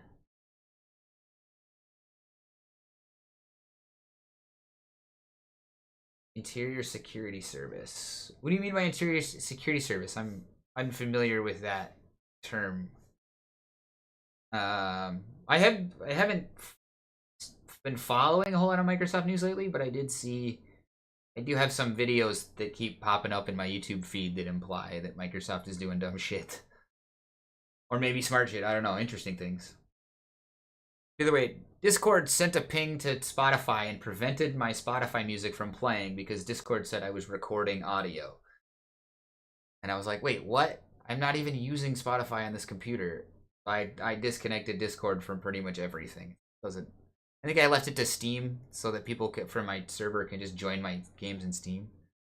Yeah, and I'm curious about this Microsoft thing, and that's the intelligence service that used to spy on us. Oh, okay. I mean, it's good that they're like, wait, what's going on? What's going on in that part of the world is really fucked up. We don't want to be a part of it. And I hate it. That's why, like, honestly, I plan to, like, not pay taxes to the United States government as much as possible. And this is whatever, we're airing this live, but mostly because they continue to use the money to kill people, right? Like, all the money, too little too late. Yeah, I know, absolutely too little too late for Microsoft. But yeah, because the United States government is spending, like, gives literally billions of dollars to the Israeli government every single year. And no, not, I mean, in my opinion, it's, no, it's a stupid fucking requirement. I don't think it's a duty.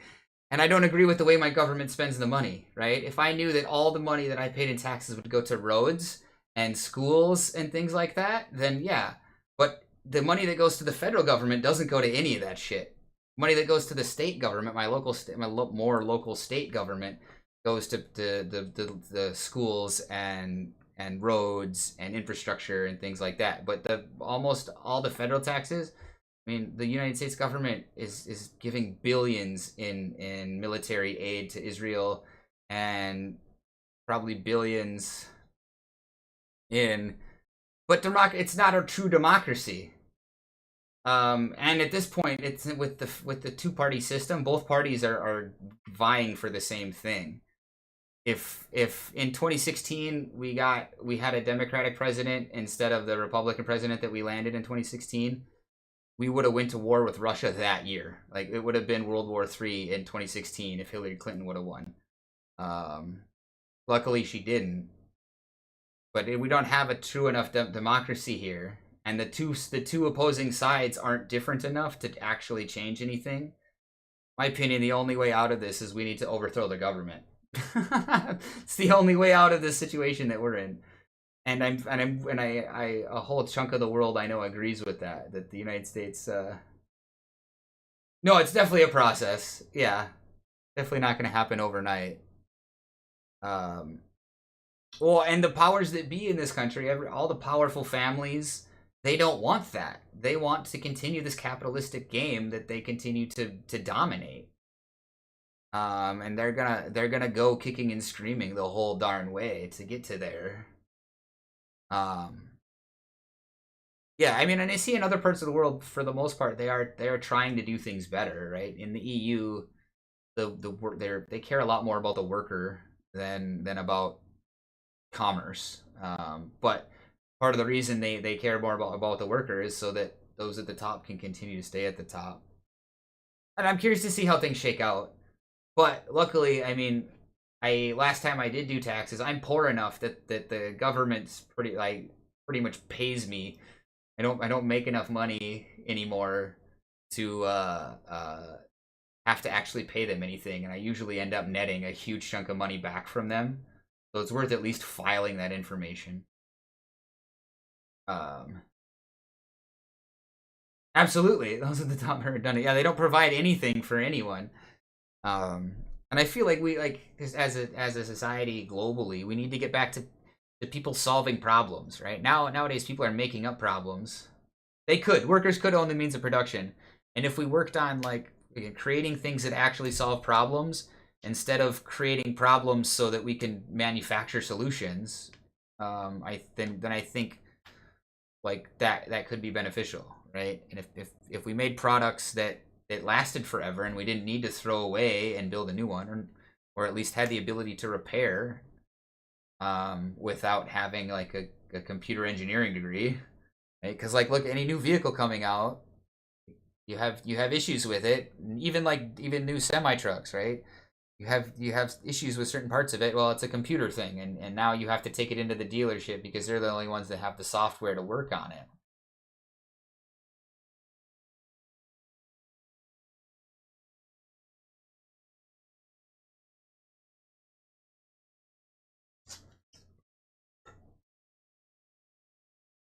Yes, and yeah, like a co-op, right, where the employees own the company.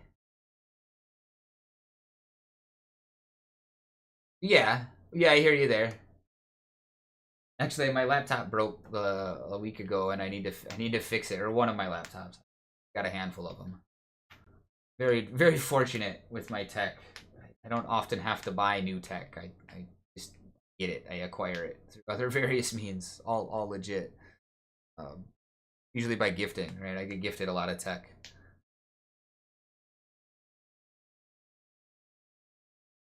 Like the computer that I'm reading these messages on was just my aunt and uncle moved halfway across the country, and this was just left in a pile at their house. And I went, hey, can I have that? Nice, good. That helps.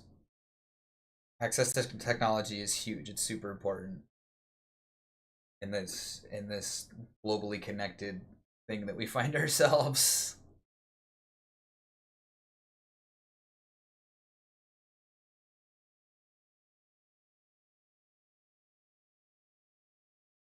Wait. 5 gig internet? Holy crap. That's awesome. I think the telco that has yeah. I mean, you can download Steam games real quick. That 100 gig game, yeah, whatever. That's awesome. I have access to gig, or probably gig and a half, 1.5 gigabit fiber connection. They've literally got a fiber line running to my house, but it's not hooked up to anything because the internet company is a tool. They literally, before I moved into this house, I called them and had it scheduled that I would have internet on day one. And then I got a text that day and they're like, nope, sorry, we canceled your appointment. And I called and I'm like, what's up? And they're like, I don't know. It doesn't give me a reason. It just says it was canceled. I'm like, well, so schedule another one.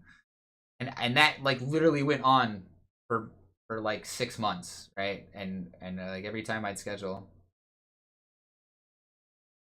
Yeah, well, for most things, I mean, again, having gig internet is or having super fast internet helps for really big downloads.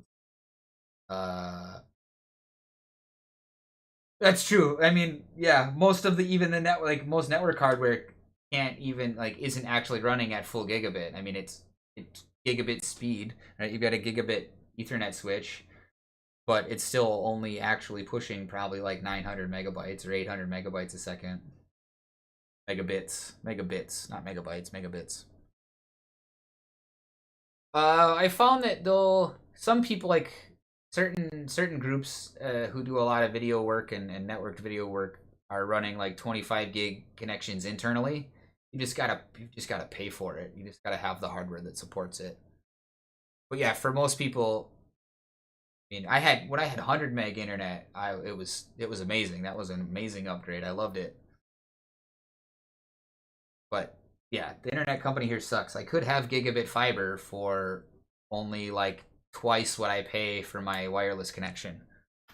But if it weren't for my wireless connection that I have right now, I wouldn't have internet, because like I said, the internet company let me down. They blew me off for 6 freaking months. Every time I call them, they're like, "Oh, I'm so sorry. Let's get you another one," and then it would get canceled, like usually day of, or they stopped telling me they were canceling it. They just didn't show up. And then eventually, the people show up and start trenching out $50 a month, 50 USD every month. And it's a Verizon hotspot. So I hate Verizon. They're a horrible freaking company. But they provide me internet access, right? So I don't have a whole lot of options other than going with a company that already proved to me that I don't mean anything to them. They don't care. So they pay people to come out and run the fiber, but they didn't tell me. They didn't schedule it. They didn't call me. Yeah, exactly. That's like they don't care. But yeah, they came and did work, and nobody told me that it was going to happen, and then they never got a hold of me. I have never received a call from my internet company after the first text message they sent me saying they were canceling my installment. Every single time I call them, they're like, "Oh yeah, we'll get something on." Yep, it is an essential utility in our current paradigm. I mean, and that's cheap, right? Because for that gig internet, I'd be paying 70 to 90 plus taxes and fees and bullshit. Yeah. I mean, and luckily the county was subsidizing the fiber running, which is why they had a company, like some guys, come out and get it done. Because the county needs to like see how that's being spent. And I could probably call them and they would do something, but again, I can't trust them as a company. And we just renewed the lease that starts next month, so I'm only going to be here another year. So I'd get in a year contract with them, and it might solve some of my problems. So I'm thinking about it. $30, that's not bad, and you get 5 gig. That's actually no contract. Hell yeah, that's dope. That's a heck of a deal. That's a heck of a deal.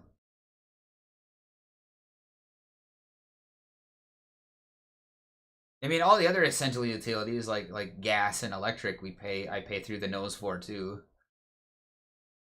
Luckily, we have a well here, so to get water, I just need electricity, which is kind of fucked up, because I don't have like a hand pump or anything for it. There's an old hand pump well in the front yard, but it doesn't work as far as I can tell.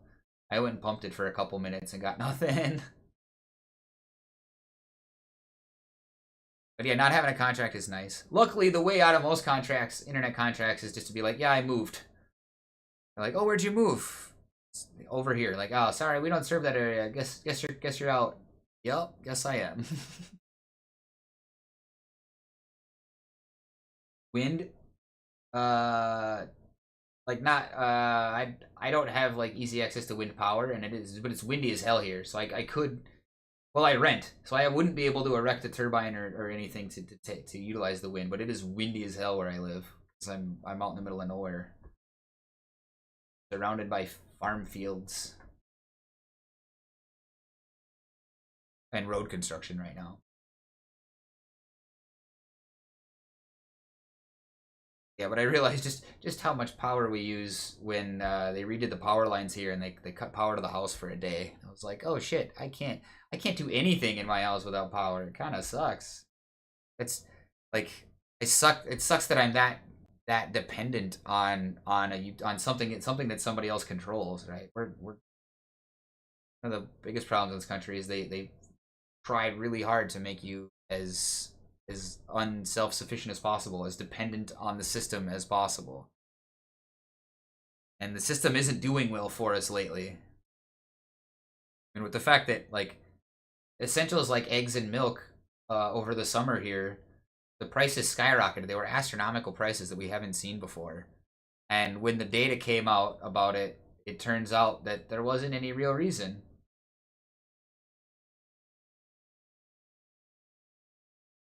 Well, I mean, it sucks that I can't even run my water. Yeah. I can't even run my water without electricity. I have no access to anything without it.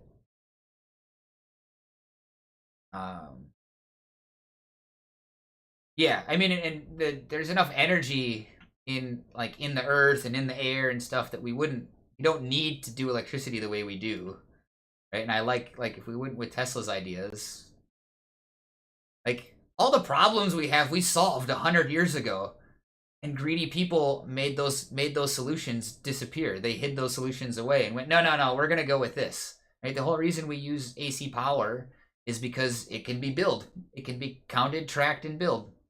And pulling DC power out of the air would be free, and well, people wouldn't pay for that. People couldn't pay for that. How would we make any money? Yeah, but yeah, it is. The problem is how we make it, right? And this whole like greenwashing thing, everyone getting electric cars and forcing electricity, and like forcing electric ranges, right? Like if you can't get a new gas range here, and you can't install a new gas range in most new construction. Yeah, he was a nut job, but he solved some interesting problems. I mean, he tried to sell electric cars or an electric engine to the auto manufacturers, and they're like, "How are we going to make money on it?" Oh, are you? That's really cool. My little brother is an electrician. He's done industrial, commercial, residential. I think he's doing residential right now, but that's awesome. Yeah, my brother was at the gas refinery, the fuel refinery down here, petrol refinery, for a long time during a turnover, doing electrical work for him. It's cool to hear about that. So, that's awesome. Yeah, all right. Your stance makes a little more sense.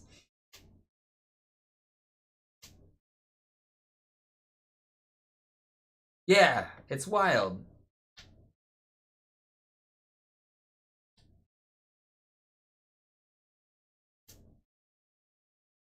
And so yeah, I mean, it is.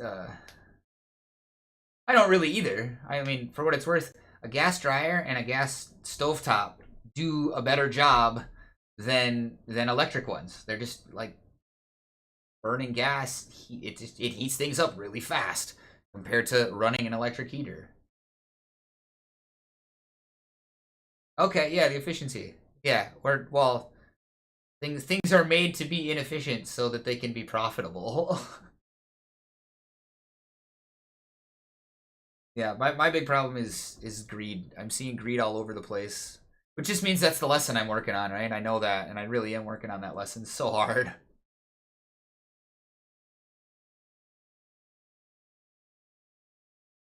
Yeah, I feel. No, not everyone needs a car. I don't know, for what it's worth, we're a 2-car family. There are 2 cars parked in my driveway right now. And space in the garage. But we only use them as necessary, right? I don't drive every day anymore. Oh gosh, yeah, exactly.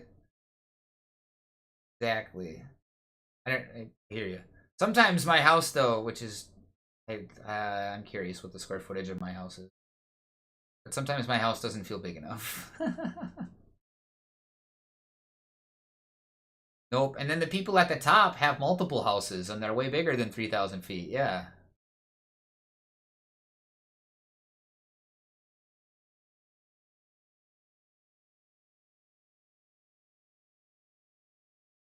Yeah. Exactly. Exactly.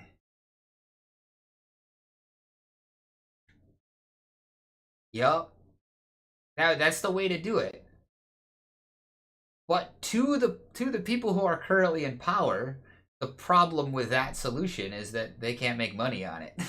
Like, oh, if people aren't spending as much on energy, then we're not making as much. And to them, that's a problem.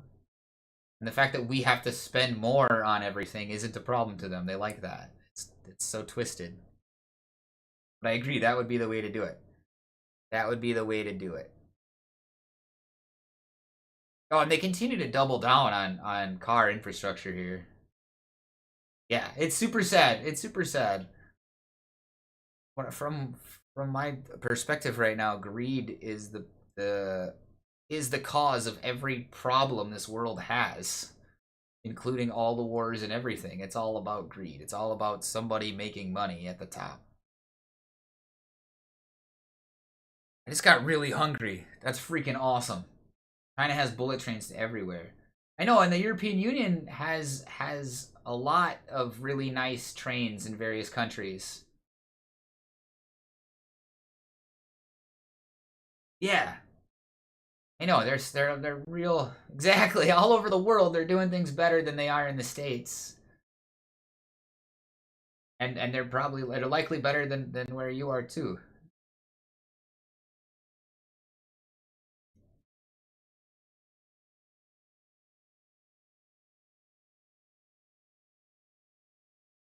Wow, I just got crazy hungry. If you want to sit tight for a minute, I'm gonna run down and grab another bowl of food. There, I have a bowl right here, and the food is already downstairs. I'm just gonna slap it in a bowl. We'll be back in like 2 minutes, maybe 3.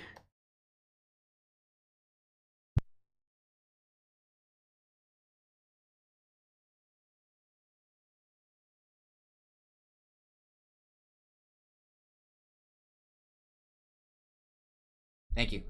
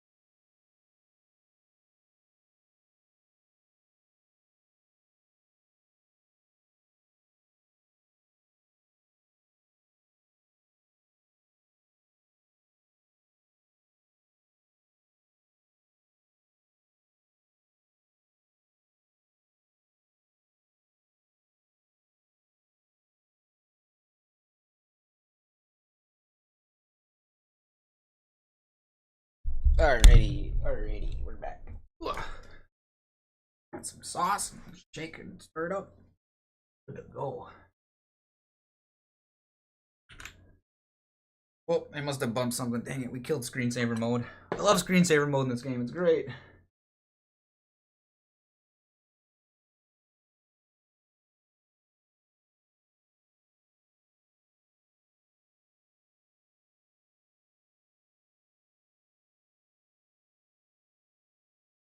Ooh, that's spicy. Ooh, that's spicy.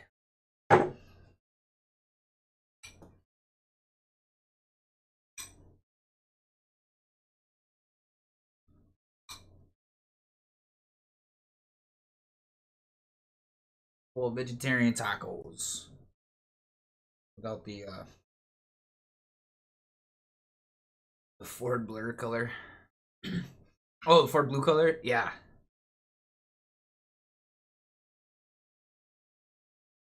Yes, I very much like that color of this truck.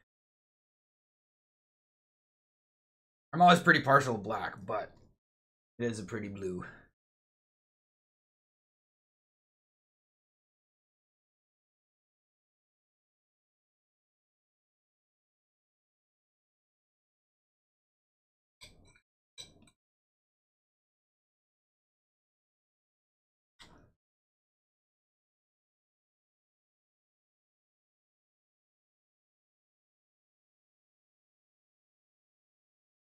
And it's just like a nice old school blue truck.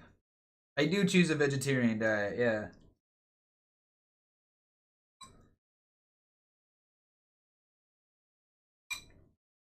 The more I started thinking about it, and every time since coming to the conclusions that I've tried meat, it always ends up the same, right? My body just doesn't. Body's just like, what is this? I don't really like this. I always end up feeling. I feel like the stress and the anxiety and whatever that the animal was going through when it died. So that's where the struggle is. Not high thing like we shouldn't eat animals. Just I feel like we should treat the things that we eat with more love and compassion and care. Because right, things eat animals all the time, but if the thing that you eat dies in fear and anxiety, well that's presented in the meat when eaten, and I felt that every time.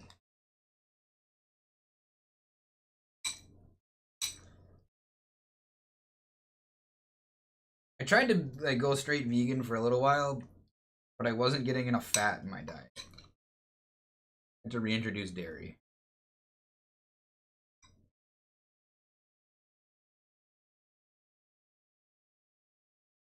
Nice. That's good. That's good, and I'm willing to bet that meat likely has a much better vibration. And I've had a lot of people like, yeah, you should try to go get some local butcher meat and try that. I hear you. I agree that meat will likely have a better vibration.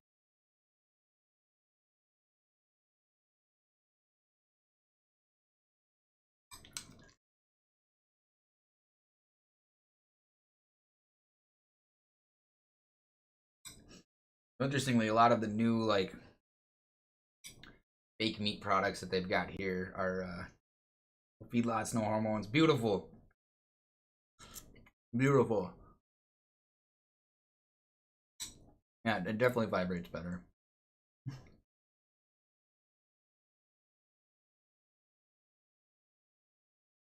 One time my mom was like going all weird about having. She's like, we need to get fake turkey at Thanksgiving because my brother's wife is a vegetarian, or she identifies as a vegetarian, so she is a vegetarian. I just choose a vegetarian diet because I don't need to identify with that group. She's all like, do we need to get like a fake turkey thing? And I was like, no, fake meat is for people who miss meat. My wife buys a little bit of fake meat. Yeah, I mean, and yeah, yeah, I feel that they're created. I feel that that's on a timer. Sorry. I feel that they're created. Again, it's a marketing thing, right? They're created to make money because they're enough people are choosing that. And there's some fake chorizo in here. My wife buys it. It exists, but because a lot of that's got really weird stuff in it too.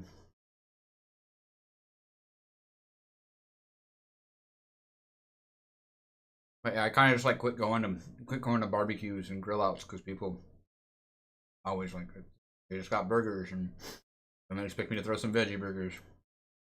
Oh, absolutely. That's exactly what they are. That's exactly what they are.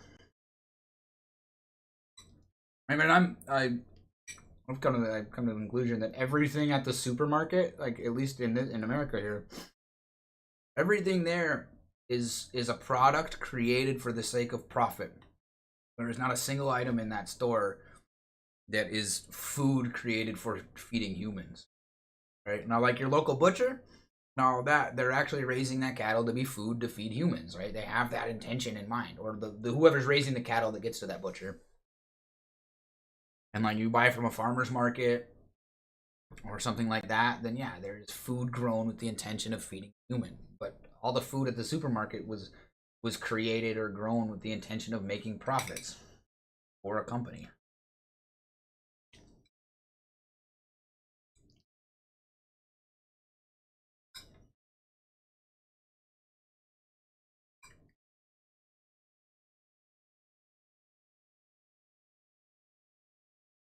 And if you look at the ingredients there, like that spells it out right there. Everything's got sugar in it because sugar's addicting. Everything's got corn in it because corn is cheap. It's a cheap filler that doesn't do anything for our bodies. And then they GMO the hell out of the corn to provide whatever other different shit that we need.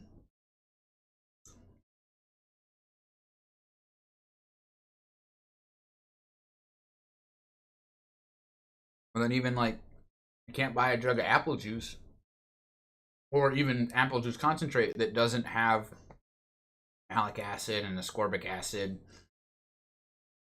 and junk like that. I don't really know what their purpose is. Part of the purpose is so that they can say a good source of vitamin C on the front, so parents will buy that over whatever else. Now at the supermarket, now they're advertising these fake juice things. They're like less sugar than real juice. So like, well, but there isn't any real juice in there. The sugar from real juice isn't bad sugar. Not comparable to like eating sugarcane sugar. Not comparable to eating high fructose corn syrup. They get us this crap that's got artificial sweeteners and artificial flavors, and it tastes like apple juice, but it's not apple juice at all.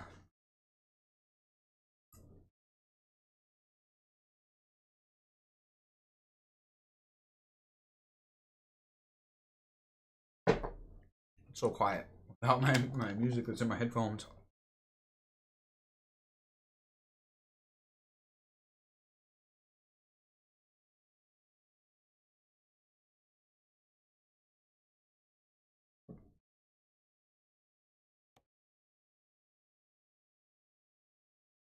Oh, we're almost there. Cool. There's some cool things that drive by here in Las Vegas. I love it how tiny they make the towns here. Like, Las Vegas is huge compared to this. Oh, we missed a thing to take a picture. Oh, nice. Yeah. That's good.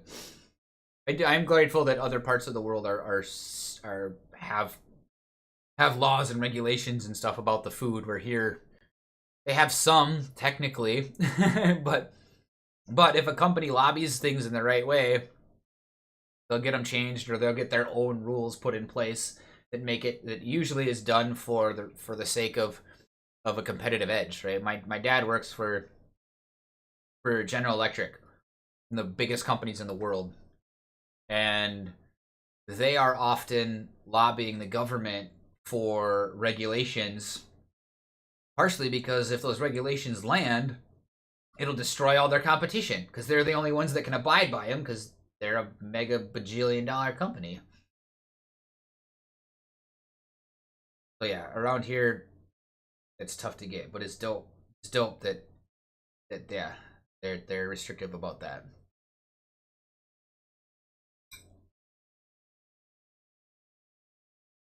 And it's possible that they might not be able to call it juice if there isn't any actual fruit juice in it here. I believe that's a thing, but I'm not 100% sure. But the way they're marketing and advertising those products is they're trying to make it seem like it's better than real juice, like which is deception, right? They're like lying to us.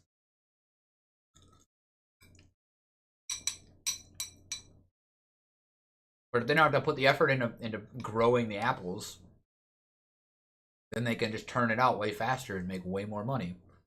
So of course they want us to buy it. Oh, really? That's awesome. That's awesome. I haven't looked too deep into the honey things. I'd be curious to look at what the FDA here allows things to be called honey. That's a fascinating one. I'm gonna actually look into that because yeah, I'm curious. I'm curious what they're telling me about it, like what they're lying to me about, right? Because oh yeah, this stuff that counts as bread here is garbage. It's absolute trash. We don't buy that. Oh, and a lot of the cheese, yeah. I mean, even here, like Kraft American Singles, they can't call that cheese anymore. They can't call that American cheese. But yeah, everywhere else, imagine you can't even call American cheese cheese because it's there's not much dairy in it anymore. Because cheese is, they take milk and you apply bacteria cultures to it, and what they create is a cheese thing. Yeah, the food that the food they sell us here is trash. And then it all just like feeds back to the medical system, right? Because everyone's eating all this garbage stuff that causes pain and inflammation and all kinds of horrible things. So then we go to the doctor and get a pill, and we pay someone for that pill to make us feel better or to curb the symptoms. But the medical system here doesn't want us to get healthy because healthy people don't use the medical system. Healthy people aren't adding to that profit machine. So it's in their best interest to keep us all sick all the time.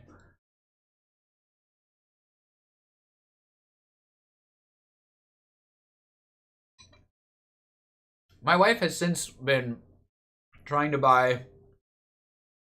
Oh, that's awesome. That's awesome. Like, by the way, this contains sugar. Yeah, here I can't find not sugar. Or I can. It's hard to find sugarless things. Well, that's awesome too. That's awesome too. Because I find, yeah, there's so many things I eat. And it's like, oh, this is just way too salty. I mean, we need a bit of salt. We need salt in our diet, but not in the insane amounts that American food has it in it.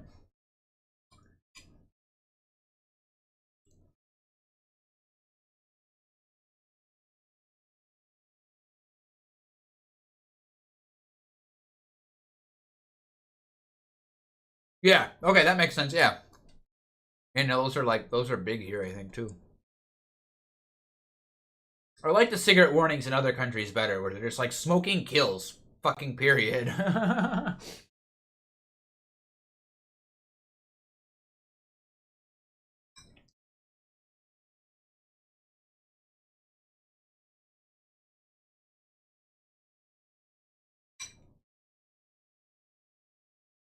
actually fascinating to me that like people still smoke in this day and age. Or that they can get away with less like selling cigarettes in general. But hey, money machine go brrr. And because big tobacco's been lobbying for years to keep it the way it is.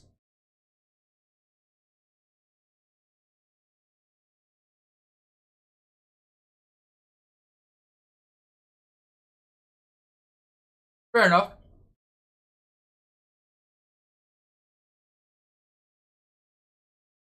Fair enough.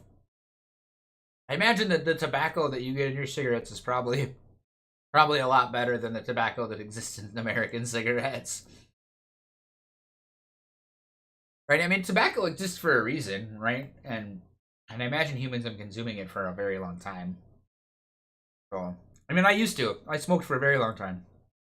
And then after that, I vaped. I mean, I still kind of vape. I try to stick to, yeah, definitely less chemicals.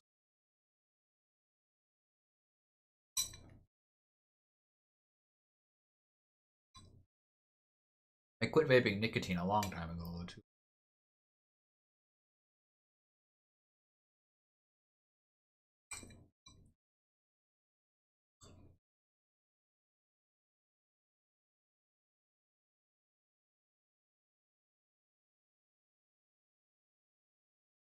Oh, look at all these resting spots. I dig it.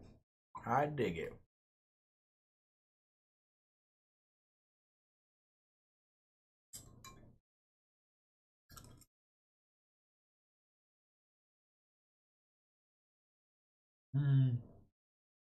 I decided I'm gonna put this down for a few minutes and drive, or if I'm gonna finish it up. I think I can finish it in a minute. Let's get this load delivered. We're almost there.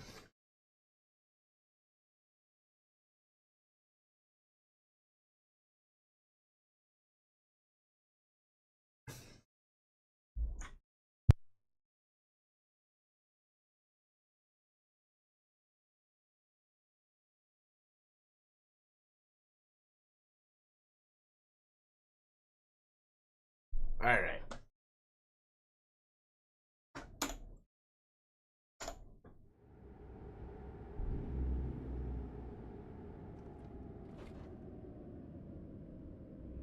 Sounds good. Sounds good. Oh my god. Dang it, there's already a car behind me.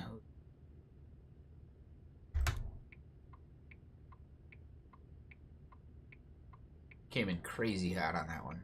I gotta go still? Very nice. Oh, it's a Taco Kingdom truck.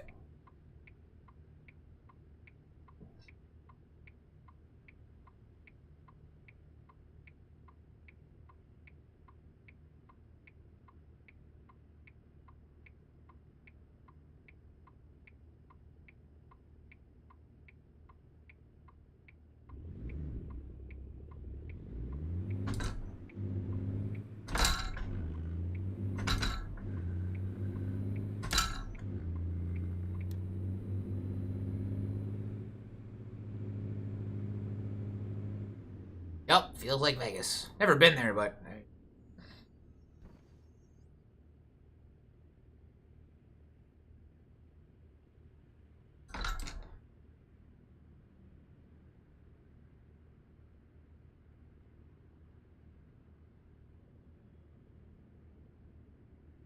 Oh, stretch, stretch, stretch.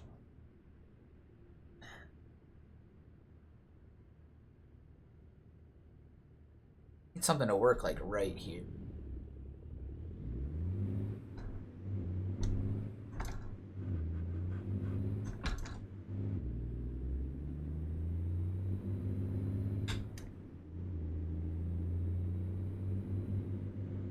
"45 miles an hour here. What the hell?"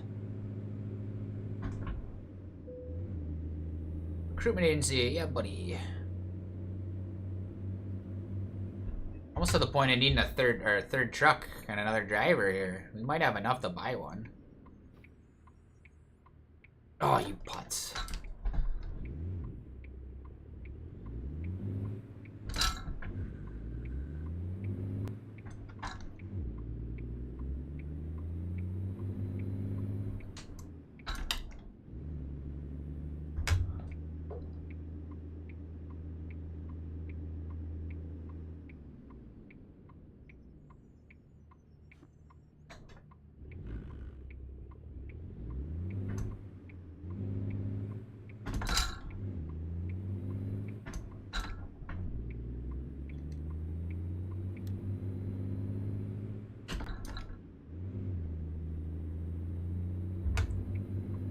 Ba-doo-ba-doo.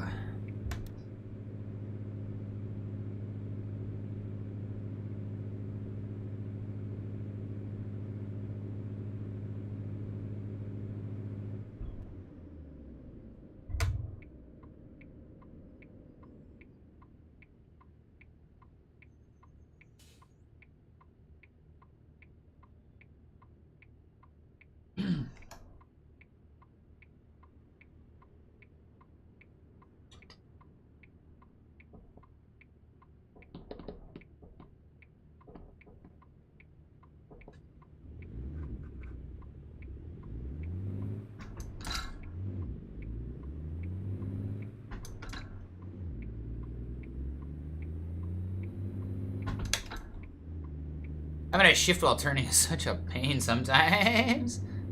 It's a skill, though.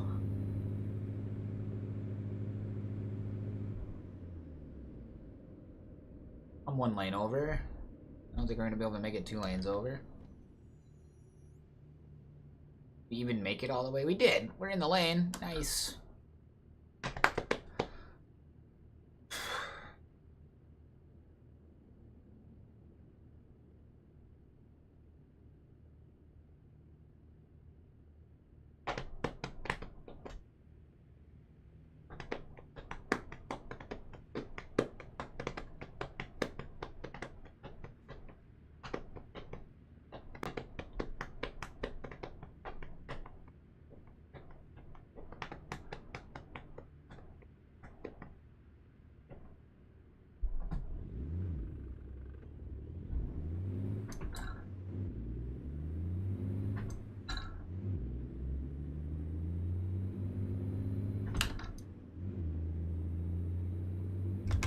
Oh, no, we're gonna turn left. We're not even gonna do it. Mandalay Place. Oh.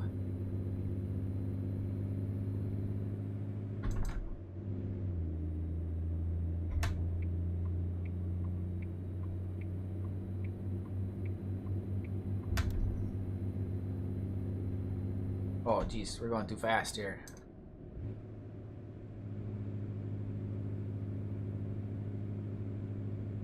I don't know if it's my headphones, but I'm getting a headache.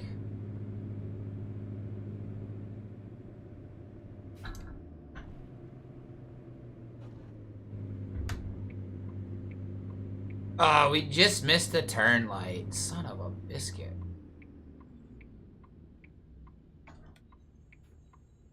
I gotta sit here for a while. That's dumb. Eat my food here.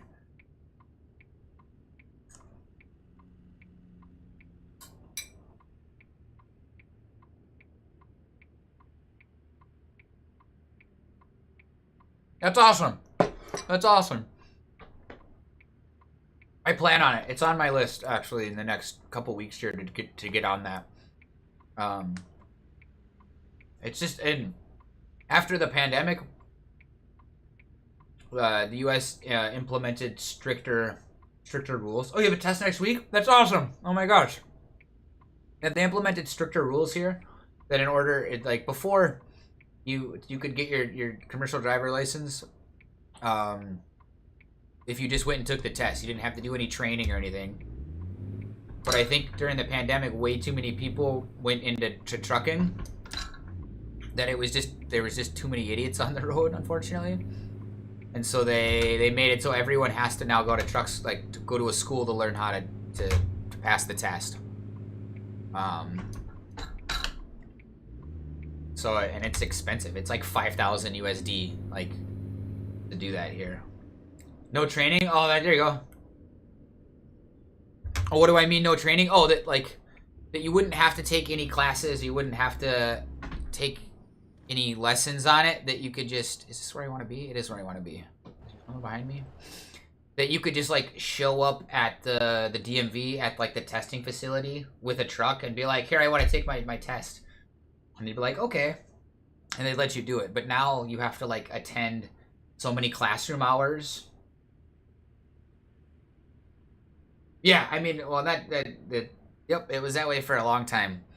That you could just show up and take it. You didn't legally need classroom hours before doing it. And now you need to here after like 2022 they changed it. Yeah, now you have to.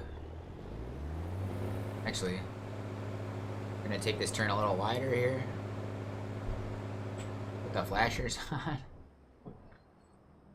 Yeah, now they make it so you have to, and so that's something I'm planning to do here too, honestly. But I've got to find a way to get funding for it because I don't want to have to pay that money by myself. Oh my gosh.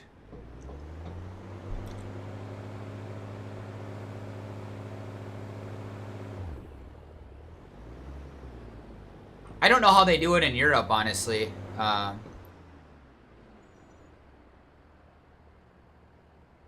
I do not know how they do it in Europe.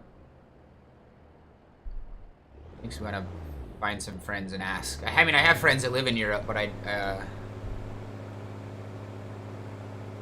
I'm curious. I'll look it up. I'm really curious now.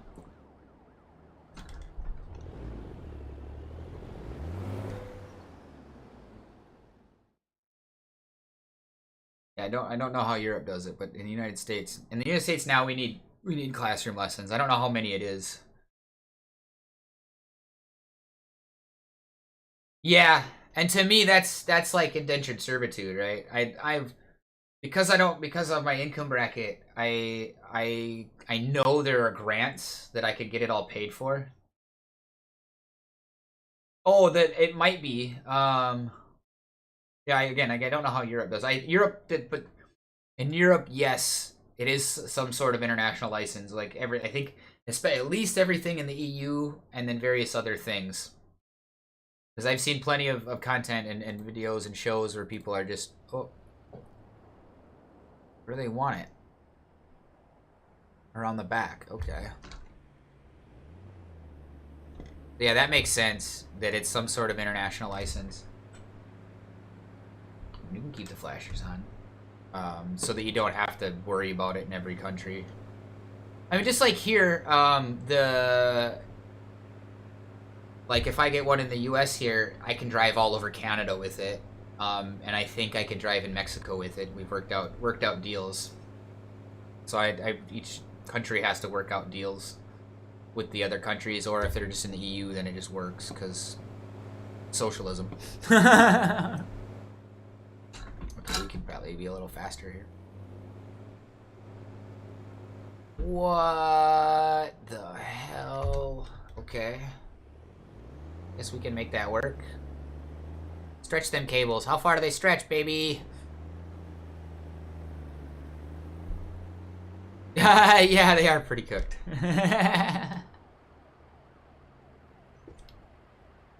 I mean, I've learned a little bit about that just playing Euro Truck Simulator. It's like, oh, I keep getting in trouble for shit. And it's like, wait, I can do that where I live. I know that.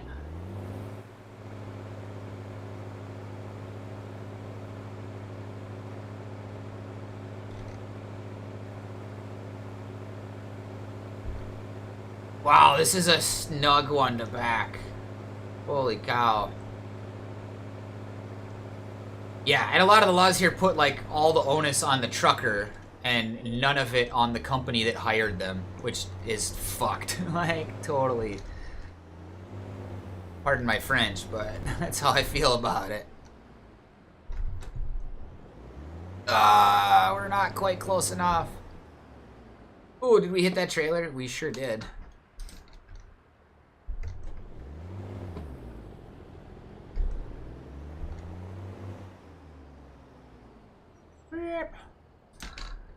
I'm not the best at this. This is where I struggle.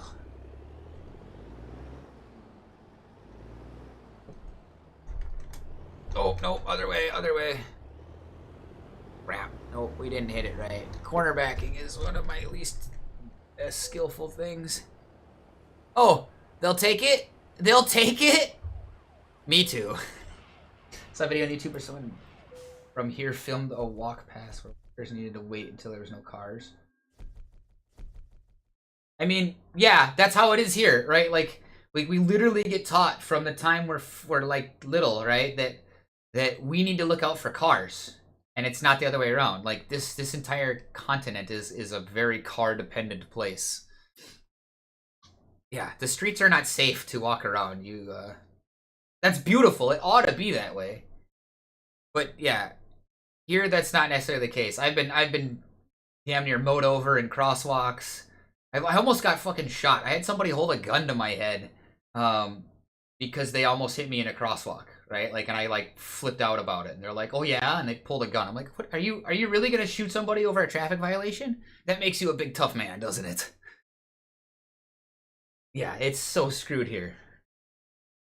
Yeah, and if you're on a bicycle or whatever, there is no protection legally. And like at the road I live on, the speed limit's 55 miles an hour here. Luckily that there's an intersection there, so it's you know, but people still fly up and down here. And I actually almost got hit by a car the other day crossing the street with my kids. I was just walking back and forth, like. No, he's not in prison because I was in such shock that I didn't get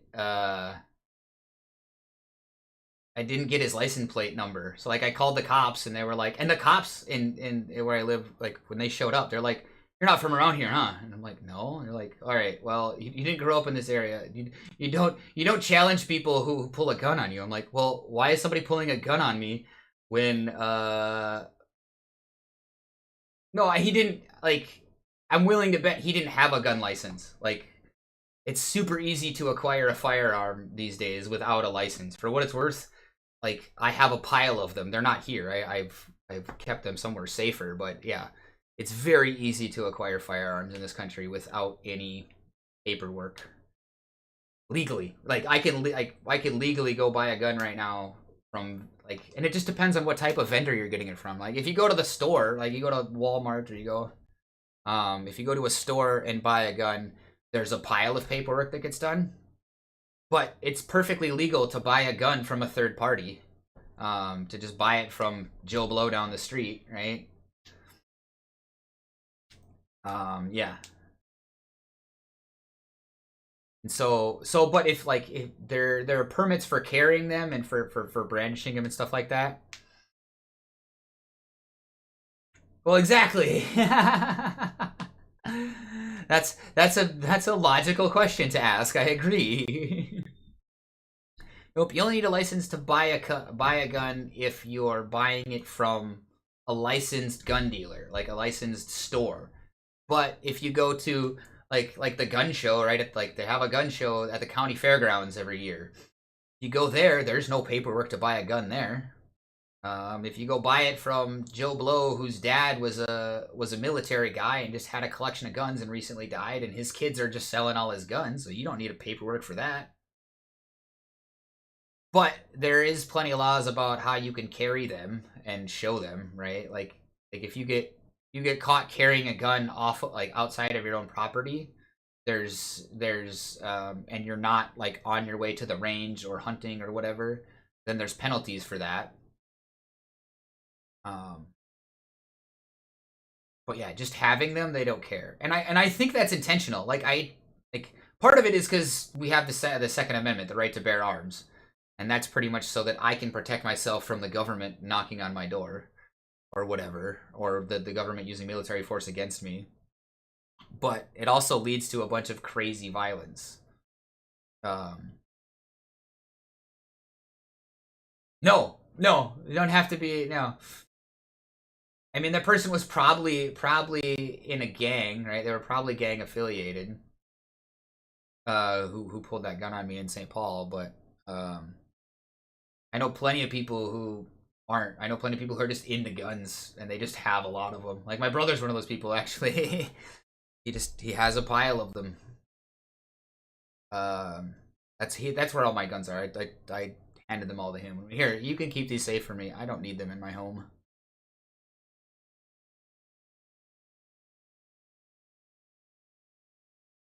Exactly, yeah, not at all. Oh.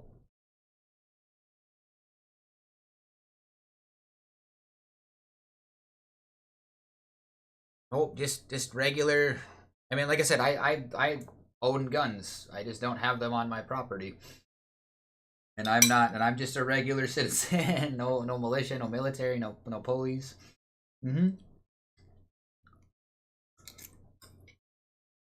But that goes back to the founding fathers of America and the right to bear arms, is because there is a fear, or there was, like, part of the reason they left England and the countries that they left. Right, I agree. We should have a right to be able to protect ourselves.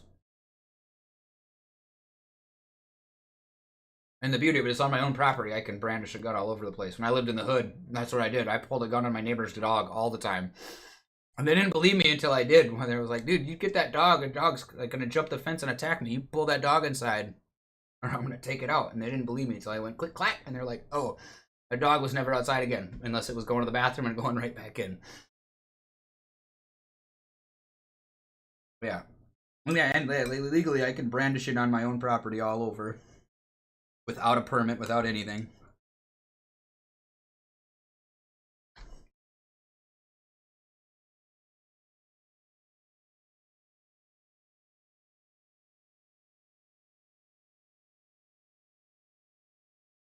They don't. Like I said, I've never filled out any paperwork for any of the ones that I own. Now, there's paperwork for these guns, right? Somebody bought them from a store, and that number was registered to that person. But because the private market is legal and flourishing, oh bummer, my other display quit out. There's nothing that stops that. Like I said, I think part of it's by design because it allows for civil unrest. It allows for the FBI to continue to keep people afraid with all the mass shootings that we have in this country.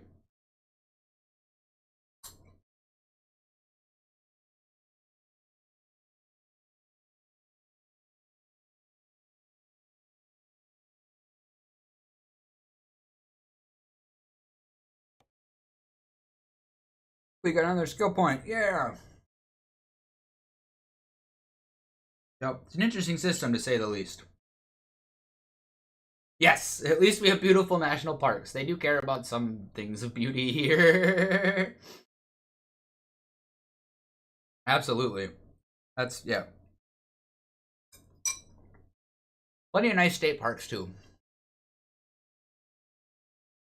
And honestly, one of my favorite places to go locally is it's called a wildlife management area. Where it's just like a plot of land that the county or the state owns it. And they're like, nope, we're going to let this just be nature and let nature do what it wants with it.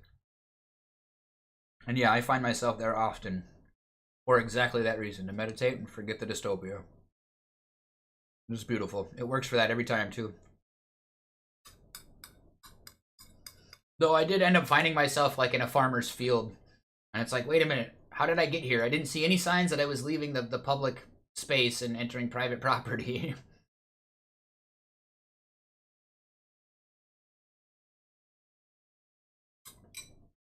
Which interestingly is a thing. Randomly finding myself on private property because there was no damn signage to indicate I was leaving public property and entering private property.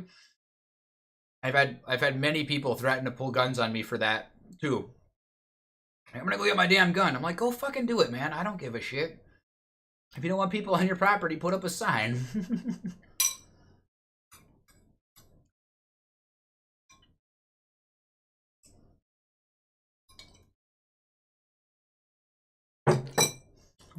Right, so what? Well, because in this state, trespassing on private property is a crime. In some states, like in Colorado, they have what's called like the right to roam, where legally, as long as you're not causing any harm or leaving any litter or anything, you have a... Yeah, because it's trespassing. I don't know, they've defined trespassing as a law, as entering someone's private property, and that can be a violation of the law. But I don't think it's enforceable if there's no signage, like if you don't know. Exactly, but there are states like Colorado that do have a right to roam, which means that law doesn't exist there, and you can traipse on anybody's land as long as you're being respectful about it. But yeah, they left that up to the national government left that up to the states to decide, and here in Minnesota, trespassing is a crime. But I mean, I could say part of the reason I think they came up with that is so that because people are assholes, right? And people like get on somebody's land and cause a bunch of problems and ruckus and destroy nature, destroy property or whatever. And so it was a way to curb that. Yeah, I would love to live in a right to roam state where I have a right to be anywhere as long as I'm not causing anyone any harm. And as long as I'm just passing through too, right? Ideally.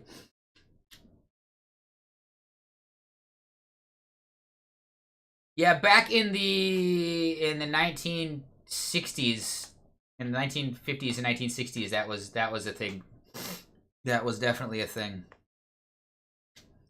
And then Rosa Parks, that was the Rosa Parks story, and Rosa Parks went, fuck you. And I was like, I'm not doing that. She refused to secede her bus seat to a white person. And it spawned a whole shit thing. I mean, obviously, that's no longer a thing since like 1965, but it is pure evil. Like, I mean, yeah, I mean, in those parts of the country that practiced that, like, they're still super racist. And it's dangerous to. I mean, there's a lot of towns that in rural Southern America where it's still dangerous to be a person of color of any ethnicity. If you're any ethnicity that isn't white, it's dangerous to be in those towns after dark, to be out and about after dark, which is the most fucked up thing in the world. Like how people are so close-minded that they literally can't handle someone who looks different than them. It doesn't make sense to me, honestly. It never has. When we learned about that in school, I was just appalled. Yeah, the history of this country is so fucked. And honestly, the federal regulations on cannabis in general, the whole reason they wrote the law that weed was illegal, cannabis was illegal at a federal level, was because cannabis was used. That could be.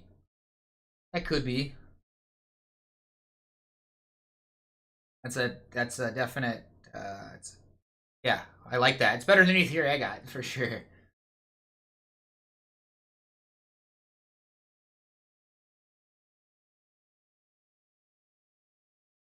Yeah, it's a twisted one. I don't understand. Yeah, I don't understand humans. At least at that level.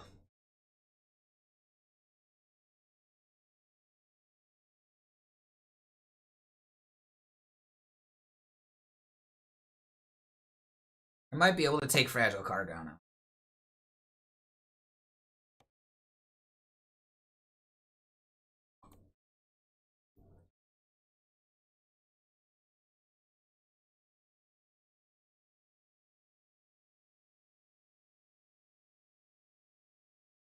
What, double trailer? Yeah, we do. Absolutely. That's part. I feel like that's part of the reason why we're like, well, and so much of it's systemic, right? Like police training, right? For the people that are supposed to protect everyone, police training is super racist. And I've heard way too many horror stories about people of various ethnicities who, like, they have a protocol. And anytime they get pulled over, the cops like automatically treat them, they're like armed criminals just because of the color of their skin, just because they're not white people. It's super fucked. I'd really want to go to California.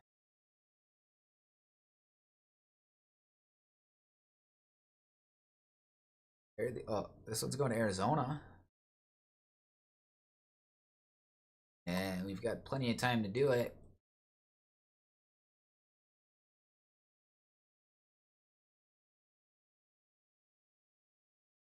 Dang.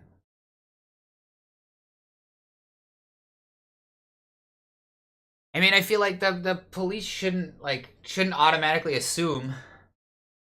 That's so fucked. That's so fucked. That is so wrong. Like, it's just like a violation of your human right to privacy and to be treated like a human being.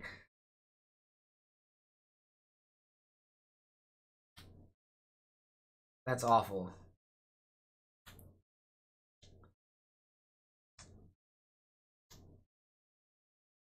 And if you cop an attitude about it, they treat you even worse. And that's systemic racism right there. It's just awful. Which is wrong, right? Like, what do you mean you're a human being? You have, like, in my opinion, right? And I'm sure you're of the same opinion. Like, because you're a human being, you have a right to privacy. You have a right to freedom. You have a right to be. You have a right to move. But from my understanding of the situation, like from a different level that I was recently, somebody recently explained to me that it's like Israel wants to be hated. They want the entire world to hate them for what they do, because in the old Jewish scriptures. Doc, what's good? What's good, Doc? Because in the old Hebrew scriptures, in the end times, it will be Israel against the entire world. And at this rate, it'll be Israel against the entire world with U.S. backing Israel. Because without the U.S.'s backing, Israel probably wouldn't be much in terms of military might. We're getting into some deep shit, Doc.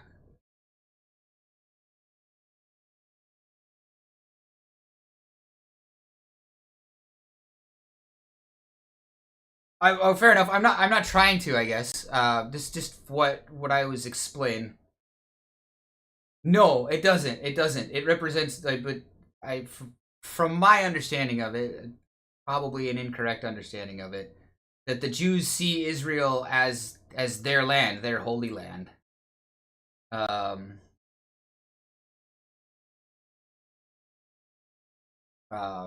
so like that, but that's my understanding of it. And I have clearly a very limited understanding of both Judaism and like the things that have gone on with Israel over the years. I mean, other than the things that I've read in various holy scriptures, I haven't read a whole lot. I haven't read a whole lot of Islamic holy works, and I haven't read a whole lot of Jewish holy works. Which obviously keeps me unintentionally close-minded on various things.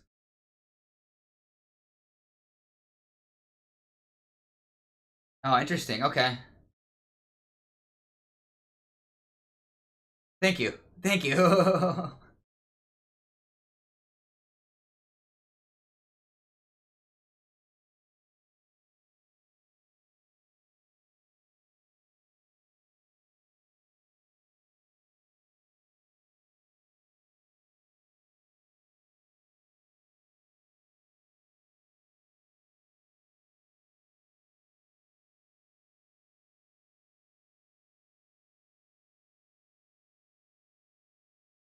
So, okay, I'm trying to figure this out. So if Israel is Zionist, then I need a little more insight onto your comment that you don't have rights because you're not Jewish. I'm curious about that then.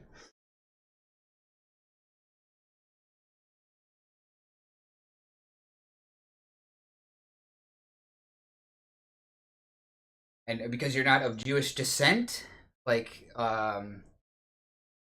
or because you don't practice the Jewish religion, which I understand are totally different things.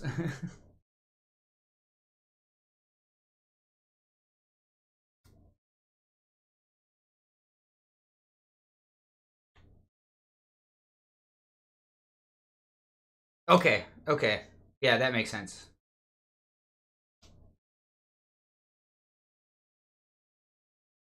It's twisted, but it makes sense.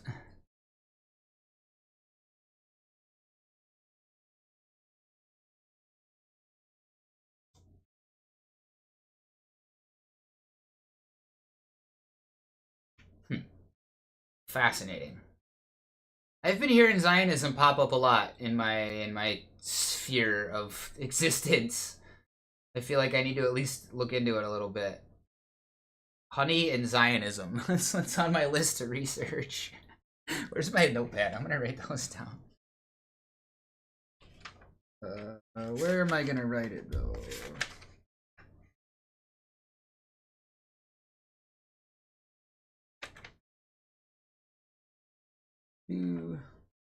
Gotta find a good spot to write these down.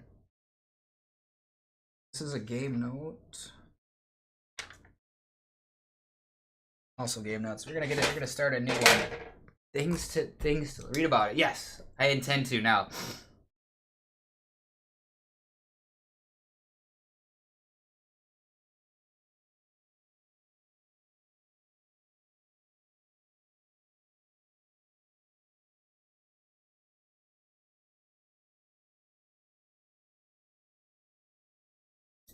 Heck yeah.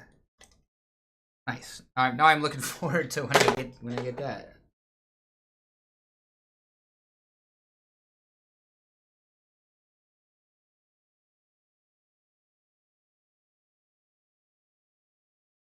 Because yeah, it's where I've gotten this information to do at least build the place where I was at before talking to you was arguably a very small selection of content.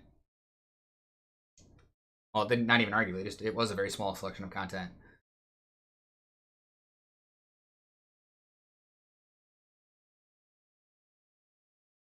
Back to California. Okay, that makes sense.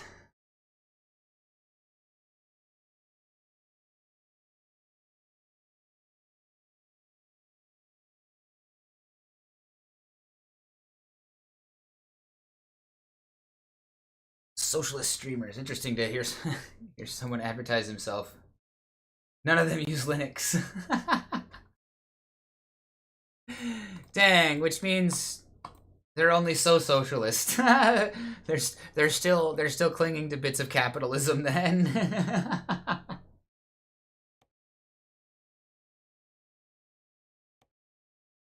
All the way back across Arizona. I'd rather drive to Arizona than California.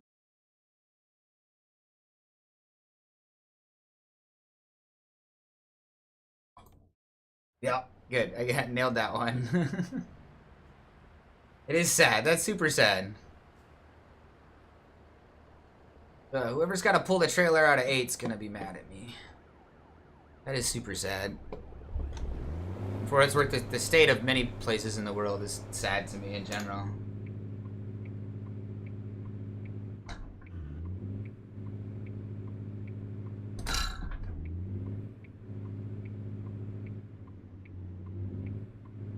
Yeah, I haven't ever driven through Arizona, but I've been to the airport there, and I mean, in this game, it's absolutely gorgeous, and from my understanding of it, it's absolutely gorgeous. I've been to other states in that area, like Utah. I've been through Utah a lot, and Utah is stunning visually. The mountains are amazing. What? I really just screwed that up? I sure did. Oh no, wait, it's up here. I'm probably gonna have to come in all weird.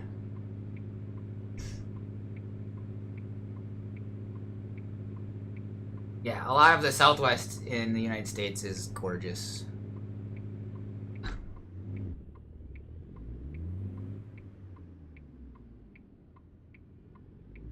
Interesting that they parked this outgoing like way the hell over here.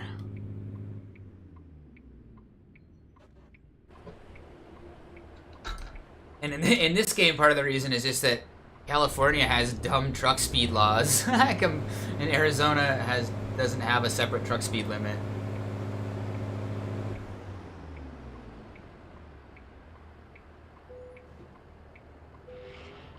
Doc, are you popping in before work? Is that you going to work? Saw the cacti and desert. Nice. Yeah, it's visually stunning. It'd tough to live there though. At least to live off the land there. Obviously, living in a city with the normal amenities, that makes sense. Or it wouldn't, you know, be any harder than anywhere else.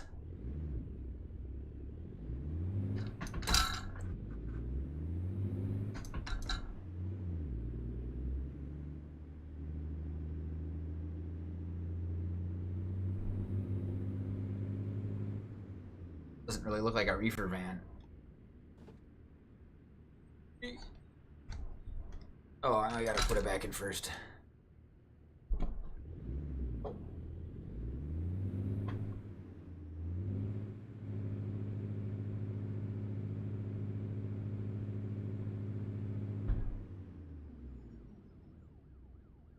I almost feel like that runs too often.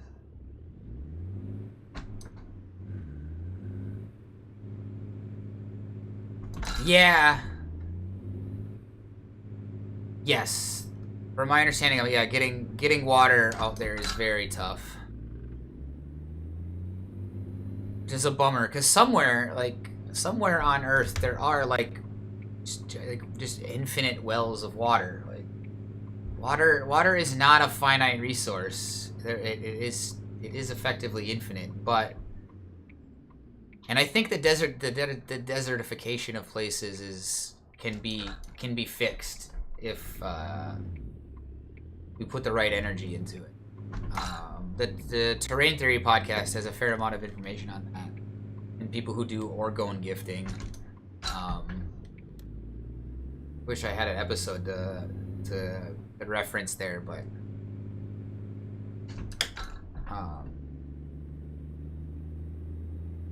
yeah. It's like way back in the day in California, they filled up whatever big man-made lake they had. Oh yeah, yeah. The one that I was talking about, I don't know if I can, but I will definitely grab another one.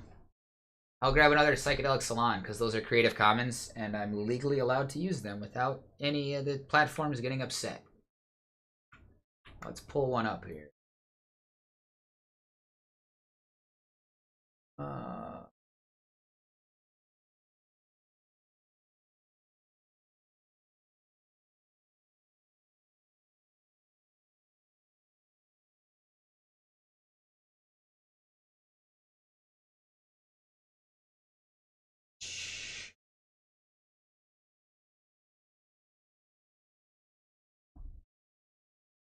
Pretty sure I've listened to that one before.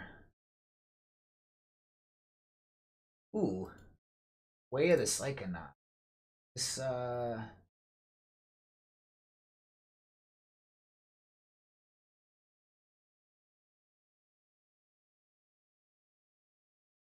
Way of the Psychonaut is about Stan Groff.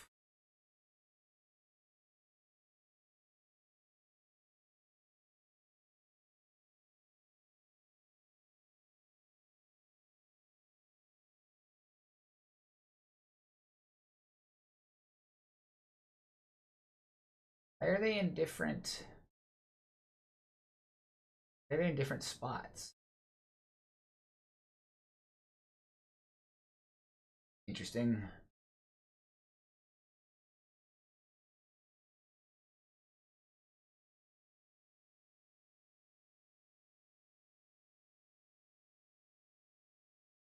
So 624. Let's see. Gotta give some credit. Additional credit for this.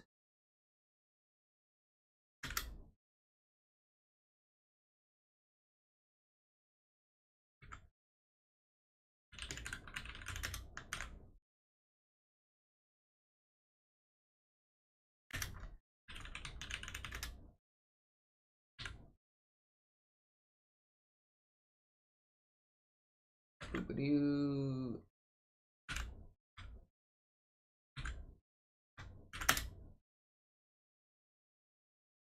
And we're going to go to here.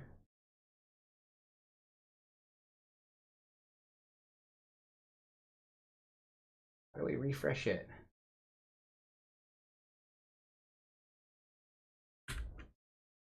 Just quit and reopen VLC, that's how. Fine.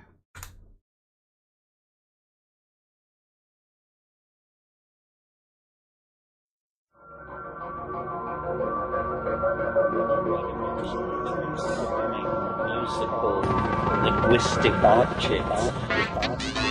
Elf machines.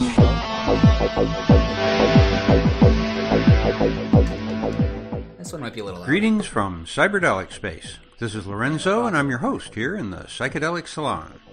And today I'm going to play a recording that I made last Monday evening in the live salon.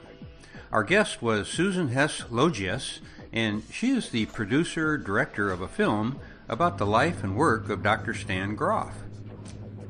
As you know, Dr. Groff is not only one of the world's leading LSD researchers, going back into the 50s with his work, he is also one of the founders of the field of transpersonal psychology, and, along with his wife Christina, he created the system of holotropic breathwork.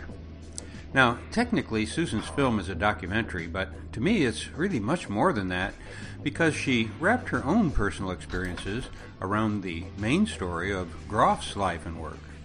Now, I've placed a link to the trailer for this new movie with the program notes for this podcast, and you can find that at psychedelicsalon.com. And if you have a few minutes, be sure to take a look at it just to get a few ideas about the graphics and effects that she uses in this full-length feature film. But enough of me telling you about this conversation. Why don't we just listen to it now? I love Lorenzo. We have Susan with us here tonight, and I've had the honor and privilege of seeing her, an early cut of her film, which is just, I think, just stunning. I don't say that often because it's hard to make a documentary fun and interesting, and we'll get to the film in a bit. I love documentaries. But I'll tell you what, if I think most of the people here, hopefully they had a chance to see the trailer, and everybody in my listening audience here, all the fellow Saloners, if they go out and listen to that trailer, they're going to, in the beginning, first part of it, hear about Stan Groff. They're going to hear somebody say something that they've all said to themselves, which is, I didn't really fit in until I had LSD. And I mean, that is something everybody here is going to relate to, at least if not personally, by knowing some friends that felt the same way. So would you care to go on about that at all? Well, first of all, we just updated the trailer. So it's the same link, but it's the most recent version that reflects the entire length of the movie now.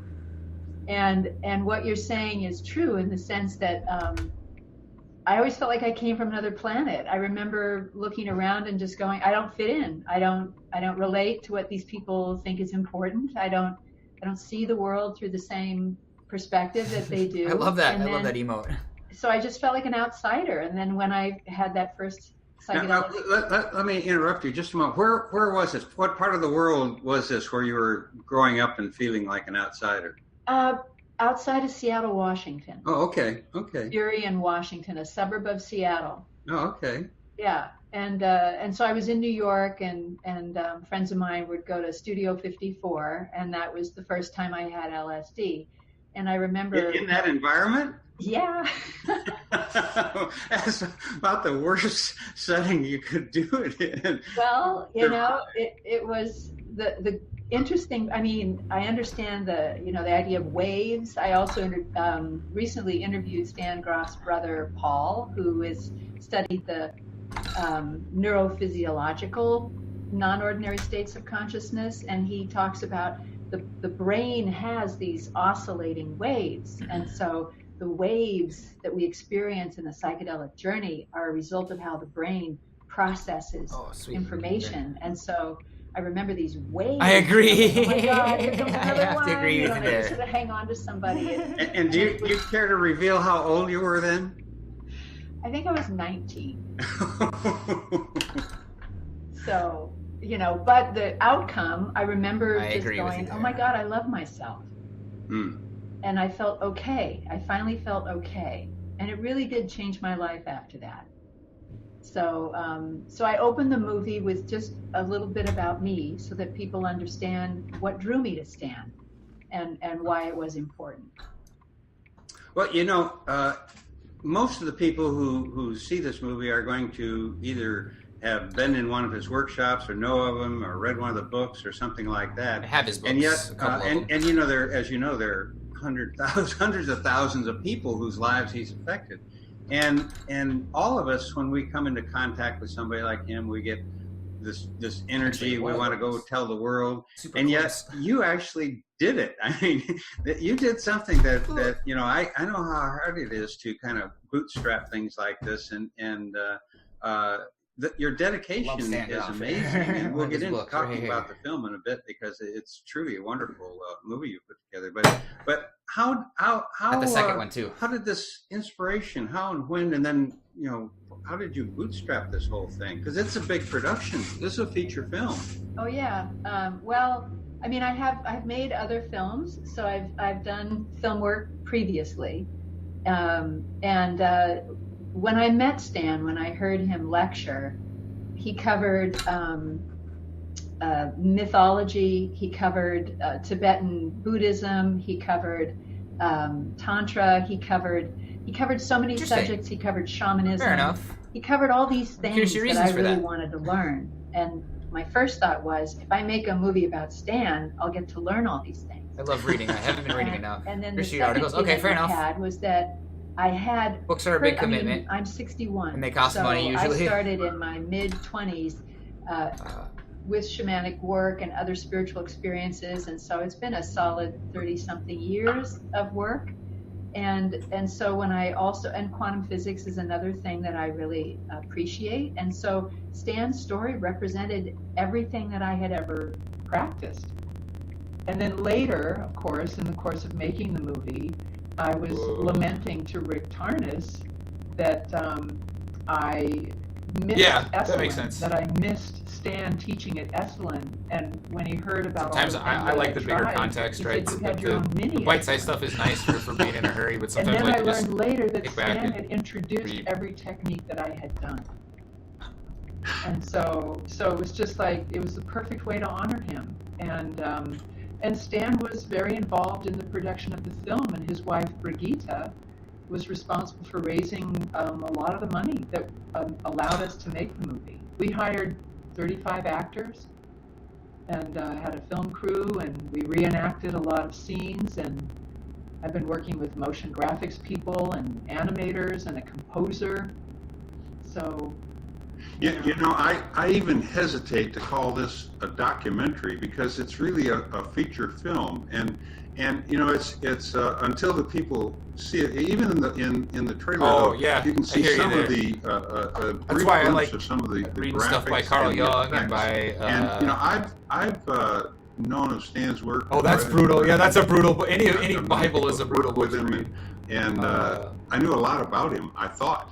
But Yeah, that's why I learned I like reading so stuff much more by from your film that psychedelic there was a lot about him psychologists, that, ideally. you know, maybe in a book I'd read or something, there would be a paragraph about it where you really I bought some Billy you know, Carson had the books, pictures and the and images. I that regret really the purchase because he reinforced it. writes like he's in And, fucking second grade. some Like, come on, great, dude. You're film of Stan himself. It's And a for what it's proposal. worth, Charlie Grove just sent me a copy of the video they made at the memorial. Stan was there with his wife, and he was moving kind of slowly, but he was looking pretty good and chipper and cheery and talking with a lot of people. So, you know, he still hasn't given up the fight. No, I mean, yeah, you're not but he's- brutal. I he's just had mean some physical the writing of problems, those right? books Some health is difficult. You know, it's kind of remarkable. It's difficult to read. He had a for stroke various reasons. in August of last year, and we had pretty definitely much repetitive. finished our interview process. Every time, so Stan married a German woman, and they were spending most of their time in Germany. So Yeah. every time Yeah, he would brutal come is back very to the difficult United to read. States and go to Mill Valley, I would fly down and interview him Honestly, or the show him Book of Mormon footage, is not or one that just I've make sure I've, that he would look attempted at all to these read. reenactment scenes and say, I've heard of it well, on no, the we web, didn't but- quite do that. You'll see when you watch the film eventually, there's a reenactment of all the insulin comas that he induced. And we give one of the patients a shot. And he looked at me and he said, I would have sterilized the area first. And it was like, Stan, I can't go back and fix that. You know, those stories were some so amazing because, you know, I've known that he had to do that, but when I heard the amount of work that he'd done there, how he was able to keep his own sanity while doing that is pretty amazing.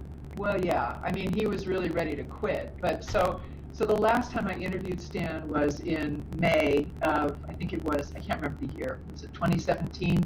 And then that August, he was going to have that back makes sense. surgery, and I he mean- stopped taking blood thinner, and he had a stroke. And my wife grew up in Utah, which is although he's where the speaking Mormons and fully are. functioning, his exactly. ease of They speech think they're better is than not everybody, fully and they think back. they're God's chosen So people. maybe And the way they last treat time women he was is able to atrocious. publicly Like, express but himself on the surface, as they're completely nice. and I hear you there. eloquently as he would like. Yeah, I was just going to say that he it is a twisted you know, I belief could see system. from the video that he was talking with people, and he hasn't lost the ability to communicate. But this may be the last one where he's perfectly satisfied that he was on top of his game. Yeah, and he and his wife Brigitte have pretty well decided that they to don't Port want him. They're not. I mean, God bless Ram Dass, but that's not the direction they want to go. They don't care to have him be remembered where he is now, although he's doing great. But it was. I just had a sense This that is true. I This have is to true. work with him now, and Everybody does every think time was this could be it. So thank goodness.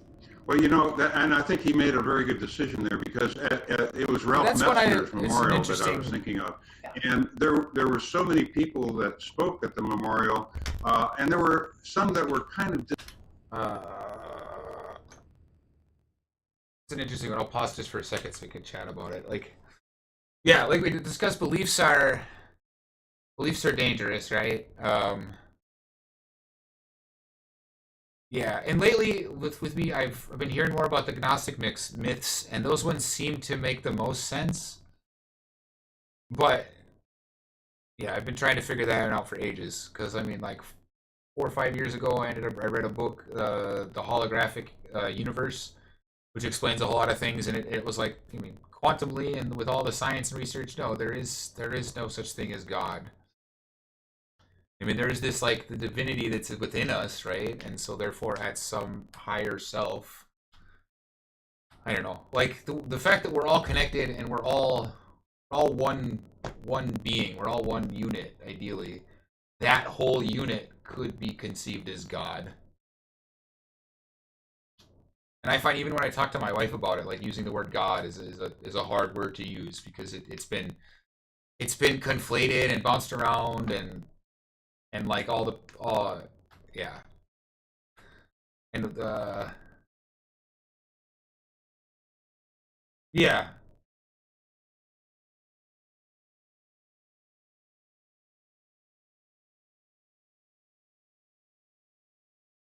yeah, the oneness of nature and us being a part of it.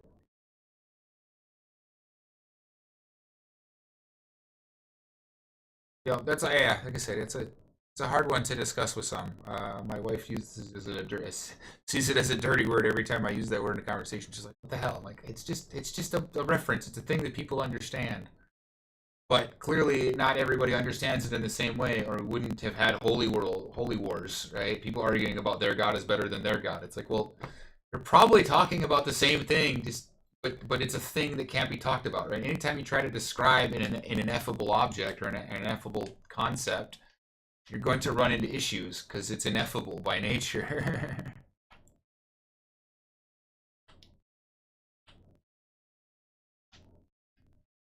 So yeah, again, I don't really have any beliefs on it specifically either. I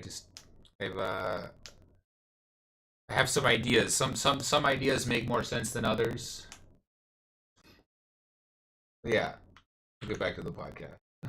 I'm just talking myself in circles. Disjointed, I thought, and then when I saw Stan exactly, there, yep, that's it right there. Thought, it means something else to everybody. Of him to not go, you can which see is what makes it a dangerous word to use. And then Charlie Grove told me that he's that's a hasn't great way lost to put anything in, as far as his sharpness and all of his mind, and so he's getting things back. But I think that's a good decision to not leave your some of your final images at least less than what you'd like people to see. Yeah, well, and he, when I first attended a lecture of his, it was one of the exactly. I don't quite have a definition of it yet. Modules for the Groff holotropic breathwork training, and it was a 6-day event, and there was two breathworks each person, and 2 days of lecture. I like that. I like that definition you have. And people were passed out cold sleeping. Wholly myself, and he's just I do enjoy going. it. I like that. And so Stan could just go. You have no idea the amount of hard drives that I have to hold. I guess I do refer to, like, when I explain my barefoot thing, right, the barefoot religion concept, that I mean I have to use the word.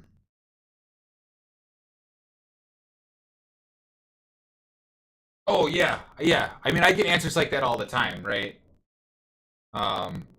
But I only after I worked on like clearing my mind of all the crap, and it's usually that when there's absolute silence, at least in here. Yeah.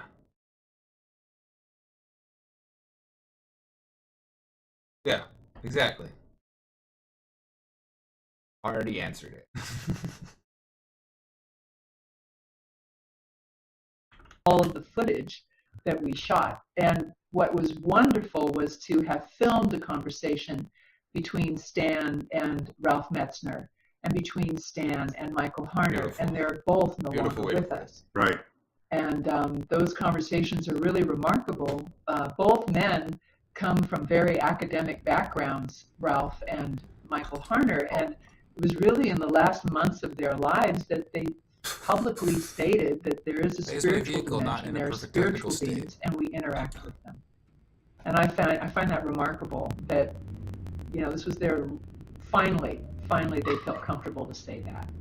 Yeah, and you know, it's part of personal growth, obviously. No, it's too. okay. They No had to apology really needed. be convinced of what they're saying. They weren't just I'm enjoying the out there, conversation, you know, even if we have selling to a pause the tape or podcast, something or like even if I that. get When it wrapped in comes my to own circles. accomplishments, you know, I knew somebody appreciate you that, sharing it that with worked me. with Stan No Groff apology out in needed at all. Maryland, and I knew some of the work they did there. But when I saw your safe here. your You're film safe here. and saw the entire history of Stan Groff's psychedelic research and medical work. Yep. It's just I'd say that's astounding. accurate. I At don't some see how level, anybody they do. can repeat something even close to that again. Well, and that was, you know, the choice actually to But make it's a biographical a different film belief about than most Stan, people have to of it, show or a different his concept process, than most people because have of it. I believe that he's been dismissed by much of the psychiatric community, and they've just decided that, you know, oh no, it's not true. And so I felt that if I showed how he developed his theories, 5,000 sessions with patients, and that's the official number, but there are plenty more. Right. Plenty more. And so, you know, it took him years before he published the book, I can't remember the name of it, darn it, where he lists all the experiences that he observed. Forgive me for that. You know, I should have a list of his books, but if you go to his website, you'll see them. But he really describes in detail the variety of experiences, and then I actually gained the courage to have one of these deep journeys, because a high dose is very different than what I had done it. You know, that was one hit at Studio 54, but when you have like 3 times that amount, it's a very different experience, and you think sometimes you're not going to survive it, but he had the courage to do it, and I got that courage from him because he over and over told these stories of people who went through that darkness and their lives were transformed. And so how old were you the second time you had LSD? Well, that was probably in my mid-20s. Wow. And it was, but again, not a high dose. And my experiences with LSD were, one of them, I was trying to become an actress. I felt stalled, and I remember taking it. And as I sat there talking to somebody, it's like I could see myself climbing to the top of a mountain, and I could see the path that I would have to take to succeed. And then as soon as it was over, I knew exactly what to do, and it worked. And then the third time I did it was when I decided that I was done with acting and it was time to get behind the camera. I did it in Santa Monica and went out, walked, and I remember walking to the end of the pier, Santa Monica Pier, and looking back at the coastline and thinking, oh, the earth is sick of us. She's like a dog with fleas, and she's going to roll in the mud to get us off. And that was 30-something years ago, you know, so that was the last time I had done it before these experiences during the course of the film. Now, how did you find the breathwork courses? How did you get involved in that, or learn about it even? Well, initially, you know, it's like, well, let's see, I was a mother of teenage children. I don't want to get arrested. Where do I find LSD? You know, I don't want to end up in jail at this point in my life. So when I discovered Stan, I was looking for actual drug trials. I was hoping that I could sign up for a drug trial and do it legally, and that's when I discovered Stan. I've been there, by the way, in the same situation. So I found Stan, and then I saw that he did this breath work, and I thought, oh, I'd have very powerful shamanic journey experiences from working with Michael Harner, and I thought maybe that's what I need. Maybe that'll reconnect me, because I had had these deep experiences, and then once I had kids, it was over. And I was looking for a way back in, and I thought the breath work could help. And initially, the breath work wasn't as powerful, but then after the psychedelic experiences again, and I go back to the breath work, and it's amazing, so powerful. Well, you know, it's interesting. Some of your path. I had done a little work with one of Michael Harner's students before I moved out here to the coast, and then a friend of mine who is very much in your same position. You know, she was young, had children, and didn't want to take. There's a lot of potential risks besides all the psychological risk. There's the legal risk, and so she was into breath work, and so my wife and I went with her to one, and I found it very fascinating. I really had a powerful experience, but it was so much work. and at the time, I had like almost unlimited source of some of the purest LSD around. And so I decided to just kind of pass on the breath work because I had some good acid. But for anyone who's in a situation where they want to explore their consciousness, and they're in a position where I'd love to get the hazmat endorsements with the commercial license. To get started to test these areas to be able to haul any type of materials. States that are very powerful. Well, then I think the difference between other than that, I don't have a whole lot planned for moving forward. Me and breath work, just like with shamanic journey work, the CDL, the Class A, ideally Class A with the hazmat work, and you is the commit main to goal. it. And it's up to your own kind of determination and will that gives you that experience. And I think what sometimes, at least me, when it's a substance that I've taken, even though it might be a very profound experience, there might be a residual doubt what's your longer-term plan? about was that real? And so when there's nothing involved and it's breathing or meditation or shamanic journey work, then there's this feeling that here a Class A is that was absolutely real because it happened. Here a Class A is a substance. Whatever So for me, it's been helpful one. In that regard. It, like and Class when A, my B, son C, told me that he'd been and Class exploring C is like mushrooms, is just over I was 10,000 like, pounds. okay, great. Now we're going to do breath work because I want you to a little see bit higher, and there Class are other A ways is the to go highest there. class, the most. I think it's You important haul the to most know things that with the there's Class more A. You than can one pretty way. much drive anything. And that's the kind of experience that Terrence called on the natch, and is definitely an experience. I think that the fact that he has experienced mushroom consciousness a little bit will make it even easier to go through breath work because he knows what the space is like a little bit. And so I really I think there's a lot that can be learned with breath work. Even if you are a psychedelic person, simply because you can do it more often, and it's free, with no legal ramifications. Yeah. Although I plan to go right off the bat for the truth most of inclusive this. to I've drive heard the anything urban kind of legend license, ideally. that at one time they were going to try to make breath work waste time illegal. taking and multiple stand tests, just do it laugh all about at them once. trying to make breathing illegal. Did you ever hear that story? Yes, I here you haven't, can but you get a know Class A that right in away. France, they declared it a sect, and they made it unavailable. They were teaching people, and the French government decided that it was a sect.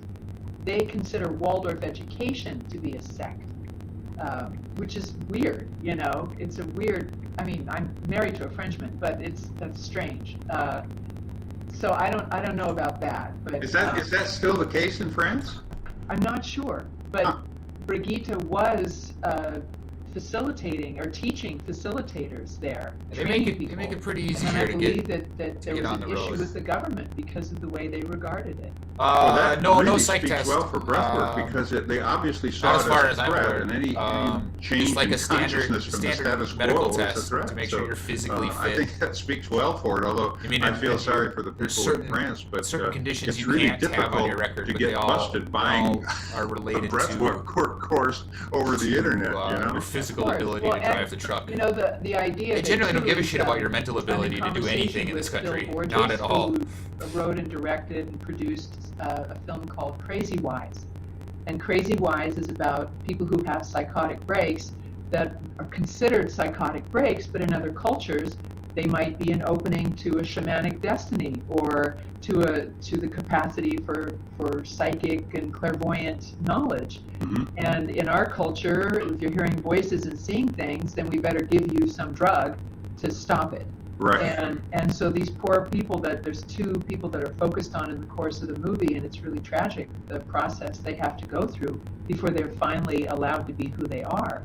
And so a psych Phil test and I is a would wise thing to pair do, and screenings because we've of our seen plenty of film reasons why in somebody addition might to breath work at need to be psychologically universities stable that to have drive a piece of psychology and equipment this psychiatric large, this departments, and dangerous. make it available to students as well as alumni, people who are actually practicing, so that they understand what we're talking about, non-ordinary states of consciousness, and then have a legal experience of what's possible. Now, if a student group or association wanted to view this, does you have a speaker that will zoom in or something like that, or is there preparatory material that goes with it? Well, this we're working on, actually. We're just in the version that you saw is the final cut of the film, and we're in the process of finishing the score and some of the special effects. And then once that's completed, I've submitted it to various film festivals, and we'll see where it gets in. But theoretically, I can't have it available prior to screenings at a film festival. It would make it, whatever. They won't consider it. And That's so silly. we have to kind of wait until next spring, late spring. But then, yeah, absolutely available for groups and workshops and all kinds of things with materials that they can follow along, or potentially even somebody Skyping in to talk to them about it. Well, for sure, when you get that program put together and you're ready to roll it out, I definitely want to have you come back so that we can present this. And I know there are people even here tonight who have contacts with some of the psychedelic student associations, and they become very large, both here and in Europe, I know for sure. So we can help you get in touch with some of those people as well. I think this is really exciting because, that I've read some of Stan's books, and you're talking about finalizing some of the graphics and effects, and I have to really compliment you on the graphics were stellar. I mean, I've seen a lot of psychedelic films, and I'd like to rewatch this one when I'm stoned sometime. But but the part that really made a big impression on me is I had read more than one of Stan's books where it's account about going through the birthing process and how that affects you. Holy and crap! It's always a picture of a little person getting born. Oh crap! And you had an adult human in the fetal position with the graphics of the womb around it. And what an impression that made on me. All of a sudden, I realized what Stan was saying about the changes that you go through during the birth process. It never fucked my truck up the way it did with your film. So I think that just on that score alone, there goes all my money. Getting into all these universities so they can really understand what happened to them. Yeah. And it's, that was initially Stan. I said, Stan, well, because here's my method. Often I have an idea, not quite sure. I'll put on something trippy. East Forest is perfect for just sort of nothing. I love East Forest, yeah. And then like I'm a microdoser with marijuana, a tiny little bit of marijuana, and then it just happens. I just see it. And then I came to Stan and I said, I want to get dancers to create the womb and be the fetus. And he was looking at me like I came from another planet. And then as I edited it together and he saw what I had in mind, then he was like, oh, I get it. How did he like it? Loved it. I imagine. Loved it. And then breathwork facilitators were saying, it's so dark. And but that's what Stan loves, so I added a bit of happier stuff to it. But Stan was like, it knocked my socks off, so. It certainly should. I mean, it did mine too. So this is going to have a great reception. It's going to be fun to hear what happens in the film festivals. Have you had an acceptance from any of them yet? Well, we did get one, but it was in Israel, and it would be for November, and we're not ready. So I've got my fingers crossed that something will happen somewhere. Working on it. Well, we'll keep our fingers crossed too. So before I hog all the time here, if anybody else would like to ask a question, like either raise your hand or unmute your mic, or hit can they little fix button somewhere, and we'll I get have you an involved as well. Charles, I was wondering if maybe a screening of this sometime next spring might be working in Portland for you. Oh, we'd love to. In fact, I think I responded to an email that you connected us on, and yeah, we would love to have it. He's an incredible innovator, and it sounds like an incredible film. I really look forward to seeing it. Screwed my truck up. Good. Yeah, I did. I reached out to the folks at the Oregon Psilocybin Society. Yeah, they're a different group. Right, and I just to think- let them know that this film is available for fundraising. All of a sudden, I realized what Stan was saying about the changes that you go through during the birth process. I think It she was saying there never was a impressed- film it never festival hit in me the Israel way that it she was did trying to with your release this film. at. So I think but that just I don't on think that it score happened. alone, And I think it's this is worth getting into all these universities to so they can really understand what happened to them. This episode came out in like Yeah. 2019. You know, that was So this is that old. initially Stan. Well, I said, old already. Stan, well, because here's my method. Often I have an idea, not So quite yeah, sure. this is I'll put a on something 6-year-old trippy. conversation at this East point. Forest is perfect for just sort of nothing Love really it. I happening. love Deep trippy. Forest, yeah. And then like I'm a microdoser with marijuana, tiny little bit of marijuana, and then I just Yeah, it there was just a film happens. I festival just in see it, and then November I in came Israel. to Stan and I said, At least that's what I got wanna out of get it. dancers to create the womb and be the fetus, and he was looking at me like I came from another planet. And then as I edited it together, and he saw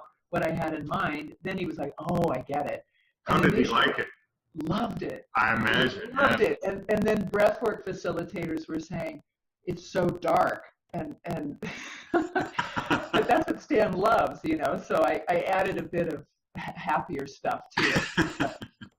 But Stan was like, it knocked my socks off. You know? I'm not high enough level to upgrade anything. It certainly should. I mean, it did mine too. So this is going to have a great reception. It's going to be fun to hear what happens in the film festivals. Have you had an acceptance from any of them yet? Well, we did get one, but it was in Israel, and it would be for November, and we're not ready. So I've got my fingers crossed that something will happen somewhere. Yeah, there Well, was. we'll keep our They're fingers not going to crossed make too. that. So They didn't make before that film festival in Israel, but that would have been November of we'll hog 2019. all the time here. If anybody else would like to ask a question, like either raise your hand or unmute your mic or hit that little button somewhere, and we'll get you involved as well. 13 speed. Charles, I was wondering if maybe a screening of this sometime next spring might be working in Portland for you. Oh, we'd love to. In fact, I think I responded to an email that you connected us on, and yeah, we would love to have it. He's an incredible innovator, and it sounds like an incredible film. I really look forward to seeing it. Yeah, I did. I reached out to the folks at the Oregon Psilocybin Society. Yeah, they're a different group. Right, and just to let them know that this film is available for fundraising. It's not specifically about psilocybin, but I think it makes the case for this kind of deep work. You know, Susan, one of the things that kind of fascinates me about your courage in making this is that you made it a very personal film as well. And, you know, 10 years ago, it was difficult to get anybody to kind of come out of the psychedelic closet, but particularly a woman. And it all had to do with raising children, because that's essentially where the responsibility is going to end.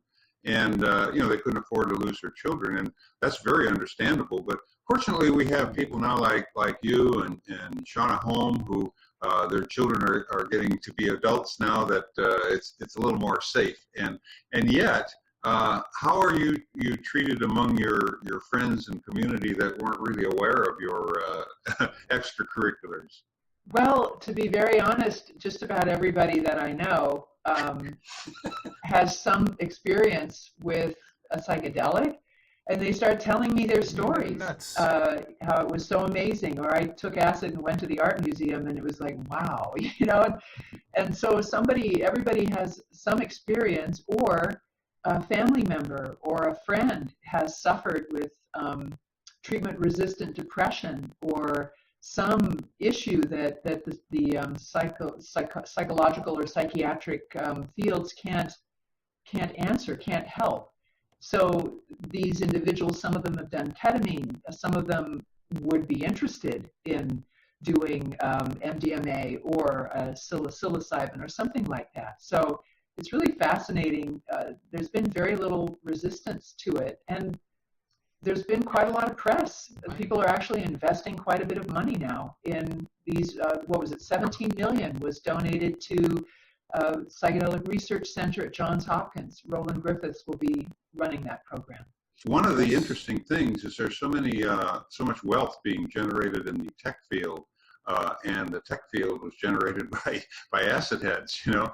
Yeah. So they're getting into a position now to fund the research, but you know the researchers have been there for a long time. Many of them have been, and they've been working in the dark. But it's being recognized by these young, wealthy entrepreneurs, and they're putting money back into the research. And so I think the resurgence of what we know about these is going to be great. And as Terrence said one time, not a moment too soon.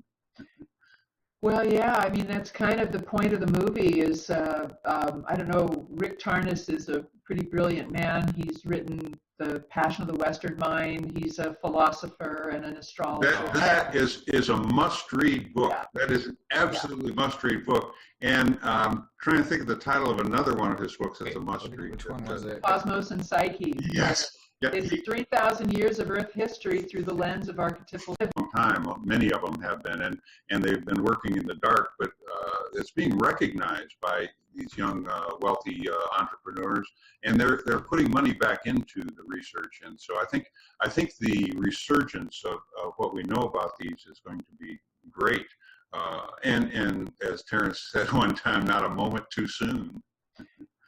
Well, yeah, I mean, that's kind of the point of the movie is, I don't know, Rick Tarnas is a pretty brilliant man. He's written The Passion of the Western Mind. He's a philosopher and an astrologer. That is a must-read book. Yeah. That is an absolutely must-read book. And trying to think of the title of another one of his books that's a must-read. Cosmos and Psyche. Yes. Yeah. It's 3,000 years of Earth history through the lens of archetypal astrology. And it was Myron Stolaroff that recommended Cosmos and Psyche to me, and that's when I learned about Tarnas. He's a really brilliant. Oh, Richard Tarnas. Okay. Well, he's in the movie, right, as you've seen, and what he's basically saying is that this is it. You know, we are heading into a death rebirth experience, and one of the points he makes is that you can't have a fake death rebirth experience. We have to really believe this is it and surrender, just like in a psychedelic experience, surrender to the experience and allow something new to come out, because it's really our limited sense of who we are and how we are in the world that needs to shift. There's got to be something to these experiences. I haven't finished my driving academy yet. Breathwork or psychedelics or what, but the experience of an alteration of consciousness out of the status quo that is really important to survival, I think. Yeah, and I think, you know, there's a practice that I do now that's based in Tibetan Buddhism, and it's called Che, which is essentially, it's basically sacrificing yourself. How do you spell that? CHOD. And it's the idea is that you're chanting and you're imagining, you're describing how you're offering yourself, and you're eaten first by the gods, who are so pleased by the nectar of your purified brain that they bless you, and suddenly you become this purified source of nutrition and nourishment for all the souls, you know, the entire spectrum of beings. And the idea is that by feasting on you, by eating every tiny bit of you, that you help uplift. I didn't know they had their own humanity. So it's really distro. Sort of practicing dying, Interesting. practicing giving it up. I think it's a really powerful thing to do. I guess what are they basing it from? Like, what are they starting with as a the base? 2 books that we talked about? Yeah.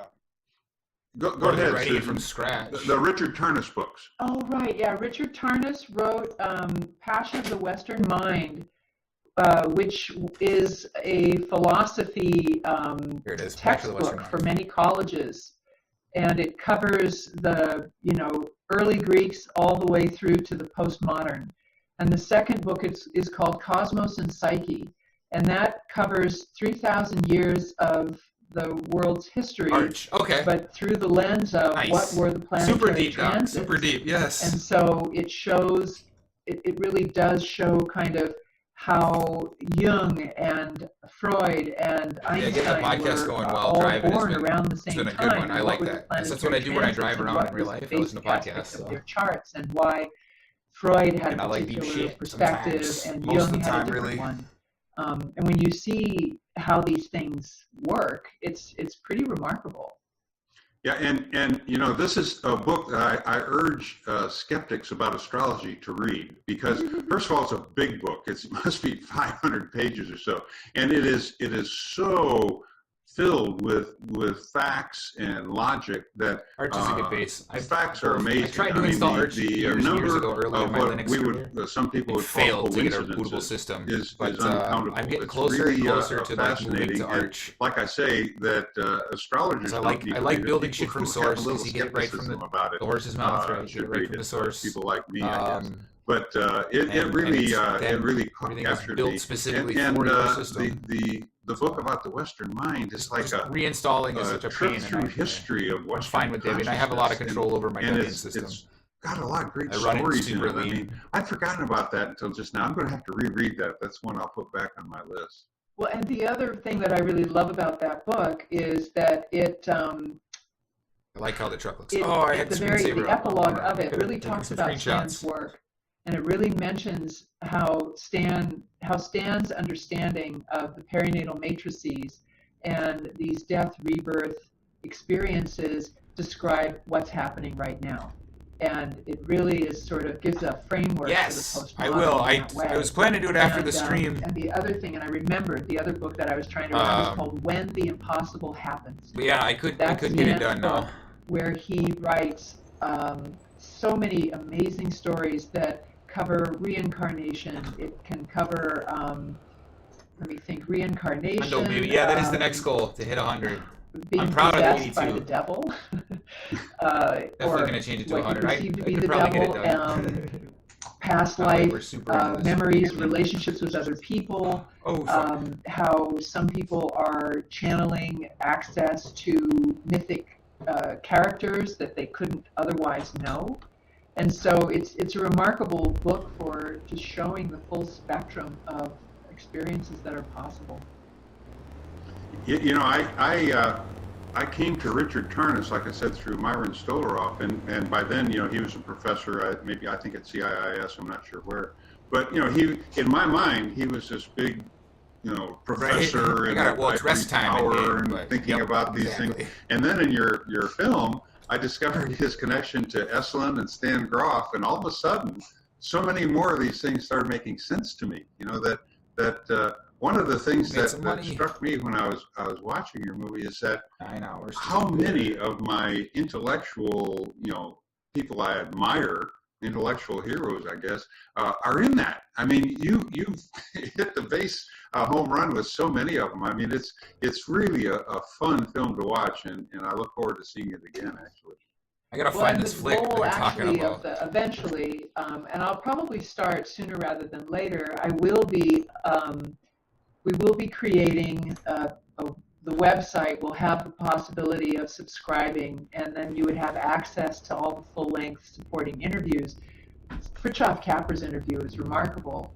Will Keepan, was a physicist, and then he basically created environmental science, and now he got a comparative religion degree, and now he's doing something called gender equity. And so his understanding of spirituality, quantum physics, you know, all these things, it's really remarkable. Richard Tarnas, in depth about this process we're going through. Michael Murphy and the stories that he tells about Esalen and Stan's time there.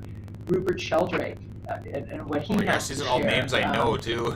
Sean Kelly, who's a professor at California Institute of Integral Studies, also it has he describes the transpersonal psychology perspective. So there's just a lot of information by these people that we interviewed. It's a real rich source of information. Richard Tarnas' daughter, Becca, fully describes archetypal astrology. And then Susan Mokelke, who's the president of the Foundation for Shamanic Studies, also describes what is their process of teaching shamanism and the worlds that we have the possibility of interacting with. So it's meant to sort of be a portal for people who watch to, whether it's breath work or shamanic journey work or psychedelics or whatever, that they might find a pathway to continue their work. Well, you know, all of that footage of interviews that you described is like so invaluable. And if once you get that set up, I'll be one of the first people to subscribe, because you know that I just love to hear some of these people in more in depth, you know, and in an unedited interview, just so that you can kind of get the flow of the thing, and yet you have such valuable information. I was thinking earlier Tranny feels nice. I would hope at the very least, and I know it probably would wind up in an archive somewhere, but you know, the Timothy Leary material is now in the New York City Public Library archive, and a lot of other people's stuff, like Gary Fisher's at Purdue and stuff, but nobody sees it. And so by doing this, I mean, making it available in an internet accessible archive, particularly for scholars and young kids who are going to be doing research for, you know, dissertations, things like this. What a valuable resource. I'll definitely help you publicize that. Oh, good. It's our highest participant it's myself. Our highest in Well, this 13-speed I layout. learned a lot. I really learned a lot. And Stan gave me a really great compliment, because I gave him a copy of all these full-length interviews that we had done. And he told me I was the queen of slicing and dicing, because the interviews are maybe an hour long, and yet I'm pulling 3 minutes out. When I finished filming, oh darn it, the head of MAPS, darn it, what's his last name? Rick Doblin. Don't need Yes, a clutch and for Rick that. went on for an hour nonstop, and then he's done, and he goes, I could have told you that was Rick. Rick's a longtime friend. I've known him since before he started MAPS. So yeah, well, and then he said to me, good luck pulling 3 minutes out of that, you know, and it's like, Well, I you will. did, but you did. I did, I know. You know, I edited about 100 video programs for a TV show in Tampa, Florida. So I know what editing is like, particularly if you get a loquacious subject like Rick would be. Yeah, but he's funny. Rick is very funny. And you earlier you mentioned how I'm so brave. Well, one of my first conversations with Rick was, can I talk about my psychedelic experiences without opening myself up to being arrested? And he said, you cannot perjure yourself. Or, I'm sorry, you can't incriminate yourself. So therefore, you can describe all you want, but you know, you can't bear witness against yourself. It's the law. It's not acceptable. So Michael Pollan and his book about all his experiences, he's not in jail. I saw him. You know, I actually hesitated 15 years ago when I started this. I wasn't sure I should call it the Psychedelic Salon, but you know, I am a lawyer, so I knew, you know, how to avoid those traps.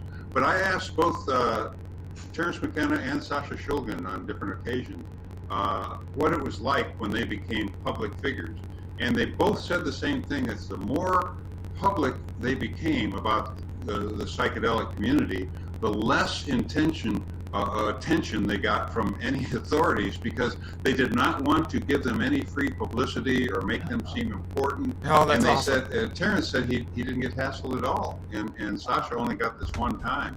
So, you know, the more public you get. Now, I've been doing this this is my 15th year, and, you know, I've done almost 700 of these programs, and, you know, I was good friends with Nick Sand and stuff like that, but I've never been contacted once. You know, I'm very open, but again, I'm very clear about, we don't talk about where you can sell these things. We don't have I don't even have Google ads on my site. I try to keep it so that they don't get tracked, because a lot of young people come out here to hear these things, and one of the intentions of these podcasts is to reach the people that are sitting out in the heartland, and they're in a small town or living on a farm, and they've stumbled on mushrooms or something, and they think they're the only people in the world who have this experience, and they're afraid to talk about it and all. We want to make sure people don't feel alone, because I was like that for a long time. I thought I was the only person my age in my community that was doing this. So I want to make sure that people know that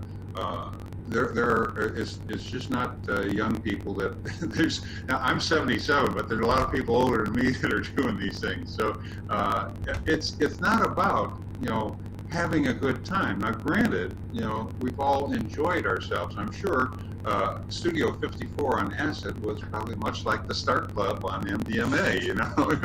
It was an experience. Yeah. But the people who are listening to these podcasts and are here tonight are not the tourists that want to come and just have a quick trip and go home. That we come because it is enjoyable at first, but then it becomes really hard and difficult work, and not everybody's cut out for that. But the people who just do stick around, I think, are the ones who are going to be raising. I need to adjust my brake pressure settings. Leading the world here in the years ahead.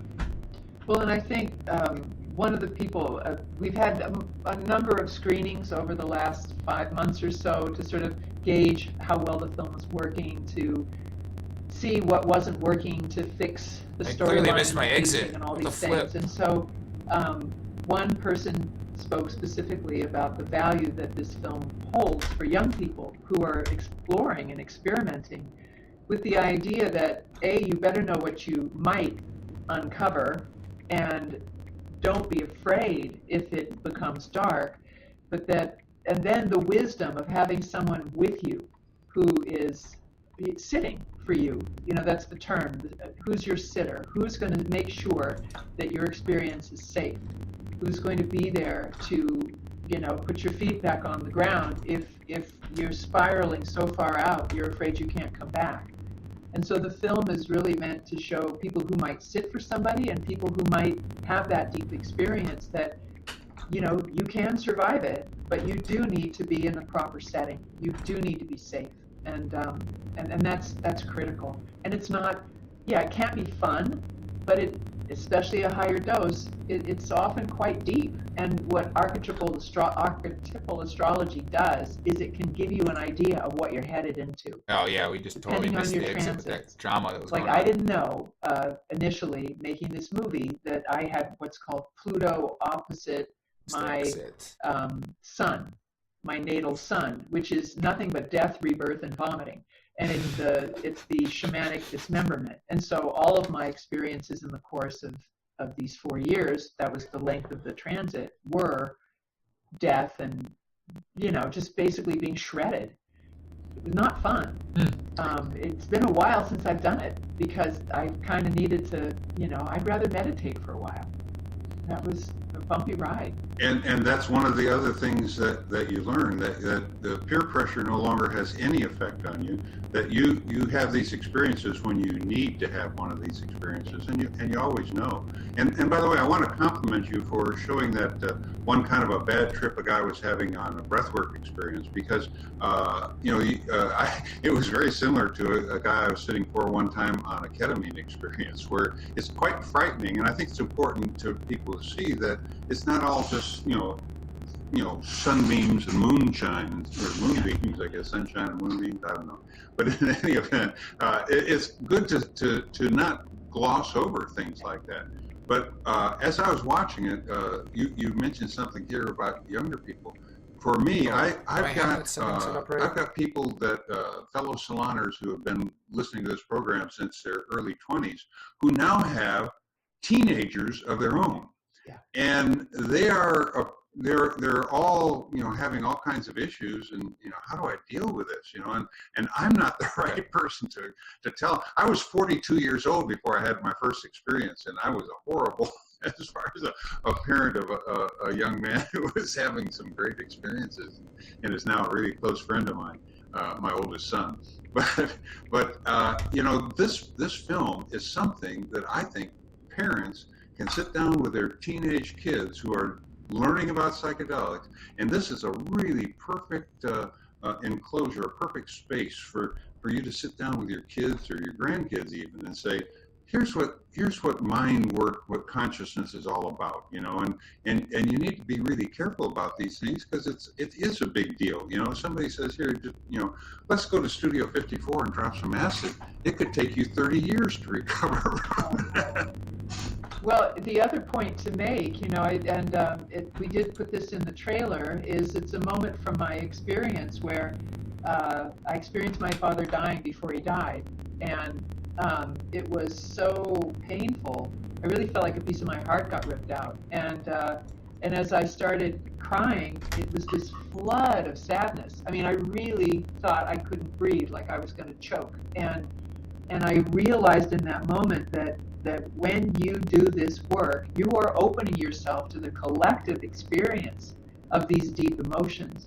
And what can come through you is not just your stuff, but the planetary, unexpressed, repressed emotional content that's just looking for a crack in the sidewalk, you know, a geyser to shoot out of. And so you can have some really powerful, profound emotional expression, and it's not yours necessarily. It might initially be, but then it becomes the collective. And if you're not prepared, and then also imagine young people who have these experiences and they can't talk to their parents, and they don't know who to talk to.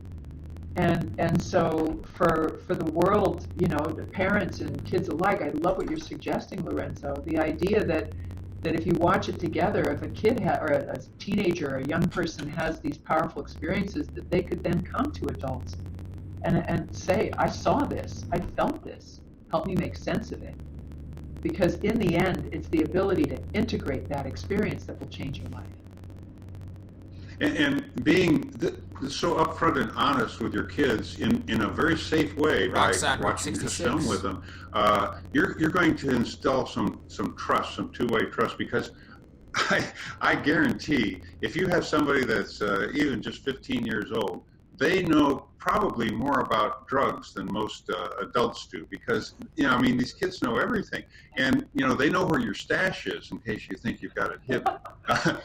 Believe me, my kids, you know, my youngest son, let's see, he was born in 72, so he's kind of old now. That's my youngest. And my kids are telling me now stories about finding my roaches on the windowsill and stuff, you know.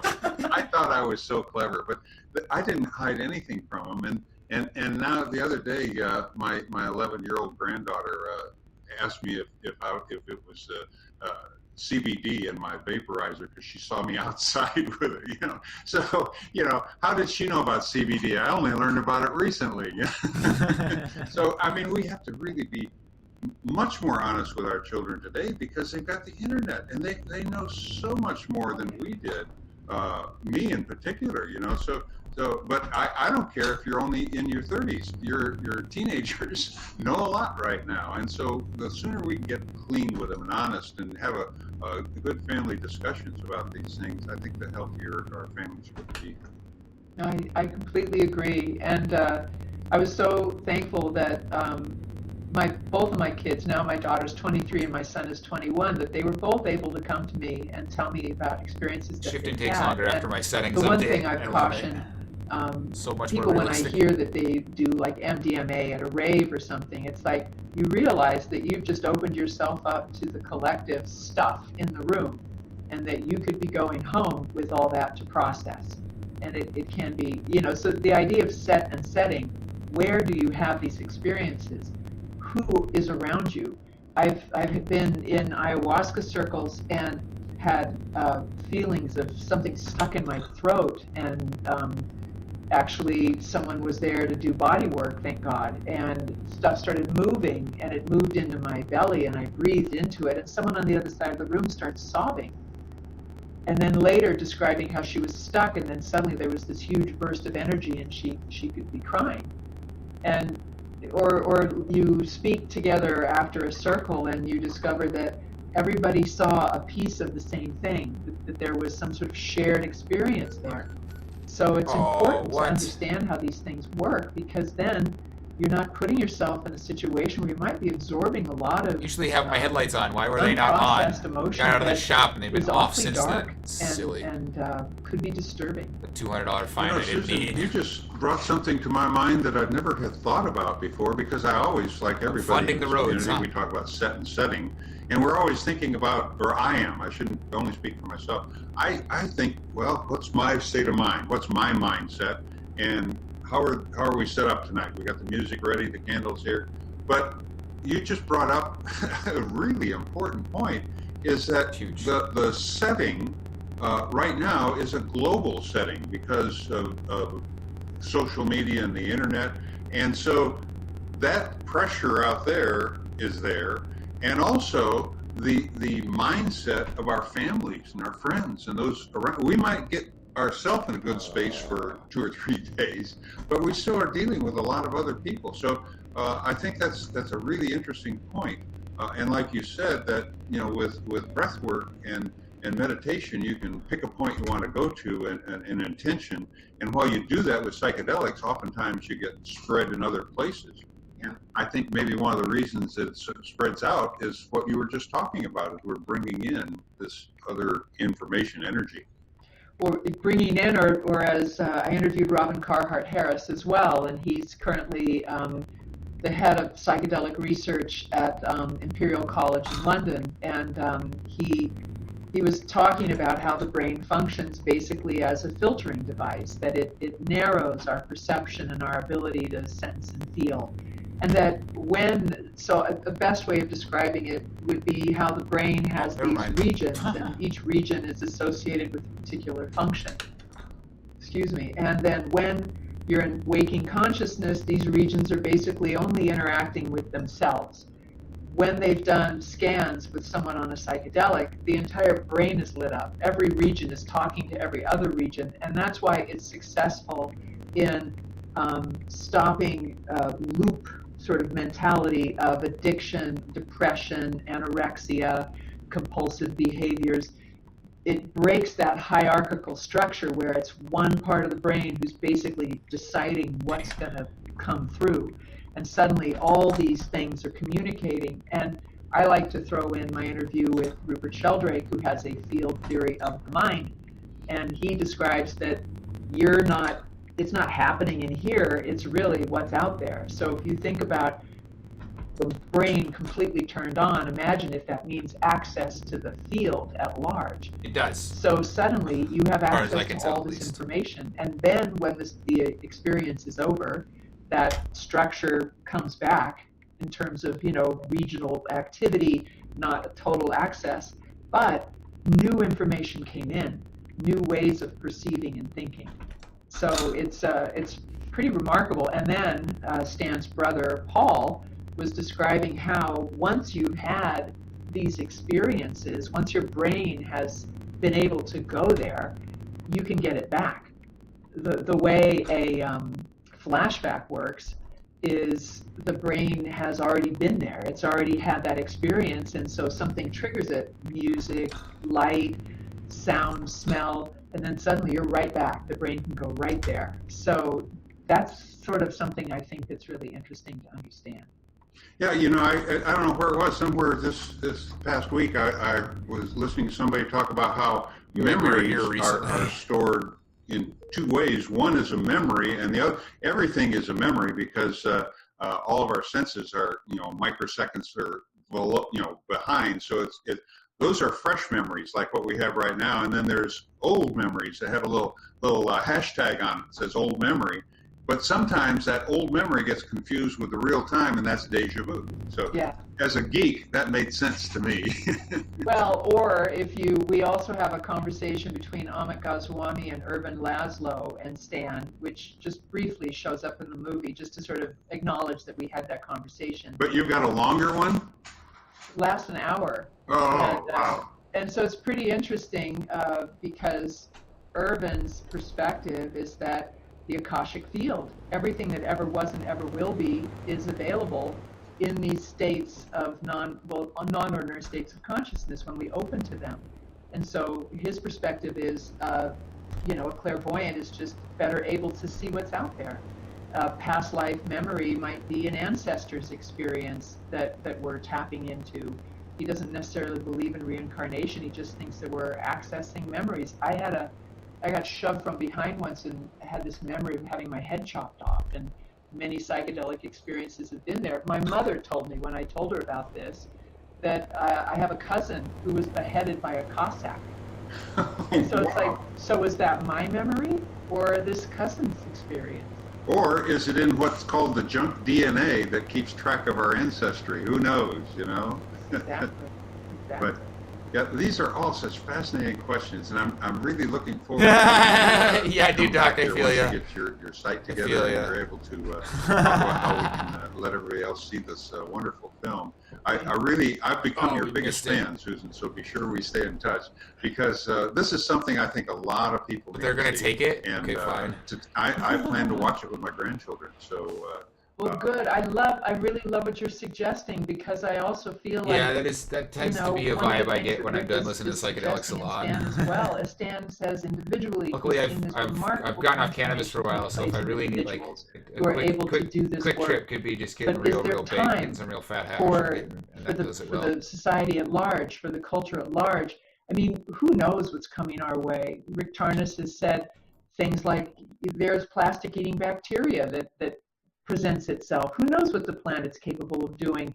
Maybe all the creepy people will get on spaceships and head off to Mars, and then the planet will go, thank God. You know, all those wealthy folks that put us in the mess we're in right now. So I don't know what's possible, but I do know that it's really worth exploring that sort of space between here and what's on the other side.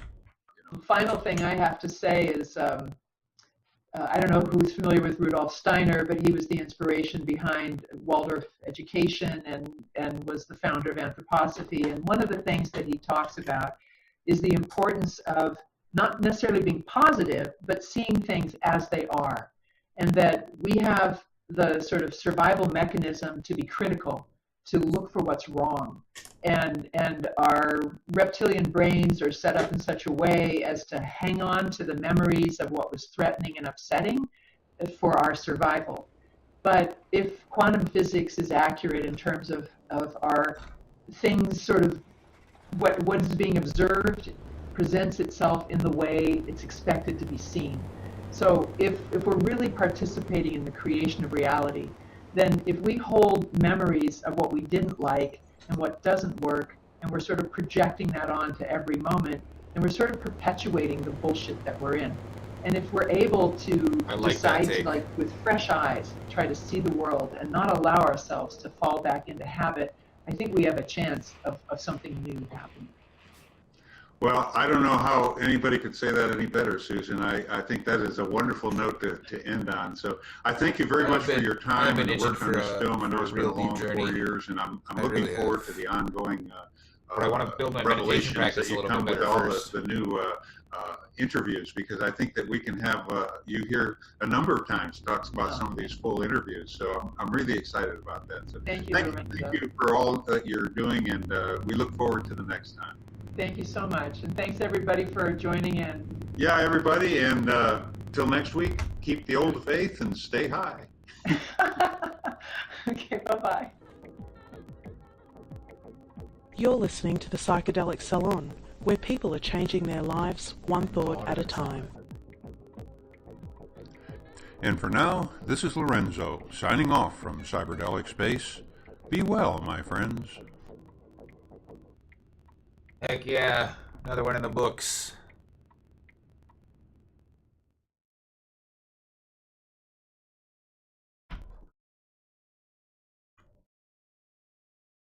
Yeah, I've decided that before I go on another real deep journey, I do want to build my meditation practice so that it makes it easier. I've been really slacking on meditation.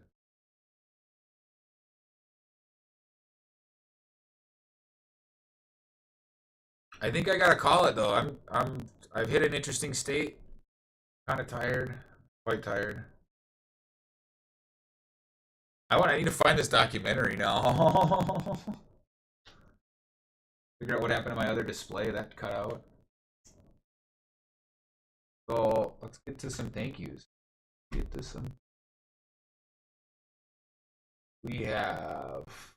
got a few. We got a heck of a lot of follows tonight. I'm actually it's been great for that. So we got to thank Secacle4 on Kick, Ransom36X on Twitch, J65438 on Kick, Harry Ford 6 on Twitch, and Status Bar 0 on Twitch. And an extra shout out to Status Bar 0 for the amazing, insightful conversation.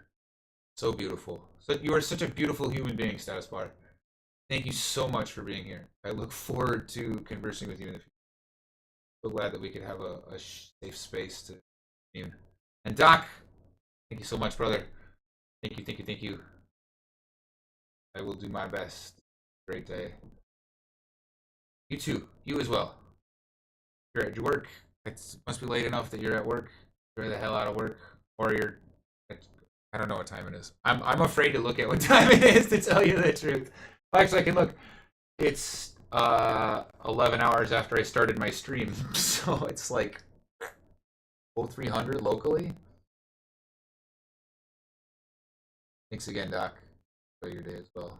Again, Saspar, if you're there, enjoy the heck out of your day. Work, work, work. Okay, yeah. Good stuff. It's alright, gotta get them bills paid somehow.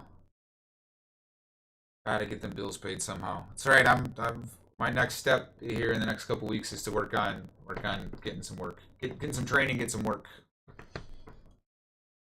Yeah.